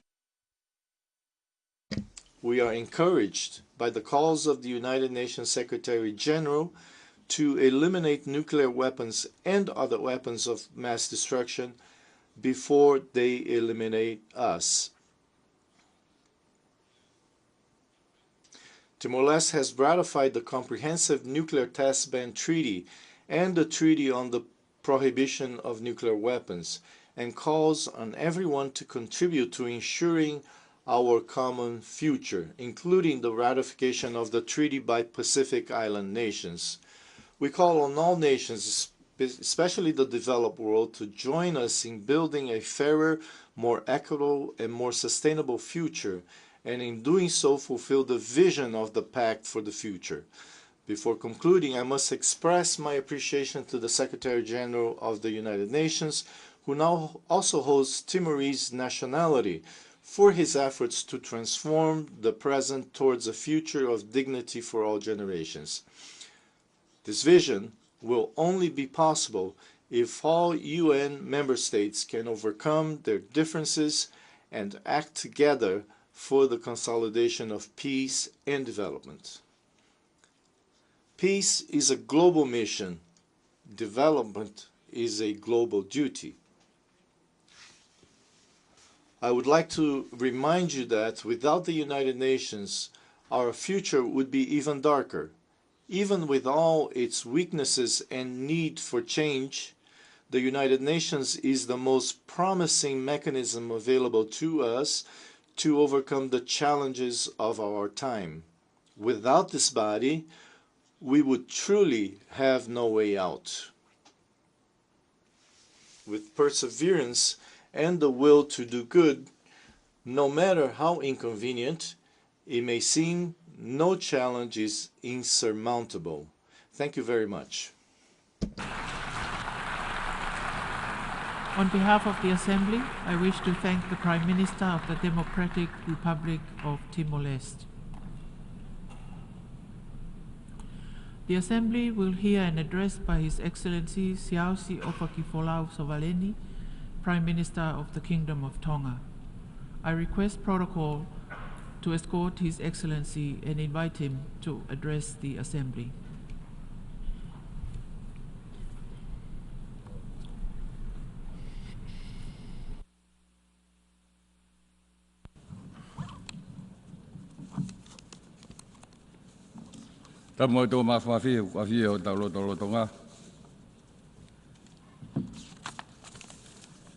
Mr. President, Malo Elele, warmest Pacific greetings from the Kingdom of Tonga and our blue Pacific continent. First, I wish to congratulate Your Excellency in assuming the esteemed presidency of the 79th session of the United Nations General Assembly. I also thank your predecessor, His Excellency Mr. Tanis Francis, for his able leadership during a period where global challenges continue to increase in numbers and complexity. I acknowledge the Secretary General, His Excellency Mr. Antonio Guterres, for his steadfast stewardship of our home, the United Nations, during these troubled times. Mr. President, we convene at this 79th session with the theme of leaving no one behind. My delegation pledges our unwavering support to this noble goal. At a time of escalating conflicts, near conflict situation on the horizon, all too often triggered by political instability, economic disparities, social tension, and the security threats posed by climate change, we must rally around this goal. If we fail to do so, we will further erode world peace and fail people's lives far and wide. The long-awaited reform of the Security Council is now urgent, crucial, and must happen swiftly. It is our responsibility to resolve adequately the security challenges of the 21st century. We must include non-traditional security issues like climate change in each agenda. Further, we must include the voice of small island developing states. In our quest to leave no one behind, we must take a hard look at the lagging process in achieving the sustainable development by 2030. This goal is equally in peril unless we change our approach. Human dignity is intrinsically built on both peace, security, and sustainability. If we cannot act now, decisively and collectively, the goal to leave no one behind will be just words and will have further eroded people's trust and hope. The key is not words, the key is our shared commitment to action. Mr. President, I commend the tireless effort that have led to the ambitious and balanced text of the Summit of the Future. Not only do we stand at a critical juncture in our collective history, but it is now where we must safeguard the needs and interests of both present and future generations. The spirit of compromise and commitment demonstrated by delegation and regional groups give us hope that multilateralism can work. As our forebears, our founders did, we pledge to spare succeeding generations from the scores of war, and we commit to building a world where there is hope and they can thrive. Our commitment must be to sustainable development, to the preservation of our planet's resources, and to the pursuit of a future that is inclusive, equitable, secure, and sustainable. We must commit to the highest value of human dignity and justice. Thus, we welcome the adoption of Pact for the Future. We are resolute in our commitment to working collaboratively with member states to advance peace, sustainable development, and human dignity. We hope for action that will leave no one behind.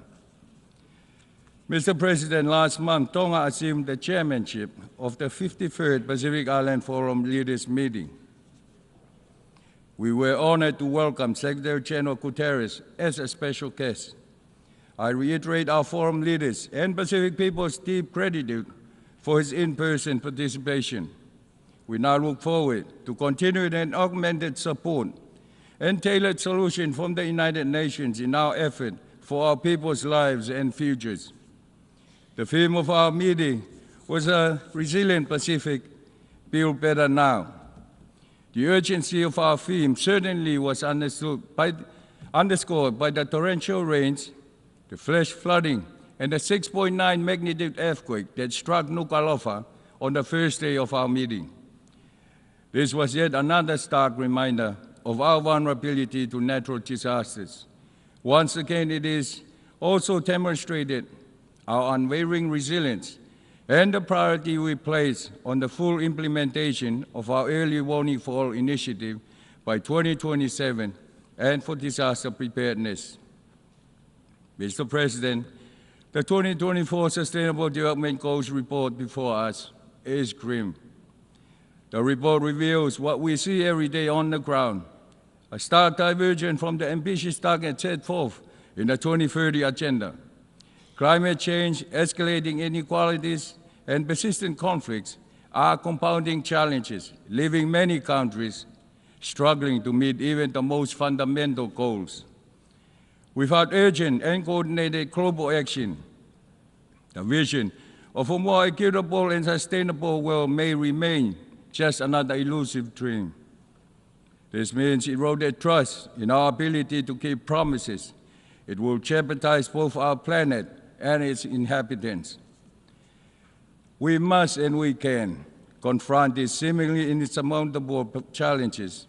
With innovation and determination, we can no longer afford business as usual. Mr. President, decade after decade, year after year, we present to this esteemed body the existential threat that climate change poses to the Pacific, including Tonga. Our situation has become even more urgent this year. Climate change is the single greatest threat to the survival and prosperity of the blue Pacific continent. Once again, we urge the international community to promptly and dramatically act to restrict global warming to 1.5 degrees Celsius.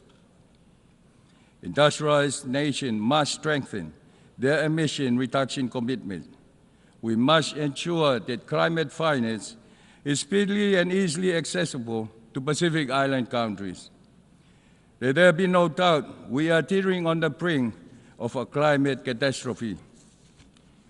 While in Tonga, the United Nations Secretary General issued a global SOS, or Save Our Seas warning of rising sea levels. The WMO echoed this urgent message, launching the State of the Climate in the Southwest Pacific 2023 report. The report confirms that 2023 was the warmest year on record. The scientific consensus is irrefutable. Our climate is changing at an unprecedented rate with devastating consequences. Extreme weather events are becoming more frequent and intense. Cyclones and typhoons are wreaking havoc on our communities, leaving behind trails of destruction that take years to repair. The economic toll is immense, but the human cost is far greater. Lives lost, communities shattered, hopes lost, and futures uncertain. Mr. President, the most alarming aspect of the crisis is the unprecedented rise in sea levels. The WMO report confirms that sea level rise in the Southwest Pacific is significantly exceeding the global average. In some parts of the Pacific, sea level have risen by 10 to 15 centimeters in the past 30 years, more than double the global average. Without bold and coordinated global action to expedite assistance to the Pacific and its most vulnerable inhabitants, Tonga and other Pacific countries can expect sea levels to double by mid-century. This will exacerbate the frequency and severity of storm surges and coastal flooding. For the nation of the Pacific, these changes are not merely environmental issues. They are existential threats that jeopardize the very existence of small Pacific Island countries, including Tonga. Rising sea levels are eroding coastlines, swallowing entire islands, and forcing families to abandon their ancestral homes.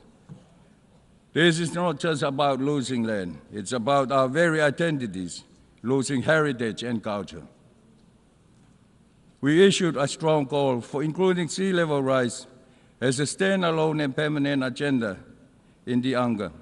And Mr. President, the upcoming COP29 presents a critical opportunity to operationalize the Loss and Damage Fund, transforming pledges into tangible support for vulnerable nations.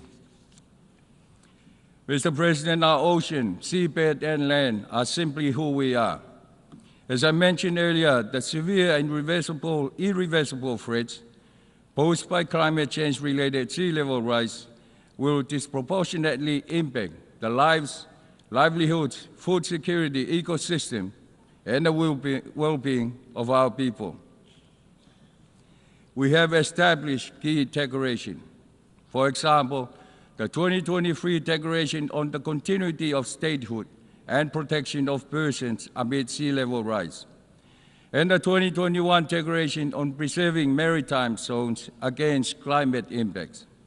We have also developed and endorsed the Pacific Regional Framework on Climate Mobility and introduced the Framework for Resilient Development in the Pacific.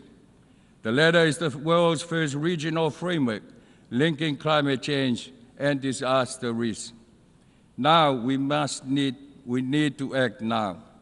We commend the United Nations for addressing this critical issue and welcome the high-level plenary meeting on addressing the threats posed by sea level rise.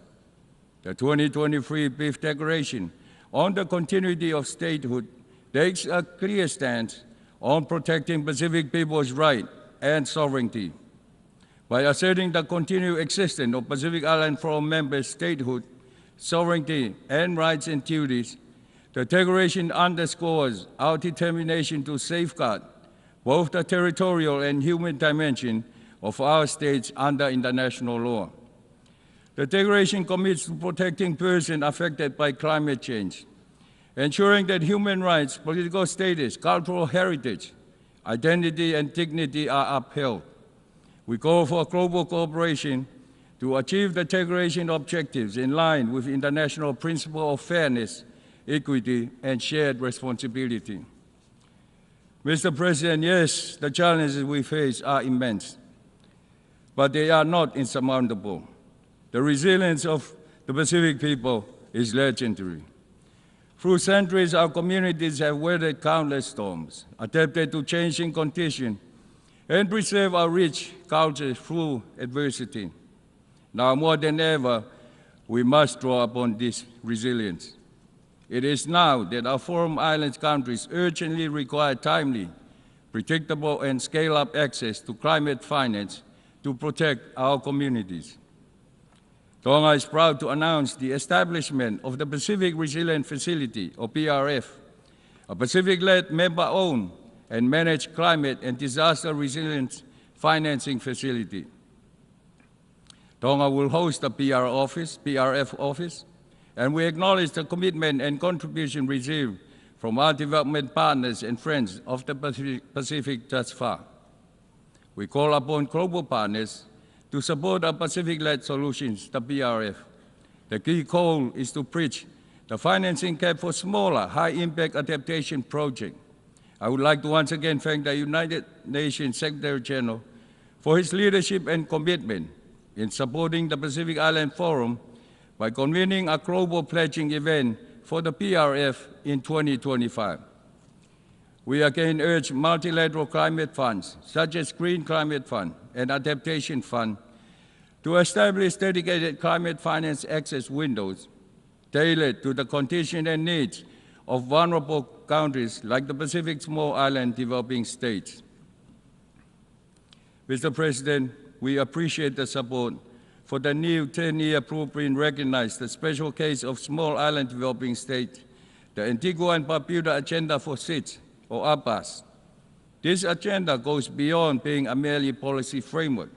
This is our collective vision for sustainable growth and resilience in the face of unprecedented challenges. We support the allocation of resources and tailored systems to facilitate the implementation of the concrete action outlined in APA's 10 thematic areas. At the same time, reforming the international financial architecture will be crucial to support this new program of action. And this includes three substantive global policy agendas: redefining eligibility for development resources, improving access to climate finance, and creating long-term debt sustainability. Implementing the APAS is a vital step towards accelerating the achievement of the SDG by 2030. We request the support of key entities within the UN to help implement the APAS. Recognizing our unique vulnerabilities by fellow Pacific Island Forum leaders, we welcome the adoption of the MVI. This practical instrument, advocated for over many years by SIDS, offer a more comprehensive understanding of the vulnerability, providing renewed hope and impetus to the 2030 agenda through a more context-responsive approach. We look forward to the operationalization of MVI in relevant MVI setting, UN setting, and urge international organizations and financial institutions to consider MVI ratings in their eligibility criteria for grant and concessional financing. Mr. President, the opinion may be that our Pacific communities are remote and small. Let there be no doubt our economies continue to suffer, like so many, from the effects of geopolitical tension and supply chain disruption. Our people suffer from rising inflation, and we go through increased hardship and deepening poverty, particularly for the most vulnerable in our blue Pacific continent.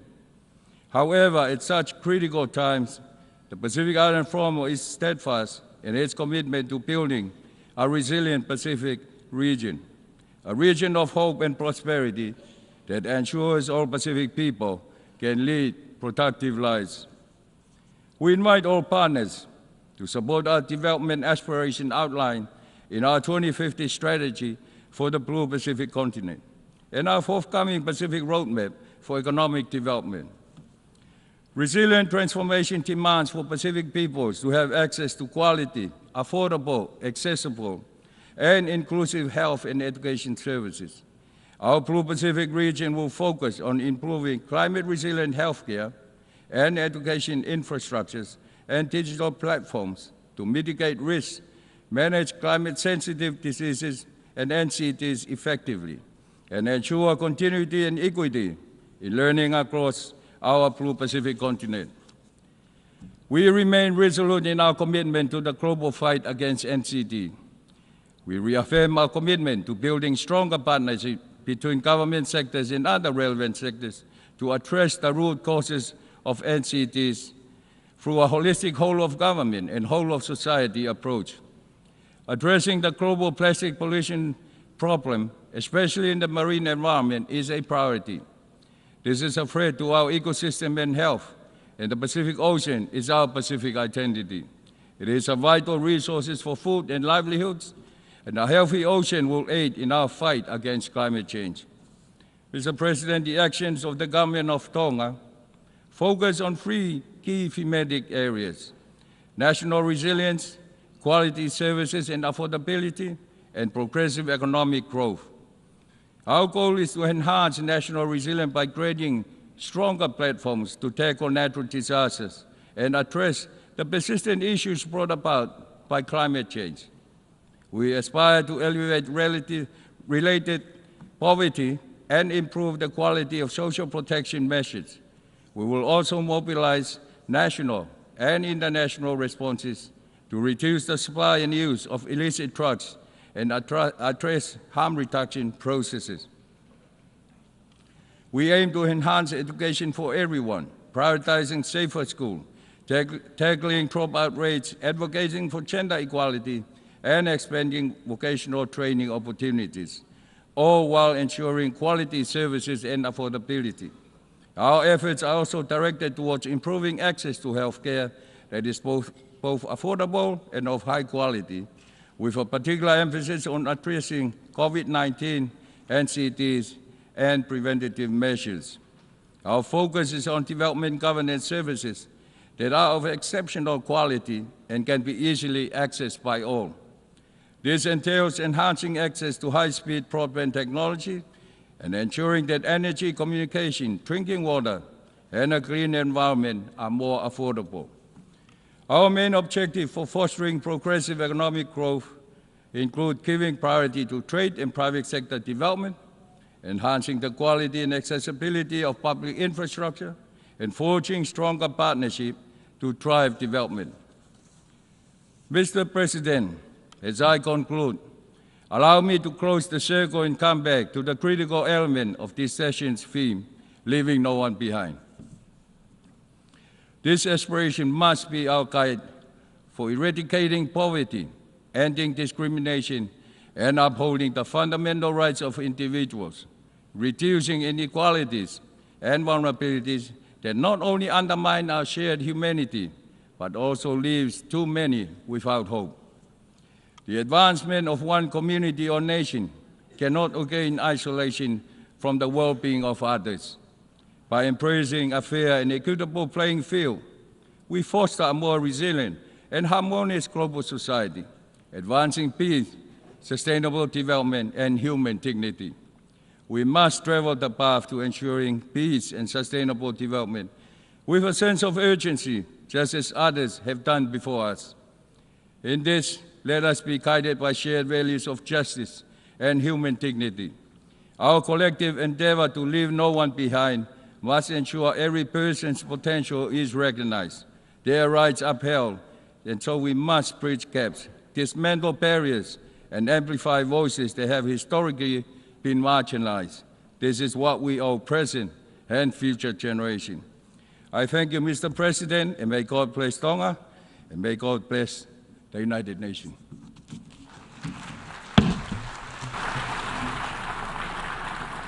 On behalf of the Assembly, I wish to thank the Prime Minister of the Kingdom of Tonga. The Assembly will hear an address by His Excellency Hamaz Abdi Bare, Prime Minister of the Federal Republic of Somalia.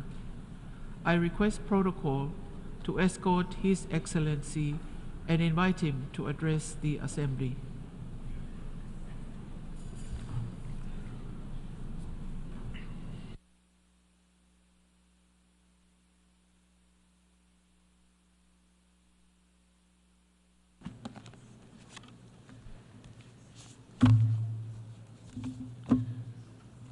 Bismillah ar-Rahman ar-Rahim. Your Excellency Philemon Yang, President of the 79th session of the United Nations General Assembly, Excellencies, Heads of State and Government, distinguished guests, distinguished representatives, ladies and gentlemen, Assalamu alaikum wa rahmatullahi wa barakatuh. Allow me to begin by congratulating you, Mr. President, on your election as President of the 79th session of the United Nations General Assembly. Please be assured of Somalia's full cooperation as you undertake the responsibilities entrusted upon you during your tenure. I would also like to take this opportunity to thank your predecessor, His Excellency Denis France, for the successful presidency of the last session. Mr. President, this session of the General Assembly convenes amid a rising number of global challenges, from escalating transnational conflicts and humanitarian crises to the existential threats of climate change and growing economic inequalities. This resonates profoundly for our theme of this year, leaving no one behind, acting together for the advancement of peace, sustainable development, and human dignity for present and future generations. In the spirit of our unity and shared responsibility, we must confront the persistent and escalating conflicts that continue to cause immense human suffering and destabilize entire regions. Today, we are facing with crises that test our collective conscience and our commitment to peace. In Sudan, the conflict has escalated into severe humanitarian crisis, displacing millions and ravaging communities. Civilians endure indiscriminate violence and widespread gender-based assaults. We urgently call for immediate cessation of hostilities, the protection of civilians, and adherence to the international humanitarian law. It is crucial to ensure safe, unrestricted access for humanitarian aid and to foster inclusive dialogue that respects the rights and aspirations of all Sudanese people. In Gaza, the situation has reached catastrophic levels, driven by the persistent blockade and relentless cycles of violence that have created one of the most severe humanitarian disasters of our time. Despite the senseless killing of tens of thousands of men, women, and children since last October, over 2 million Palestinians are trapped in open-air prison where access to basic goods, services, and medical care is severely restricted. Children in Gaza have particularly suffered the most, with the many enduring unimaginable trauma, malnutrition, and lack of access to education and health care. They live under constant fear as their homes, schools, and hospitals are repeatedly targeted and destroyed. The ongoing conflict has not only destroyed the physical infrastructure of Gaza, but also crushed the hopes of entire generation. The world cannot continue to turn a blind eye on this gross injustice and the continuous violations of international law by the Israeli government. We call on the international community to take immediate and decisive action to reinforce an unconditional ceasefire, to lift the inhuman blockade, and to recommit to a political process that ensures a just and lasting peace based on the two-state solution, thereby restoring the rights, dignity, and future for Palestinian people. In Ukraine, the war now in its third year has inflicted a devastating toll on civilians, destroying homes and critical infrastructure and leaving millions without essential services. The legacy of trauma and displacement will affect generations. We urgently call for an immediate cessation of hostilities, a ceasefire, and adherence to international humanitarian and human rights law, including avoiding attacks on civilians, critical infrastructure, and nuclear facilities. It is essential to open channels for dialogue and achieve the lasting political settlement. The international community must act swiftly to prevent further escalation and support efforts for peace. Mr. President, while international crises demand our attention, we must not overlook regional threats that directly challenge national sovereignty and stability. Somalia currently faces a serious threat from Ethiopia's recent actions, which flagrantly violate our territorial integrity. Ethiopia's attempts to annex parts of Somalia under the guise of securing sea access are both unlawful and unnecessary. Somali ports have always been accessible for Ethiopia's legitimate commercial activities, reflecting our commitment to regional trade and cooperation. However, Ethiopia's aggressive maneuvers, including its controversial agreement with one of our regional administration, undermines Somali sovereignty and embolden secessionist movements threatening our national unity. This action is not only sow division at the time when Somalia is striving for peace and cohesion, but also serve as propaganda for terrorist groups like Al-Shabaab, who exploit Ethiopia's provocations to recruit and radicalize vulnerable individuals. Such destabilized behavior poses a significant risk to the security and stability of the entire Horn of Africa. Somalia asserts its sovereign rights to defend its territorial integrity and calls on Ethiopia to cease its provocations and adhere to the international law.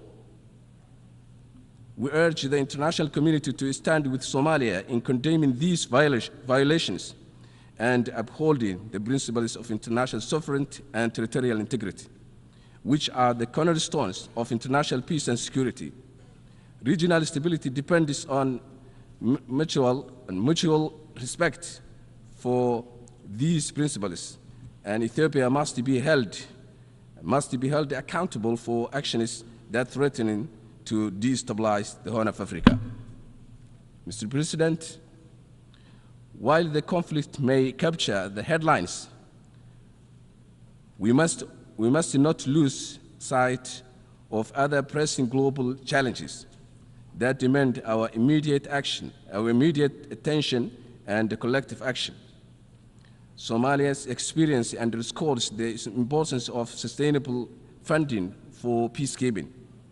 For over 15 years, we have hosted key African Union missions like AMISOM and ATMIS, which have been critical in countering Al-Shabaab and supporting state building. As the new mission, AUSM takes over with a focus of counterterrorism and capacity building. Its success depends on reliable funding. Peacekeeping is about creating lasting stability, not just maintaining peace, and we urge the international community to support innovative funding solutions to ensure these missions fulfill their vital roles. Mr. President, climate change is a global crisis that touches every life and every community, but nowhere is its impact more deeply felt than in vulnerable nations like Somalia. We endure relentless droughts, devastating floods, and rising temperatures that tear apart our communities and threatening our very survival. While the recent COP28 conference made important strides with the creation of a loss and damage fund and the commitment is to expand renewable energy, there remains a significant challenge accessing these funds. For many developing countries, the reality is that complex bureaucracy, rigid criteria, and lack of necessary resources often stand in the way they receive the help they so desperately need. It is not just about making promises, it is about ensuring that those promises can reach the people who need them most. We call on the global community to simplify access to these crucial funds so that countries like Somalia can build resilience, protect our people, and secure the future where everyone has the chance to thrive. Mr. President, reform in the United Nations Security Council is essential to ensure it reflects today's geopolitical realities. The current structure no longer adequately represents the voices and concerns of world nations, particularly those in Africa, Asia, and Latin America. We supported the Zilwini Consensus, which calls for a more representative and inclusive council. This reform is necessary to enhance the UN's credibility and effectiveness in addressing the full spectrum of global challenges, from peace and security to development and human rights. Reforming international financial institutions is also crucial to building a fairer global economy that promotes inclusive growth and sustainable development. The existing international financial system is heavily skewed in favor of a view, perpetuating inequalities and restricting the ability of developing nations to thrive. We call for reforms that make these institutions more accountable, transparent, and responsive to the needs of the world's poorest and the most vulnerable. Mr. President, achieving the Sustainable Development Goals is not an ambitious, it is a necessary. With only it is a necessity. With only 6 years left, the world is far behind on our collective promise to end poverty, protect our planet, and ensure peace and prosperity for all by 2030. We must urgently renew our commitment by increasing funding, creating innovative partnerships, and focusing on reaching the most vulnerable. As Somalia takes its seat on the UN Security Council, we stand ready to work with all nations to address these challenges, strengthen cooperation, and promote multilateralism, and build a world where no one is left behind. Mr. President, Excellencies, ladies and gentlemen, Somalia has come a long way on its journey toward stability and development. This past year has been particularly significant, marked by critical milestones that signal Somalia's rising trajectory. We have successfully completed the debt relief process, allowing us to reclaim our economic sovereignty and integrate into a global financial system. Additionally, Somalia's accession to the East African community marks a new era of regional integration, trade, and cooperation. We have also made a historic stride in lifting a long-standing arms embargo, a step that will further enable us to safeguard our sovereignty and security. Security is fundamental to development, and Somalia has prioritized to prioritize the fight against terrorism with remarkable success. In the past 2 years, our national security forces have reclaimed more than 2/3 of the territory that was once under the control of a Shabaab terrorist group, significantly diminishing their operational capability. Mr. President,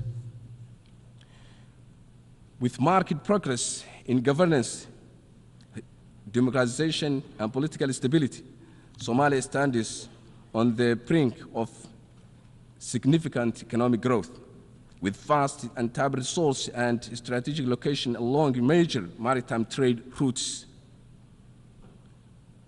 Our arable land offers great potential for agricultural protection, and our livestock sector is already among the strongest globally.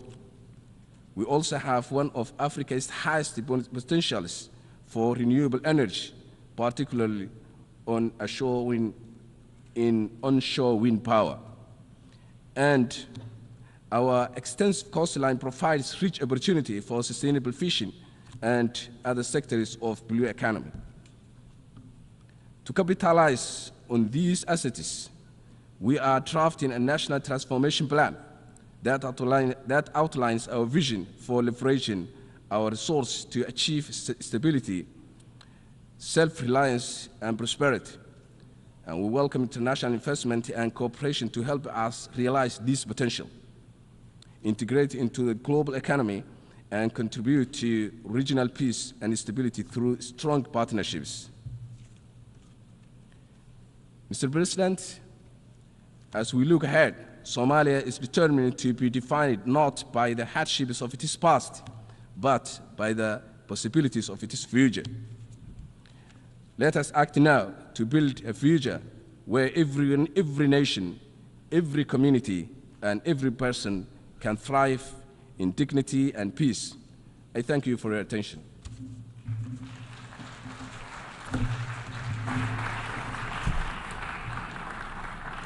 On behalf of the Assembly, I wish to thank the Prime Minister of the Federal Republic of Somalia.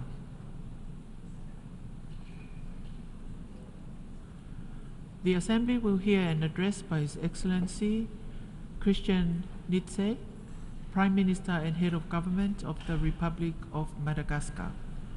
I request protocol to escort His Excellency and invite him to address the Assembly.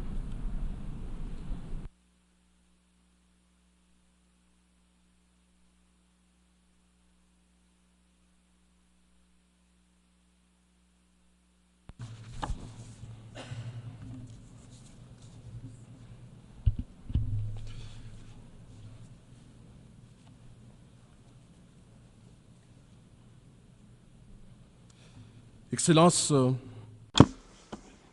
Mr. President, Heads of State and Government,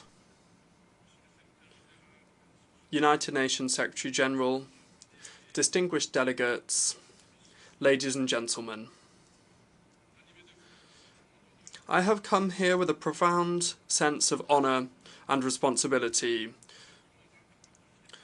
to address you today with the mission entrusted to me by His Excellency Mr. Andry Rajoelina, President of the Republic of Madagascar. and on behalf of the Malagasy people. I wish to applaud the election of Mr. Philemon Yang, His Excellency, to the presidency of the 79th session of the General Assembly. Your exemplary parcours and your wealth of knowledge in terms of global affairs are undeniable assets to guide our work. Rest assured, Your Excellency, of the support of Madagascar in the fulfilment of your noble mission. Madagascar, as newly elected Vice President of this General Assembly, is honoured to serve for this term 2024 to 2025. Excellencies, ladies and gentlemen, the theme of this session of the General Assembly, leaving no one behind, acting together for the advancement of peace, sustainable development and human dignity for present and future generations, particularly resonates today in this time of grave uncertainty in the world and for the world. Today we are strongly reminded of how interconnected the different global challenges are and how important it is to engage in a collective response with solidarity and being resolute. Indeed, peace, the fragile foundation of a world that faces divisions, is today being jeopardized by many different crises, a multitude of crises with dangerous and profound geostrategic ramifications. Far from being a regional conflict, the war in Ukraine is shaking the international order and exacerbating geopolitical tensions, worsening food and energy insecurity, and putting global peace and security in peril. Terrorism and transnational crime continue to sow terror and distress, affecting in a disproportionate way the most vulnerable populations. The proliferation of weapons and drugs, in particular in conflict zones, are feeding a hellish cycle of violence and instability, thus hindering the long-term development objectives and mortgaging off the future of entire generations. The climate emergency has become a tangible and devastating reality. The multiplication of extreme climate events, the degradation of ecosystems and the loss of biodiversity are all warning signs that should push us to act with a sense of determination and clear-sightedness. Glowing inequalities across the world make fertile ground for social tensions, for conflicts and for instability. The COVID-19 pandemic, far from having been a great leveller, has exacerbated existing gaps, shedding light on how vulnerable healthcare systems are and social protection systems are in many countries, and further widening the gap between rich countries and developing countries. President, ladies and gentlemen, faced with these challenges, we cannot give in to fear or to fatality. Multilateralism, as embodied by the United Nations, remains the best weapon that we have available to us and remains our collective instrument to build a more safe and peaceful world. However, and unfortunately, we must note and we must realise that the multilateral system now that was created in the post-war period is struggling to effectively respond to the challenges of a world that is so swiftly and significantly changing. A courageous and ambitious reform of the United Nations, in particular the Security Council, is now more than ever essential. Africa, which is a continent with huge demographic and economic growth, should not be left to the sidelines of the hubs of global decision-making. The effective implementation of the Paris Agreement and the strengthening of commitments made to reduce greenhouse gas emissions are absolutely essential in order to preserve the future of our planet and to guarantee the well-being of future generations. To this end, the President of the Republic of Madagascar, Mr. Andry Rajoelina, recalled during his statement in Glasgow at the COP26 conference that took place in 2022, how important it is to ramp up the mobilization of $100 billion in line with the Paris Agreement in order to finance the energy transition policy in Africa. The fight against climate change can therefore not be decoupled from development issues. It's essential to support developing countries in their transition towards a green and resilient economy by providing them the financial and technology resources that they require, while recognising their right to development. It is essential and urgent to promote a development model for a more inclusive and more equitable world that leaves nobody behind. Above and beyond words, now is the time to act. It is time now to turn our commitments into concrete actions, especially for Africa, by investing massively in education, in healthcare, in drinking water, in social protection for all, in infrastructure and innovation, and in job creation, in particular for young people and for women. For inclusive multilateralism, it is time to promote more just and more equitable international trade, and to promote and guarantee equitable access to knowledge and to technology and to the finance and investment systems, and they need to be fairer as well, and the same goes for social justice and sustainable peace in the world. President, ladies and gentlemen, Madagascar, aware of these global challenges and of how urgent it is to bring concerted and lasting solutions, is committed with a sense of determination alongside the United Nations and its member states to build a more just and sustainable world with more solidarity. The Fihavanana, which is a national way of living together, is profoundly rooted in Malagasy culture and guides our action. It brings across our profound aspiration to live in harmony with mutual respect and solidarity, ensuring we leave nobody by the wayside and never forgetting the most vulnerable, working thus for a more fair society. The general policy of the state of Madagascar, implementing the vision of His Excellency Mr. Andry Rajoelina, President of the Republic, places human capital as the main key pillar for development. Over the last 5 years, we've invested enormously in education, in training, health, security, innovative and inclusive social programs, the fight against malnutrition, and in infrastructure in order to catch up with our development deficits and thus break the vicious cycle of poverty. The country continues to invest massively in these areas, which are the main foundation of our actions to foster human development.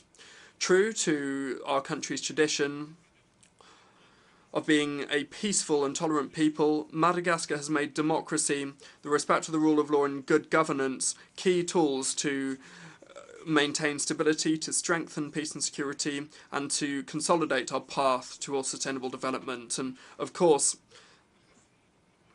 this is shown and very clearly proven explicitly in our classification in the Global Peace Index that has placed Madagascar in second place. So that's the second most peaceful country in sub-Saharan Africa in 2024. Of course, we do nevertheless have many challenges. However, the leadership of His Excellency Mr. Andry Rajoelina, President of the Republic, is in line with the hopes of our compatriots who entrusted him with a new term in 2024 to engage in agricultural and industrial transformations for Madagascar, to create more jobs and decent income for young people and rural people, to bring added value to the Malagasy economy, and to bring more peace and sustainable development for the country. Today, Madagascar is the third largest rice producer in Africa.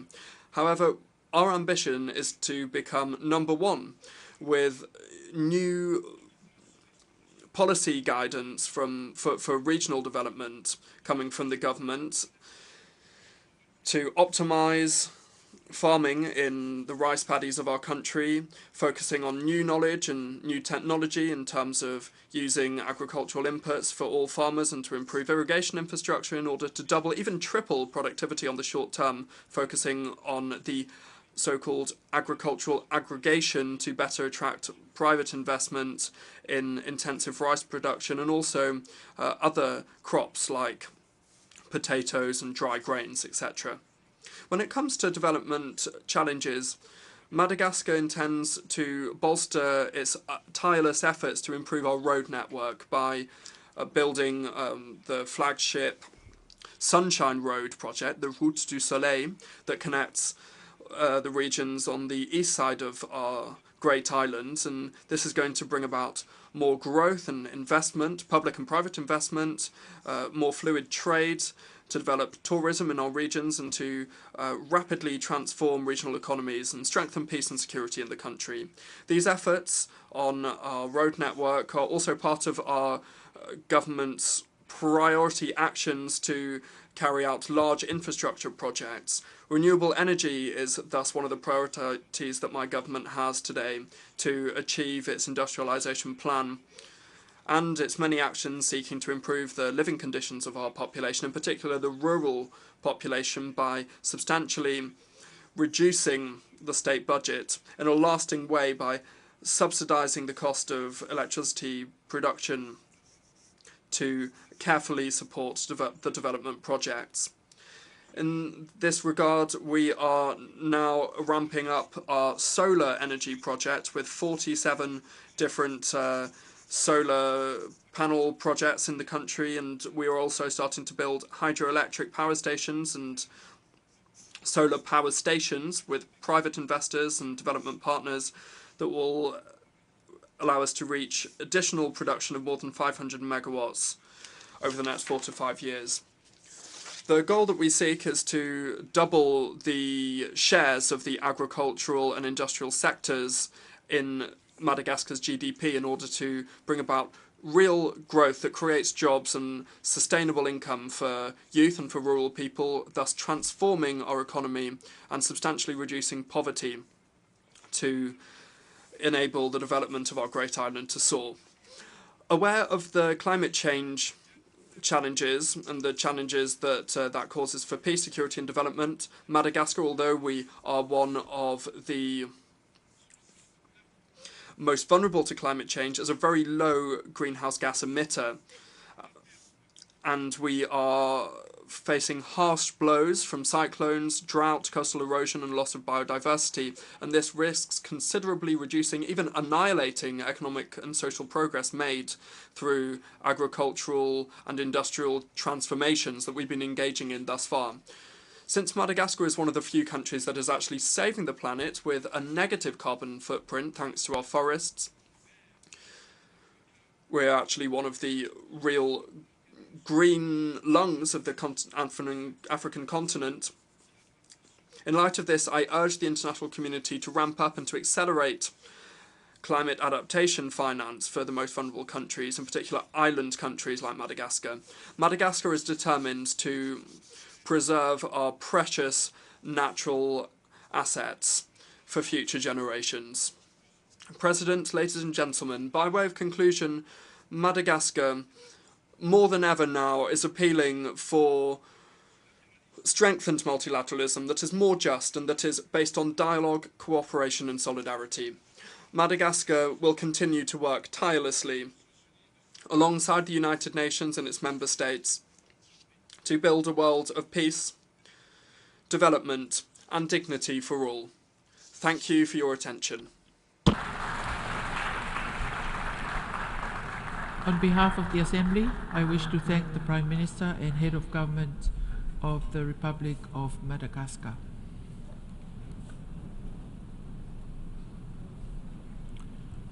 I now give the floor to His Excellency Filip Ivanovic, Deputy Prime Minister for Foreign and European Affairs of Montenegro.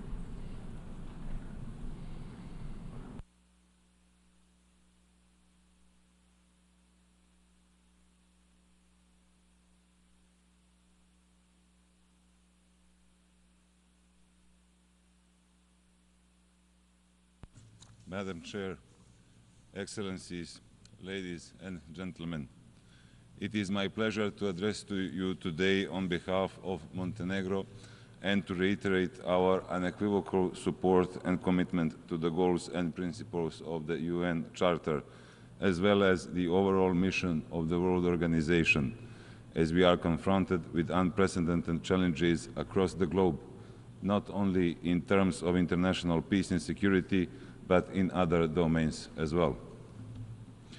Allow me to extend due acknowledgement and gratitude to the President of the previous session of the General Assembly, His Excellency Denis Francis of Trinidad and Tobago, for his achievements and guidance through these unsettling circumstances. Furthermore, I would like to express our best wishes to his successor, His Excellency Philemon Yang of Cameroon.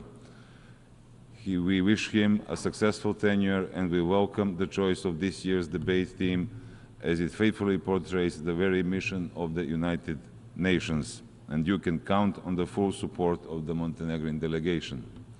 Ladies and gentlemen, leaving no one behind while acting together for peace and security, sustainable development, and human dignity are the key challenges lying before the United Nations, to which, unfortunately, as a community, we still have failed to provide an effective and a comprehensive response.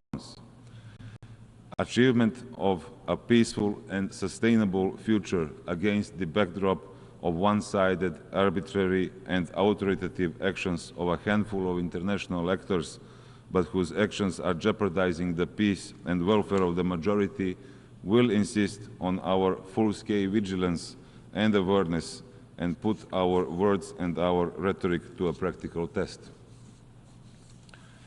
Even though the occurring geopolitical developments have clearly demonstrated that our efforts have fallen short and that we must do much more, and not just more, but much better, there is a solution and an alternative. Multilateralism at its best and strongest, led by a more powerful United Nations at the helm of international cooperation and global response, if we are to have a peaceful and prosperous global society. Dear colleagues, national-based narrow approaches instead of global solutions still dominate the international environment, and rather than uniting in joint endeavors with positive global circumstances, we are losing ground to authoritarianism and unilateral behavior. In addition to the crisis in the Middle East, Russia's aggression against Ukraine, civil war in Sudan, instability in the Horn of Africa, Yemen, Democratic Republic of Congo, Myanmar, Haiti, we are facing a number of other issues, including the climate emergency, growing food insecurity, erosion of democracy and human rights, growing terrorism and violent extremism, cyber threats and backsliding on the achievement of the Sustainable Development Goals, only contributing to an already alarming global situation. We commend and support the Secretary General's new Agenda for Peace, which offers and identifies indeed the needed tools and measures for generating a quality response to the ongoing challenges, especially through disarmament, more investments in diplomacy and mediation, mitigation of geopolitical influence on the population, prevention of further fragmentation of global trade rules, effective tackling of the climate change issues, as well as prevention of violence and human rights violations. As we are all very much aware, the pace of the SDGs implementation is not at the percentage we hoped for. Member States need to commit to the realization of the 2030 Agenda as the best possible way to build long-standing peace and prosperity. However, we need to take into consideration that the developing economies are not able to sufficiently finance policies to implement the SDGs, especially in the light of the negative impacts of the COVID-19 pandemic and other crises. We are committed to the promotion of good governance and strong institutions at all levels as key enablers of sustainable development, peace and security, and we strongly advocate for reforms towards a more inclusive and representative international financial architecture. Therefore, we support the Secretary General's appeal for a wholesale reform of the financial architecture, which at the moment does not offer developing countries the affordable financing needed to achieve the SDGs, and we join the UN in calling upon the international financial structure to finance these countries in a form of eligible credit arrangements. Within its capabilities, Montenegro will continue to fully support the transformation based on accelerating the implementation of the goals and objectives of sustainable development, with the aim of achieving continuous, inclusive and sustainable economic growth while protecting natural resources, improving the state of human resources and strengthening social inclusion. Excellencies, in view of the volatile situation in the Middle East, I would like to express Montenegro's deep concern over the escalating violence and the humanitarian situation in Gaza, with the destruction of infrastructure, lack of water, food and healthcare. We call upon all the parties to de-escalate and engage in a meaningful dialogue. Our position is clear. We have condemned the indiscriminate terrorist attacks by Hamas on Israel from October the 7th in 2023. At the same time, however, we also condemn every act of violence against the civilian population, as well as the interruption of water, food and energy supplies in the Gaza Strip. It is of absolute importance that the humanitarian corridors are opened and humanitarian aid provided to civilians. Any response to a terrorist attack must be undertaken in accordance with international humanitarian law. We call for a humanitarian ceasefire in Gaza, during which negotiations would be conducted towards a two-state solution, as only a two-state model guarantees lasting and sustainable peace in the region. Again, regardless of the outcome of the negotiations, the international law must be upheld by all the parties to the conflict and all hostages still in captivity released immediately and unconditionally. Montenegro also reiterates its strong condemnation of the destruction that the Russian aggression has caused in Ukraine, including the killing of civilians, as well as unlawful attacks on civilian infrastructure, sexual and gender-based violence, and reports of child abduction. We emphasize yet again that there can be no impunity for war and other heinous crimes, and that we must ensure responsibility as a precondition for ensuring a durable peace. In this regard, we support all accountability initiatives to fight impunity and ensure justice. As the aggression has been particularly devastating for children, we call on the Russian Federation to fully respect the international humanitarian law and to immediately implement measures to protect children. In addition, we call on the Russian Federation to cease attacks on civilian infrastructure and allow aid to the affected civilian population, including areas under temporary Russian military control. I would like to reconfirm our support to Ukraine's territorial integrity and sovereignty.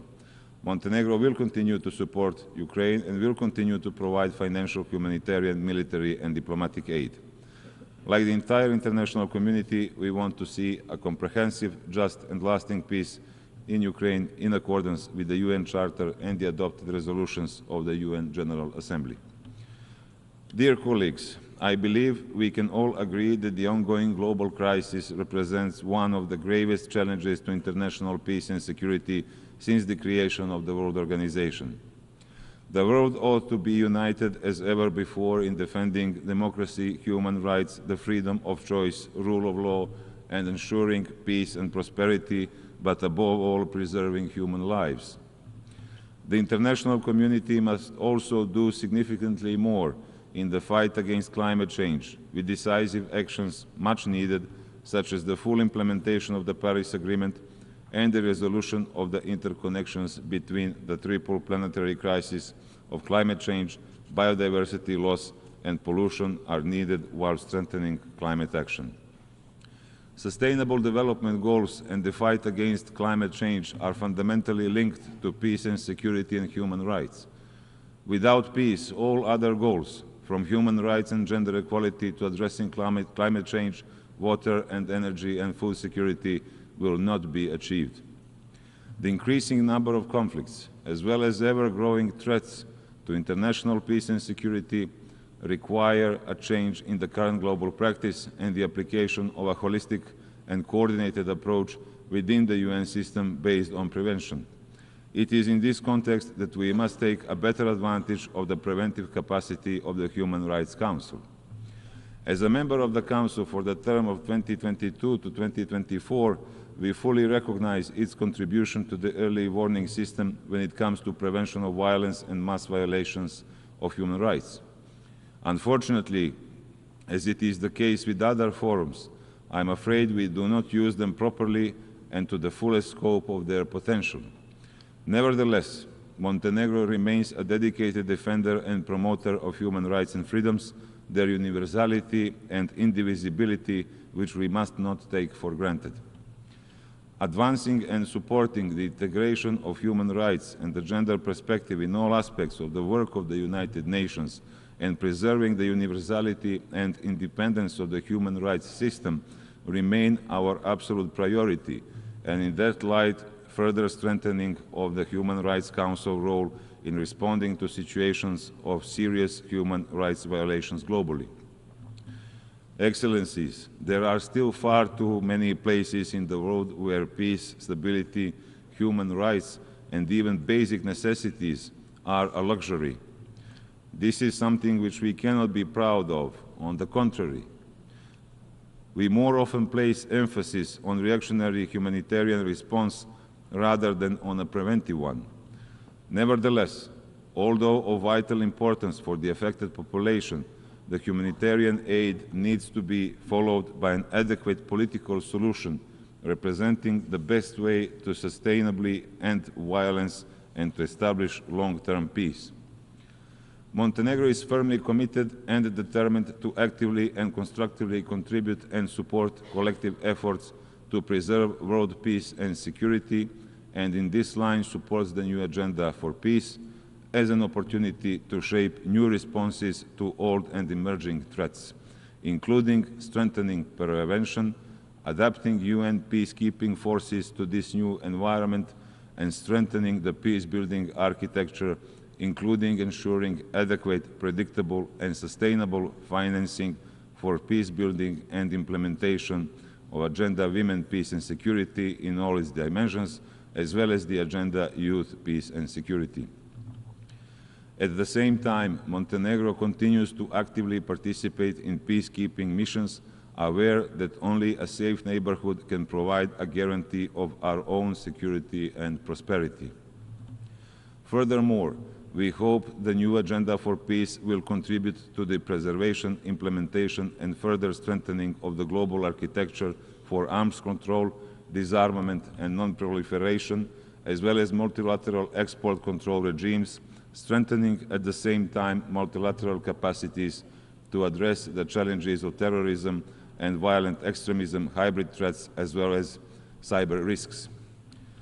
Excellencies, ladies and gentlemen, the solution to all of these challenges must go hand in hand with the reform of the UN system, in line with the reform agenda of the Secretary General. In particular, as a small country, we are interested in strengthening the authority and role of the General Assembly, as well as its efficiency, but also of other main UN bodies. The reform of the UN system presupposes a flexible attitude of all participants in the negotiation process, especially in the process of reforming the Security Council. We believe that the reform of the UN Security Council as the guardian of international peace and security is necessary, with the expansion of its membership achieving a more equal representation of regional groups, which would thus enable more effective maintenance of international peace and security. In order for the United Nations to maintain and strengthen its central position in the global governance system, it is vital that the organization is reformed and adapted to the geopolitical realities of the 21st century and modern democratic values. Excellencies, in the conditions of an increasingly sharp international polarization, fragmentation and instability, economic and geopolitical uncertainty, it is our common responsibility to show the true value of the United Nations and effective multilateralism as a global solution to global challenges.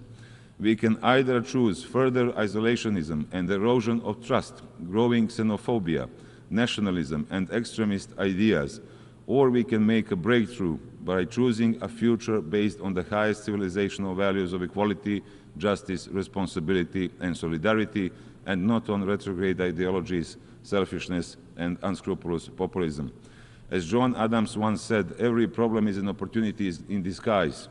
It is precisely what we have at our hands, a unique opportunity to use the current deteriorating international environment as momentum for building a more equal, just, and sustainable world with a revitalized multilateralism based on fair and humane globalization, respect for human rights and dignity of all. We must act for peace and progress now, while we still have a chance built on achieving a just and quality of life for all. Montenegro, proud of its centuries-old multi-ethnic and multi-confessional tradition, remains steadfast on the course of a Euro-Atlantic future, good neighborly relations, and multilateralism. Being a geographical part of Europe, values as well as principles-wise, we are convinced that only the acceleration of integration process and a stronger incentive of our EU partners can bring about stability and prosperity of the region, which is undoubtedly an important asset and contribution to the overall security and stability of Europe. Montenegro will continue to tirelessly pursue and promote those policies with undiminished commitment to the values of multilateralism, open and friendly cooperation. To conclude, ladies and gentlemen, the very core principles of the United Nations Charter are not just being compromised, but essentially nullified. We cannot act as innocent standbyers, as we are not. We must rise to the challenge, raise our voice and stand up for those in need, and demonstrate that our common values are not subject to interpretation, but that those who violate these principles have to be held accountable. Too many people have already lost their lives in recent conflicts across the globe. They have lost their loved ones and their homes, and in most cases forced to flee their countries. This must not happen in the 21st century. This is not what our predecessors fought for. We are better than this, but we must show it. This cannot be a heritage we wish to leave to our children. We must do better for the sake of the generations to come. I thank you.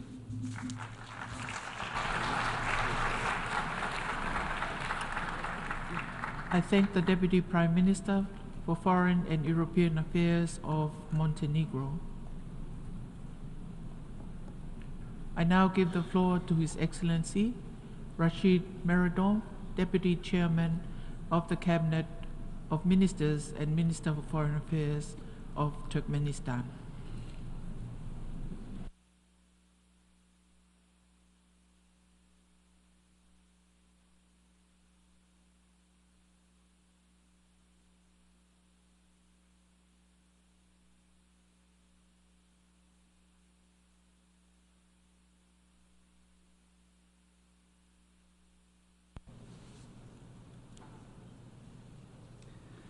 Your Excellency, Madam Chair, distinguished heads and members of delegations, first of all, allow me to congratulate you on the beginning of the 79th session of the United Nations General Assembly. I congratulate Mr. Philemon Yang on his election as the President of the General Assembly and wish him every success.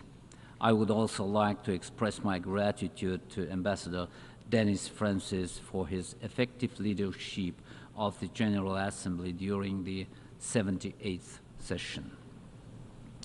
Ladies and gentlemen, strategic partnership with the United Nations and cooperation with member states are the main approach of Turkmenistan in addressing the pressing global issues and challenges. The key condition and mere criterion in this work for Turkmenistan is adherence to the UN Charter, international legal norms, and recognized beneficial models of relations based on equality, sovereignty, and mutual respect among all participants in international affairs. In this logic, Turkmenistan supports the global mission of the United Nations as a conductor of the collective mandate and the balance of interests of member states. This position was reaffirmed at the meetings of the UN Secretary General with the President of Turkmenistan and the national leader of the Turkmen people during his visit to Turkmenistan this summer. For the 79th session, Turkmenistan has decided to follow 4 priorities, which are peace and security, sustainable development, climate change, humanitarian issues. All of these areas are closely interconnected. It means that their implementation must be comprehensive, based on unified principles and approaches.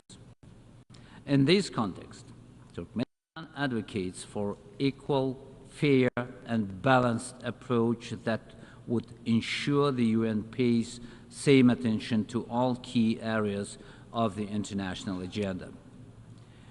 In matters of ensuring peace and security, Turkmenistan's efforts in the current session will be aimed at strengthening peace and trust, enhancing the role of preventive diplomacy mechanisms, and furthering peace-building processes in line with the new agenda for peace. When it comes to global security, Turkmenistan is especially promoting model of neutrality within the United Nations, which capable to provide the world community with practical tools to resolve existing and prevent potential conflicts and contradictions. Next year, we will celebrate 30th anniversary of the UN General Assembly resolution on international recognition of neutral status of Turkmenistan.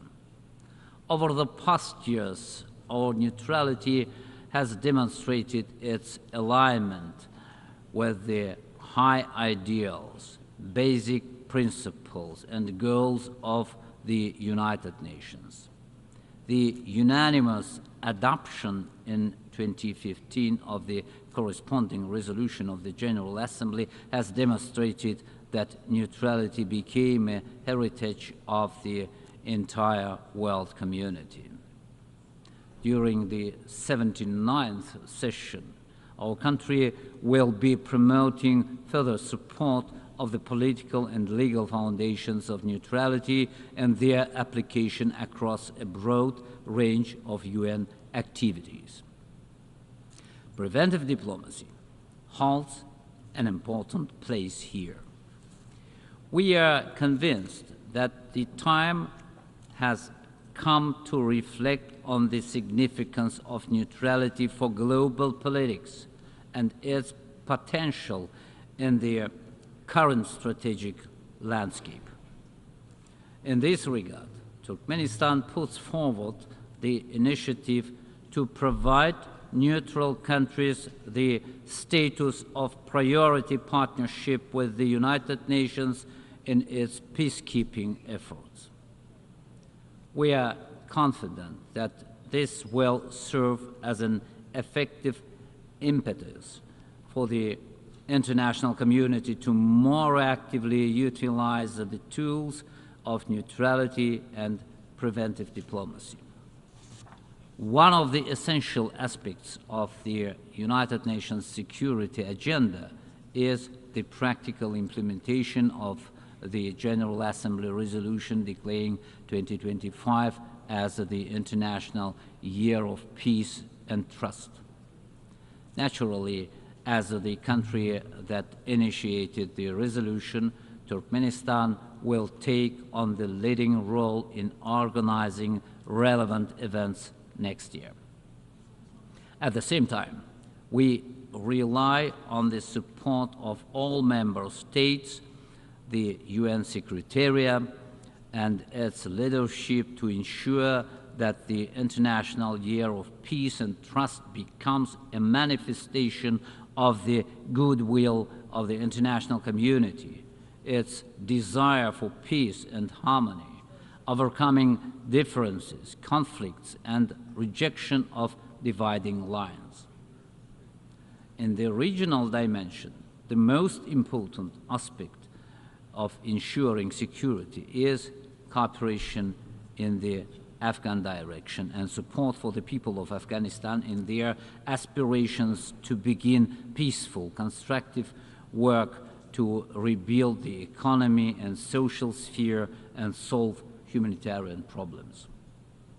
In this context, I would like to highlight major infrastructure projects in Afghanistan being implemented by our country together with international partners. Among them is the construction of the strategic Turkmenistan-Afghanistan-Pakistan-India gas pipeline. Just 2 weeks ago, we began a new stage of construction of this pipeline on Afghan territory. Other significant projects include the construction of power transmission and fiber optic communication lines along the Turkmenistan-Afghanistan-Pakistan route, as well as a new railway from Turkmenistan towards Afghan direction. Turkmenistan's humanitarian aid to the Afghan people will continue, including the free construction of social facilities there and the education of Afghan students in our country's educational institutions. Thus, Turkmenistan in practice confirms its strong position of solidarity with the people of Afghanistan. In addressing the global climate agenda, Turkmenistan will be focusing on protection of the environment in Central Asia and Caspian Sea region. In this regard, our country advocates for more active and extensive UN involvement in saving the Aral Sea. Turkmenistan initiated the adoption of 2 recent UN General Assembly resolutions on cooperation between UN and the International Fund for Saving the Aral Sea. Furthermore, in 2023, ISCAP adopted a resolution on the modalities for creating UN special program for the Aral Sea basin. Among other specific problems of Central Asia, which have much broader consequences and impact, we highlight desertification and the reduction of water resources. All of this requires more active cooperation with the United Nations and presence of its resident offices in the region on a permanent basis. Turkmenistan is ready to work on this. As a concrete step, in cooperation with United Nations, our country is promoting the establishment of specialized structure, the Regional Center for Climate-Related Technologies. Another topic has gone far beyond regional borders is the Caspian issue. In this regard, we especially emphasize that preserving the Caspian Sea as unique natural complex are not just the internal affairs of the littoral states, but a global-scale problem and challenge. The approaches to solving them should be appropriate. Therefore, Turkmenistan appeals to the UN, its relevant agencies such as UNEP and UNDP, financial institutions, environment funds, primarily Global Environment Facility and Green Climate Fund, and other structures, urging them to move towards systematic and targeted cooperation with the Caspian states to combat the sea's shallowing, destruction of its ecological balance, reduction of biodiversity, and other ecological and climate issues affecting the Caspian Sea. The President of Turkmenistan at the last session of the UN General Assembly, proposed the Caspian Environmental Initiative. We are ready to start the active dialogue on this topic and hope the full support of the General Assembly. In matters of sustainable development, we propose moving forward with a number of specific initiatives from Turkmenistan. In particular, we are talking about developing a global framework program for the transition to a circular economy. Other initiatives include the creation of a global atlas of sustainable transport connectivity and Alliance for Global Energy Security and Sustainable Development. In cooperation with the UN, we are ready to begin developing algorithms for joint work on these proposals. Turkmenistan will continue to work with UN to overcome the consequences of humanitarian crisis, address population issues, protect motherhood and children, and safeguard the rights of persons with disabilities, refugees, and stateless persons, among other topics. I would like to note that our country has done significant work in reducing and preventing statelessness. Currently, more than 32,000 people, including refugees and stateless persons, have been granted Turkmen citizenship. It is mean that this year we have fulfilled 5-year international action plan to eliminate statelessness. Ladies and gentlemen, next year the entire world will celebrate the 80th anniversary of the United Nations. We are approaching a milestone where responsibility, foresight, and realism must guide all our thoughts and actions. It is time to reflect on the path traveled, assess the experience, correct mistakes and shortcomings, and together move forward in improving the work of our organization and its institutions. One thing must remain unshakable. It is commitment to the values, principles, and goals of the United Nations, because they have proven their viability and alignment with the fundamental long-term interests of humanity.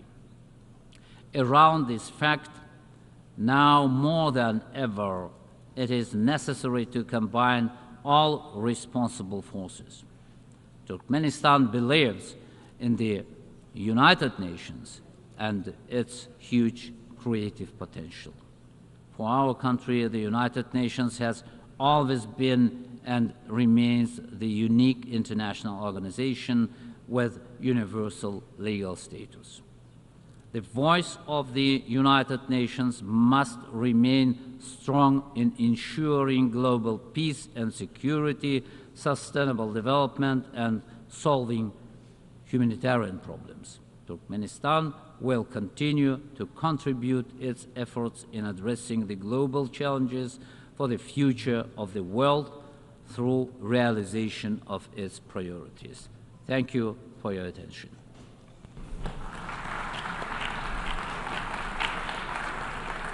I thank the Deputy Chairman of the Cabinet of Ministers and Minister for Foreign Affairs of Turkmenistan.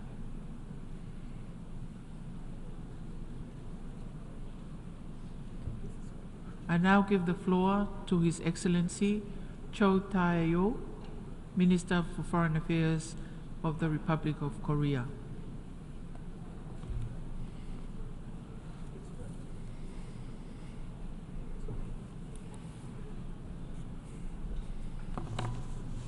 Madam President, distinguished delegates, I'd like to extend my congratulations to His Excellency Philemon Yang on assuming the presidency of the 79th session of the General Assembly.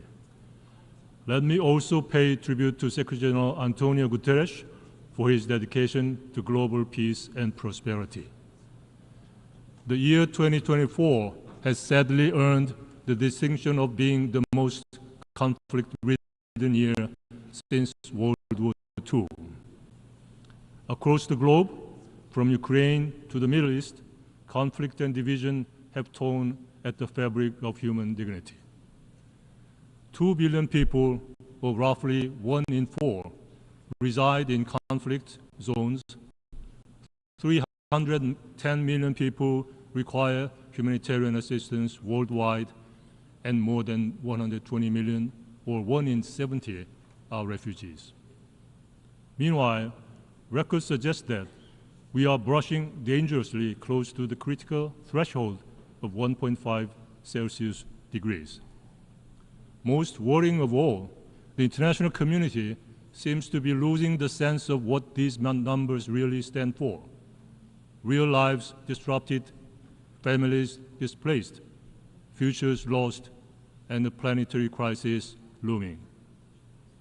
As the war of aggression against Ukraine drags on to its third year, as seemingly intractable challenges mount with no end in sight, cynicism and powerlessness are hardening in some quarters. There is growing belief that multilateralism is ineffective and the United Nations is no longer relevant. But I stand before you today to affirm that this is not true. My nation's very existence as a free, democratic, and prosperous country is the proof that the United Nations in action works. It was the first ever UN-led coalition that defended the freedom and democracy in the Republic of Korea, ravaged by war in early 1950s. Our journey from devastation to democracy and prosperity was made possible by the continued support of the international community, particularly through UN agencies and programs. The story of the Republic of Korea provides the antidote against paralyzing defeatism. It is a story of what we can achieve when good men and women choose to act together. A concrete evidence that multilateral system can make a real difference. If global challenges are mounting, then we must double down on multilateralism. We need more of UN in action, not less. This is why I applaud the timely and proactive initiative of Secretary General Antonio Guterres to convene the Summit of the Future this year. As we prepare to mark the 80th session of the UN General Assembly next year, we must ask ourselves, what will be the UN's role in the decades to come? Where do we see ourselves in the 90th and the 100th session of the UN General Assembly? The Pact for the Future is the culmination of all our soul-searching at the Summit of the Future. It galvanizes our resolve to act not just for the present, but for the future generations as well. Mr. President, now the onus is on each and every one of the UN members to fulfill the commitments on the 2030 Agenda for Sustainable Development and the Paris Agreement. Earlier, I mentioned that UN in action works, but we must not forget UN in action actually means UN members in action. Under the foreign policy vision of President Yoon Suk-yeol, the Republic of Korea seeks to be a global pivotal state, recognizing both its indebtedness to the multilateral systems and its growing ability to be their champion. The Republic of Korea is committed to do its part as a UN member by serving three functions: a facilitator, a supporter, and an initiator. First, in the global efforts to build sustainable peace, the Republic of Korea will act as a facilitator. Peace is not merely the absence of conflict. It is the sustainable presence of security and opportunity. The Republic of Korea understands this deeply, having endured the trials of war and division. Today, the Republic of Korea is one of the core contributors to UN peacekeeping and peace-building efforts around the world. Its troops and experts serve in some of the world's most volatile regions, providing not just security, but hope. To ensure that peace is durable, however, it is important to go beyond the individual efforts of contributing countries.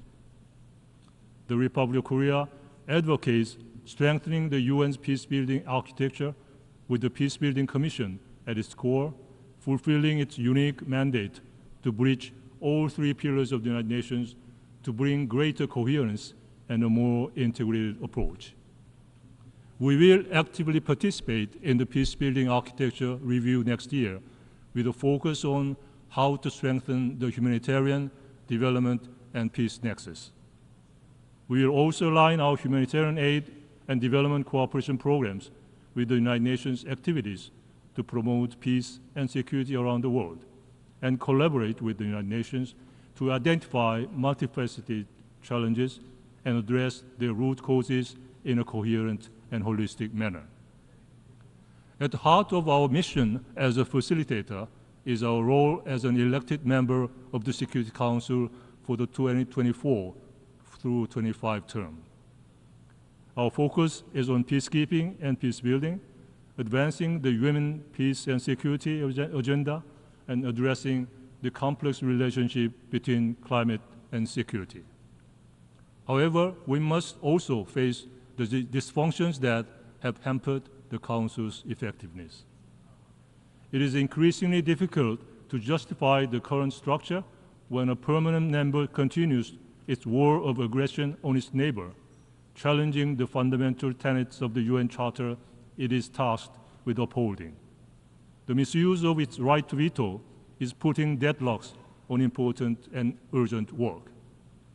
As we seek to find practical solutions by actively building common ground amongst the diverging views of the Council members, we will also work with all UN member states to achieve a comprehensive Security Council reform in the international intergovernmental negotiations. Expanding elected membership under equitable geographical distribution and through regular elections will contribute to a more democratic, effective, transparent, representative, and accountable Council. The compromise proposal of longer-term re-electable seats deserves due attention in this regard. The Republic of Korea will also actively address the surging demand for humanitarian aid in the midst of ongoing conflicts. This year, the Republic of Korea has committed $200 million in humanitarian aid to Ukraine, and we also plan to provide $100 million to tackle humanitarian crisis by this year's end, including $30 million for civilians affected by the ongoing Israel-Hamas conflict. Sadly, conflict in the Middle East is now being further escalated, especially in the Israel-Lebanon border. The Republic of Korea joins the United States, France, and many others in urging the parties to pause their fighting and instead give diplomacy a chance to succeed. Second, the Republic of Korea will play a role as a supporter for the Global South in their efforts to achieve the Sustainable Development Goals and take climate actions. As the first country to transition from an aid recipient to a donor nation, we firmly believe that we can and should be the tide that lifts other boats. This philosophy underpins our approach to official development assistance, which has grown by 30% this year from last year and quadrupled since 2010. With only 6 years left to meet the SDGs and only 17% of these goals on track, we also wish to be smart about how our ODAs is put to use, however fast-growing it is. Our initiative to serve as a green ladder through our Green ODA demonstrates the commitment to tackle the nexus of climate change and the SDGs. Recently, the Republic of Korea has committed an additional $300 million to the Green Climate Fund, $7 million to the Fund for Responding to Loss and Damage, and has plans to continue expanding its Green ODA. But financial support is only part of the equation.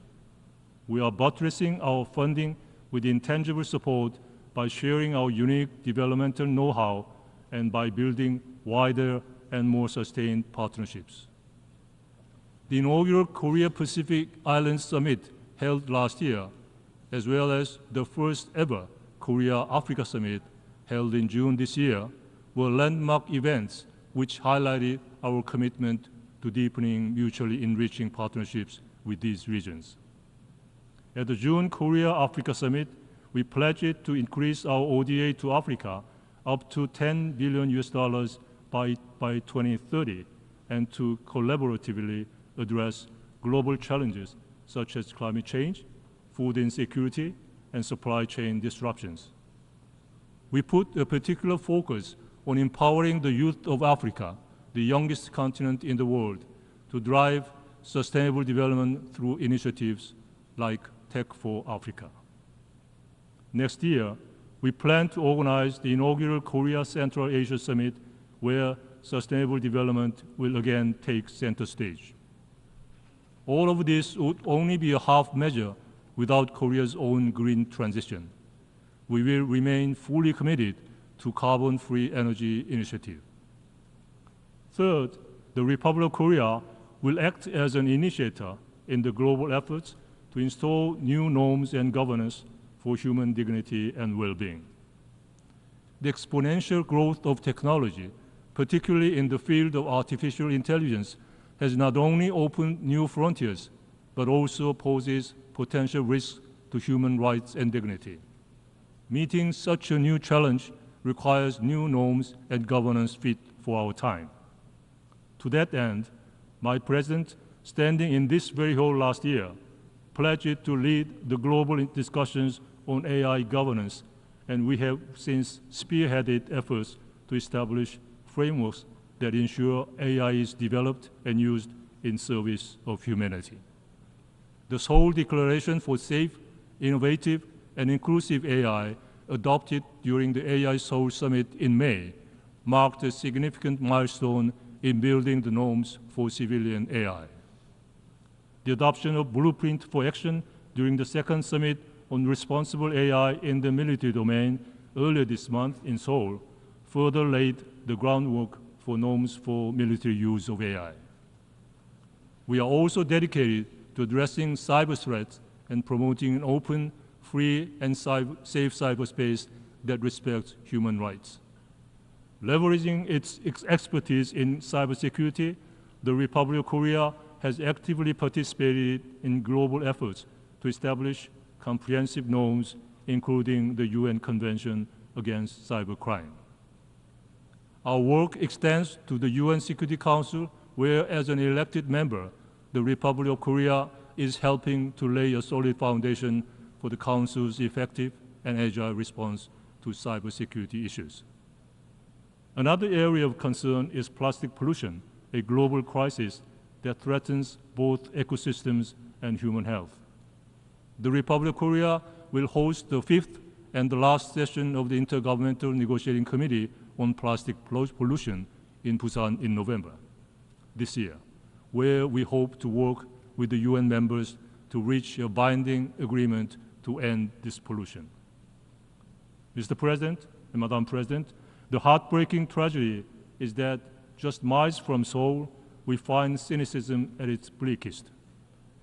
North Korea continues to pose threats to peace and security on the Korean Peninsula and beyond, with its ongoing development of nuclear and missile capabilities, as shown by their recent disclosure of uranium enrichment facilities, as well as provocations that have stooped down to despicable levels, such as sending trash balloons into the South. Moreover, North Korea has been engaged in military cooperation with Russia, providing it with missiles and millions of ammunition. It is indeed deplorable that Russia, a permanent Security Council member and one of the founding states for the non-proliferation regime, is engaging in illegal arms trade with North Korea. and in April of this year, vetoed the extension of the mandate of the panel of experts on sanctions against North Korea, which had been functioning effectively for the past 15 years. The heart of the matter is that North Korea's nuclear and missile programs and egregious human rights abuses are two sides of the same coin. North Korea is only able to develop these weapons of mass destruction with impunity by repressing the human rights of its people and diverting scarce resources from its starving populace. What Pyongyang offers is not a vision, but a cold and self-serving calculus, a calculus that only sees twin deficits persisting indefinitely, a deficit of peace on the peninsula and a deficit of freedom in North Korea. Madam President, the August 15 Unification Doctrine unveiled by President Yoon Suk-yeol last month presents a vision of a unified Korean peninsula that is free, peaceful, and prosperous. Recognizing that achieving sustainable peace is an unfinished task on the peninsula, we firmly believe that the road to peace runs through the expansion of freedom and through the unification of Korean peninsula. This peace will contribute to global peace and security. Under this vision, freedom which has underpinned the Republic of Korea's independence, growth, and prosperity will at last be fully unlocked in the North, restoring the human rights of each and every Korean.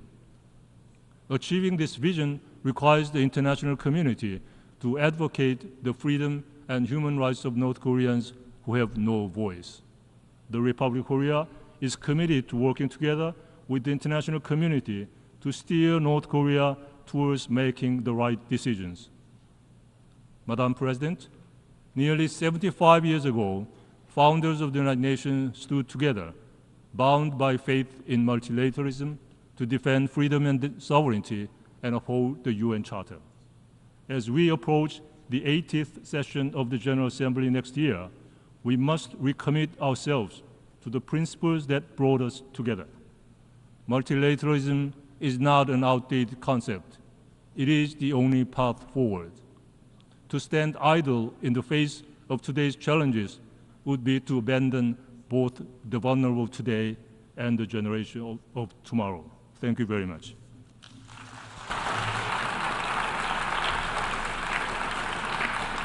I thank the Minister for Foreign Affairs of the Republic of Korea. I now give the floor to Her Excellency Penny Wong, Minister for Foreign Affairs of Australia.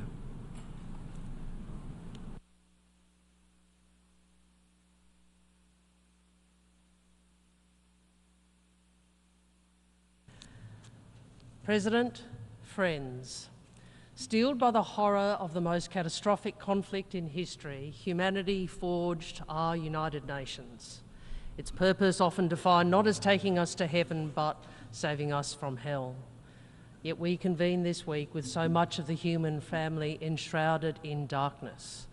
More conflict than any time since World War II.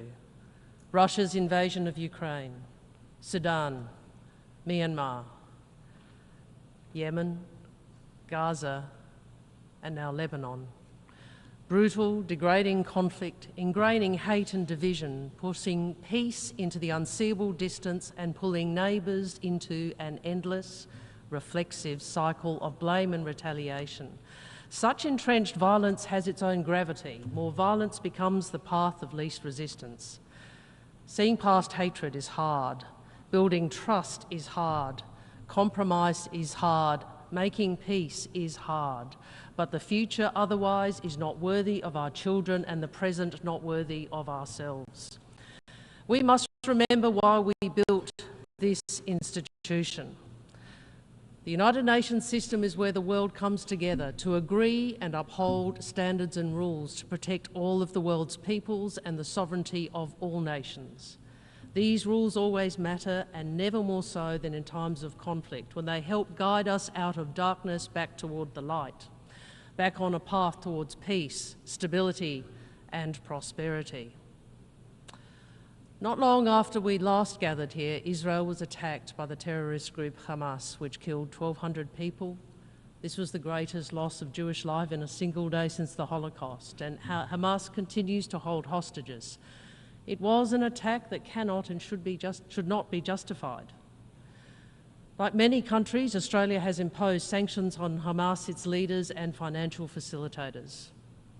In Israel's response, more than 40,000 Palestinians have been killed, more than 11,000 children, nearly 2 million Gazans displaced, some many times over, more than 2 million facing acute food insecurity. This must end. Palestinian civilians cannot be made to pay the price of defeating Hamas. All lives have equal value. Last month, we marked 75 years since the world established the Geneva Conventions, the foundations of international humanitarian law to limit human suffering in conflict. War has rules. Every country in this room must abide by them, even when confronting terrorists, even when defending borders. Israel must comply with the binding orders of the International Court of Justice, including to enable the provision of basic services and humanitarian assistance at scale. Australia shares the frustration of the great majority of countries more than 77 years since this General Assembly adopted Resolution 181, a plan for 2 states side by side, one Jewish, one Palestinian. 77 years later, that Palestinian state still does not exist, long held out as the promise at the end of a peace process that has ground to a halt. The world cannot wait. We must all contribute new ways to break the cycle of conflict. Earlier this year, Australia voted in the General Assembly in support of Palestinian aspirations for full membership of the United Nations. We have sanctioned Israeli extremist settlers and will deny anyone identified as an extremist settler a visa to travel to Australia. But individual country actions alone are not moving the dial. The international community must work together to pave a path to lasting peace. The world cannot keep hoping the parties will do this themselves. We cannot allow any party to obstruct the prospect of peace. As I've said for many months, Australia no longer sees Palestinian recognition as the destination of a peace process, but a contribution towards momentum towards peace. Australia wants to engage on new ways to build momentum, including the role of the Security Council in setting a pathway for 2 states, with a clear timeline for the international declaration of Palestinian statehood. Because a 2-state solution is the only hope of breaking the endless cycle of violence, the only hope to see a secure and prosperous future for both peoples, to give the Palestinian people the opportunity to realise their aspirations through self-determination, to strengthen the forces for peace across the region and undermine extremism. A 2-state solution, Israel and Palestine, is the opposite of what Hamas wants. Hamas does not want peace, and it does not want security for the State of Israel. Any future Palestinian state must not be in a position to threaten Israel's security, and there can be no role for terrorists, and it will need a reformed Palestinian Authority. Right now, the suffering across the region must end. Hostages must be released, aid must flow. Australia has provided more than $80 million in humanitarian aid to support civilians who have been devastated by this conflict. But humanitarian aid is not a long-term answer. It is now nearly 300 days since Australia and 152 other countries voted for a ceasefire, and today I repeat that call. Just as I repeat Australia's call for a ceasefire in Lebanon and for parties to fully implement Resolution 1701, Lebanon cannot become the next Gaza. We know Australia is not a central player in the Middle East, but we seek to be a constructive voice for peace and the upholding of international law, including the protection of civilians. In order to protect civilians, we must also protect aid workers who deliver the food, water and medicine civilians need to survive. Aid workers are the best of humanity. Their selfless devotion to improving the lives of others should not cost them their own. Yet 2023 was the deadliest year on record for aid workers, and 2024 is on track to be even worse. Gaza is the most dangerous place on earth to be an aid worker. Australia felt this deeply with the IDF's strike against World Central Kitchen vehicles, which killed Australian Zoe Francom and her colleagues. This was not a one-off incident. More than 300 aid workers have been killed since the start of the conflict. This week, Australia has convened a group of ministers to pursue a new declaration for the protection of humanitarian personnel. This declaration will be developed over the coming months to demonstrate the unity of the international community's commitment to protect aid workers and to channel that commitment into action in Gaza, in Sudan, in Ukraine, and in all current and future conflicts. All countries will be invited to join the declaration, and I want to thank my fellow ministers from Brazil, Colombia, Indonesia, Japan, Jordan, Sierra Leone, Switzerland, and the United Kingdom, and the humanitarian leaders who have partnered with us in this. As Zomi Francom's family said this week, people like Zomi are rare, and their bravery and selflessness should be not only celebrated but protected. They can't be brave at any cost. The world's peoples are counting on all of us here to rededicate ourselves to international humanitarian law and the rest of the rules we have agreed to preserve peace and security. Russia continues its vicious assault on the people and sovereignty of Ukraine in flagrant violation of the UN Charter. Aside from terrible damage and loss of life in Ukraine, Russia's invasion is also propelling the global crisis in food and energy security, raising the cost of living for working people all over the world. This year, we saw Russia end the mandate of the Security Council's panel of experts on the DPRK after 14 years of unanimous support. The DPRK continues its unlawful activities with impunity, conducting illegal arms transfers to Russia and threatening our region, including the Republic of Korea and Japan. And we are concerned that Russia is sharing nuclear and space information and technology with Iran. Rules are being blurred, undermined, and at times blatantly violated. We must rally to defend these rules that protect us all, these rules that form the character of the world we want. A world where Australia and other countries have the freedom to decide our own futures without interference and intimidation. A world where we can find collective solutions to our toughest problems. These problems are evolving and changing, but the commitment of some states to the rules underpinning the international system has not evolved for the better.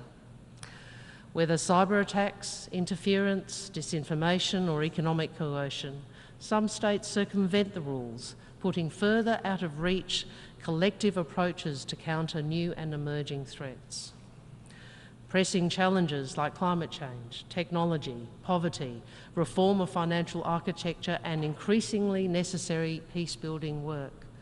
We need reform of the UN system to better serve us all.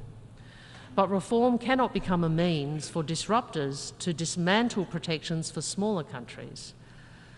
No state should pretend the rules don't apply to them, ignoring international rulings, using might over multilateralism, ruling by power alone, not by law, favouring impunity rather than facing accountability, forcing outcomes by economic coercion or military muscle rather than on the level playing field we have established so carefully. We see some states trying to set us against each other when the challenges demand that we come together, that we stand together in support of the security, prosperity and sovereignty of all countries. Australia has a different vision for the world, one where no country dominates and no country is dominated. When disputes inevitably arise, we insist those differences are managed through dialogue and according to the rules, not simply by force or raw power. It's why we have consistently pressed China on peace and stability in the South China Sea and Taiwan Strait, and why we have welcomed the resumption of leader and military-level dialogue between the United States and China. Some countries may dismiss the rules as a Western construct, Well, our Asia-Pacific region tells a different story.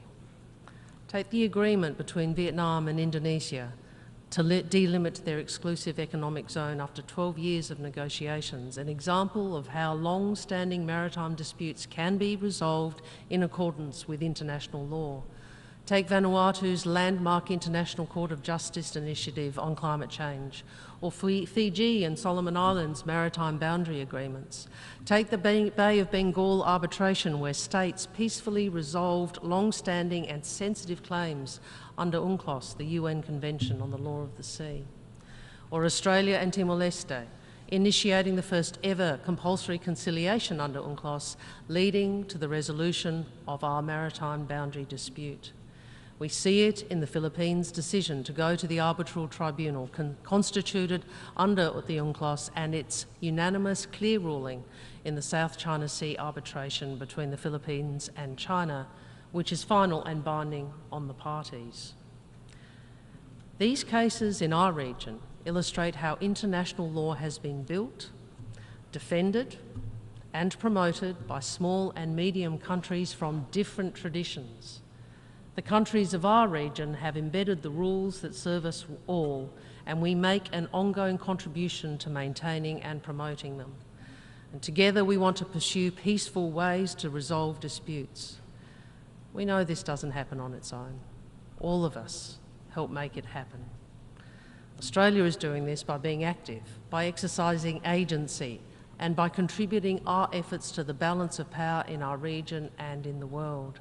Our candidacy for a non-permanent seat on the Security Council for the term 29 to 30 reflects our deep commitment to contributing to international peace and security. The Security Council is a foundation of our collective peace and security, but we must reform it. Australia wants greater permanent and non-permanent representation for Africa, Latin America, the Caribbean, and Asia-Pacific.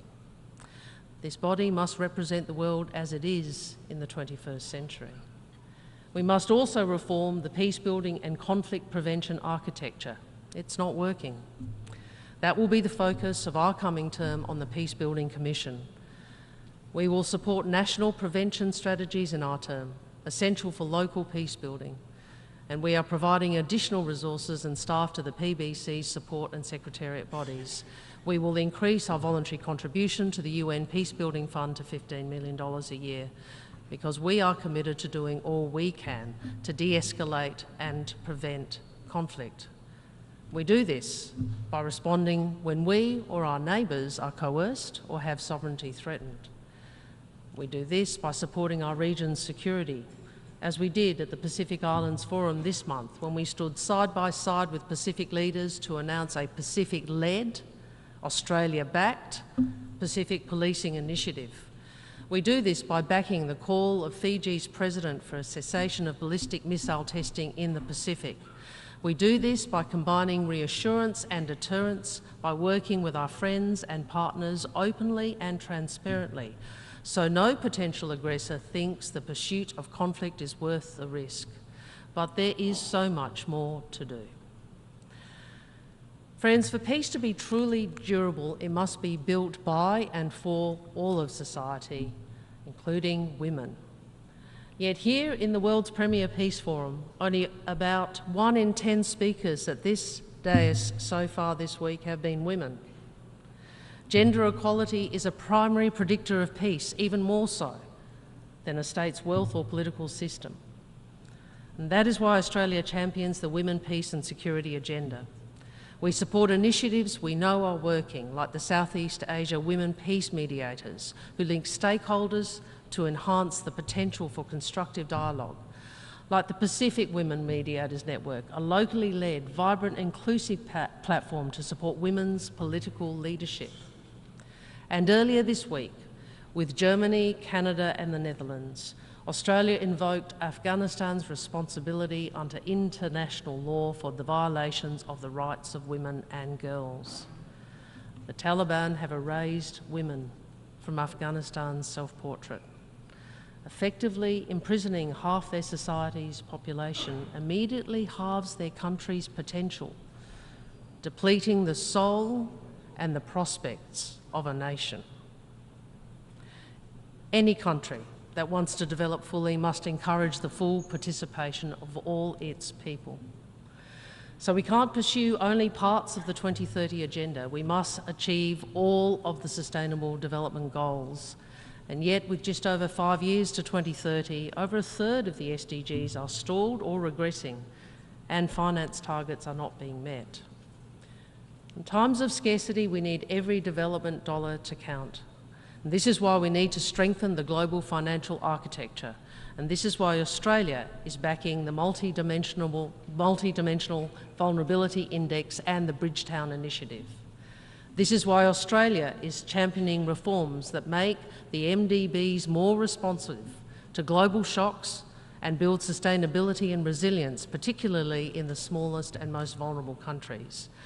This year, Australia committed 492 million Australian dollars to the Asian Development Fund, working with Japan to unlock a record $5 billion in new assistance to the region's most vulnerable countries over the next decade. Financial pressures are further strained by the trend of trade being used as a point of leverage rather than an opportunity, as economic interdependence is misused for political and strategic ends. Nearly every country in this room depends on open trade with transparent and predictable rules. So we must keep working together to uphold these trade rules that underpin our economic growth and the livelihoods of our peoples. Of course, it's not just finance and unfair trade arrangements that threaten development. Climate change is causing more disasters, reversing years of development gains overnight. Extreme weather threatens food and water security with grave implications for global stability. Australia is acting at home, enshrining our ambitious emissions reductions targets into legislation, 43% by 2030, net zero by 2050. We are transforming our economy. Within this decade, 82% of our electricity generation will be renewable, up from just 32% when I first addressed you 2 years ago. We are building new industries to accelerate our economic transition and to export reliable, renewable energy to the world. And we are acting internationally to respond to our partners. By the end of 2025, Australia will offer climate-resilient debt clauses in our sovereign loans. And the groundbreaking Australia-Tuvalu-Fallipili Union Treaty entered into force on the 28th of August. Friends, it is the first time two nations have recognised in a legally binding treaty continuing statehood and sovereignty notwithstanding the impacts of sea level rise. And this agreement supports Tuvaluans to live and thrive at home through land reclamation and investments in infrastructure, education and health. At the same time, Tuvaluans have the choice to live, study and work in Australia. Mobility with dignity means ensuring people have a genuine choice to stay. Pacific Voices have demonstrated sustained, clear and innovative leadership as well as tremendous resilience. This is why we are bidding to host COP31 in partnership with the Pacific. We want to show the world the unique climate challenges facing our regions and amplify the voices of small island developing states, the custodians of the world's oceans. President, we know that along with climate change, technology will define the multilateral system and development goals for decades to come. We want safe, accessible technology that is used for the global good, not as a tool for censorship or surveillance or exclusion or division. From the start of negotiations for the Global Digital Compact, Australia has advocated that all states should boost access to digital technologies that offer benefits to our world. And we know that if countries don't have digital infrastructure, they'll miss out. That's why we're building sustainable South-South connectivity, including submarine cables across the Pacific. We also know not all knowledge is new. First Nations peoples' deep knowledge must be preserved and it must be protected. Australia's Aboriginal and Torres Strait Islander peoples have been innovators, inventors and knowledge holders for over 65,000 years. whether it's fire-stick farming used to sustainably manage country, or the engineering of great stone fish traps across rivers and seas. That unbroken line of innovation has continued to this day. Earlier this year, Australia's Ambassador for First Nations People helped bring countries together to finalise the World Intellectual Property Organisation Treaty on Intellectual Property, Genetic Resources and Associated Traditional Knowledge. It's a treaty that acknowledges the link between traditional knowledge and innovation and intellectual property. It helps First Nations communities identify and protect the use of their knowledge by others, which in turn will spur collaboration between researchers, innovators and communities, opening up new opportunities for First Nations entrepreneurship. But friends, this treaty is remarkable for another reason.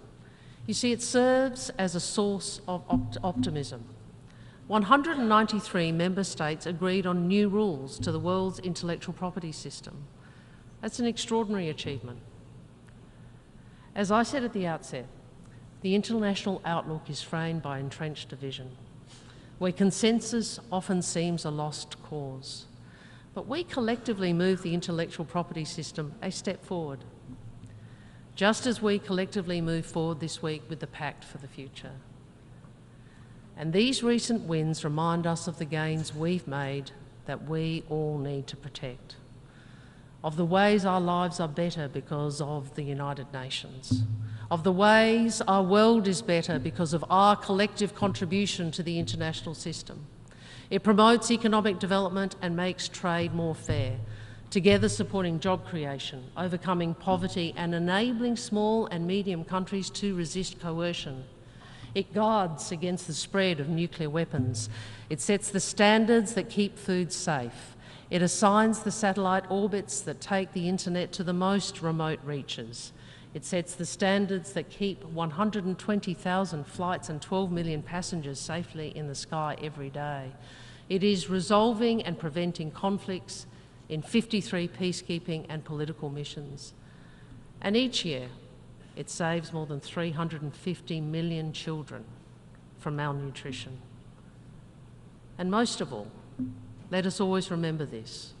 We are collectively descended from people who lived in a harsher, more dangerous world, who built this UN system to confine horrors of the past to history and to give us all a better life. We have no option and we have no excuse but to find a way through our challenges today, immense and intractable as they are. We must work together.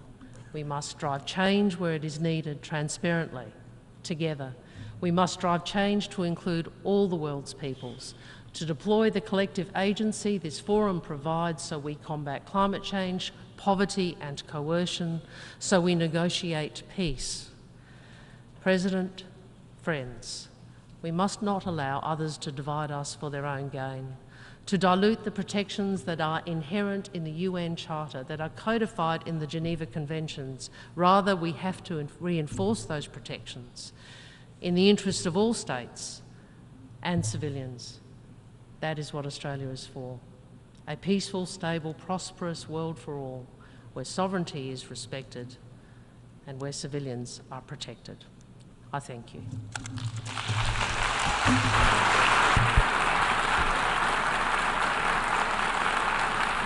I thank the Minister for Foreign Affairs of Australia. I now give the floor to His Excellency Elra Romanus Baptiste, Minister for External Affairs, International Trade, Civil Aviation and Diaspora Affairs of St. Lucia. Distinguished Mr. President, I find it more than proper to set in motion my address to this 79th session of the UN General Assembly by invoking the wisdom of one of America's most outstanding orators, the late Dr. Martin Luther King Jr., who said, and I quote, "We are now faced with the fact that tomorrow is today. We are confronted with the fierce urgency of now. In this unfolding conundrum of life and history, There is such a thing as being too late. This is no time for apathy or complacency. This is a time for vigorous and positive action, unquote. Mr. President, over the decades, we, the representatives of small island developing states, have come to this hallowed chamber to state the case for fairer treatment of our developmental needs and our challenges by the international community. We have argued for special and differential treatment because we are indeed different, indeed special, and indeed unique in our sizes, our economies, our finances, our social circumstances, our vulnerabilities.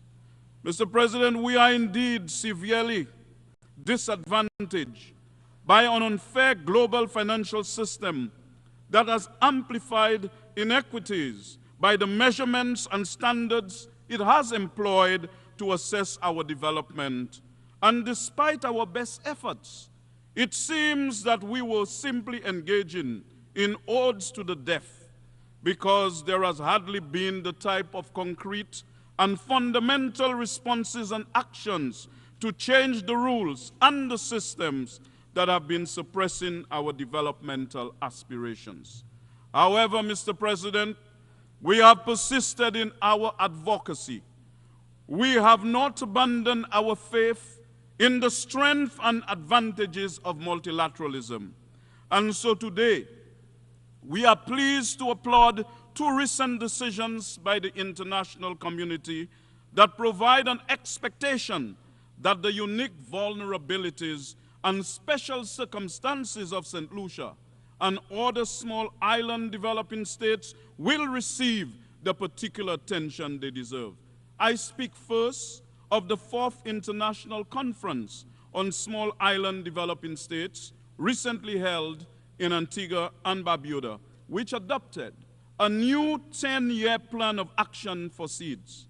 The Antigua and Barbuda Agenda for Seeds is a bold new plan to give priority at the international level to the sustainable development needs of seeds over the next 10 years and maps out the nature of the support which the international community must deliver in order to achieve them.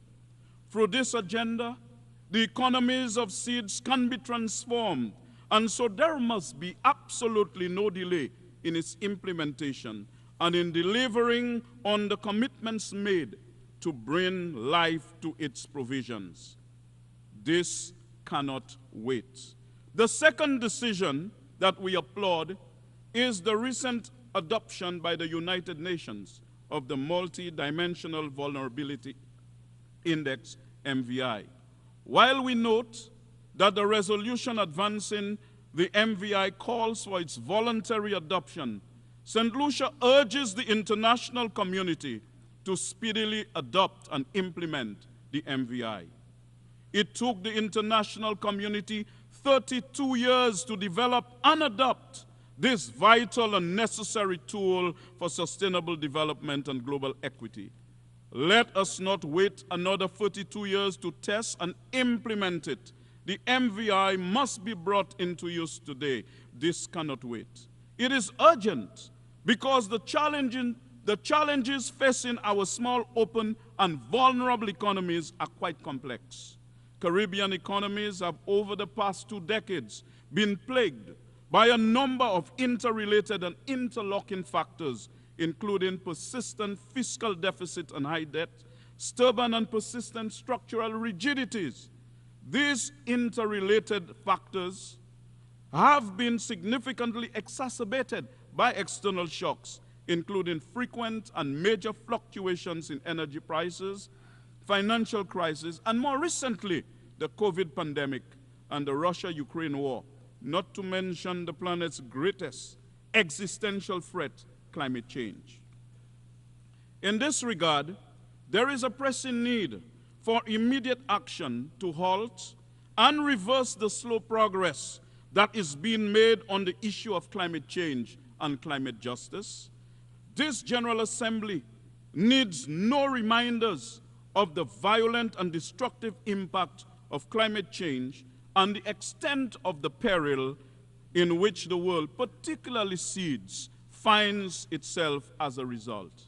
St. Lucia is considerably dismayed and disappointed that after years of advocacy by seeds to establish the Loss and Damage Fund at COP28, the fund which should have been activated in July this year is yet to be operationalized.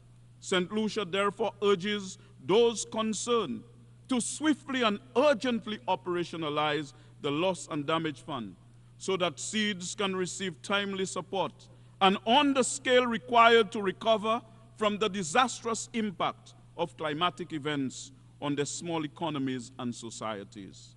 Further, it is essential that at the forthcoming COP29, the special circumstances of seeds are protected and operationalized across the entire climate change policy agenda. This cannot wait. In the same way, the world must recompense seeds for the injustice of the climate crisis that we are suffering.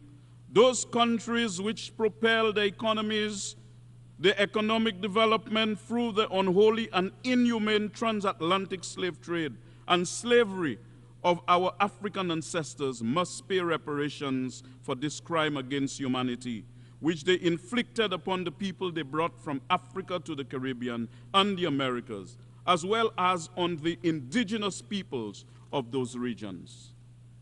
President St. Lucia therefore reiterates the call it made at the 78th session of the UNGA that the UN should become seized of the question of reparations for the transatlantic slave trade and slavery in the Western Hemisphere.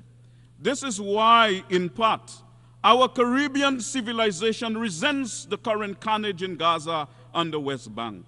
Because in Gaza, President, for the last year, over 41,000 persons, the majority being women and children, have been killed by an Israeli army in the name of self-defense, occasioned by a terrorist attack on Israel on October 7, 2023, in which approximately 1,200 persons were killed.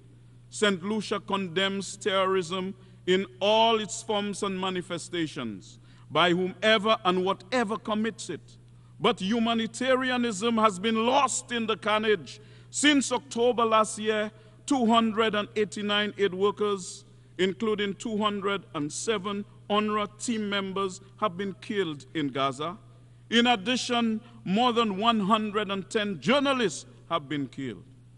President, this war in Palestine, what some have referred to as genocide, whatever it is called, must be brought to an end today. For the world has no future with it and has no appetite for it. President, year in, year out, since its independence, St. Lucia has been calling for the recognition and establishment of a Palestinian state. However, to date, there continues to be needless impediments to this accomplishment. President, I respectfully submit that this unnecessary undermining of Palestinian statehood is, to a large extent, the root cause of the current Israeli-Palestinian conflict. President, Israelis and Palestinians deserve to live side by side in peace. However, peace for Israel must not come at the expense of the Palestinian people, nor can a permanent ceasefire be based on the whims and fancies of Israel.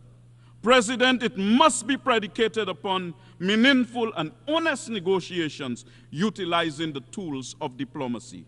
Hence, no state should become material accomplices to aggression against the Israeli and Palestinian people, because the solution is not far-fetched or unreachable.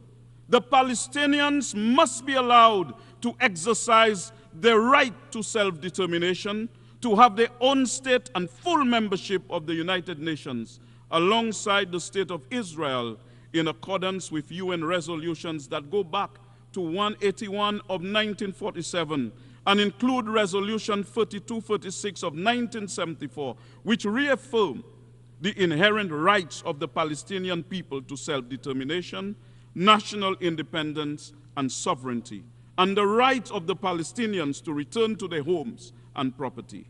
President, the only way to secure a just and peaceful future in the Middle East and for Israel to have secured borders is for the Palestinian people to live in their own internationally recognized homeland.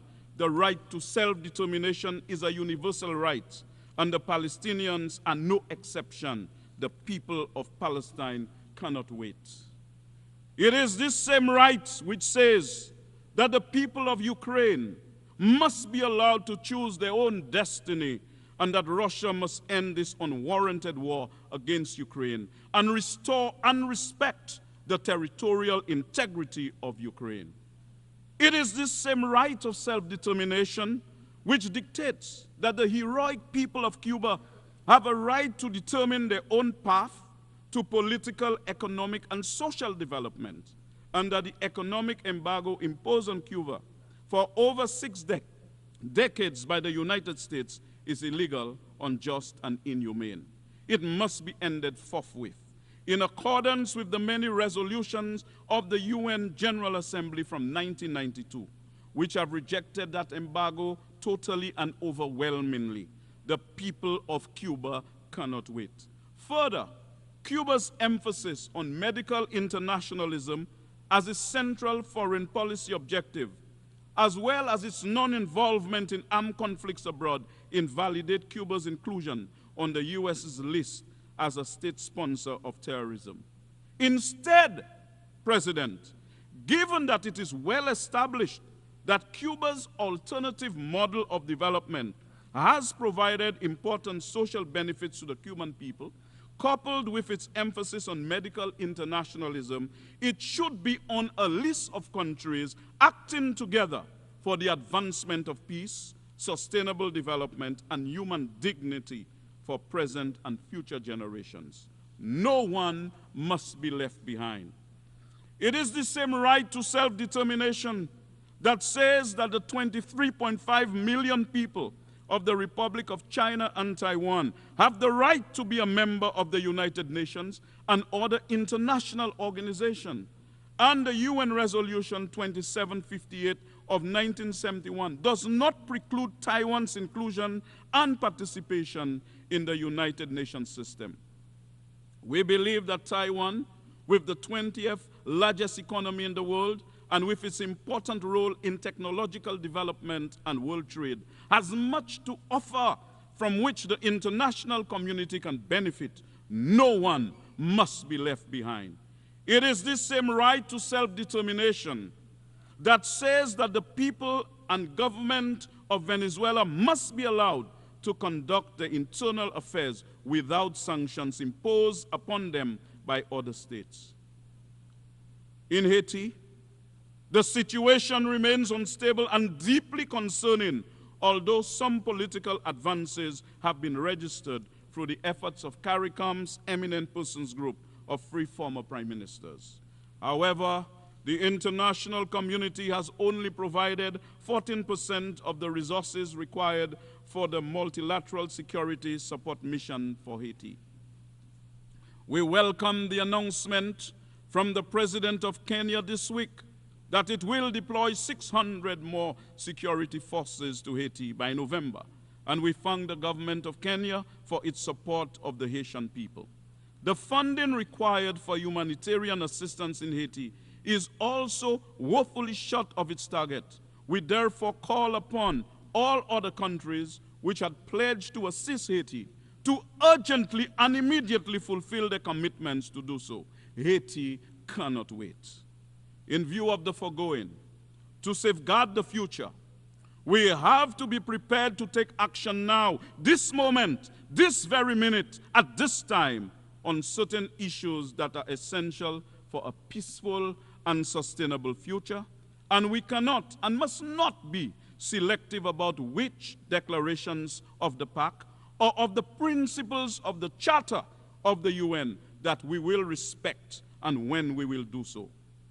In the convening of the Summit of the Future this week, and in the theme that is guiding the deliberations of this 79th session of the General Assembly, the international community has seemingly come to understand that it can no longer procrastinate, no longer delay the actions needed to secure a better future for mankind. Let us for once, therefore, turn our words into action. The time for action is now. The time to make multilateralism truly work, not just for SIDS, but for all of us, is now. The time for reform of the Security Council is now. The time for climate justice for SIDS is now. The time to end the conflicts and needless wars is now. The time to give the youth of this planet, who are the people of tomorrow, the hope and the opportunities to better themselves is now. The time to put humanity first is now. If we act together today for peace, for sustainable development, for justice, no one will be left behind, and there will be a better tomorrow. Consequently, President, if we do not act with the fierce urgency of now, our UN speeches and resolutions, in the words, again, I may reach out, if I may reach out for Dr. Martin Luther King Jr., and I quote, will end up as a meaningless drama on the stage of history, shrouded with the ugly garments of shame. President, I thank you, and I yield the floor.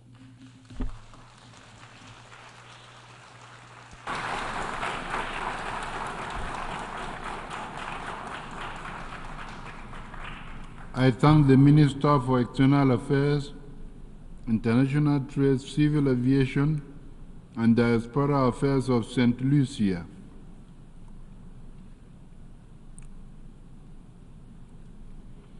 I now give the floor to Her Excellency Kamina Johnson-Smith, Minister for Foreign Affairs and Foreign Trade of Jamaica.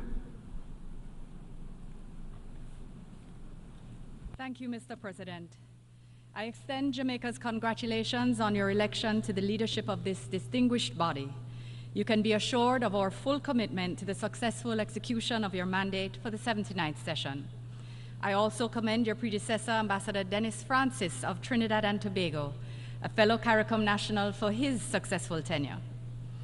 We, the member states of the United Nations, are all facing the same world of multiple and intersecting challenges. The great difference between us, however, is our capacity to meet, withstand, and recover from the shocks they bring. If there is one realization that we must share, it is that these challenges cannot be solved alone. They can only be addressed through multilateralism, diplomacy, and international cooperation. Mr. President, Jamaica is a small island located in the second most climate vulnerable region in the world.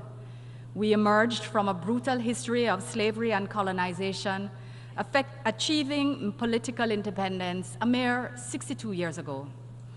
Until recently, most of our independent history has been characterized by high levels of poverty, debt, and unemployment. But as we chart a course towards sustainable prosperity, we are determined that these characteristics will not define the Jamaica we bequeath to future generations. Against the odds, Jamaica has been building our resilience. Our macroeconomic fundamentals today are stronger than they have been at any time over the past 50 years. Our credit ratings have been upgraded by international rating agencies, and our fiscal credibility has improved.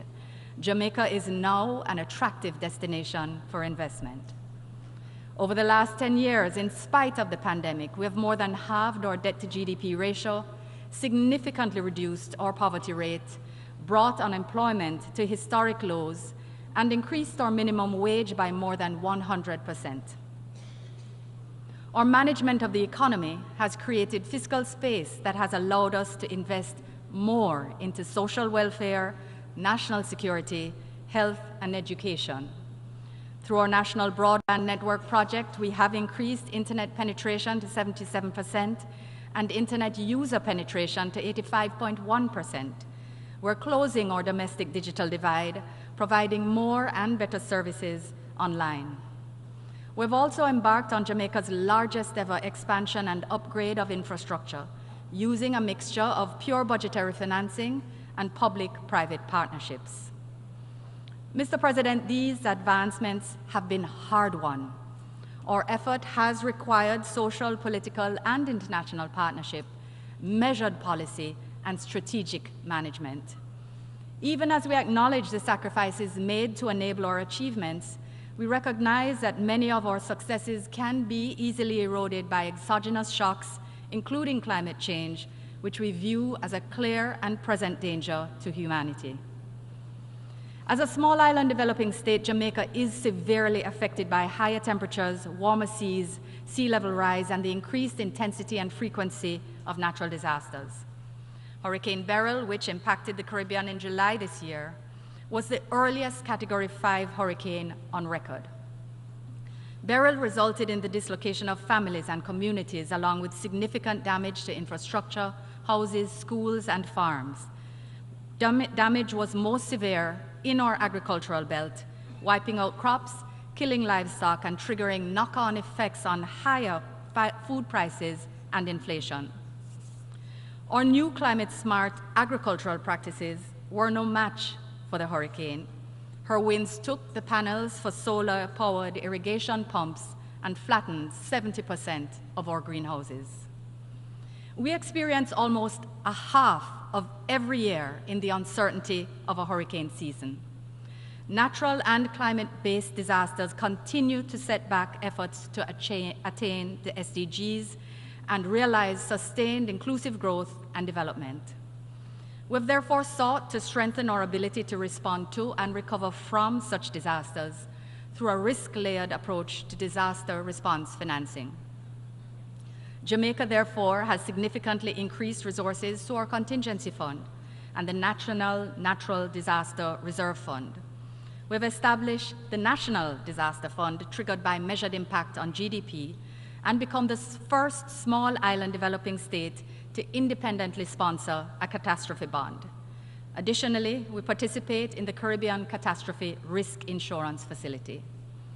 These mechanisms, however, Mr. President, do not reduce the occurrence of disasters, nor prevent the disruption, dislocation, and destruction that they cause.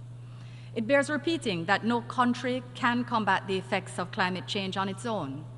Jamaica, therefore, affirms our unwavering commitment to international cooperation to counter the negative impacts of climate change and to the pursuit of climate justice. We urge the major polluting nations to honor their commitments under the Paris Agreement and to meet their finance obligations. Furthermore, we welcome the adoption of the Antigua and Barbuda Agenda for SIDS, the ABAS, at the 4th International Conference on Small Island Developing States. More particularly, Jamaica endorses the call for a redoubling of international cooperation and action to accelerate mitigation and adaptation. All countries must maintain the target of limiting global temperature increase to 1.5 degrees Celsius through enhanced NDCs based on the principle of common but differentiated responsibilities. Allow me to pause here to congratulate the government of Antigua and Barbuda for successfully hosting the conference.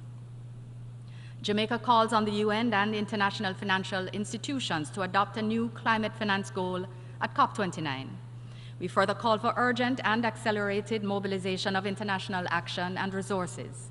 This includes the full and effective operationalization of the Loss and Damage Fund to address issues of responsiveness and scale that are most critical for SIDS. Mr. President, Jamaica welcomes the adoption of the Multidimensional Vulnerability Index. We call on our development partners, including multilateral development banks and other international financial institutions, to urgently examine the index and commence its use. Rather than considering GNI alone, it takes into account the structural and environmental vulnerabilities of SIDS. Its use by MDBs will better align access to and terms of financing with supporting these countries' developmental needs. Jamaica also commits to advancing dialogue and cooperation with stakeholders in the international capital markets to adapt their operations to the vulnerability resilience profiles of SIDS. Improved access to development financing is fundamentally critical for SIDS, which are particularly off track in attaining the SDGs. Mr. President, the SDGs were adopted by leaders as a universal clarion call to tackle poverty, ensure peace, and promote prosperity. Jamaica shares the concern that globally only 17% of the SDG targets are on track. We are proud that our progress is further along domestically, and we fully support and are honored to co-lead the Secretary General's SDG Stimulus Leaders Group. International cooperation is urgently needed to drive sustained efforts to tackle structural and systemic issues that contain access to development finance. Through our collective advocacy, we aim to elevate the global agenda to ensure that no one is left behind. We call upon wealthier countries and the IFIs to partner with developing countries and to redouble their efforts to create and implement innovative strategies to unlock financing and spur investments towards attaining the SDGs. The upcoming 4th International Conference on Financing for Development presents an opportunity to commit to tangible deliverables to address the current financing challenges. These include impactful, practical, and meaningful reform of the international financial architecture, to strengthen the voice and representation of developing countries in international decision-making, and to substantially improve the quantity, accessibility, and affordability of financing for development. Mr. President, this brings me to the Summit of the Future. The adoption of the Pact for the Future, the Declaration on Future Generations, and the Global Digital Compact signaled renewed hope in multilateralism. The consensus demonstrated by our collective resolve to deliver inclusive and durable solutions to current and emerging global challenges brings new hope. With foresight, political will, and joint action, we can deliver a better world for future generations. Jamaica commends the work of Namibia and Germany in their facilitation of the pact, and we were honored to have co-facilitated, together with the Kingdom of the Netherlands, the Declaration on Future Generations. Mr. President, Jamaica believes that in leveraging multilateralism to advance sustainable development, human rights, and international peace and security to deliver results for all the peoples of the world. No country or region should be excluded from the opportunities to attain the SDGs. Jamaica therefore joins the call for the discontinuation of the crippling economic, commercial, and financial embargo against our closest Caribbean neighbor, Cuba. We further call for a cessation of the classification of Cuba as a state sponsor of terrorism. These measures continue to have a devastating impact on the economic and social well-being of the people of Cuba and preclude progress towards their attainment of the SDGs. Mr. President, Jamaica also once again condemns the brutal October 7 attacks in Israel and the devastating counterattacks in the Palestinian territories. The undeniable human crisis and instability compel all parties to resolve the conflict through dialogue and diplomacy. We commend the United States, Qatar, Jordan, Egypt, and others who are making concerted efforts towards a peaceful resolution. We continue to support the United Nations Security Council Resolution 242 and believe that a two-state solution is the best way to achieve lasting peace between Israel and Palestine. It is in this context that Jamaica has recognized the state of Palestine, and we call for an immediate ceasefire in Gaza and the release of hostages to bring an end to the protracted war and human suffering. Mr. President, much closer to home, Haiti continues to face one of the most challenging periods in its storied history. Rampant gangs are causing chronic instability and unspeakable violence, especially against women and children. Millions of Haitians are facing hunger and dislocation. They need and deserve the unwavering support of the international community to restore peace, security, and democracy, and to address the devastating humanitarian crisis. Jamaica will continue to play its part, including through CARICOM and the Eminent Persons Group, in supporting the political process in Haiti. Significant progress has already been made, particularly since the Kingston talks convened by CARICOM in Jamaica in March of this year. We welcome the installation of the Transitional Presidential Council, the appointment of an interim Prime Minister and Ministerial Cabinet, and the finalization of the Provisional Electoral Council. The Multinational Security Support Mission is critical to the restoration of peace and security in Haiti. We reiterate our gratitude to the government of Kenya for its leadership of and commitment to the MSS. We're pleased to confirm that on the 12th of September, Jamaica deployed its initial command contingent along with Belize as part of the MSS. We are committed to scaling up our numbers. But we also call on the international community to contribute more personnel and equipment. Restoration of peace and security is critical to the creation of an environment in which free and fair elections can be held. The establishment of democratic governance is critical for sustainable economic growth and development for Haiti. Mr. President, since the deployment of the MSS, we have seen improvements in the situation and have reason for cautious optimism. More is needed, however, and time is not on Haiti's side. It is critical that we preserve and advance gains made. It is critical that we maintain hope and stability. We therefore urge the Security Council to renew the mandate of the MSS and to consider future transition to a peacekeeping framework to guarantee funding. We also call for continued and increased support from member states, including financial contributions to the Trust Fund. This is needed for deployment of additional personnel to support the HNP as they recover communities from criminal gangs. Mr. President, we further call on the international community to significantly increase contributions to the humanitarian response plan for Haiti, which remains underfunded at 39% of target. Support to BNU must also be ramped up so that displaced families can be fed and provided with critical health care, and children can return to the classrooms to resume their education. Jamaica will continue to do what we are able. We will support our sister CARICOM nation in the effort to restore peace, security, and stability in Haiti and, by extension, the region. As Mr. President, Jamaica is seeking to comprehensively address the issue of gangs, crime, and violence in our own society, fully recognizing the compounding impact of transnational crime, including illicit trafficking in drugs, arms, and ammunition. We've embarked on a mission of transforming and strengthening our security forces and agencies while preserving human rights, increasing operational efficiency, and delivering high-quality policing services to the public. We have made significant improvements to the working conditions of our policemen and women, and the National Police College of Jamaica has now received the highest international accreditation for curriculum and quality of training. We continue to expand CCT networks in collaboration with our stakeholders, have increased mobility and introduced new equipment and technology, including forensics. We've also introduced new community policing models. The government is also undertaking social interventions in vulnerable communities.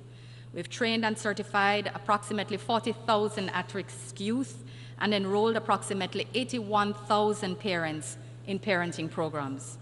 We're also working closely with the private sector and NGOs to expand social services in vulnerable communities. On transnational organized crime, Jamaica has made substantial investments in advanced coastal radar systems and acquisition of offshore patrol vessels. We're also increasing the use of technology in securing our ports. Mr. President, as a result of these initiatives, major crimes have consistently declined to the lowest levels in 25 years. So far this year, there's been a 17% decline in homicides over last year. Jamaica is a safer place to live, work, raise families, and do business. We recognize that continued bilateral, regional, and multilateral cooperation, especially in the areas of training, intelligence sharing, and joint operations, is vital if we are to comprehensively and sustainably continue to reduce crime and violence. And in this regard, while we appreciate steps taken, we reiterate our call for more concrete action from bilateral partners to stem the illicit flow of small arms and ammunition from their ports. We welcome the recent outcome of the RevCon 4 on small arms and light weapons. More particularly, we welcome the emphasis placed on technical assistance and capacity building, customs control, emerging technologies, and through-life conventional ammunition management. These are all critically relevant matters to ultimately turning around crime-ridden inner-city communities into peaceful and prosperous ones. Mr. President, cybercrime is a major threat to citizen security and an obstacle to sustained economic development. International cooperation is necessary to address the matter of cybercrime. Jamaica actively participated in the negotiations together with our fellow CARICOM partners on the United Nations Convention on Cybercrime. We therefore look forward to the adoption of the convention by the General Assembly and look forward to future engagements within the framework of this instrument. In closing, Mr. President, Jamaica has taken difficult decisions and has taken responsibility for our economic future. We've demonstrated that we are able to positively impact our own outcomes and redefine our future. We continue to believe not only in our own resolve, but also in the power of multilateralism and international cooperation to overcome shared global challenges. The people of the world are counting on these United Nations and the international